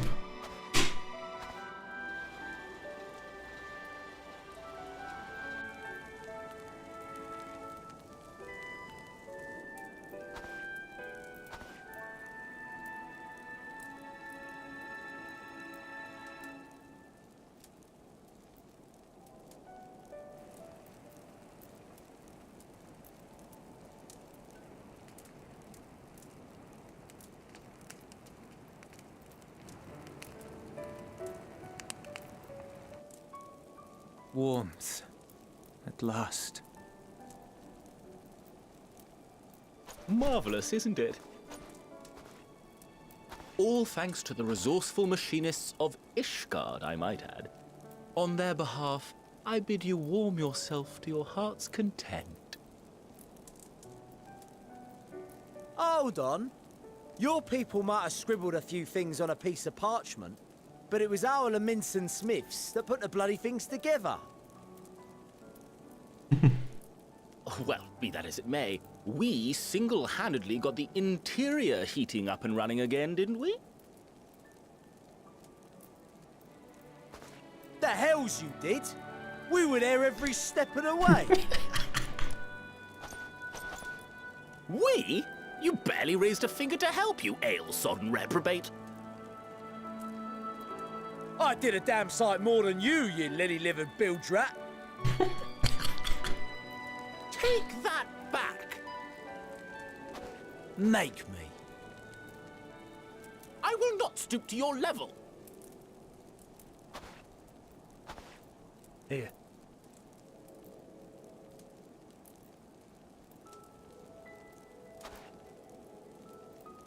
At ease, man. There's nothing funny in it.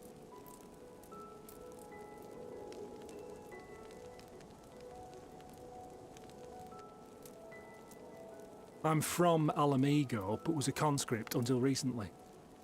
Used to eat this with the officers.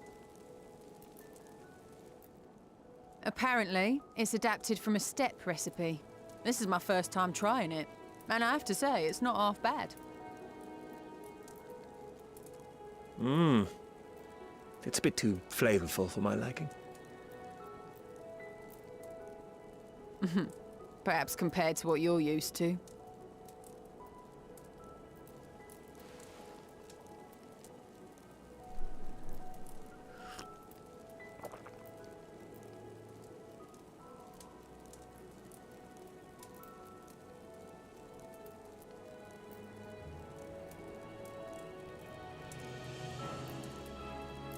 It's the little things that make life worth living, don't you think?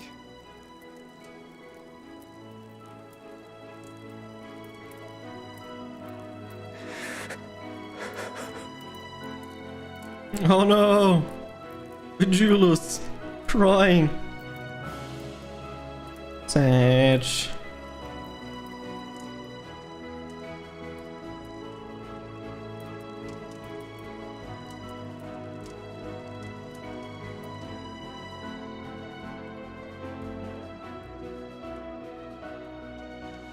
I know this is not a dream, and yet...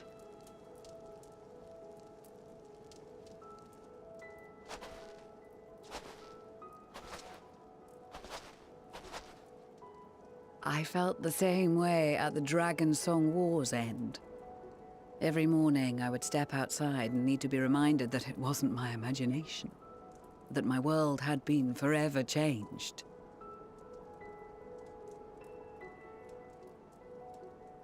And just as I had grown accustomed to the idea, again you change my world in ways I never thought possible.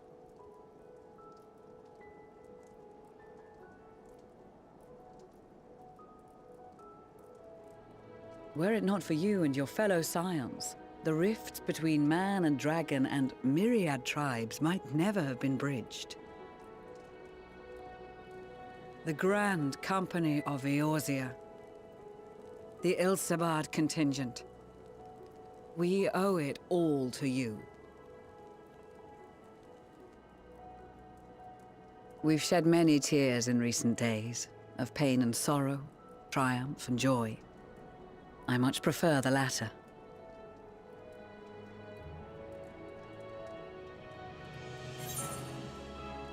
As do I.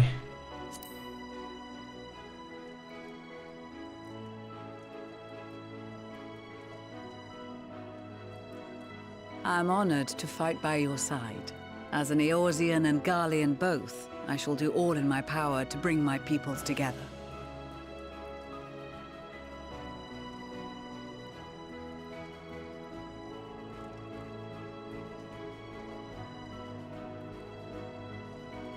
It is a remarkable achievement. Everything that I and the Populares had hoped for, and more. Would that it had come sooner.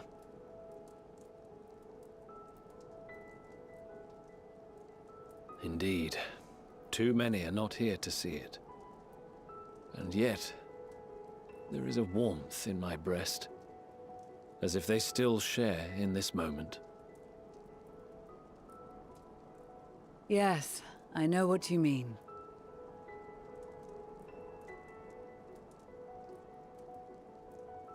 On a night like tonight, the wind and cold seem to pass me by.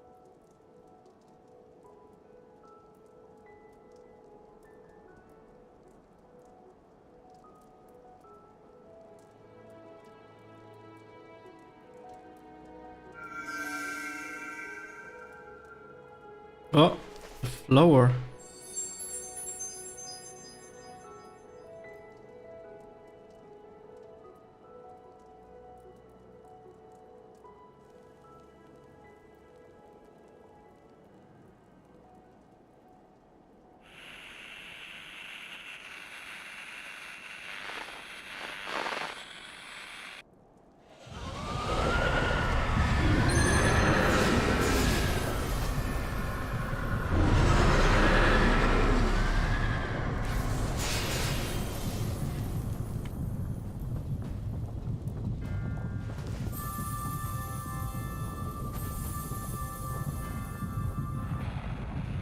On behalf of the Gallian Empire, thank you for inviting me today.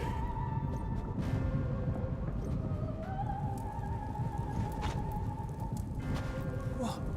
Emperor Varus?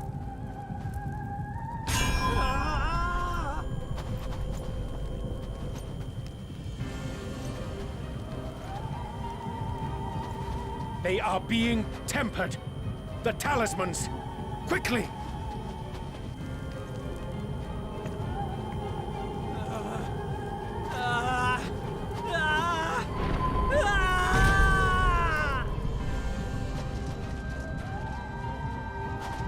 Save me, brave hero!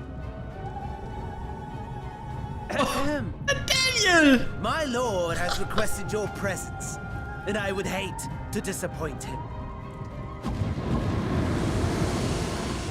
Wait, what? He is kidnapping me. What? How dare he? The experiment was a success, but I fear our time is short.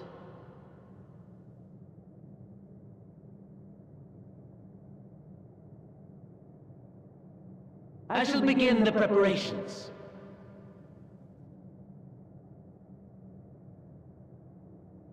Now, it is time for you to awaken.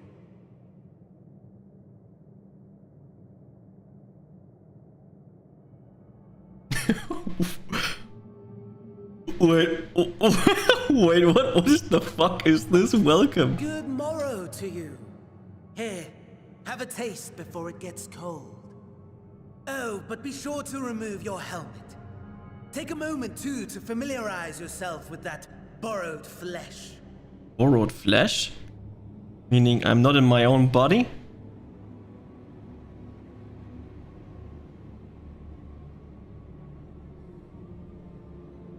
So, okay. how does it feel? I, for one, find those first moments within a new body to be most refreshing. We had a Magitech engineer by the name of Aulus to thank for this method of soul extraction and implantation. I believe the two of you met briefly in Alamigo. Probably. His was a rather sticky end, wasn't it? Thankfully, he was thoughtful enough to leave behind his mind-jack technology. I took the liberty of making some improvements and selecting you as my esteemed test subject. Give me back my body. This is such a pain in the arse. Like that one. That's good. Good answer. Come now. To us Asians, it is no different from trying on new clothes. Why not make the most of it by partaking in this fine cuisine? I must say, I have gone to great lengths to reunite you with my lord. When I discovered that his friend was in this neck of the woods, I suggested inviting you over for dinner. He never deigned to respond, but I took his silence as a resounding yes.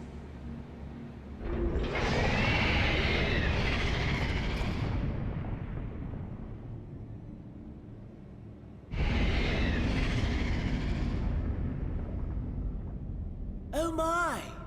Daddy is pleased his grumpy little boy has finally found his playmate.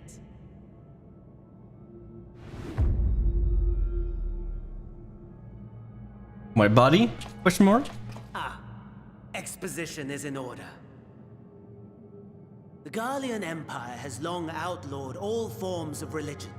No gods to worship, no risk of summoning. Brilliantly simple. But people being people must turn to something or someone in their hour of need. Who then? Why, His Radiance the Emperor, of course.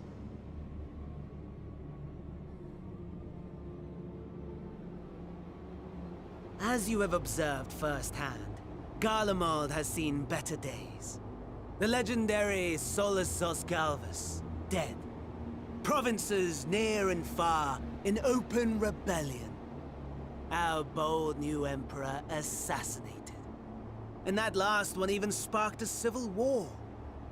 What rotten luck. The people cried out for salvation. Their earnest pleas, one might even call them prayers, a supplication united for the Empire to reclaim her former glory. And so their will did manifest, channeled through the corpse of none other than Emperor Varus himself. And lo, the Savior was born, the embodiment of the Garlean spirit, their anima. Freaking anima, what the fuck?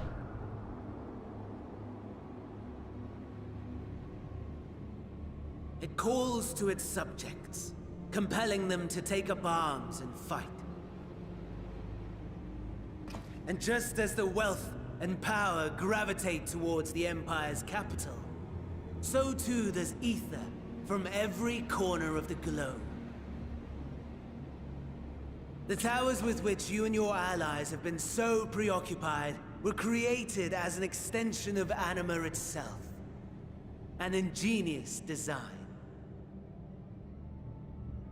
Would you not agree, my lord?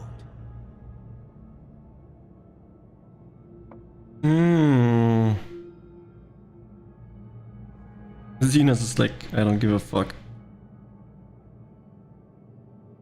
Does the pursuit of prey you have bested before excite you? Of course not. Absent the challenge, the thrill, your prize is a hollow victory. Butchery.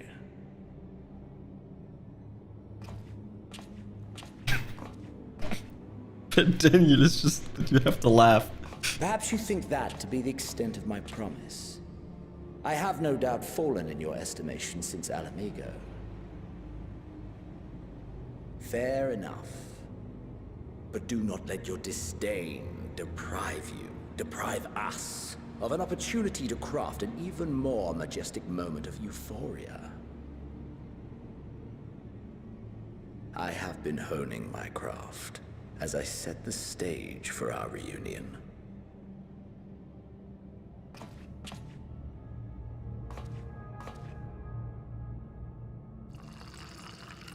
Keith, sit. Wheresoever there is suffering and despair, you appear to fulfill your duty as defender of this star.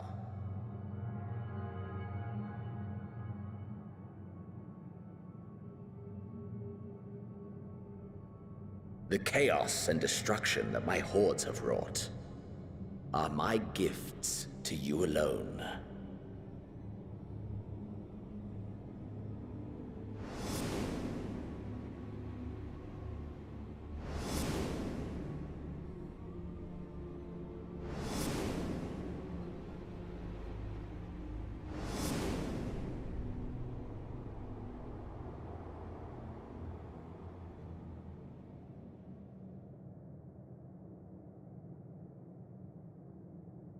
At a loss for words?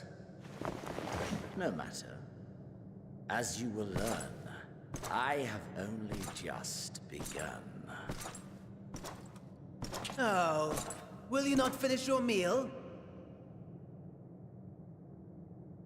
There is only one thing that can sate my hunger, and it would seem my friend has lost her appetite.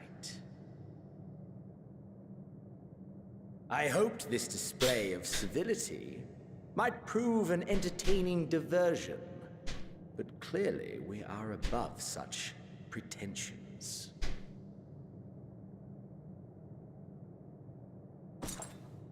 While my lifeless body was in the possession of the Ascian, I too claimed another's as my own.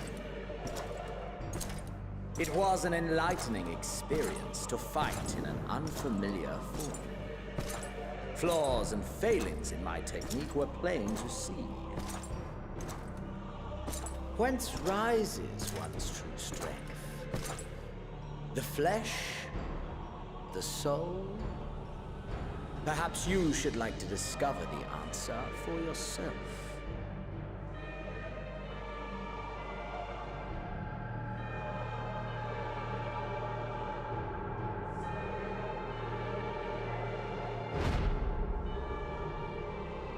There's my body.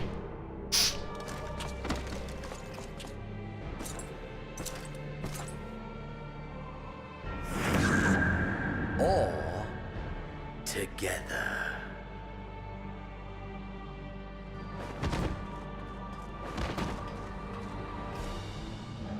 There's no fucking way that Xenos just takes my body.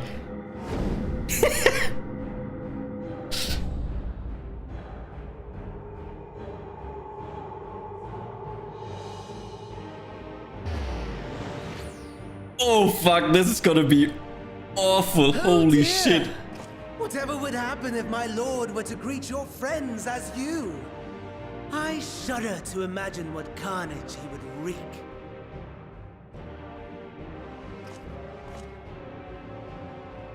We'd better hurry if we want to avert the bloodbath. You can thank me later for my generosity. What the fuck?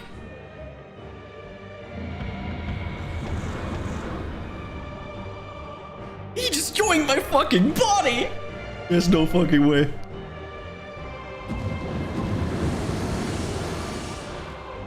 And we can fly. Crazy.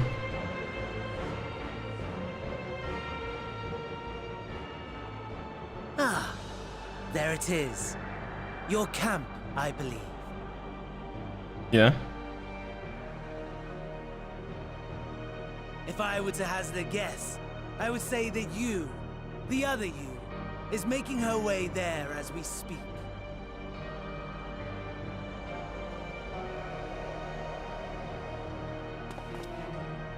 Alas, this you will have to walk from here. Or run, if you can manage it. My lord would be cross if I made it too easy. What the Such ingratitude! I'd not squander this fighting chance. After all, you've obstacles enough to overcome. Right on cue.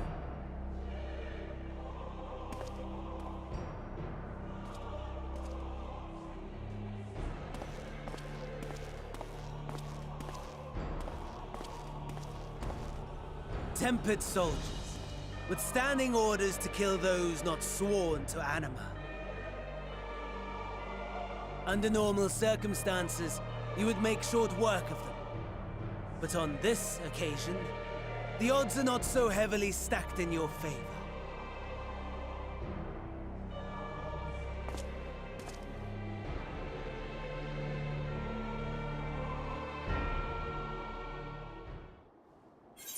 Okay, this is fucked up. Fucked up, is it?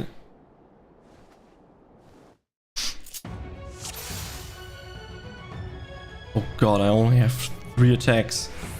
I have 25 minutes to go there. Oh no, and I have to fight these guys.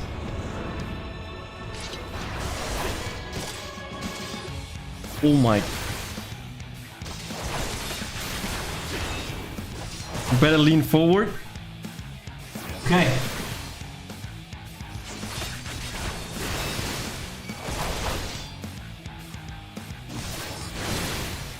I'm almost dead. What the fuck? Character's weak as Not fuck. bad at all, given your diminished capacity. Nevertheless, 'twould perhaps be prudent to keep to the shadows, scurrying about like a rodent. Tempered Imperial. The Tempered Imperial is this is last. Inspect the fallen Imperial. Pay your respect. Unfortunate soldier was carrying a medical kit. Pay your respect.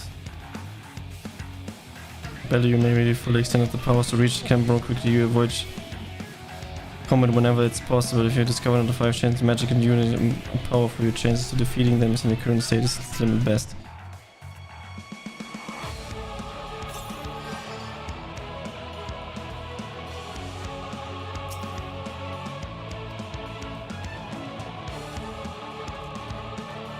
Where the fuck should I go?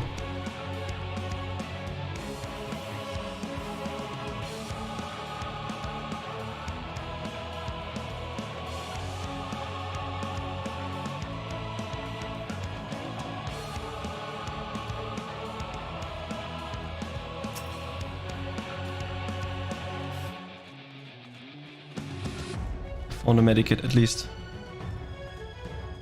Can't go here, have to go here.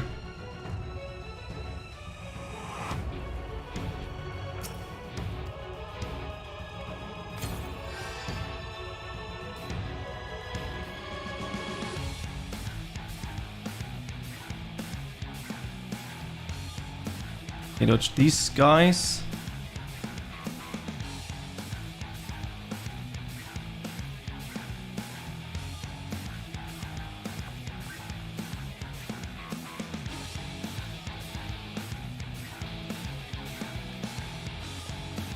You concealed wreckage. That sounds like a good plan. Is that beyond repair? Oh, we need to check these guys. Would be good if you read the notifications.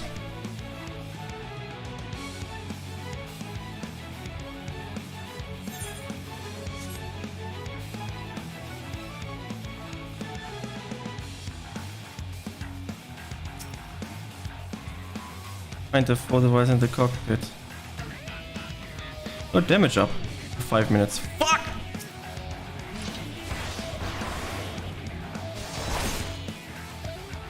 Oh, fight!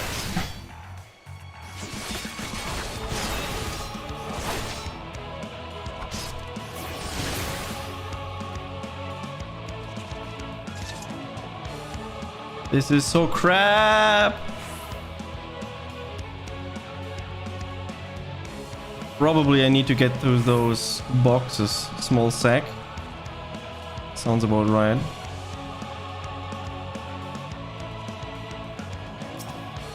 Sack contains a vial of Celterus rehabilitation. Oh, nice. Like Matchstick Reaper. Probably. Fighting days are over. Fuck.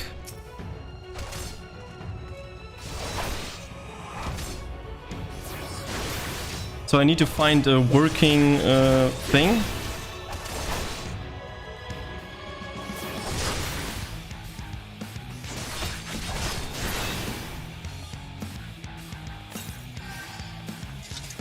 Hmm.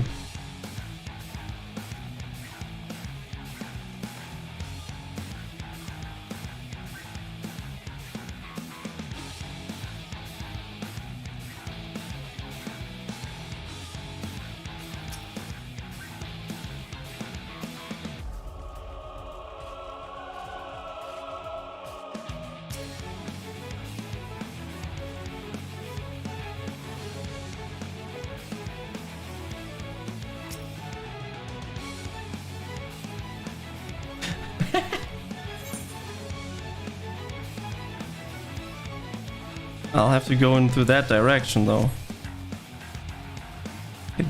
But I can't.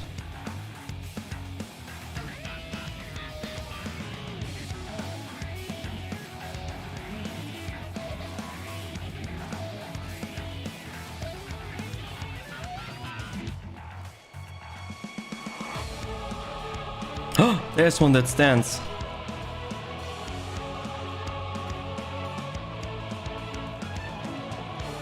Immobilized.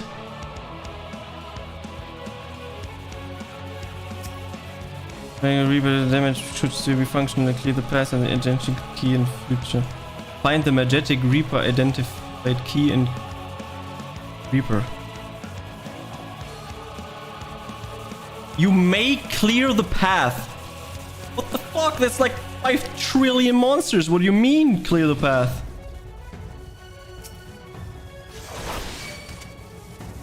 Clear the path, my ass!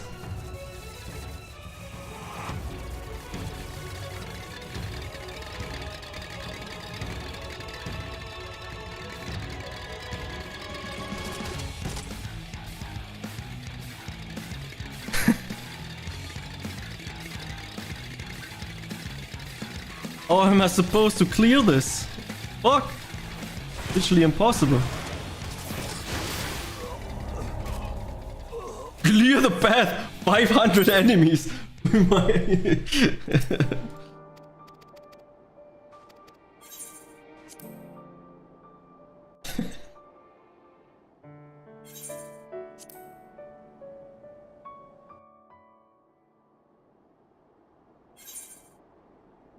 Yeah, I want to proceed on a normal difficulty.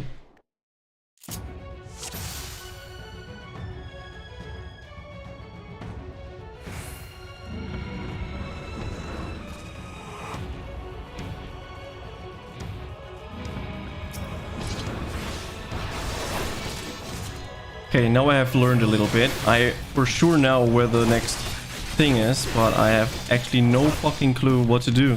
Find the key. Clear the path.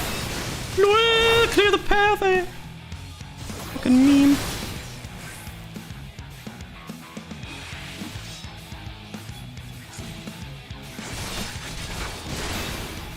Biggest troll. Not bad at all, given your diminished capacity.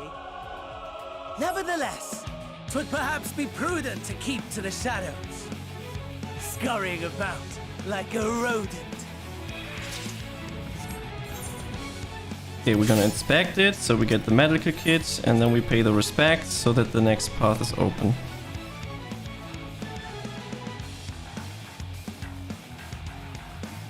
And then the area that we need to go is here.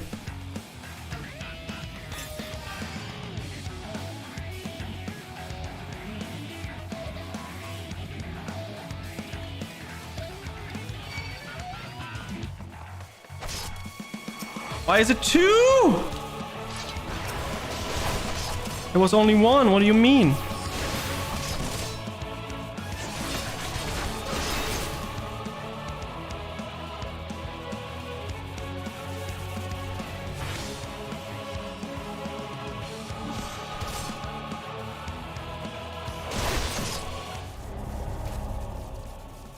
I've only seen 1 and it was 2.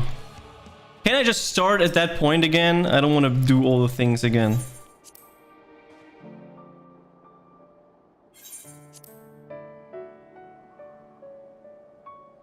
Get faster.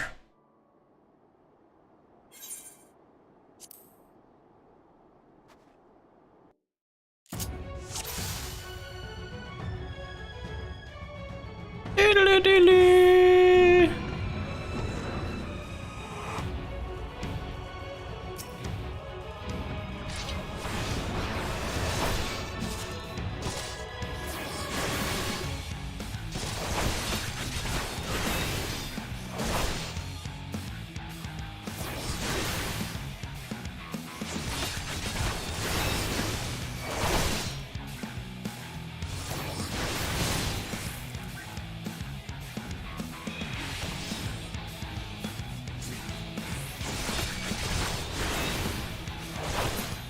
bad at all, given your Not bad at diminished all. capacity.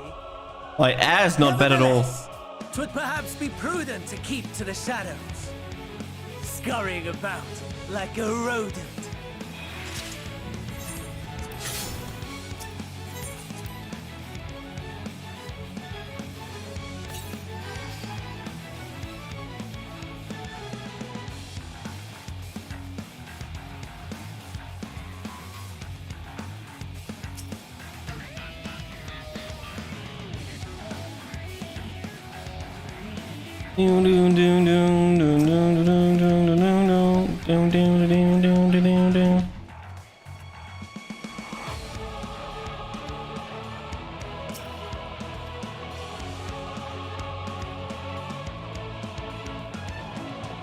Can this guy move the fuck out? I want to pass this.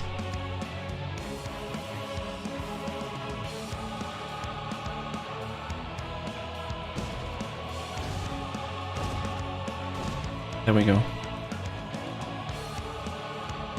Okay, I found the immobilized Magitech Reaper. Let me read what it said again. It's damaged, but the weaponry should still function. You may be able to clear the path if you can find the identification key and fuel. Okay, so I know where the fuel is. I've seen the fuel before.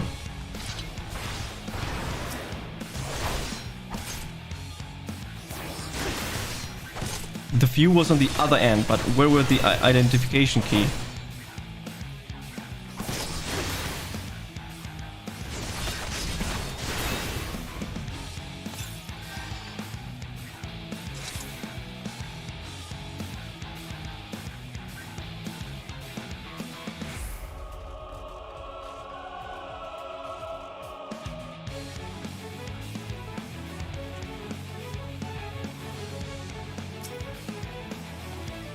This is the medikit. Another medikit. Whatever reason, I think this thing has the identification key. Don't ask me why. No, it has a medical kit. I'll take that too.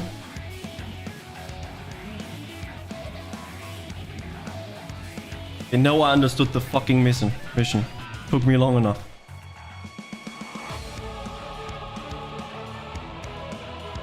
There's the small sack. Gives me rehab.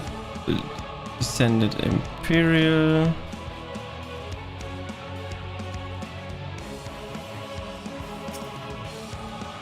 Another medikit. This one gives power. This one does, I don't know. This is the fuel thing. Really? I have to fucking carry it there. Oh my god. You can't be for real.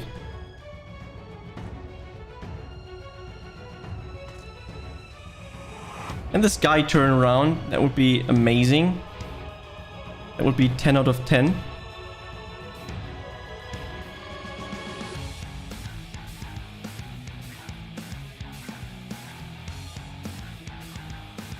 There we go, he turned around.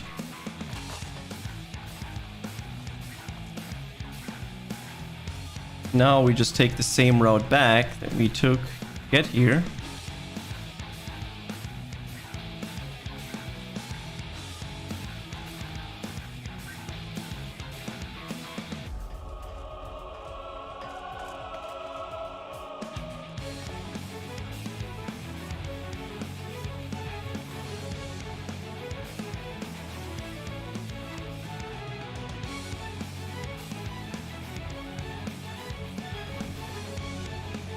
Okay.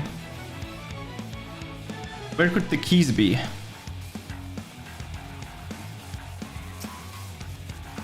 Refueling. We've refueled the magic kit, but we cannot activate it without the entering. Proceed in the pilot. Search for the area and the pilot.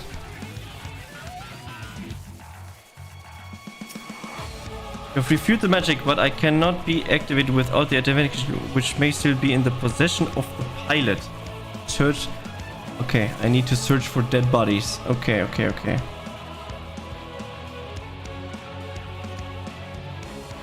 Some dead guy. Maybe this guy.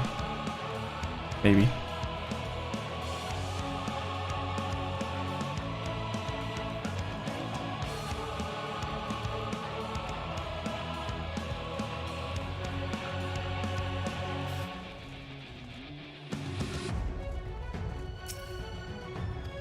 Nope.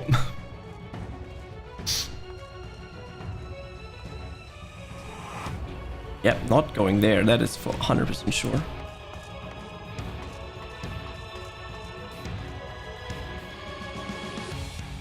Can he also be inside of buildings? That would be absolutely terrible. Ah. I know why I didn't go there.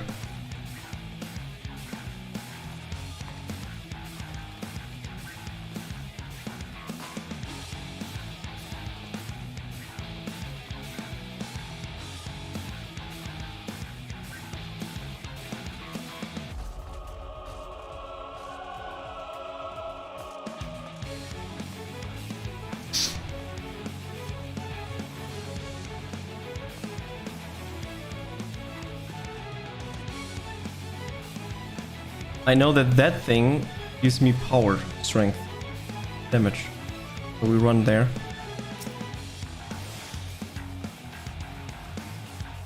There's a bunny. Good that I went there.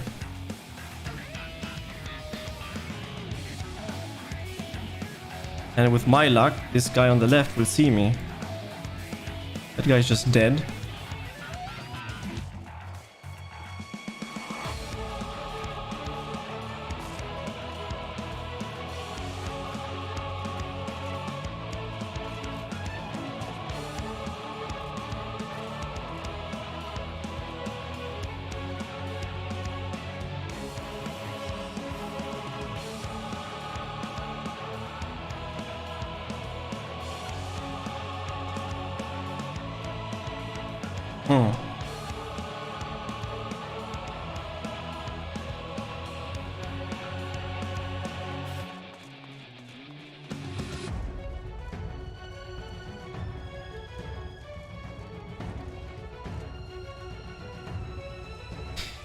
Yeah, I doubt that this is the correct area, so we'll search for something else.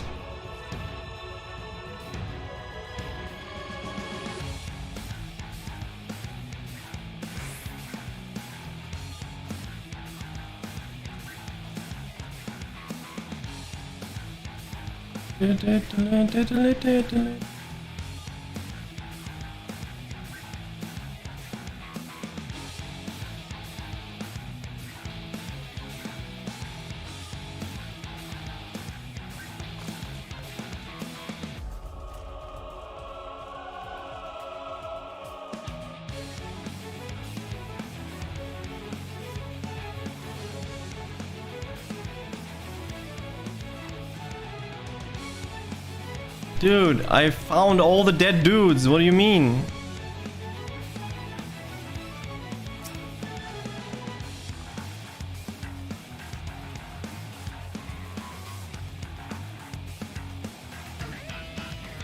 There's probably someone somewhere hidden absolutely at a cancerous position.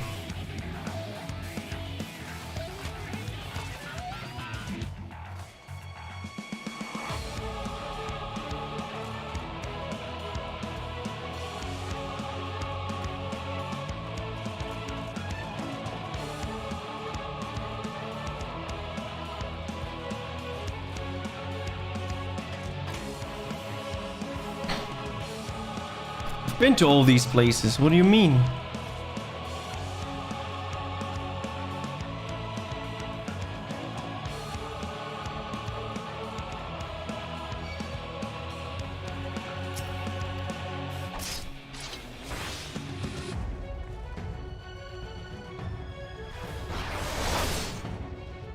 Kill this guy.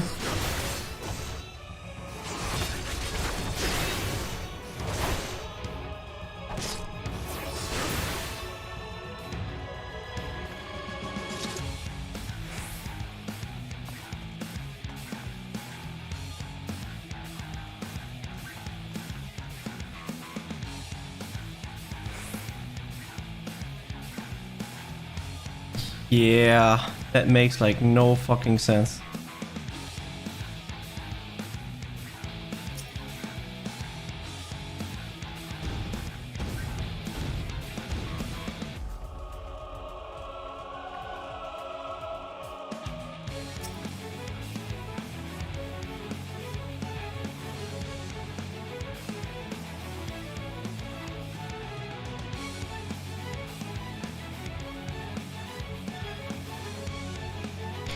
It's not the difficulty of the fighting anymore, it's the difficulty of finding the one thing that I'm missing. Which is the dumbest shit ever.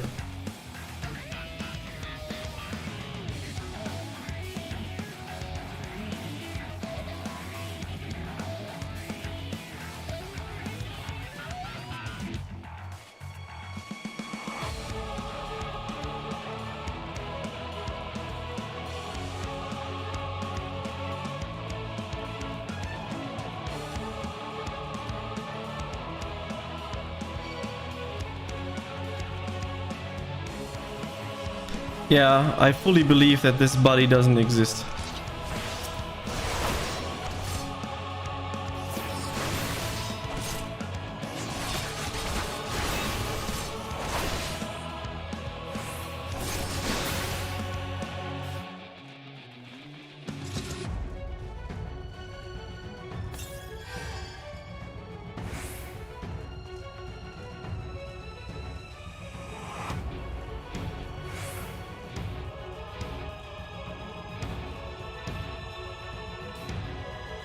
Or is it some bullshit place nobody will ever check in its entire life?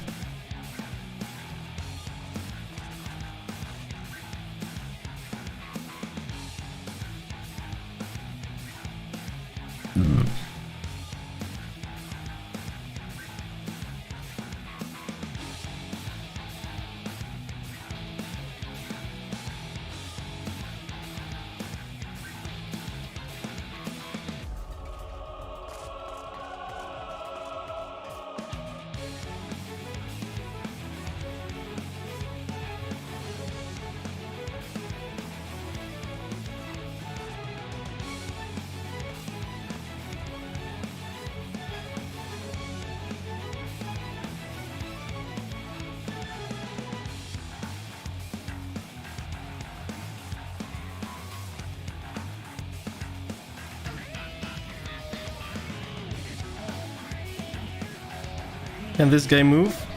No? Okay, then don't.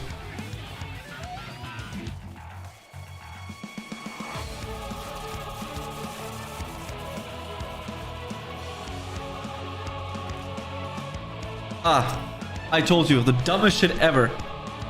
I've not been turned, thank goodness. I thought it's the only one left. And the bastard, take down my magical reaper if I can rip the deck. But should be still working. He's like this key. If I had it in my hand, I would have stood out of the chance. Please send help if you can. Yeah, makes no sense that this guy is just laying there. Dumb as fuck.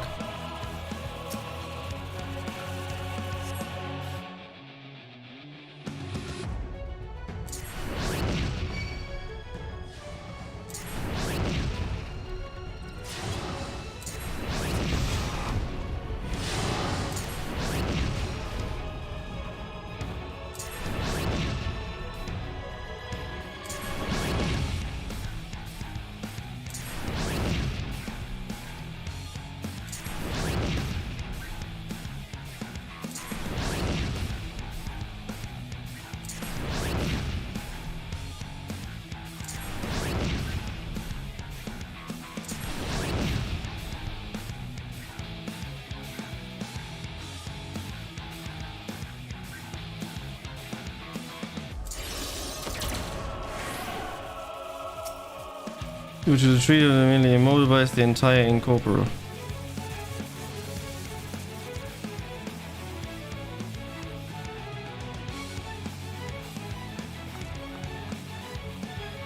Hello.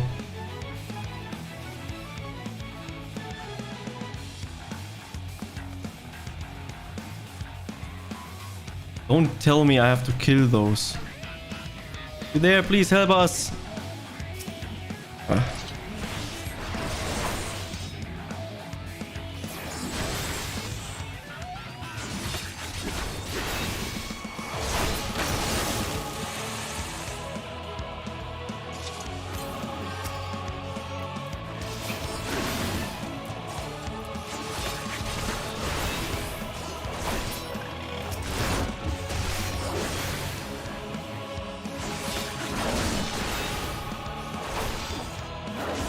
As long as I don't have to tank them, I'm fine with that.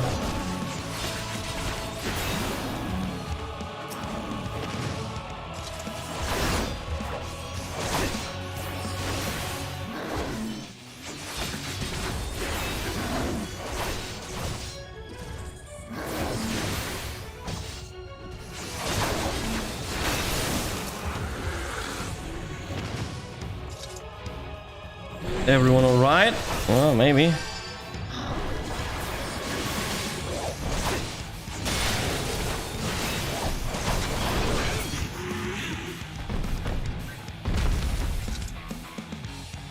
Get back to the shelter. Assist the defeating of the Imperialists.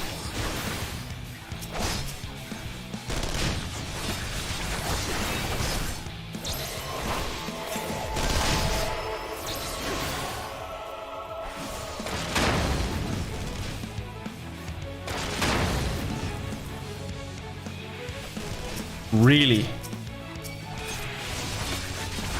Why are you downing me? Stop it. Guys, come here.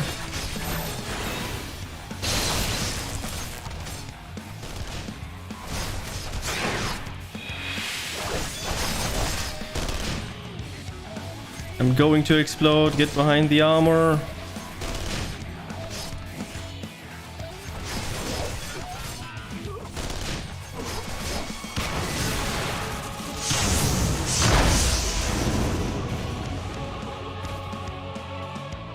Oh no, I'm almost dead.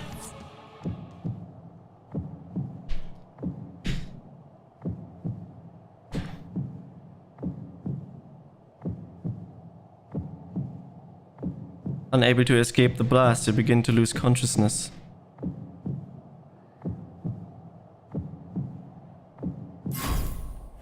Ready?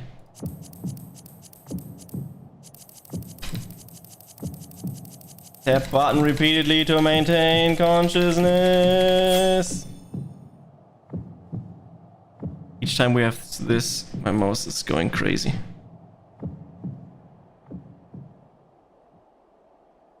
Blast of strength, you're crawling to camp broken glass.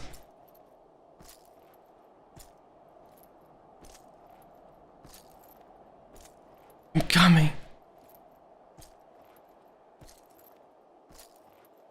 I can spam buttons on your keyboard. Ah, I didn't know. That makes it easier. Clicking buttons on keyboard is easier.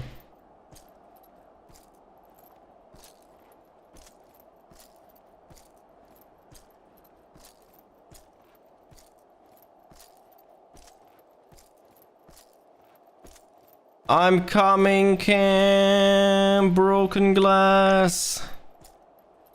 This will take 1,000 years.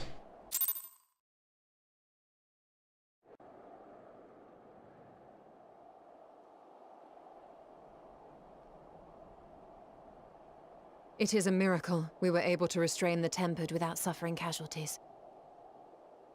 A welcome one. Arun, Senna and the others have their hands full as it is.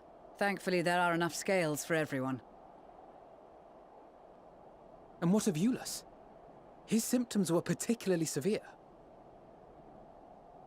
They were, but others fared still worse, including some brought back from the Magna Glacius. As those in most desperate need take priority, it may be a while before he receives treatment. But rest assured that he will.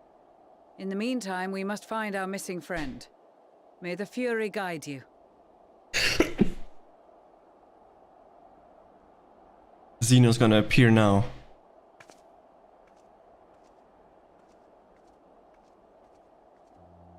Of all the bloody times for a disappearing act. Right when the first wave struck, we'd be fools to think it a coincidence. But where even to begin the search? No one saw her leave in the chaos, and we've no trail to follow.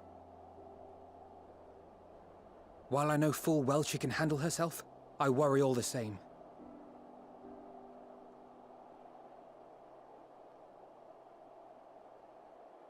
Ah, speak of the devil.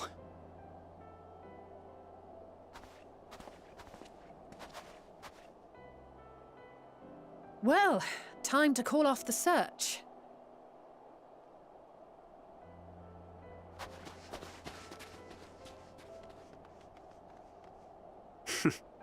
Case closed. That's her, over there. Aye, 'twould appear so. Thou art struggling to perceive her presence? I am. Perhaps, in the aftermath of the wave, there is some residual effect interfering with my faculties. But... No, you're not! It's correct, you Stola! It's not me! Where have you been? We've been worried sick. Now, all's well that ends well. Are you all right?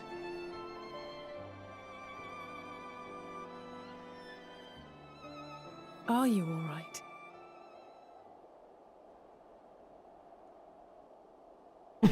That smirk, what the fuck? Who are you? They figured out.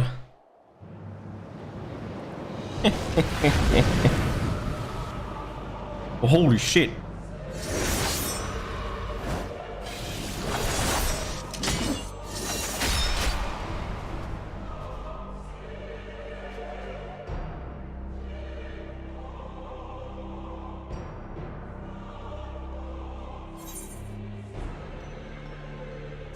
Enough, Xenos!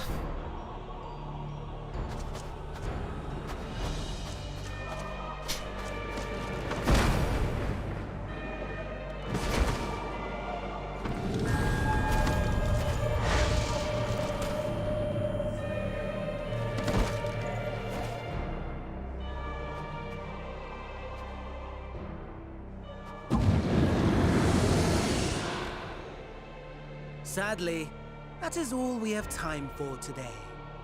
The effect has run its course, and back to your own bodies you must go.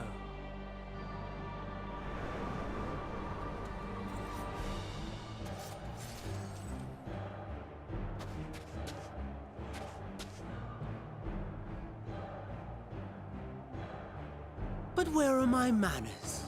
You have all traveled so very far, and I have yet to pay my respects.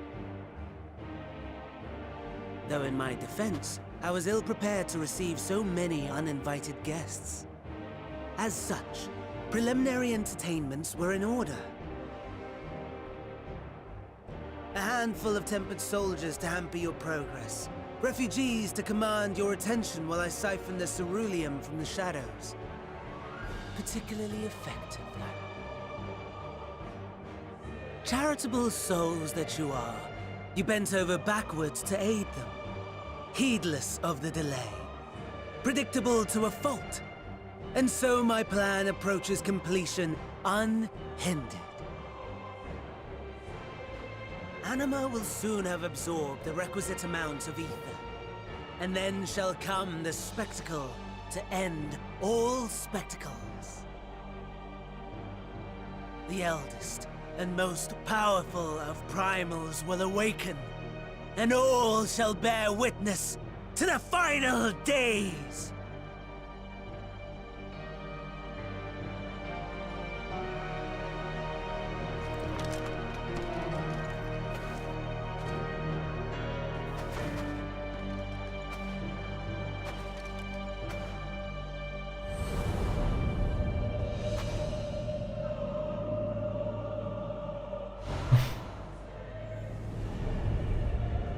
The gods themselves will be my meal. Your dear companions my dessert. Upon this world I'll feast, and death shall follow in my wake.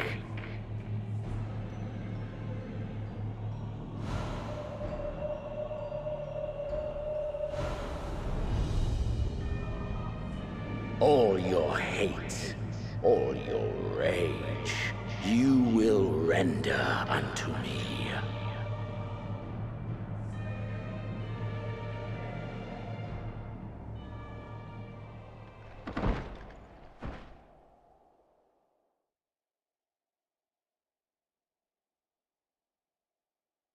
For upon thy life's reel wind too many threads, of fate, power, weal enmeshed with woe. More terrible still is the attrition wrought upon thy companions, as they are swept up in the storm of thine existence. Take heart and protect them well. They will be your strength and your salvation.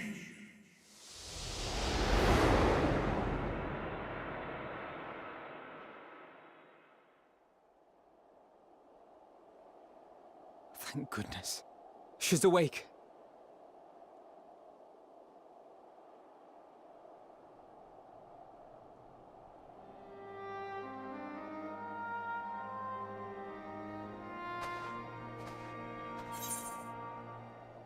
So I'm not dead yet? Oh, everyone is alright? Perfectly fine, yes. I hope the same can be said of you.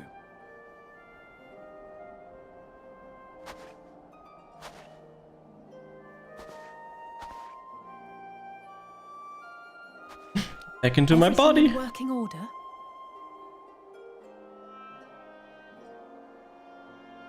That's a relief. Oh, and before I forget, thanks for coming to our rescue.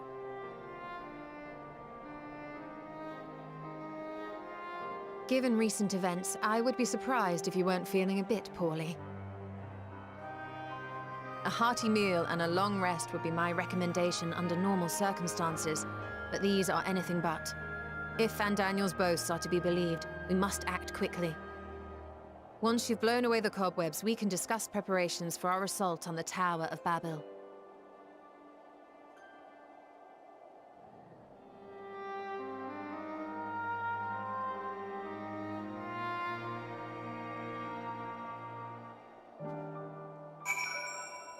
Speak with your Stola. You're certain you're well? Nothing out of place? No missing bits? Good. I won't promise the same for Fandanian and Xenos after I'm through with them. How much must these people suffer before they're satisfied? How many cruel, pointless tricks must they play? Prelude to the final days or no? This ends now.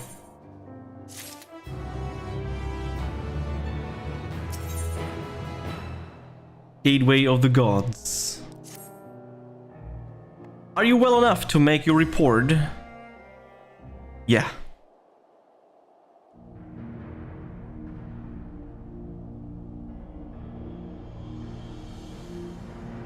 He stole my body! The anima was summoned with the corpse of the Emperor Varus. Does their brevity know no bones? It seems not. More to the point, we can surmise that wave of ether issued not from the Tower of Babel, but from the primal lurking within it. A primal whose cry rang rather more loudly in your ears than ours. If you were taken to the tower itself, then this proves beyond the shadow of a doubt that this is the beating heart of the Torfoy's machinations. Machinations? In which case, we have some highly relevant information.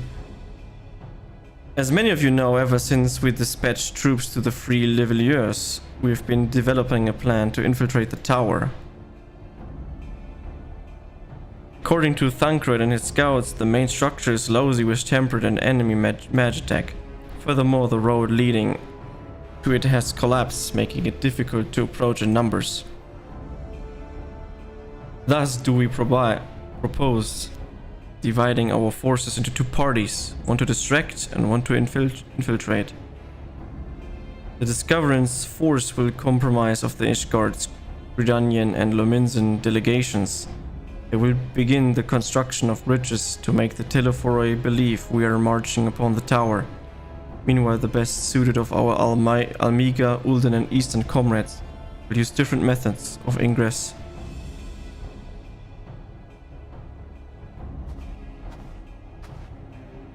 Look here. The facility marked in red is the Enceladium.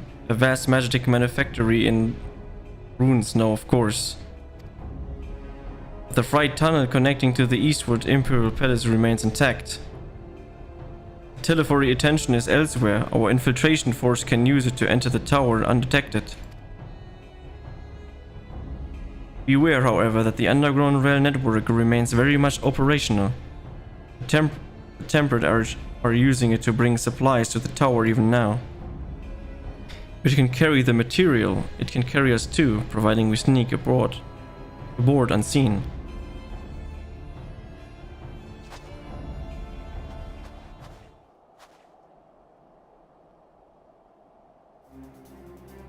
The Science will lead the infiltration party. Once inside, you must locate and dispatch Daniel and Xenos.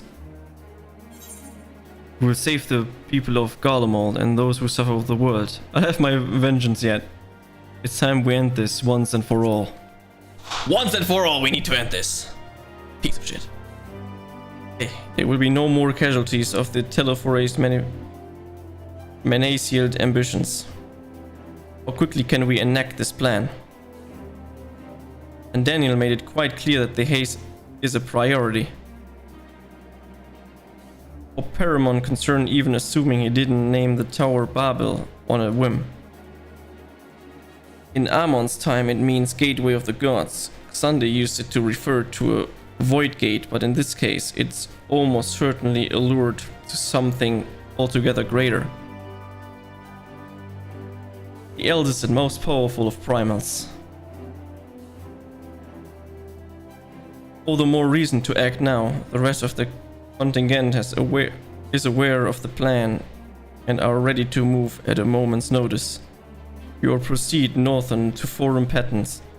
Lee's group will meet you there. As you ever, we are grateful for our foresight. This is the moment we've been waiting for. Spare no effort in your preparations.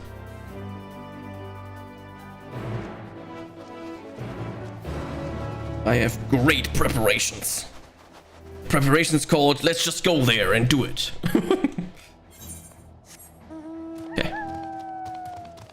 No time to waste. Run there! Speed run!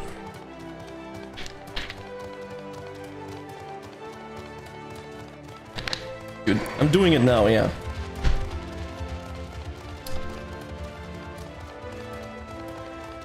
I have around 1.5 hours left.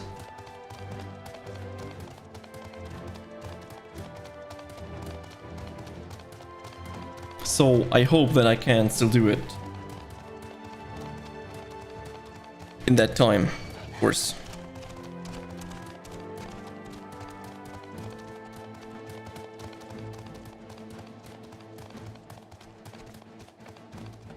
You might even see Area 4.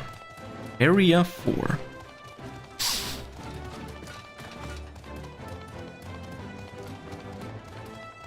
We'll see what's gonna happen anyways. Main goal is to keep the stream under 12 hours. So, in theory I have 2.5 hours more, but I don't want to take it too long. Because I want to wake up tomorrow morning early on, or earlier, so that we can continue. Under 12 because of video upload length. YouTube videos get corrupted up over 12 hours when it comes to streams, for example. Actually, the way into the tunnel is clear. We've made sure of it. Wish you'd made sure to bring a code instead, and we'd get in there before we freeze, especially you.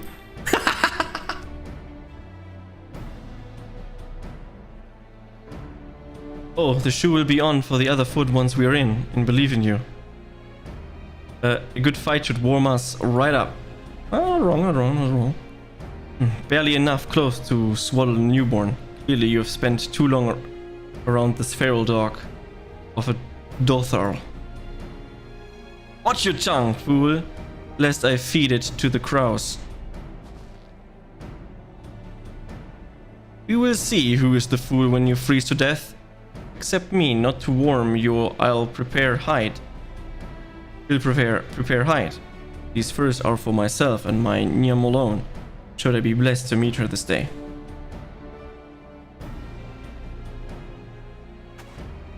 As if any woman of worth would wish to be warned by you, little son. If we find such a warrior within, she will bask in my glorious flame.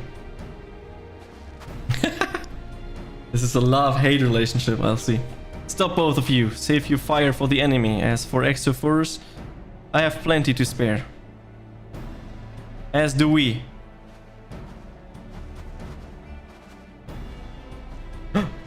They got rid of the code. Going full force in there. Hello everyone, all set for the battle, I see. As free of unnecessary encumbrances, if rather more suspectable to the cold, let us review our strategy quickly, if you don't mind. Pippin's group has gone ahead to the Engladium. We're to meet them there. Wait until the tempered attention is drawn by our diversity force. Then we sneak onto the rain. Next up, the Tower of Babel. If any tempered include are injured, we, Xelia, will tend to them. These signs must press on, no matter what.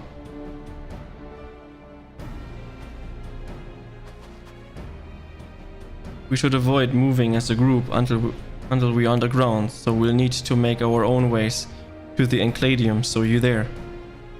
I see you there.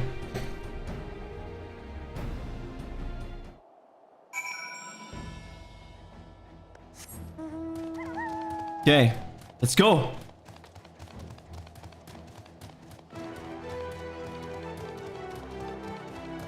This hype music, we can do it. Believe.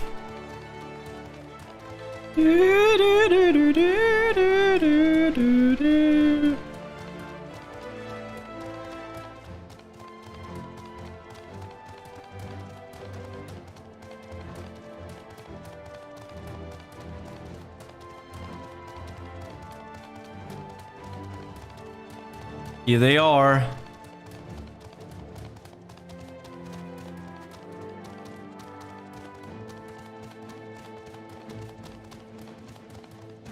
There he is.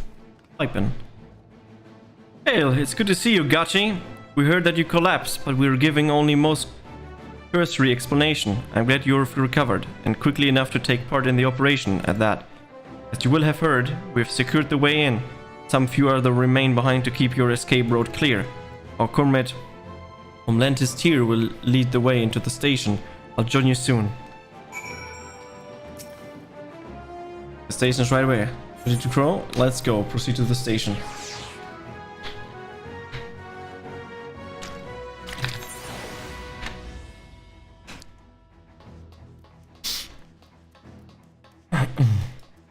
Time to wait for 10 seconds for no damn reason. Ah, that's shorter than 10 seconds. At least by that. They've listened to me.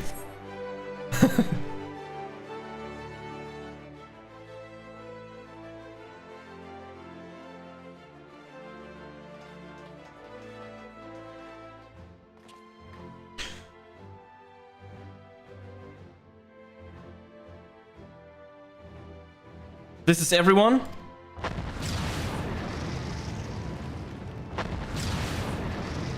What the hell is that sound?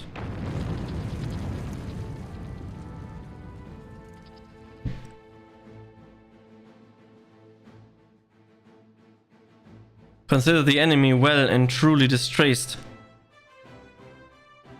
Time to go! Our primary objective is, of course, the Telegraph leader. But should we present with an opportunity to vanquish Anima, we must seize it. If it is indeed the force behind the towers, destroying it will deliver all our allies from the telephony reign of terror.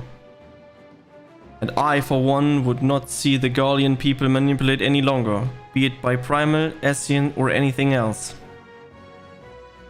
Hear, hear, there been enough of that. We came to the help of the people of Gallimond, and that's what we're going to do together. Till the very end. The train should be along any moment now. Prepare to board, everyone.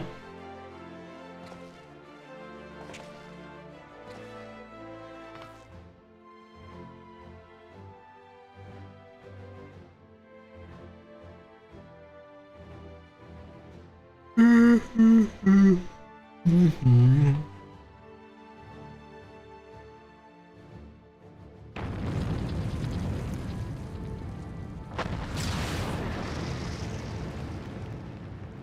a weird sounding train.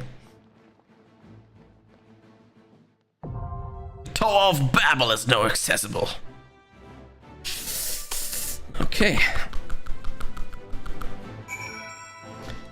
Let's go ahead.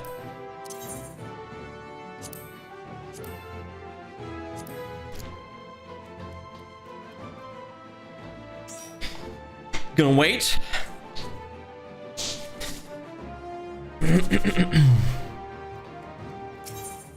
Enter the tower with other players.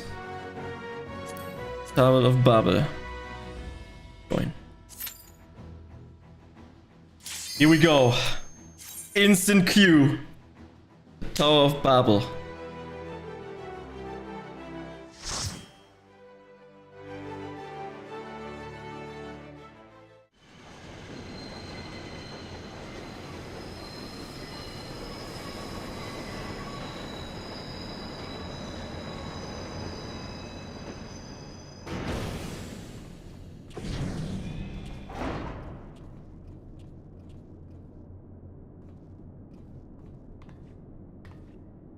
Now or never.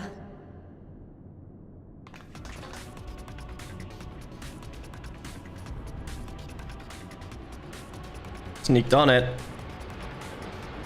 Poor guys need to wait for me watching the cutscene. I don't care.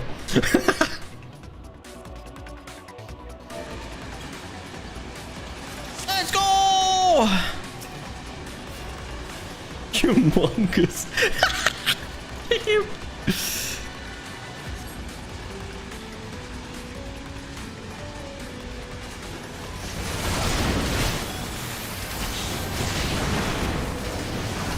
Bubble Slasher.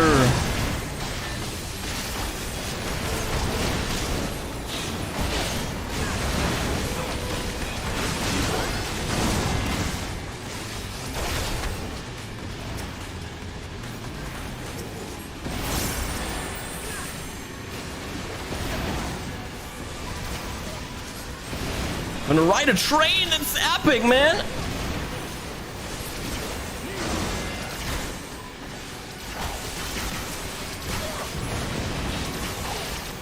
We also fight with NPCs. This is absolutely crazy.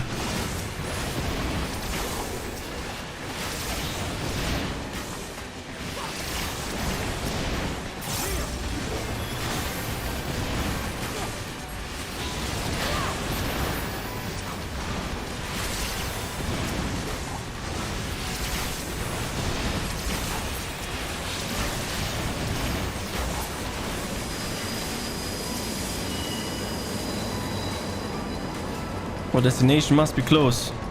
Apparently. Oh, apparently you can jump down here. Crazy.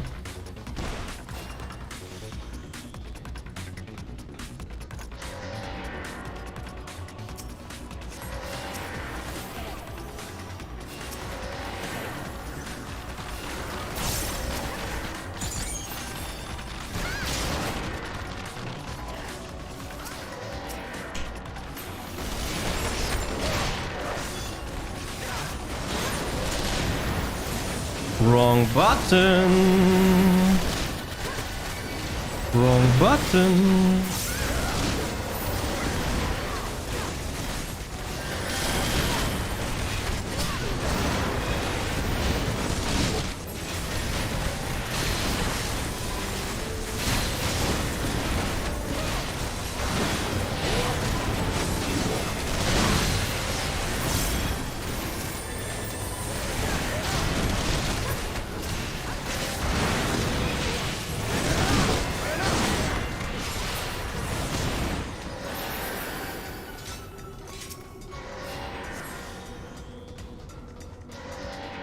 Oh, the first boss. Arnbass. Oops. That's the wrong button. Easy. Round and pound. Oh. Blue gay.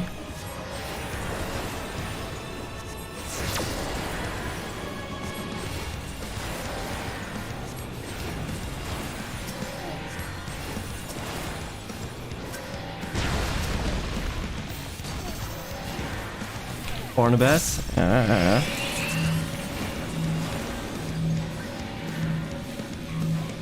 No clue what to do.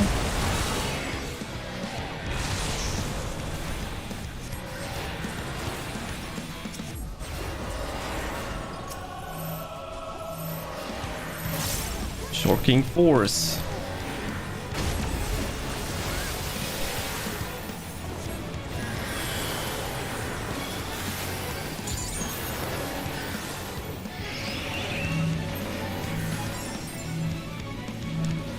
Minus means pulling.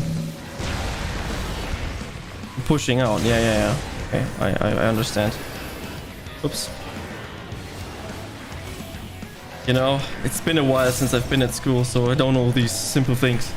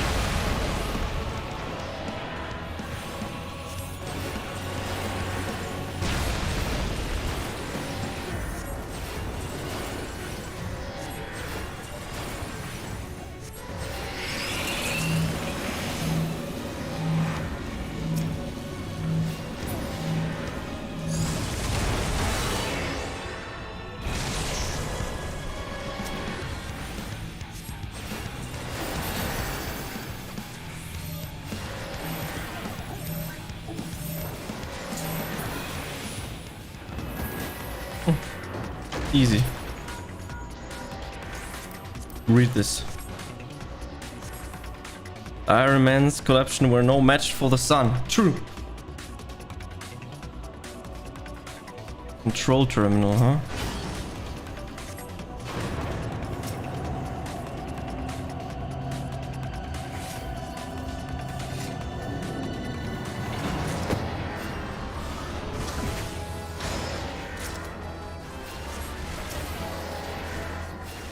That's the sound that I like to hear. Du-du-du-du-du-du-du.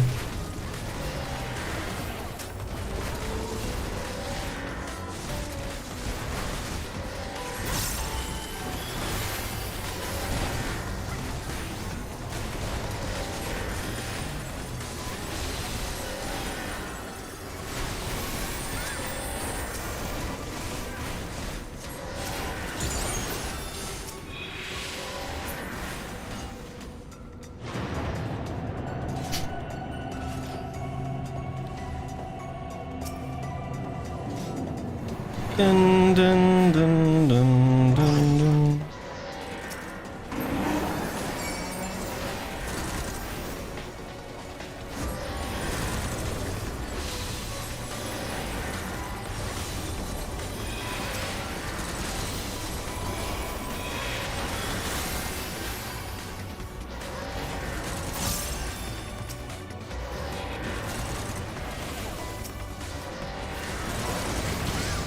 Dun, dun, dun, dun, dun, dun.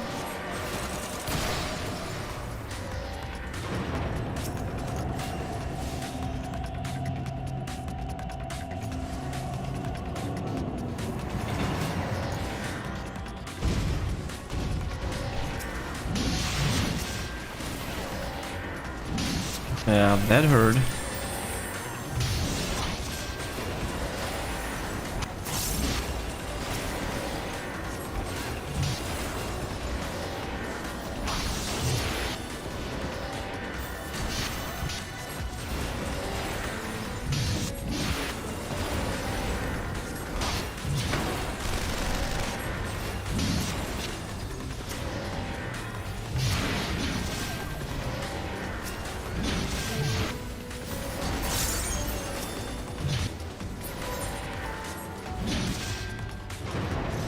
Dun, dun, dun. Ah, we're already done. I see. Good overlapping sounds. I know, right? It's Weird.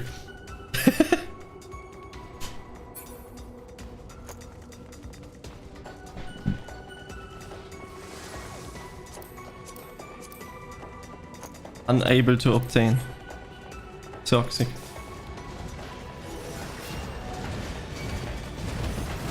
Don't you worry.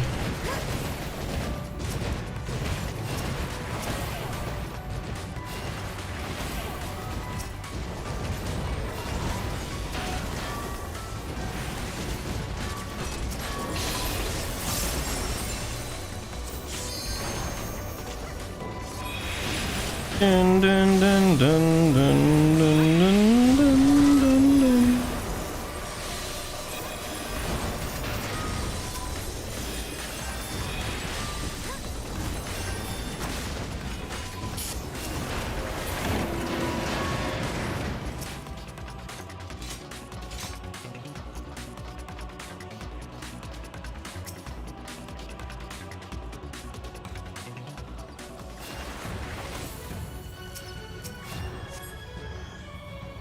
Thermal suppression.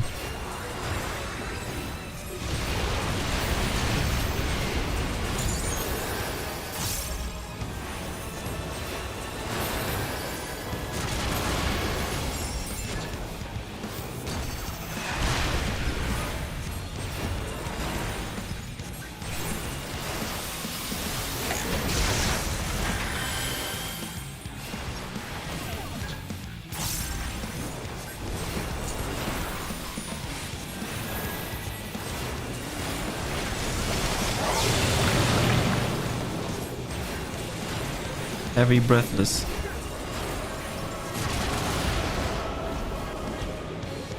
Oh! I'm coming, no!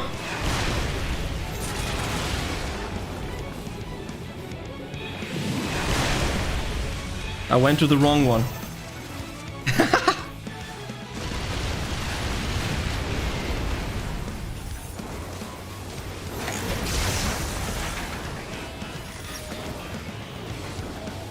Oh, there's symbols on the ground.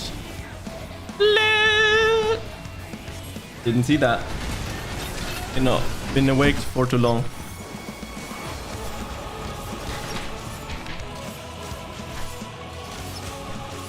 Ah, and then you need to step on these.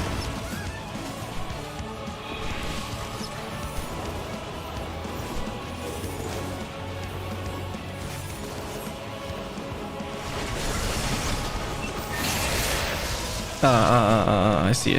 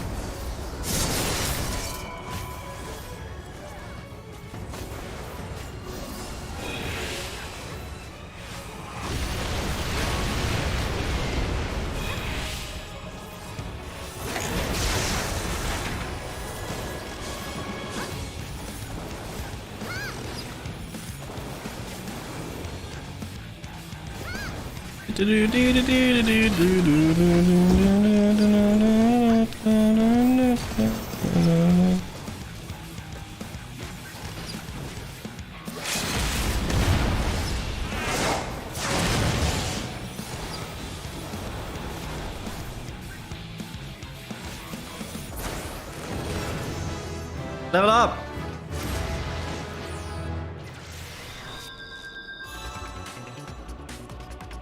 Ah. Time to utilize the cutscene shortcut now. There we go.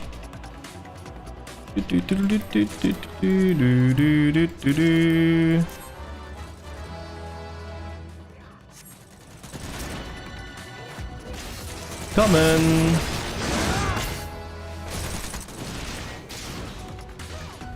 You already left the area, Toxic.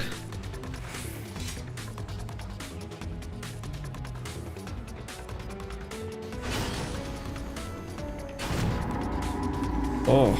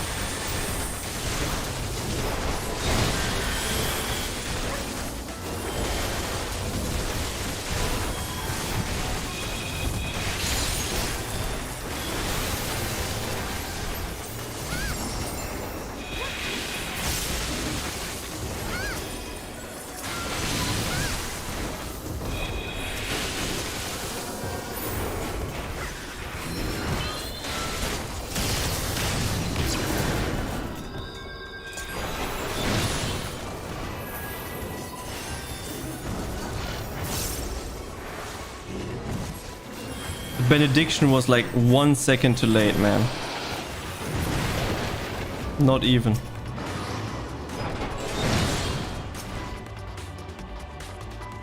It's Anima! No fucking way.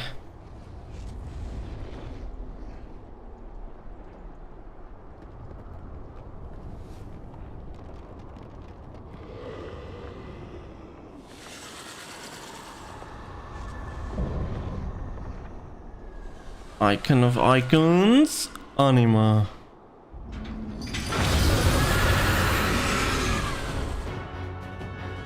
Howdy.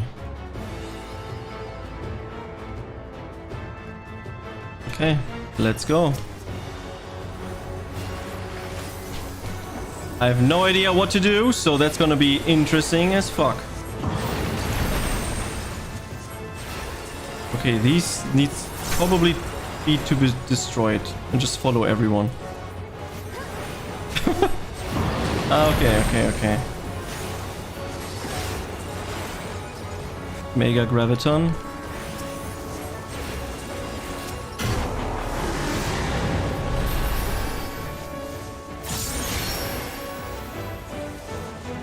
What to do with those?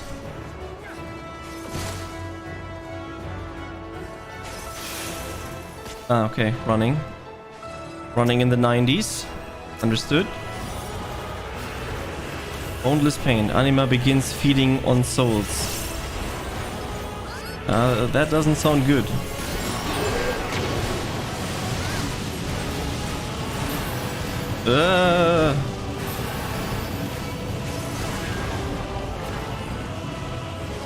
I understand.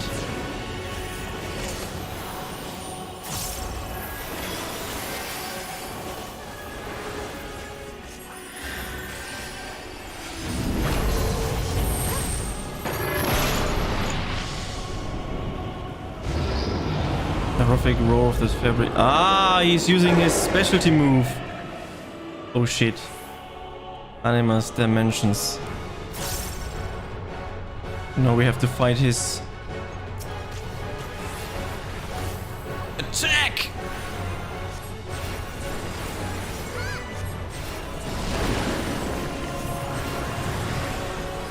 Okay.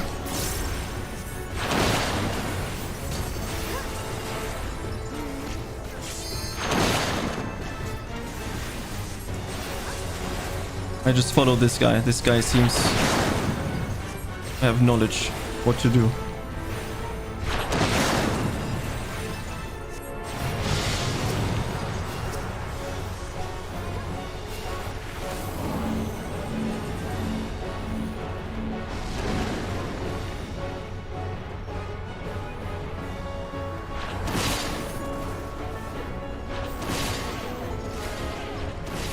What do you mean? I was constantly running. I was running into my own death traps because I was already running there.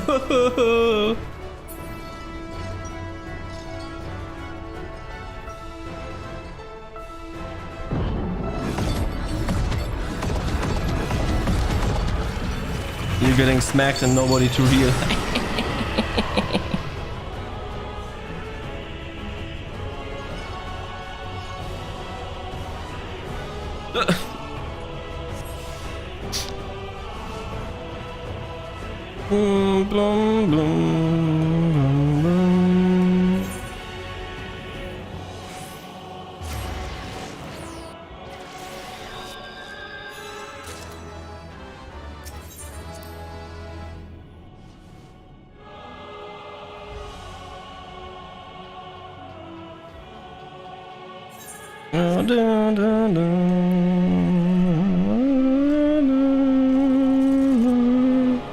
Why do all these mechanics always have to be on the mage, on the healer?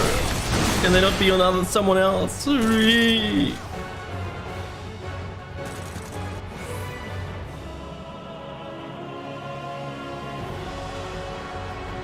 At least this is a shortcut.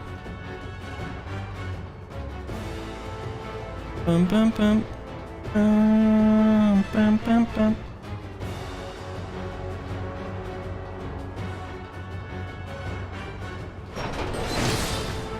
To the death.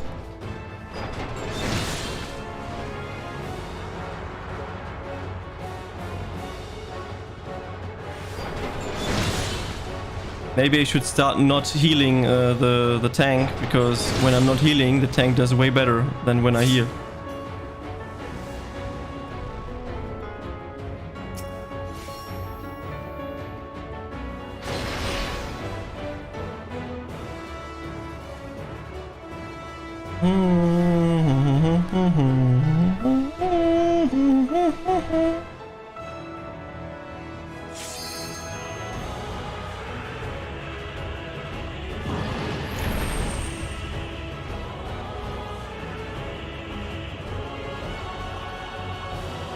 Anything, they would die now.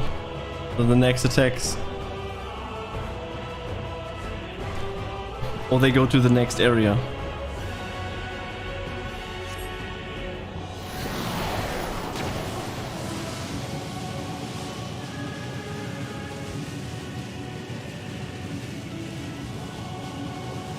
Can the Dark Knight do it?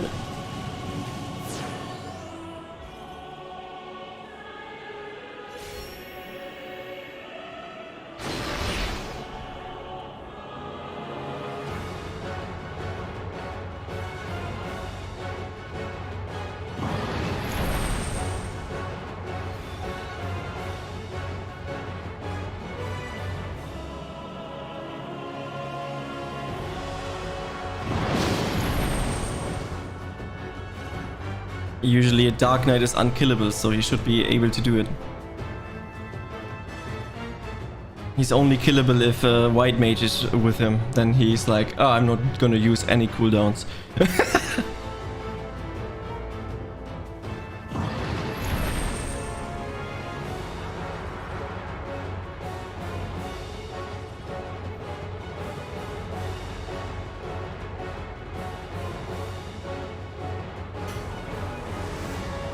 I heard that. What do you mean? It's not your fault. I fucked up. But yeah, Dark Knight can't die, really. If you would use his cooldowns. He died earlier because he was like, I'm not using any cooldowns, and let him die.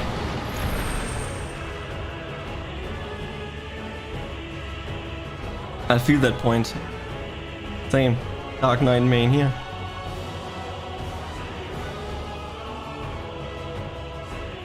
It happens. Sometimes you misclick. That happens a lot.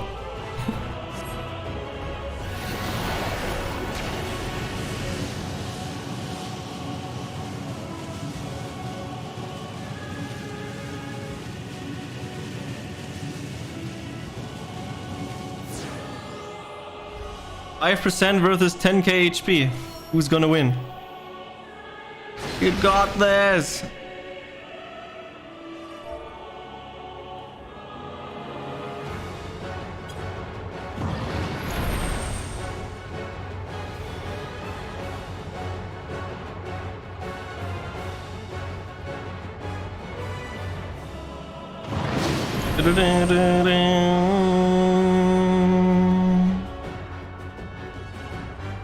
%, 2.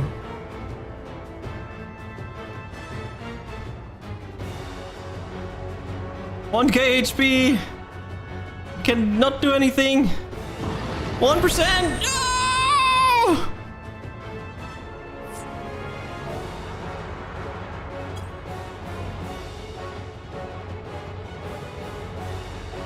So close.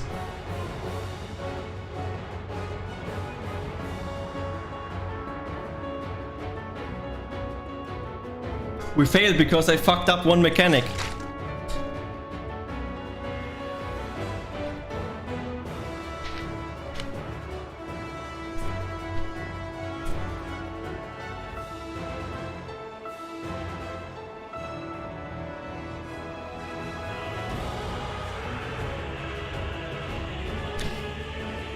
Doesn't help that I'm glass cannon sometimes.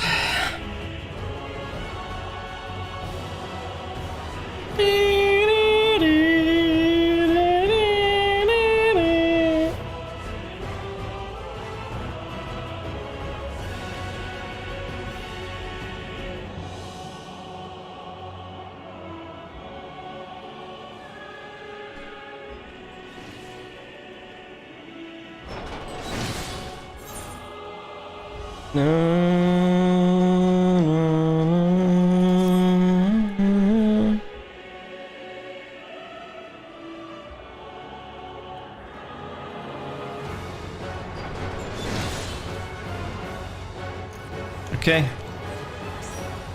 Let's go.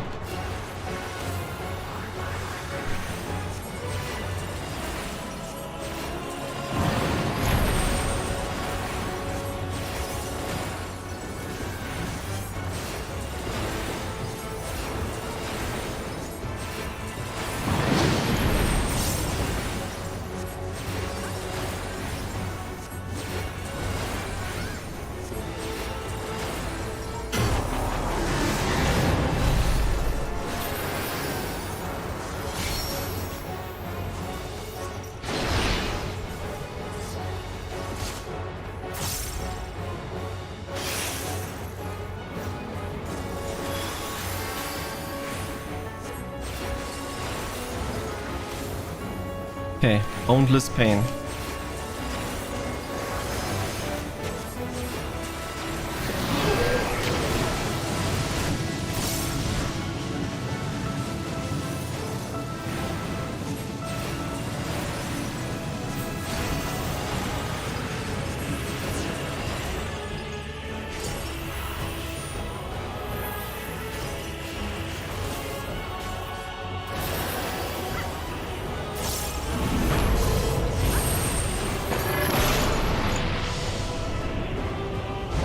Okay, this time I'm not fucking up the mechanic. I hope.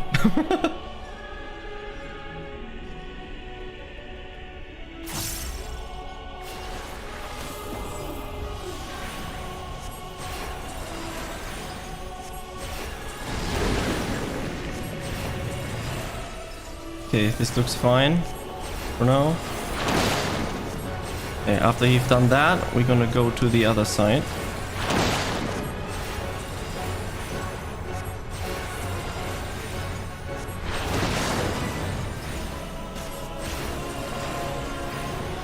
Okay, this is looking good.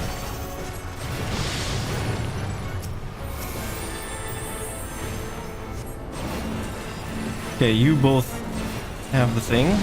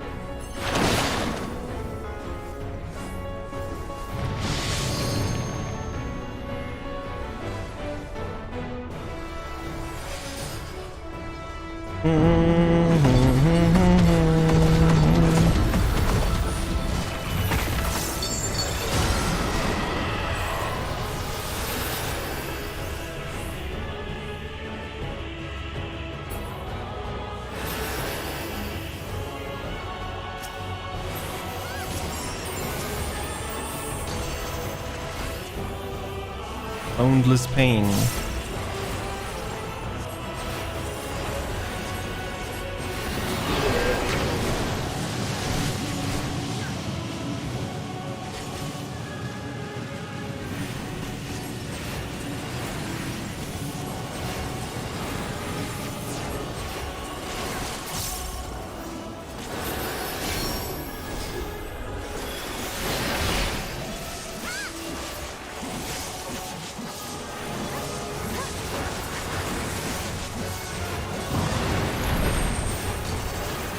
Okay, we're safe here. That's good.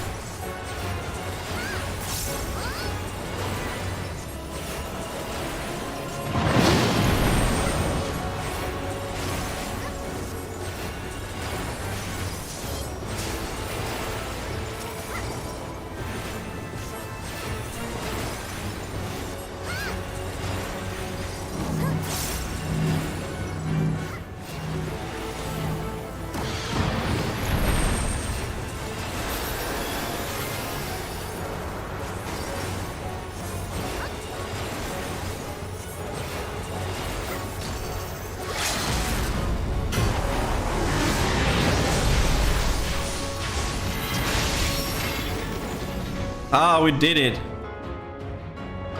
Good job. Now that we have not fucked that up. Glory, glory, glory be!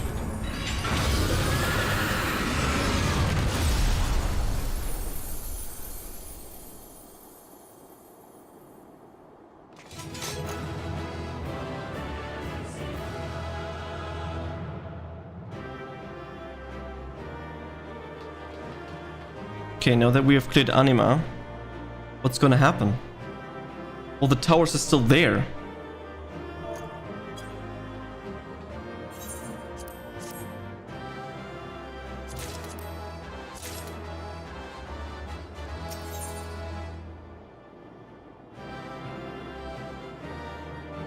This cutscene is a lot. Enjoy. Okay. Let's see.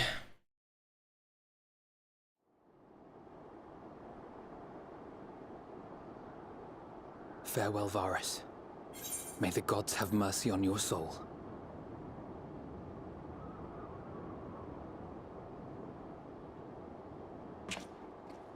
Come. The other two await.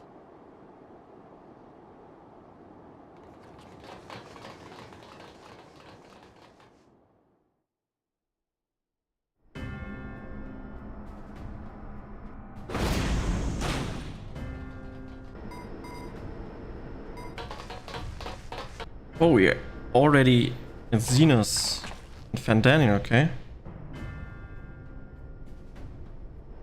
This madness ends here. Oh, hush. This is the best part.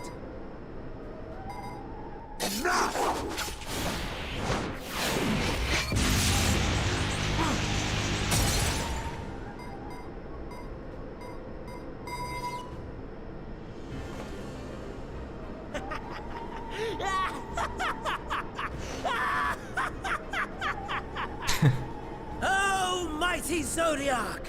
Awaken from your slumber and descend! What the fuck? Are they summoning fucking Zodiac now? What the fuck?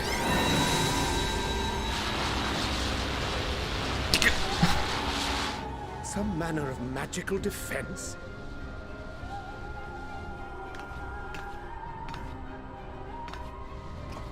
Oh, Krill! Cryle? But how?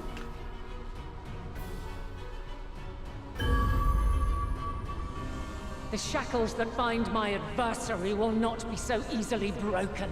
Oh, Heidelin, okay, that makes sense. Heidelin, feeble relic of a forgotten age. Hark! Victory is mine!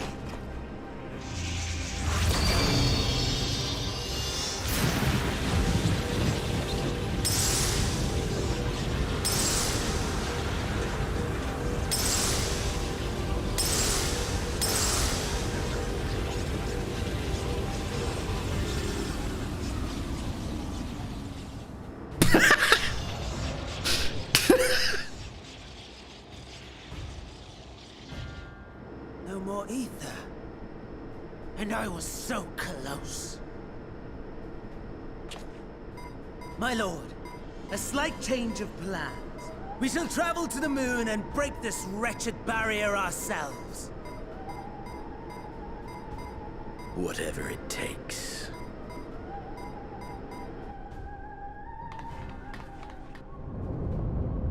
What was that?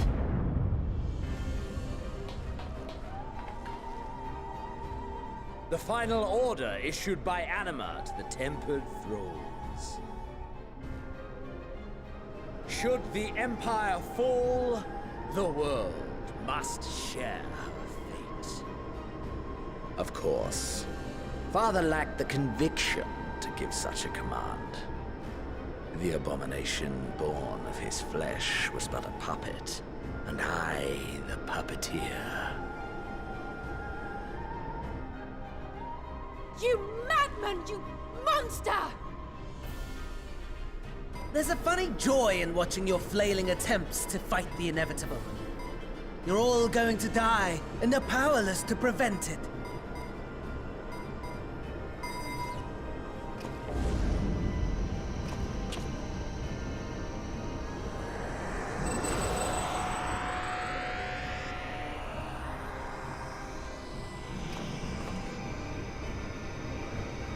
We really must be on our way.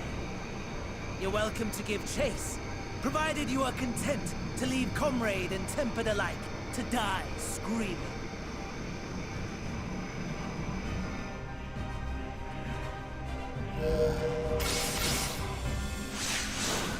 Okay, they're just going to the moon. Why not?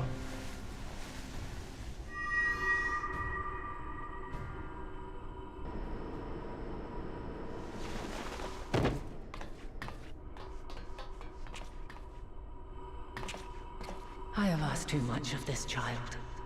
Tend to her.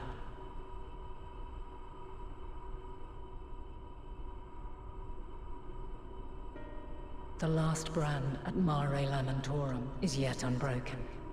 Zodiac remains bound.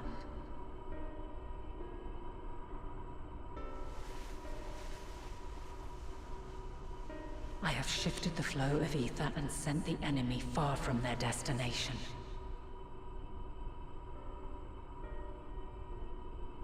Now, I shall divert it once more. An ally awaits, and I will deliver you unto him. Seek his aid. Restore the seal. Zodiac must not be set free.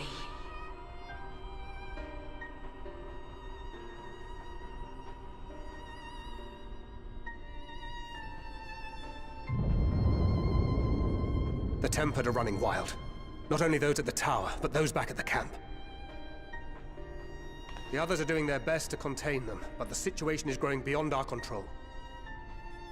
Leave them to die or give up the chase. Just like Fandaniel said.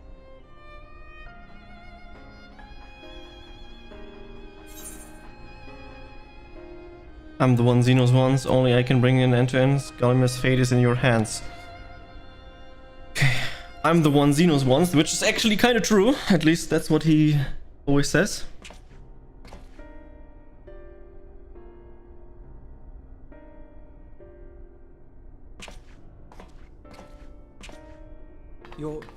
You're going alone?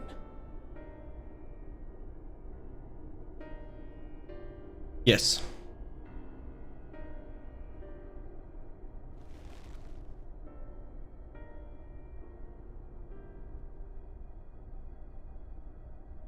You have our trust and our faith. I pray we have yours.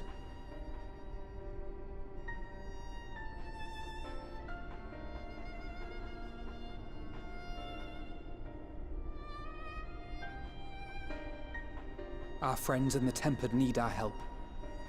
We will save as many as we can, I swear. Once we have matters well in hand, we'll join you on the moon. Until then, be careful. There's no telling what you'll find. So absurd. We shit on the moon.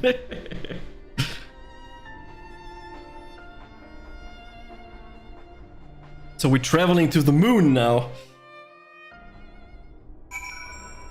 Okay. That was quite something. There were 20 plot twists in my mind that happened. I'm like confused, stunned. If all of the Tempered are affected, Julius and his comrades likely put up quite the struggle. To find a way to save them, we must. I only pray we are not too late. In the meantime, may the 12 carry you to the victory. Ether current, what?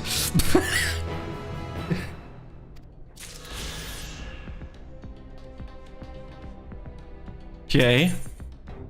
A trip to the moon. Okay. My apologies, I was lost in thought. This device is of elegant design, which leads me to think I was right about Fandaniel. No matter what he claims, he still has an attachment to the trapping of his past. Whether knowing this will make your path forward clearer, I cannot say, but bear it in mind. Let us turn on the task at hand. As Hyland said, the flow of ether will transport you to the Mare Lamentorium. We must hope this ally of hers can provide you with the necessary assistance to restore the seal before Xenos and the Fandaniel arrive to stop you. It seems we are ever one step behind, but I have faith that you will make up the difference. Know that whatever awaits, your prayers are with you now. Go beyond the sky. We're actually going to the moon. Whatever this means.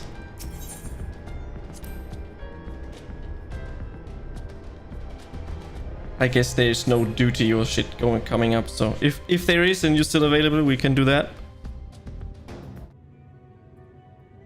Long, long before Dalamud was forged to imprison an Elder Primal, the eldest of them all, savior of the star, was sealed within a moon of his own. Souls sacrificed to grant him life still slumber and dream of the day he and we will be made whole. Here he waits, in this cold, barren place, his cradle and his grave. Silent lamentations and prayers of hope echo soundlessly to a sundered star, adrift and alone. Mare Lemon to the Sea of the Stars. Fuck, does that mean we can just go there? You with me? Eidolon's champion.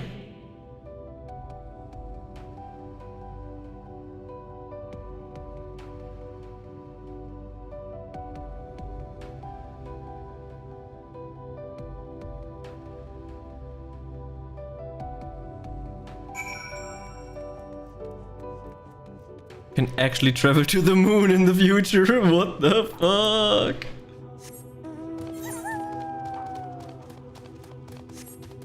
That's a tune.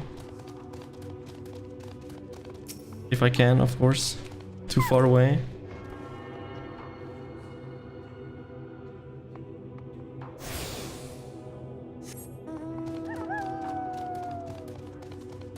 Ancient Spirit. I return, I must return. Why? Fighting.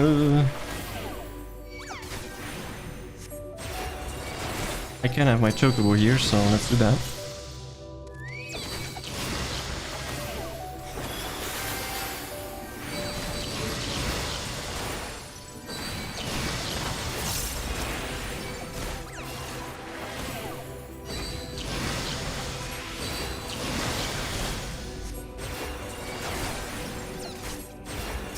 Lingering Grief. That's a nice name.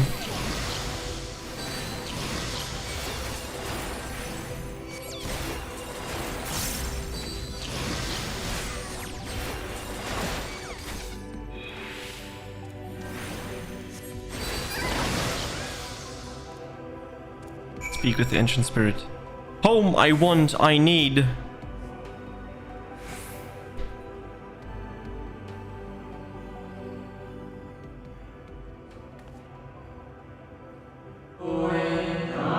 You mustn't touch. In cerulean halls, find me.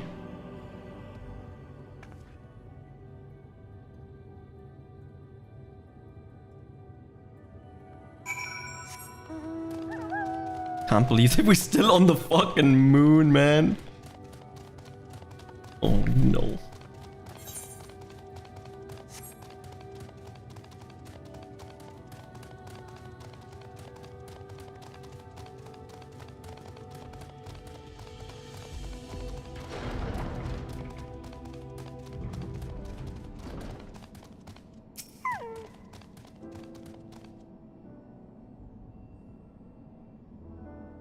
the 10-second surveying, man. Sometimes this is just like, couldn't you just do it 5 seconds or something?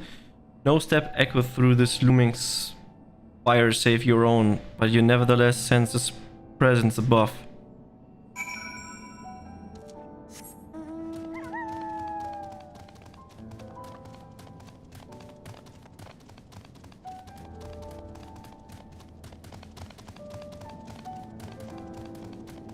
I guess we need to climb up the whole thing.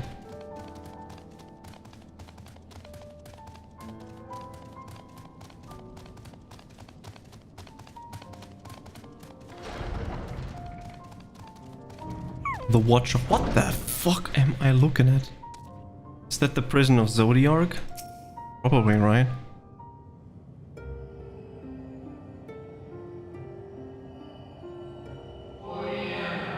Apologies, I have been preoccupied for quite some time and am out of practice at conversation. Ever since this moon was created by Heidelin, I have served as an integral part. I am the Watcher. I am responsible for the prisoner and the device that holds him fast.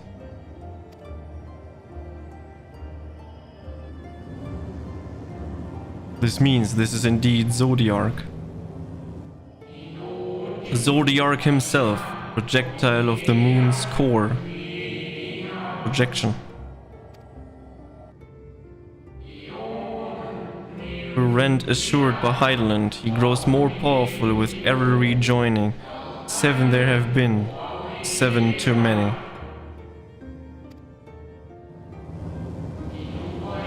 And yet for all his servants, machinations he remain incomplete, the fallen are beyond salvation. No attempt would be made to free Zodiark, not until he is whole once more.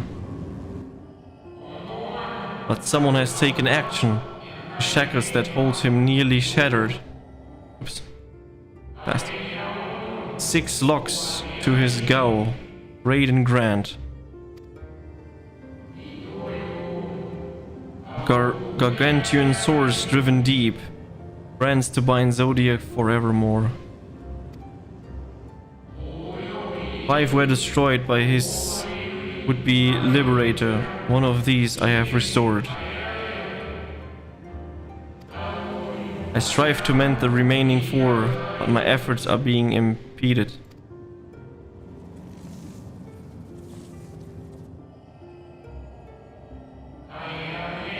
Souls sacrificed to summon Zodiacs, their manifestation consequences of the warning seal.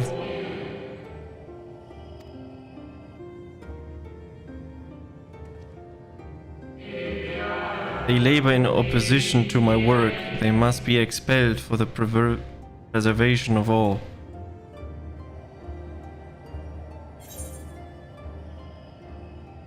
If keeping Zodiac in prison is the right thing to do, I will aid you. I will only resort to expelling them if all else fails. Now I see what you mean. What is right and good? Ask 1,000 souls and receive 1,000 answers. I offer none.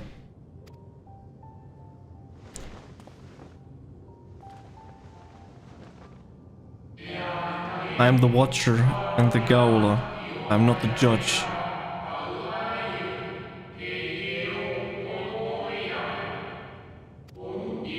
Know this, Heidelin commands the force of status, and this moon is the product of such power.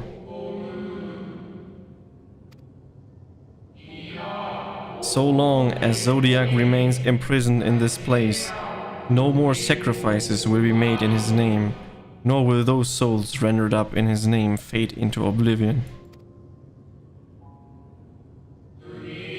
Go meet with these wandering spirits, do what you think is right.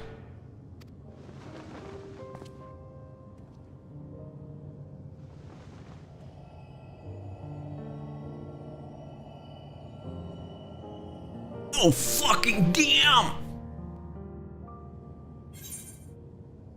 Complete.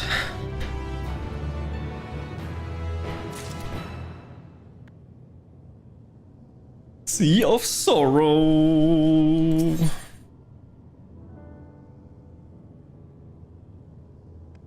I'm kind of conflicting with myself because it's already extremely late. Maybe I'll continue tomorrow again. That's probably the smarter decision. I mean, it's almost 3 AM, so I need to do a break somewhere, right? So I think I'm gonna call it here, and we're gonna continue with the main story quest tomorrow. This was a very productive day, and it was hella fun and mind blown and everything at once. And very good reading on my end, by the way. Professional reader. But yeah. Let me see if there's someone that I could do things with, but I don't think so. It is already extremely late. And let's see. Nah, not really. So the only thing that I do is then create my own channel, I guess. And then thanks for stopping by. Have a good one. Good night. Bye bye.